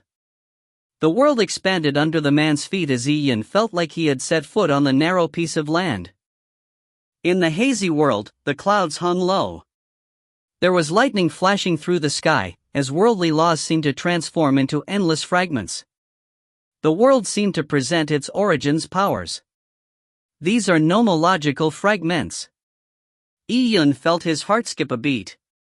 He knew very well how valuable all these fragments were. These were laws of origins. The 12 Empyrean heavens had been formed for eons, and the universe had long taken form. The laws had evolved into a maturity. Could he gain insights of the origins from such complete laws? That would be impossible. This was also why many mighty figures from the 10,000 Fey Empyrean heaven had their eyes set on the primordial Empyrean heaven. After all, the laws in the primordial Empyrean heaven were not complete, making them easier to grasp. However, the primordial Empyrean heaven's laws were chaotic and trivial. It was easier said than done to search for the laws of the origins from such complex laws. No one knew if a fragment of the laws of origins could be obtained, even after an unmeasurable amount of meditation. But now, in front of Iyun, there were fragmentary laws of origins flying everywhere. Such fragments were easy to absorb. Even supremacies from the 10,000 Fey Empyrean heaven would probably go crazy when they saw such a scene.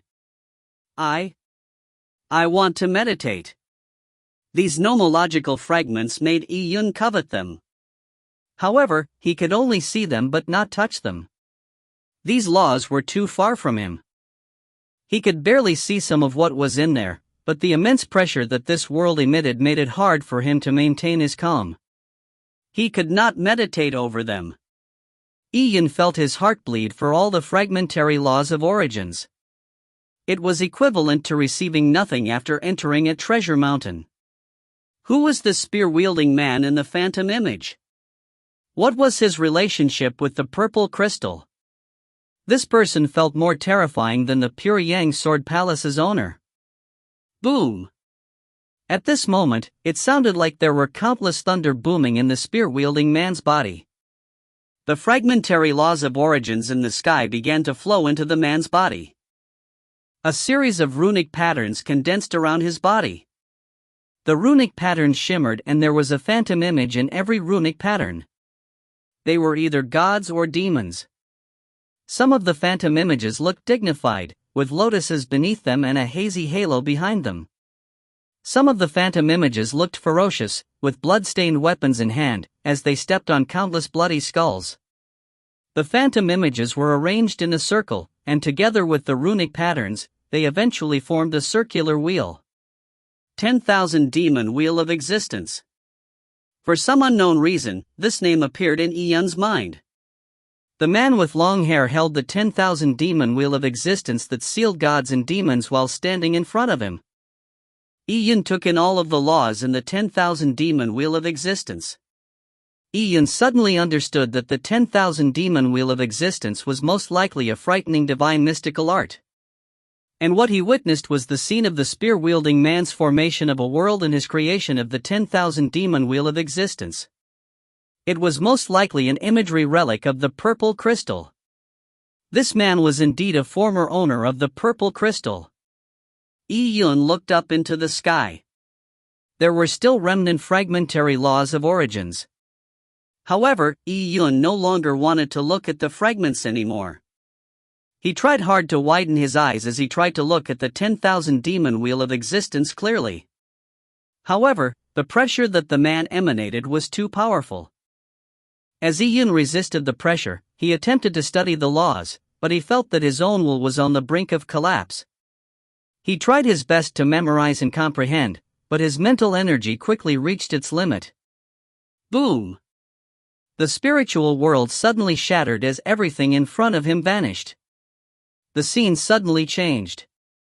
Iyun had abruptly returned to the primordial space. His surroundings were still pervaded with the gases of chaos, and in front of him, the three Fey God stones were still suspended in the void.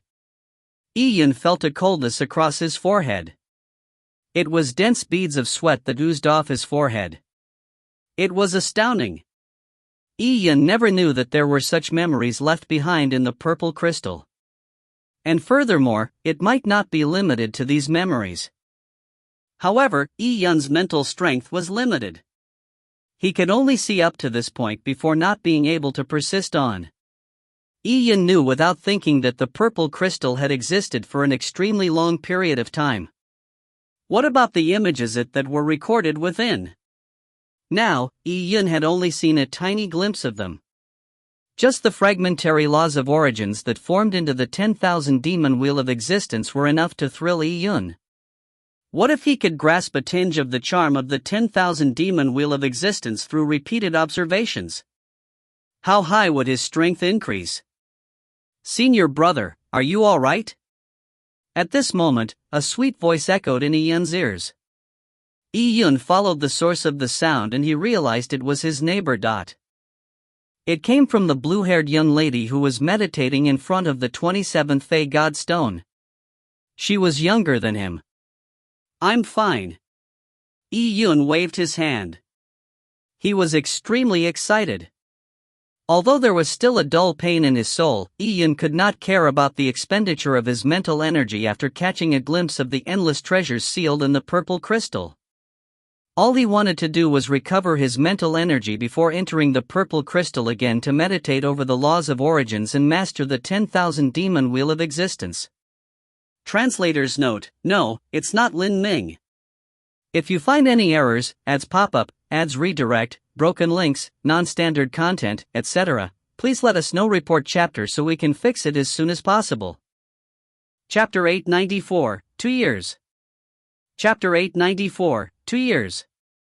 Everyone was cultivating in the primordial space, so silence pervaded it. After swallowing a relic to recover his mental energy, Yun began to regulate his breathing to process the relic. Lan Xiaoma looked strangely at Yun. Why did he look so eager at such a barren rock? She really could not understand him. She knew that Yun must have drained too much mental energy before. It was reasonable. With such a large Fey God stone, with no obvious point of insertion, it was certain that one's mental energy would drain extremely quickly while meditating with it. Lan Xiaoma stopped pondering about the matter as she continued meditating with the 27th Fey God stone.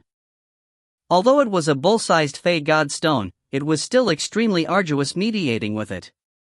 Lan Xiaoma found the laws that were contained within numerous and profound, but the insights she gained were limited. She felt vexed from having to choose the worst Fey God stone previously, but thinking about it now, it was not necessarily a good thing. The most difficult stones, the penetrating star rock and 3 God seal, were probably only things that absolute geniuses like Jianzhu or Princess White Fox could gain any insights from.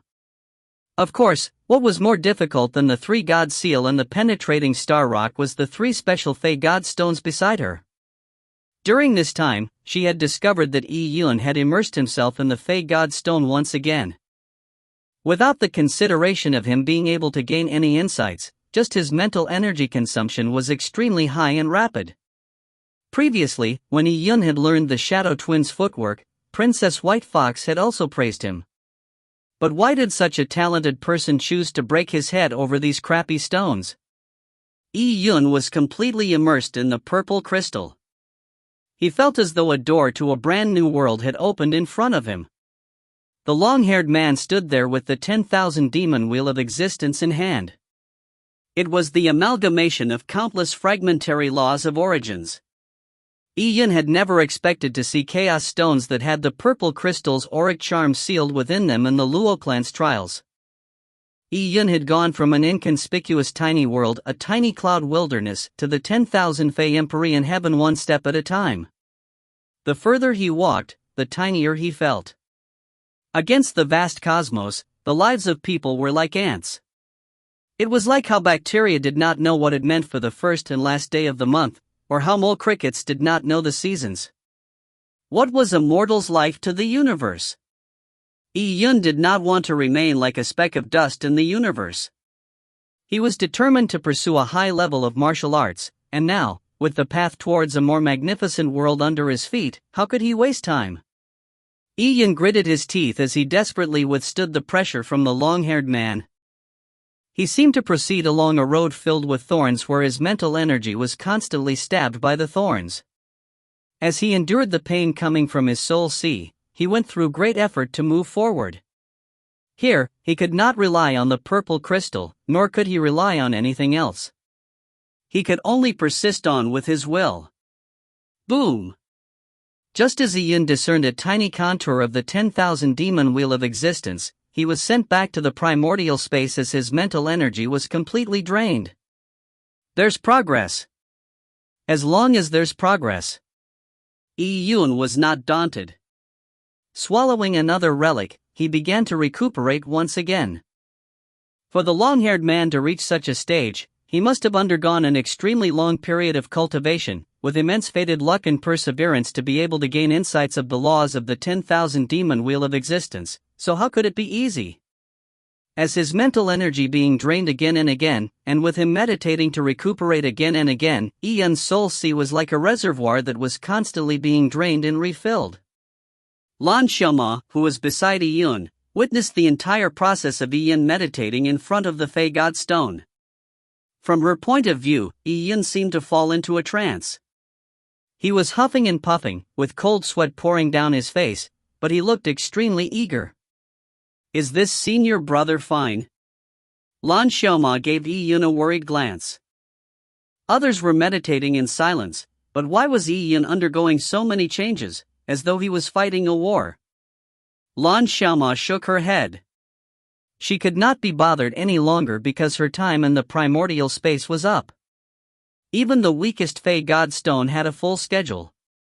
Hence, she needed to rotate the usage of it with 2 other people. She had already agreed with the other 2 to have a meditation time of a month each. With her having to leave the primordial space soon, Lan Xiaoma gave the Fei God Stone a reluctant glance before walking towards the teleportation nexus. The passage of time was unfathomable. The void orchid was growing. It went from sprouting to producing a bud before blooming into a flower. 1 year's time had passed. Yun gave up on sleep and food. He had lost count of the number of attempts that he made. The soul-nurturing relics that he used to restore his mental energy were quickly used up. He later used world stones to exchange with others, and he eventually bought some from the Luo Divine Hall's treasury. But by now, the rate at which Yun consumed soul-nurturing relics had decreased because his mental energy had become extremely rich and immense. The long-haired man in the purple crystal had a monstrous aura. Under the impact of such an aura, Yun's mental energy became more coagulated as well. He felt that his mental energy was improving, so even when he was expelled from the Fei God Stone, he would immediately recover his mental energy and enter the world again.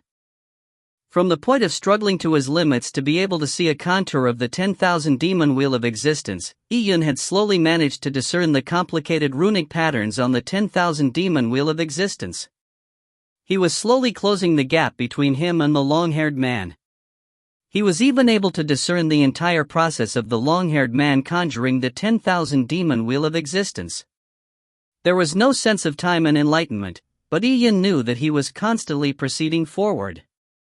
And in his mental world, Yun had finally reached a distance of 30 feet from the long-haired man. At 30 feet, every single additional step was extremely difficult. The powerful impact that came from the laws of origins were like surging waves that assaulted Yun's soul sea. However, such impacts made Yun feel extremely excited.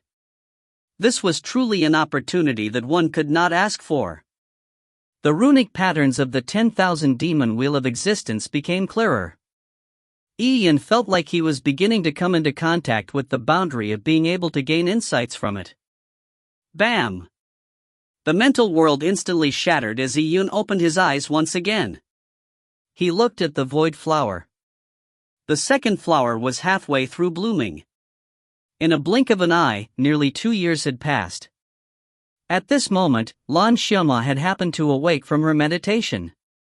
She was accustomed to Yun, who was attempting to gain insights constantly. Lan Xiaoma believed that Yun would soon give up, but to her surprise, he persisted on for 2 years. Lan Xiaoma was an animated and lively girl by nature. She could not stand loneliness, so, in this silent primordial space, she would observe the scenes of the disciples around her cultivating. She noticed that Yun's meditative state with the Fei Godstone was slowly becoming longer. He would only be in meditation for less than an hour in the beginning, but now, he could continue in meditation for 10 days. To be able to face a stone of unknown value for 10 days at a go for 2 years, it was unimaginable. At this moment, Yun took a deep breath as he closed his eyes while regulating his breathing. It's about to begin again. Lan Xiaoma shook her head. For the past 2 years, she had never seen Yun speak. It was as though he was a dead corpse just sitting there. The others would leave the primordial space so as to confirm their comprehension outside. It also included Lan Xiaoma herself. Her month-long meditation was almost over. She too needed to go into the deeper depths of the landmass so as to combine meditation and actual combat, despite the amount she managed to understand being very little. It was universally accepted that by combining meditation and actual combat, one's progress was the fastest. As for Yi Yun, he did not verify his comprehension. Was he not afraid of gaining a wrong understanding? Furthermore, his combat power would not increase as a result. If you find any errors, ads pop up, ads redirect, broken links, non-standard content, etc., please let us know. Report chapter so we can fix it as soon as possible. Chapter 895, Condensing the Wheel. Chapter 895, Condensing the Wheel. Yi Yun sat in front of the purple crystal Fey God stone cross-legged, and he entered an ethereal state. His consciousness was fully immersed in the purple crystal's world. He was oblivious to everything going on around him. With 2 years of hard work, he was already standing inside the treasure vault. It was a brand new world at less than 30 feet from the long-haired man. This was a world that the long-haired man had grasped, the nomological world of the 10,000 demon wheel of existence. While standing less than 30 feet away, the nomological fragments around Yi Yun shimmered. This experience was too precious. Yi Yun focused attentively as he seized the opportunity to comprehend the laws floating around him. Within 30 feet, he could see the runic patterns on the 10,000 demon wheel of existence very clearly. The nomological fragments also appeared within his reach, but they also depleted his mental energy very quickly. Although Yi Yun had a greater mental energy capacity than before, it would just take him a few days before he was expelled from the mental world. Yi Yun repeated this process day after day. He did not find it boring at all. He could see new nomological fragments every day. The long-haired man's repeated creation of the world and the process of producing the 10,000 demon wheel of existence was something that Yi Yun watched over and over again. Slowly, Yi Yun went from being a bystander to being a participant. He felt as though he had become one of the nomological fragments. It was like he would condense into runic patterns with the rest to form the 10,000 demon wheel of existence. As days passed, Yi Yun felt as though he had transcended the 10,000 demon wheel of existence and become the long-haired man. His consciousness overlapped the long-haired man and he began following the long-haired man in his producing of the world that had transformed from a sphere, as well as the process of condensing the laws. At the moment that the 10,000 demon wheel of existence was condensed, countless illusions of demons and gods appeared as they assaulted Yi Yun's mental sea. In a trance, Yi Yun saw war break out throughout the 12 Empyrean heavens. The Luo clan was destroyed by the Fey Phantasm sect and he was unable to find Lin Xintong to the very end of his life. Finally, he died filled with regrets. Mental demon. Yi Yun exhaled. After he began to truly grasp the 10,000 demon wheel of existence from the long-haired man, it also brought mental demons with it. Just after having this thought, Yi Yun saw himself still in the cloud wilderness in a blink of an eye. He had become the leader of a tribal clan, living together with Jiang Sharo in an ordinary but rich life. He led his tribesmen in hunts and after returning, he would see Jiang Sharo's warm smile as well as the blissful expressions of her gently dabbing the sweat off his face. Yi Yun was slightly stunned as he shook his head. Another mental demon. The martial path that he had taken had a long series of footsteps that existed in reality. It was not something that a mere mental demon could wipe away. Illusions constantly appeared as the demonic voices constantly whispered in Yi Yun's ears, but Yi Yun focused on gathering the nomological fragments. A runic pattern was formed, but there were countless other runic patterns. Days passed and the void flower quietly produced a bud before it silently bloomed into a flower. 6 years had passed and it was time for Lan Xiaoma to return to the primordial space once again. At the beginning, she would take note of Yi Yun, but slowly, she began ignoring him. Over the 6 years, he did not say a word, like he was a stone statue. And with the passage of time, she felt that Yi Yun's expression began to resemble a stone. Even his aura was the same. She glanced at the Fey God Stone in front of Yun before looking back at Yun. That's right, it was exactly identical to the Fey God Stone. 2 stone blocks. Lan Xiaoma had such a thought. In fact, Lan Xiaoma did not realize that the reason why she made such an association was because Yun had begun to possess an aura from primordial times, just like the Fey God Stone. Just as Lan Xiaoma was about to begin meditating in front of the Fey God Stone, she heard some White Fox Clan's disciples talking within the primordial space. Upon focusing on the conversation, Lan Xiaoma froze. The White Fox Clan's third prince, Bai Yuqing, was coming here. This news surprised Lan Xiaoma. She had previously heard that Bai Yuqing had accompanied the young elites of the White Fox Clan at the White Fox Clan trials.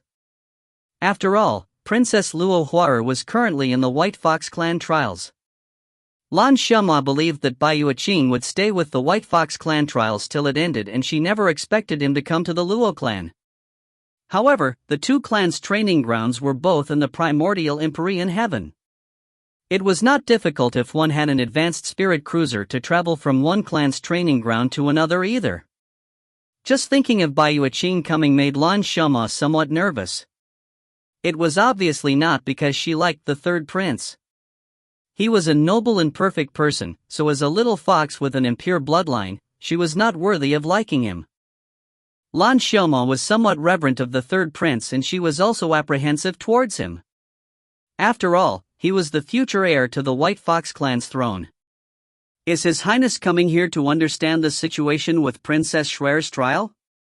I heard that His Highness had previously made a bet with Princess Purple Spirit, so he is probably mindful of the outcome.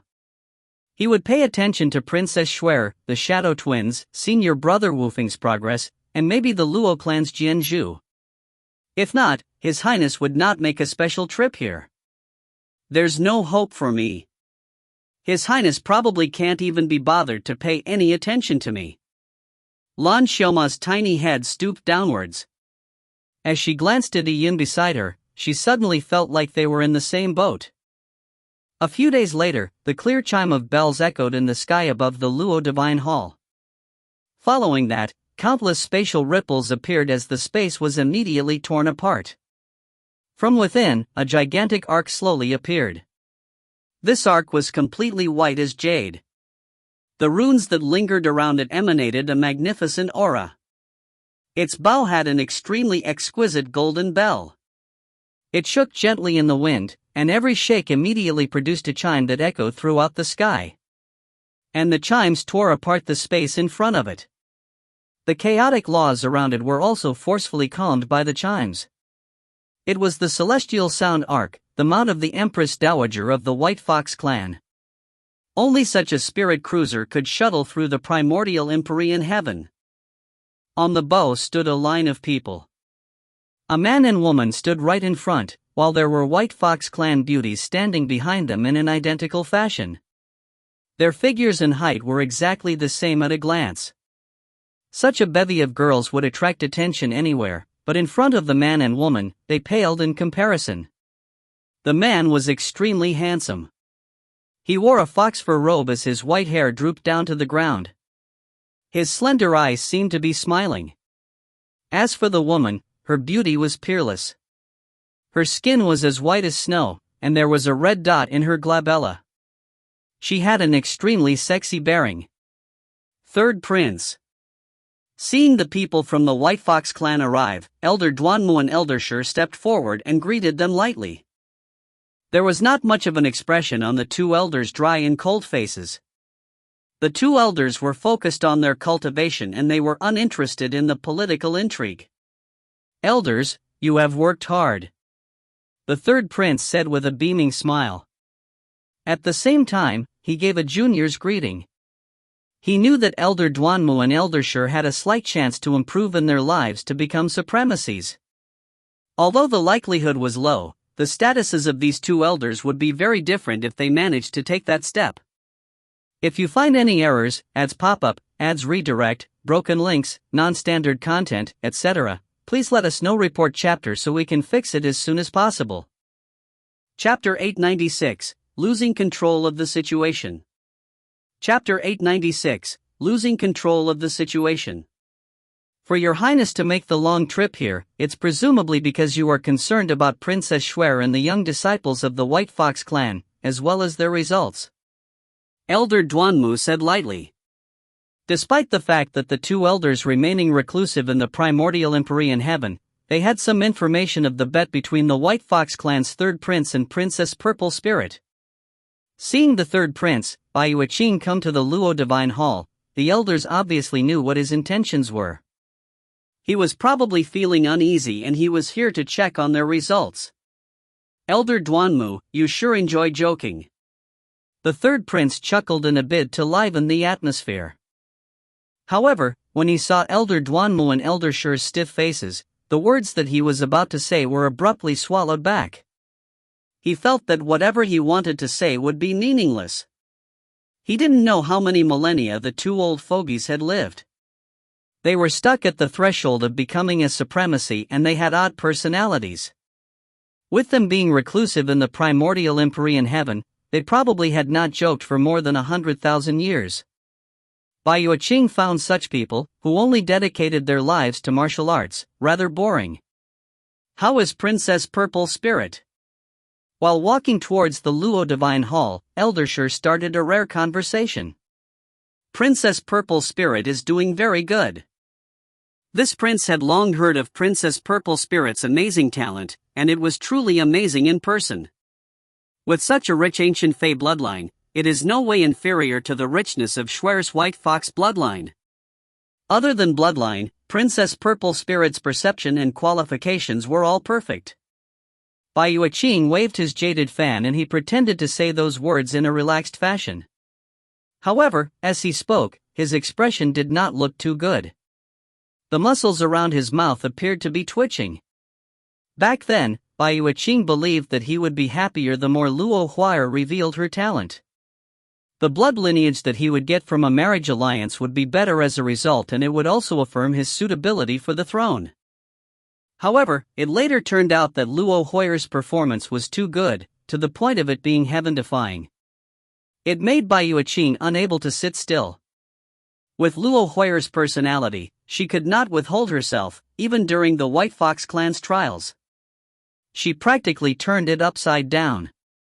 For instance, the nomological ladder to heaven. The Luo clan disciples struggled to climb upwards. Each level was extremely arduous. But for Luo Huayr, she was vivaciously bouncing upwards on the nomological ladder to heaven without even stopping. One of the best geniuses left behind in the White Fox clan to hold the ground suffered such a setback from Luo Huayr that he did not even dare show his face. Luo Huayr's talent was just too high, making the third prince helpless at suppressing her. With that, how was he able to convince the arrogant Luo Huayr? If he could not, what was there to talk about marriage? Seeing that he was losing control of the situation, the third prince made a special trip to the Luo Divine Hall to witness Schwer's progress. Princess Purple Spirit's talent is indeed astonishing. Elder Shi did not pay attention to the third prince's expression as he nodded his head in satisfaction. He had seen Luo Huayr when she was young.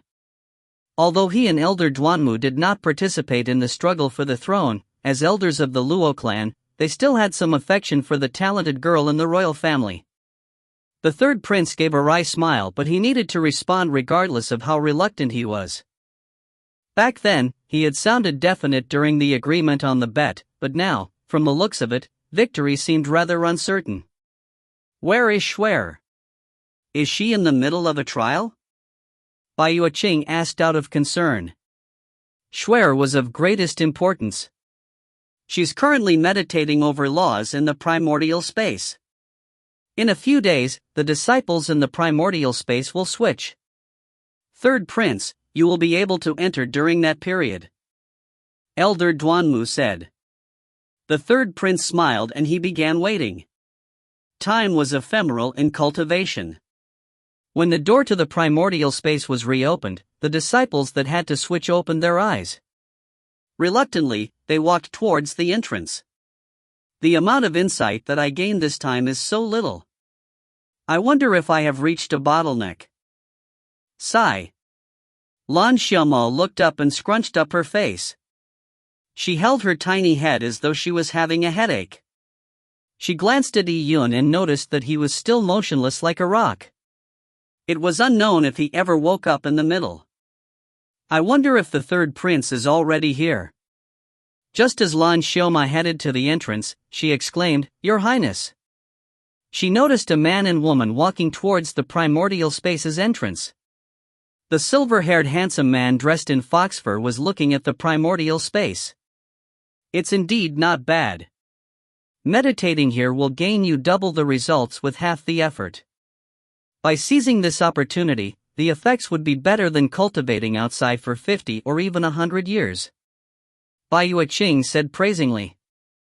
The White Fox clan has a similar training ground as well. Elder Duanmu said. My White Fox clan has the nomological ladder to heaven, so it is different to your esteemed clan's primordial space. They each have their different characteristics. Bai Yueqing said modestly. The nomological ladder to heaven was a long ladder formation built by dozens of Fey God stones. It was situated in the void, having different characteristics but similar purposes as the primordial space.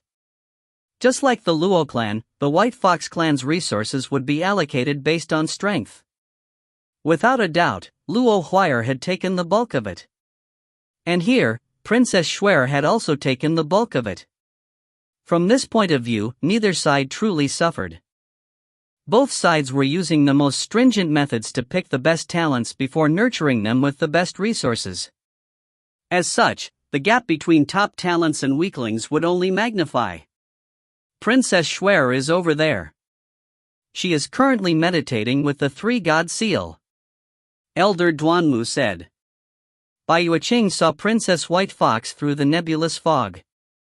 At this moment, she was standing there motionless. Her beautiful figure seemed to be frozen. However, everyone who managed to kill the first ancient Fey in the Fey refining rock array had double the meditation time. Hence, it was still not time for Princess White Fox to switch. Xuer is currently in meditation, so there's no need to disturb her. This prince will just wait here. Bai Yueqing said indifferently. Go ahead then, third prince. Elder Duanmu said nonchalantly. As Bai Yueqing stood there, he naturally became the focus of attention. Many members of the White Fox clan were in no rush to leave the primordial space as they stepped forward to bow to him. Bai Yueqing revealed a gentle smile as he would occasionally give them words of encouragement so that the White Fox clan disciples would leave with a smile. Lan Xiaoma saw this from afar. Although she worshipped the third prince, she did not dare go up to speak to him. She lowered her head and prepared to train outside. In that case, the person to be noted in the Luo clan is Jianzhu. Bai Yueqing nodded as he looked at the youth named Jianzhu standing in front of the penetrating star rock. Bai Yueqing was listening to the Shadow Twins' description of the situation regarding the Luo clan disciples. That's right. After Jianzhu, it's Luo Mo and Yi Yun. Non Yue suddenly said, they had previously each killed an ancient Fey. Yi Yun barely did it and you can call it an internecine assault. Internecine assault? Then that's just average. Bai Yueqing shook his fan gently.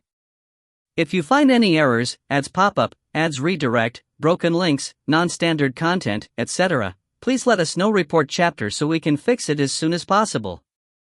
Chapter 897, Epiphany. Chapter 897, Epiphany. Bai Yueqing did not pay too much attention to a trivial person like Yi Yun. However, once Yi Yun was mentioned, Bai Yueqing could not help but recall the snide comments that Yi Yun had made in front of Luo Huayr. Furthermore, Luo Huayr had even used Yi Yun as part of the bet. If the White Fox clan were to lose at the trials, Yi Yun had to accompany Xuer to tour the Luo clan, but Yi Yun had unexpectedly refused. Upon thinking about this, Bai Yueqing frowned slightly. He asked in a displeased manner, "How's Yi Yun? Tell me about him." His perception is not bad, but it unknown what he's thinking to choose special Fey God stones. Non Yue explained the situation with Yi Yun choosing the purple crystal Fey God stone. that Yi Yun is still quite a smart person. By choosing that Fey God Stone, it would not look too bad when he loses, even if he were to not gain any insights from it. A White Fox Clan disciple standing beside Nong Us said. Bai Yueqing did not say a word. From the way that Yi Yun shared a good relationship with Luo Hoyer, as well as the information that he obtained about Yi Yun, Bai Yueqing could sense that Yi Yun was a person who took an unorthodox path. He was a human from a lower realm with all sorts of ideas that were unpalatable. Although Bai Yueqing did not believe that the White Fox Clan disciple said was true, there were only two reasons for Yi Yun to choose the special Fey God Stones. Either his mind was not right or it was due to his arrogance.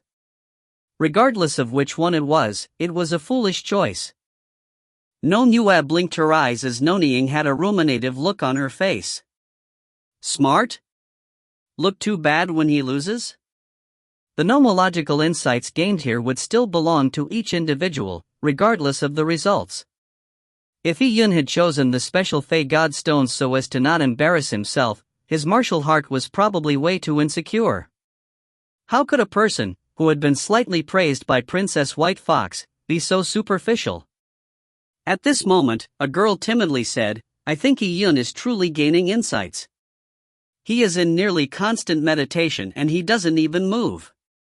Lan Xiaoma had heard the conversation just as she was about to leave. It was unknown where she got the courage as she suddenly spoke out. Lan Xiaoma subconsciously felt that she could not remain as resolute as Yi Yun. Clearly, the disciple that mocked Yi Yun could not do it as well. His denouncing of Yi Yun's fortitude as a warrior was rather unpleasant to the ears.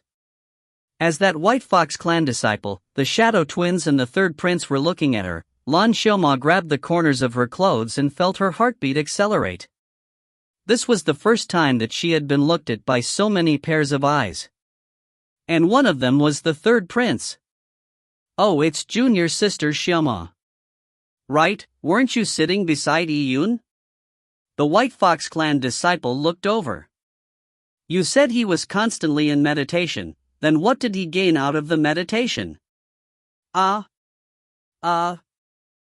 Xiaoma only knew that Yi Yun was constantly in meditation, but she had no idea what he had gained from it. Ha! Bai Yueqing gave a careless laugh. He had already seen Yi Yun in the depths of the thick nebulous fog. Indeed, as Lan Xiaoma said, Yi Yun was sitting motionless like a statue. Seeing Yi Yun's performance, the hint of displeasure in Bai Yueqing's heart vanished. It was unknown what Yi Yun was thinking or was up to. He was working so hard meditating in front of a Fey God Stone that even the mighty figures of the 10,000 Fey Empyrean heaven were helpless against. Was he about to crack the mystery of the last three mighty Fey gods? Bai Yueqing gave a dismissive laugh as he continued conversing with the White Fox Clan disciples. Bai Yueqing was very amiable and harmonious. In the White Fox Clan, Princess Xuer had the most number of admirers, but his prestige was not much lower either. 10 days quickly passed with the passage of time. Bai Yueqing did not have any feelings of impatience. In another month, Princess Xuer's meditation would come to an end. But at this moment, 3 different auric charms suddenly emanated from the 3 God seal. They began spreading in all directions like a wave. The disciples in the primordial space glanced over in surprise. Oh? Her Highness is ending her meditation early? A White Fox Clan disciple said. Bai Yueqing looked at the 3 God seal as well. A strange glint flashed in his slender eyes. This did not look like the end of a meditation session. Following that, the 3 auric charms emitted a hazy divine light that were of 3 different colors. The divine light was not expansive and it was even rather weak. But this hazy light was enough to make the hearts of people quiver. The 3 God seal contained the auric charms of 3 Fey gods. The 3 beams of hazy light hovered above Princess White Fox's head. They seemed to look down on her, with an indifference that came from a lofty attitude above all life. In front of the ancient aura, Princess White Fox looked like a delicate flower. This moment only lasted for a few seconds before the 3 beams of light slowly sank back into the 3 God seal and disappeared, as though nothing had happened. From beginning to end, they never gave Princess White Fox any laws or opportunities. But even so, this was enough to astonish everyone. They were ancient Fey gods. Even a drop of the vast auric charm was extremely terrifying. However, the auric charms had emanated out of the three-god seal because of Princess White Fox had lasted for a few seconds. After the three auric charms sank back into the three-god seal, a holy light burst out of Princess White Fox's body. She bathed in the resplendence of this holy light as her body floated up, as though there were lotus flowers blooming around her. Upon seeing this scene, all the disciples could not help but hold their breaths. At this moment, Princess White Fox was emitting a mysterious aura. A pair of snow-white fox ears grew above her head, as the phantom image of 9 large tails appeared behind her back. 9-tailed heavenly fox. For such a phenomenon to happen, has Her Highness received an epiphany? Nonying was mesmerized seeing this as she said softly. She and Nonyua had unique talents in nomological perception. She felt that such a situation was the epiphany that warriors wanted, but it was something that came by not by searching for it. Schwer has indeed had an epiphany. The process of nomological insights is a process of constant accumulation. Just like how dripping water can pierce a rock, all the insights gained from before are in preparation for this moment of epiphany. That was the instant that the rock was pierced. Bai Yueqing recovered from his reverie as he revealed a satisfied smile. No, it was far more than a satisfied smile. It was pleasant surprise. He did not expect to witness Princess Schwer having an epiphany on his trip here. It appeared that even without his exertations, Princess Schwer's performance were still excellent. Having said so, not all accumulation can achieve that moment of epiphany. It requires top talent and great amounts of fated luck. Bai Yueqing was in a good mood.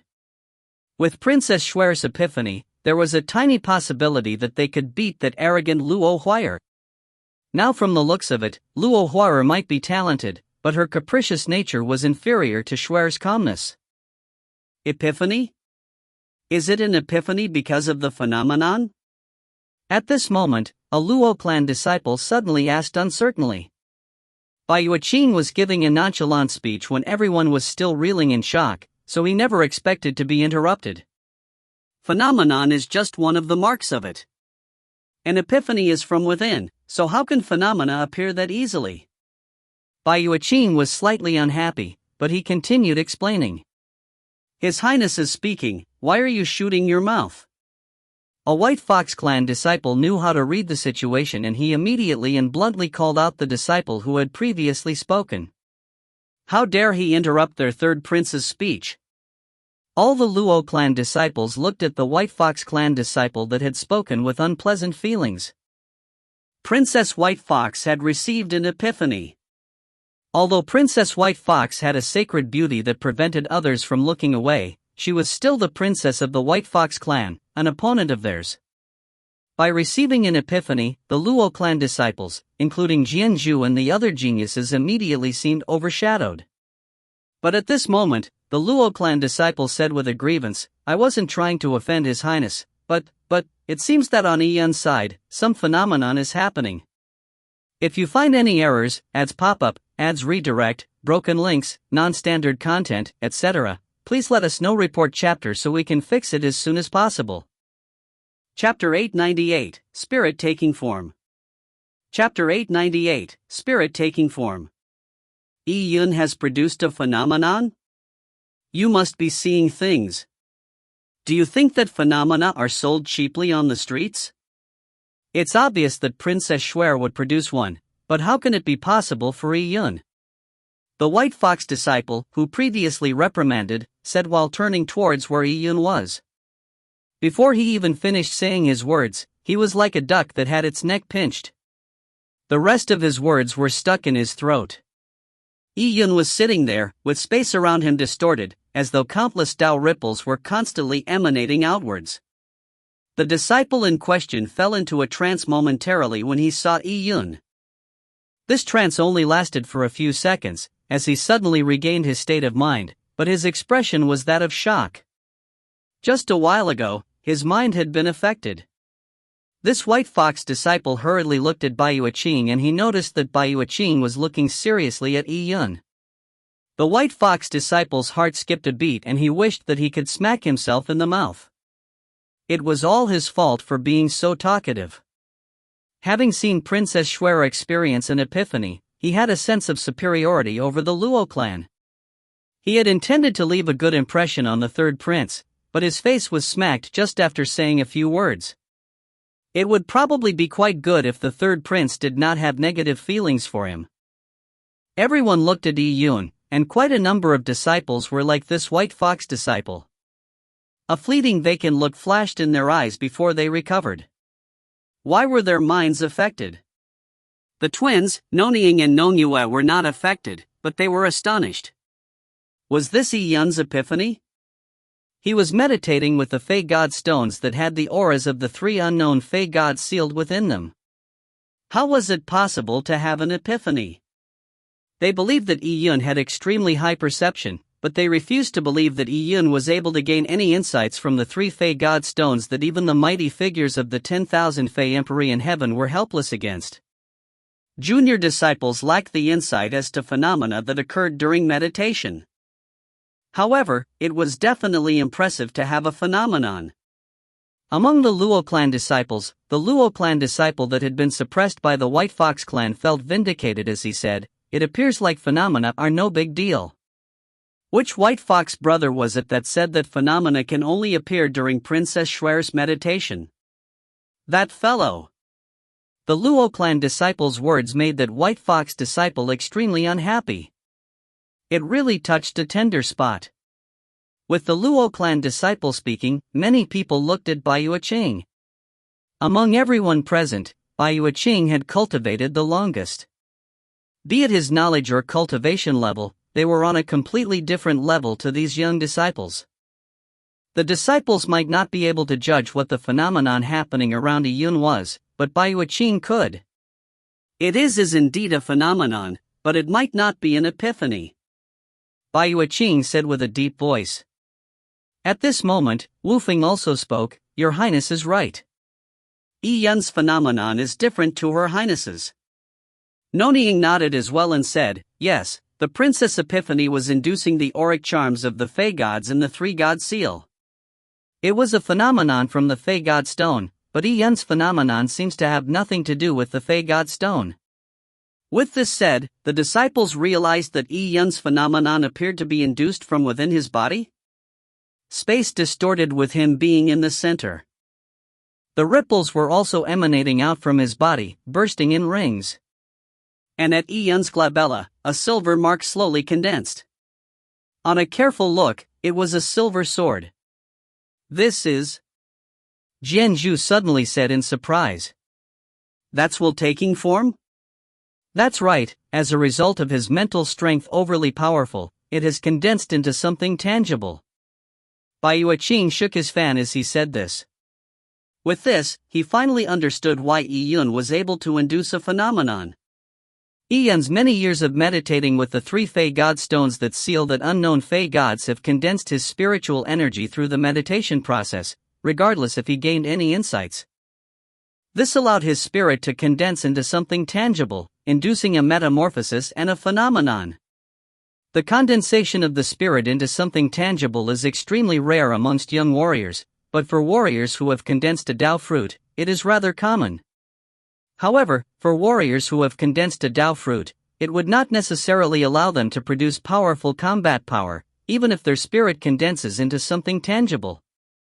Unless they specialize in being a warrior that cultivates mental laws, the effects would be average. Bai Yuqing was very knowledgeable, so he said a few words to explain the reason behind the phenomenon that Yi Yun had produced. When everyone heard this, they suddenly saw the light. It was no wonder that they fell into a daze for a few seconds. It was because of the mutation of Yi Yun's spirit that affected their consciousness. "I heard your master is Supremacy Gulen." This prince remembers that Supremacy Gulen is knowledgeable with laws that use mental energies as attacks. Bai Yuqing said as he looked at Jianzhu.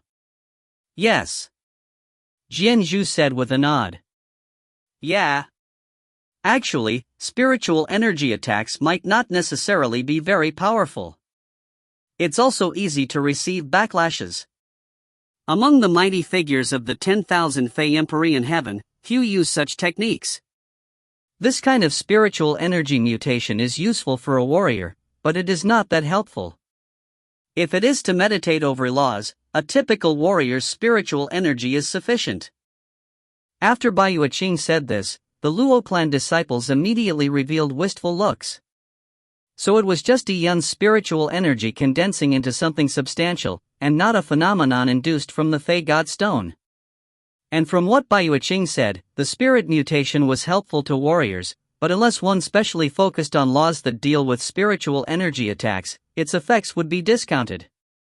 If Yi Yun had gained an epiphany, they would now feel ashamed in front of the White Fox clan. However, it was understandable on further thought. The Fey God Stone in front of Yi Yun was a Fey God Stone that mighty figures of the 10,000 Fey Emperor in heaven could not grasp any insights from. How could Yi Yun perceive anything? It can't be said that Yi Yun's perception was greater than all those mighty figures, right? That junior sister from before is right. Yi Yun is indeed resilient. He is able to mediate using a Fey God Stone that leaves others helpless to the point of mutating his spiritual energy. Nonying said with some tones of admiration. Although he did not gain an epiphany with the Fey God Stone, being able to condense his spiritual energy during the meditation process, to the point of breaking through and making his spirit condense into something tangible, with his will as a sword. This also proved that he was extremely talented. Other than Princess White Fox, none of the other disciples present received any epiphanies or condensation of their mental energies into something substantial while meditating with their Fey God Stones. He truly has amazing perception. In the primordial space, his performance would be brilliant if Shuer wasn't here. Baiyu Qing said lightly. Upon hearing these words, many disciples shook their heads secretly. Princess White Fox's talent was too formidable that made them feel as though they had been left in the dust. This was not something that an ordinary genius could compare with. Although Yi Yun was excellent, Princess White Fox's performance was stunning. This made the halo around him immediately appear dimmer. Towards the matters that were happening around him, Yi Yun, who was immersed in his mental world, knew nothing about them. At a distance 20 feet from the long-haired man, Yi Yun was honorously enduring the immense pressure that came at him. Suddenly, he felt as though a membrane in his mental world cracked, producing the light cracking sound of a chicken egg being hatched. At this moment, Yi Yun took another step forward. This step was extremely heavy, as though Mtintai was pressing down on him. It was like wading through deep mud, taxing and impossible to pass. At the moment that Yi Yun's foot landed, countless fragments exploded with a boom. It was as though a shackle on his mental world had been released, as it constantly spread out. Oh! He had made a breakthrough in his spiritual energy? Yi Yun's spiritual energy was just a tiny pond, but after the repeated draining and refilling, this pond had finally expanded into a lake. Yi Yun was finding it tough to stand 20 feet from the long-haired man, but now, he felt his strength increase greatly. Not only could he take a step forward, his vision had also turned much clearer. The runes on the 10,000 demon wheel of existence appeared as though a mist had blown away from them, presenting itself clearly in front of Yi Yun. They were all nomological fragments. Yi Yun was pleasantly surprised. The sudden mutation in his spiritual energy allowed him to easily see all the nomological fragments. They were clearer than ever before. He began to study them with a ravishing appetite. This was a treasure mountain, and he finally walked into the treasure mountain at that very moment. Each nomological fragment was priceless, but there they were, free for him to choose. Yi Yun wanted to take all of them. He wanted to study all of the nomological fragments. After he made a breakthrough in his spiritual energy, Yi Yun's spiritual energy was now immense. He constantly memorized and he no longer needed to worry about exhausting his spiritual energy to the point of being expelled from the mental world. Yi Yun completely immersed himself in this tiny mental world. Every move of the long-haired man was perfectly reflected in Ian's eyes. If you find any errors, ads pop up, ads redirect, broken links, non-standard content, etc., please let us know. Report chapter so we can fix it as soon as possible. Chapter 899, End of the 7 Years. Chapter 899, End of the 7 Years. After Princess White Fox had entered an epiphanic state, a few months had quickly passed. During this period, the meditation time for Princess White Fox was up. However, Princess White Fox did not wake up. An epiphany was something that you chanced upon, so even though her time was up, no one disturbed her. The time that she spent could be made up later. About 7 months later, Princess White Fox finally awoke from her epiphany. Her body had a converged radiance as she exuded an indescribable aura.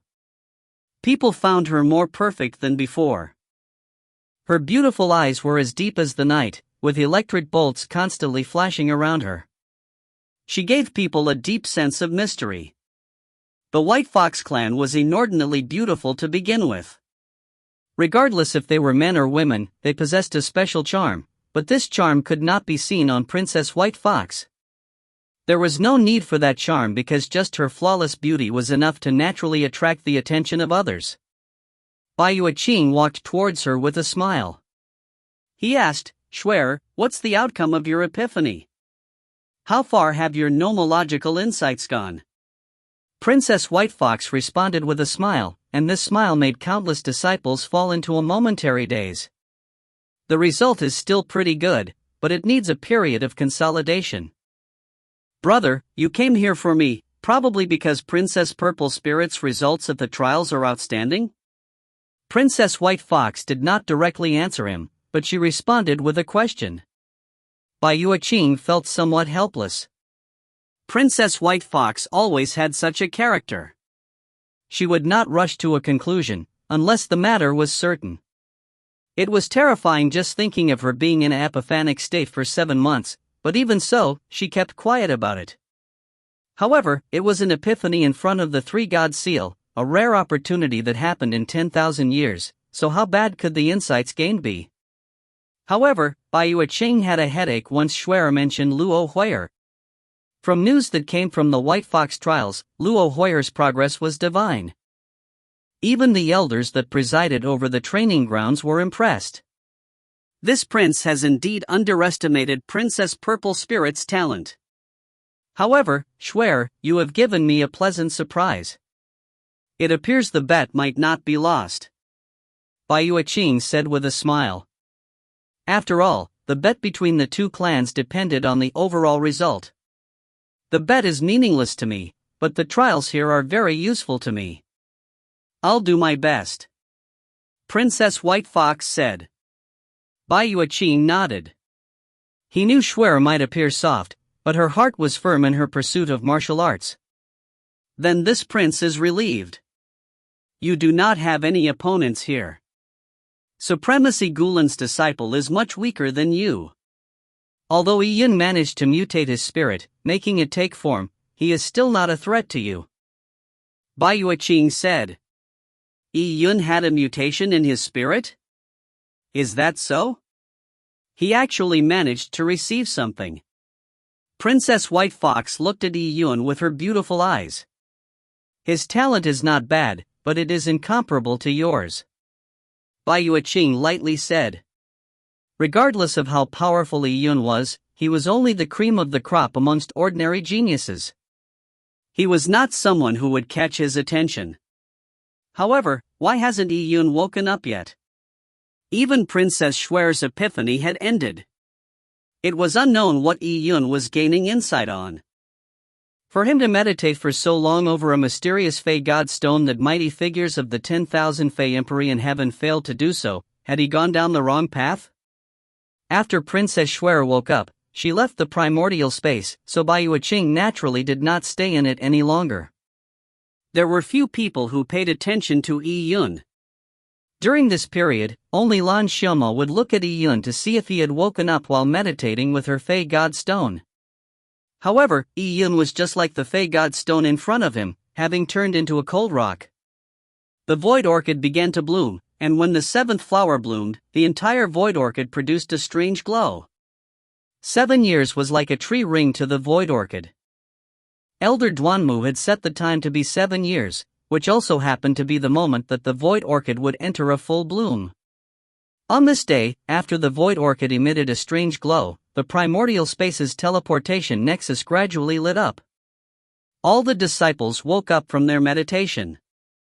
Sigh, I only grasped a tiny bit. A disciple looked at the Fey God stone in front of him, being somewhat unwilling to leave it and being somewhat frustrated. Many people had the same reaction as him. With the constant rotation throughout the 7 years, the time allocated to them was too short. Although they had gained something, they felt that there were many unsatisfactory areas. Yi Yun meditated for the longest. Who knows if he gained anything? A disciple looked at Yi Yun.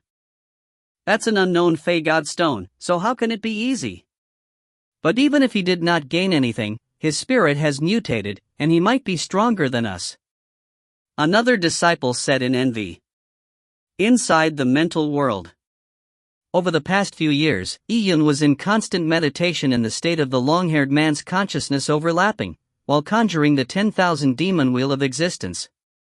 Each nomological fragment slowly condensed into a runic pattern. With countless runic patterns forming together, it became the 10,000 demon wheel of existence.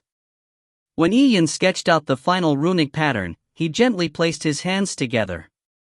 The runic patterns began to spin as though they were in a whirlpool, as they surrounded and enclosed him within. Numerous phantom images of gods and demons flashed. With a loud bang, the 10,000 demon wheel of existence appeared beneath Yi Yun's feet. Boom! Boom! Boom! The long-haired man instantly collapsed after transforming into a purple beam of light. However, before the long-haired man disappeared, Yi Yun saw a fuzzy shadow in the deep depths of the mental world. The figure looked blurry, but he could vaguely tell that it was a woman. Her body was beautiful and her aura was ethereal. She looked like a goddess that came from ancient times. Her back was facing Yi Yun, with black hair cascading down her back. Yi Yun tried his best to discern anything, but failed. Instead, he felt a stab in his mental consciousness. This was the first time that Yi Yun encountered such a situation after his spirit mutated. What a terrifying aura! At this moment, the woman suddenly stretched out her slender hand. Following that, she quickly dabbed her fingers 9 times in the air. 9 ripples formed 9 flower petals. The 9 flower petals condensed together, turning into a tiny 9 transformations red lotus. This red lotus appeared to be lacking in power, but Yi Yun could sense terrifying nomological fluctuations from the red lotus. Out of the 3,000 great Tao, there were countless laws. However, laws too were ranked. The 5 elements, metal, wood, water, fire and earth, were commonly seen laws. For example, the Luo clan was proficient in fire elemental laws. Sabers had nomological saber Tao, while swords had nomological sword Tao. Time was a law in itself as well. To be able to grasp any of these laws, not simply proficiency but total mastering of it, was an accomplishment in martial arts. And above these laws, there were laws of origins, like yin-yang, life-death, and chaos, that were superior. These laws were almost equivalent to heavenly Tao. Typical warriors could not even understand them. To these warriors, these laws truly existed, but they were ephemeral and impossible to grasp, let alone master. However, Yi Yun sensed that this red lotus contained laws of origins. Who was this woman? Yi Yun found it unbelievable. The man's appearance and the purple crystal at the beginning had already astonished Yi Yun. His aura was terrifying to the point of it exceeding the pure Yang Sword Palace owners. But on further thought, this man must have been the former owner of the purple crystal, so Yi Yun could understand it. But following that, who was this black-haired woman? It appeared as though a long misty river of space and time separated him from her, preventing him from seeing clearly. The purple crystal was too mysterious, but how many more secrets did it have? However, at this moment, his mental world was shattered. Ian opened his eyes and he realized he was back in the primordial space. At the moment that he opened his eyes, it was as though his eyes were like a kaleidoscope, with infinite runic patterns flashing through them. Senior Brother E, you have awoken. Ah! Lan Xiaoma turned her head and she happened to see Ian's eyes. Her eyes immediately glazed over, but she soon regained her consciousness. She hurriedly looked at Ian's eyes again. It was now normal. Was that spirit energy? Every disciple already knew that Ian's spirit had mutated. Purple crystal. Ian took a deep look at the purple crystal Fey God stone in front of him before standing up. Ian's long hair cascaded down from his back as the glint in his eyes remained converged. He was like a scion of the mortal world, with a bearing that seemed beyond elegant. Why do I feel like Senior Brother's aura has changed? Lan Xiaoma thought in her heart, but she subconsciously spoke as well. Ian smiled and he did not respond. At this moment, Lan Xiaoma looked at the tiny Fey God stone in front of her. Thinking back to the time when she was repulsed by this Fey God stone, but after 7 years. I kind of miss you now. Boo-hoo. Lan Xiaoma felt as though she had feelings for the Fey God stone. Time is up. It's time to leave. Lan Xiaoma shook her head as she walked towards the teleportation nexus. If you find any errors, ads pop-up, ads redirect, broken links, non-standard content, etc., please let us know. Report chapter so we can fix it as soon as possible.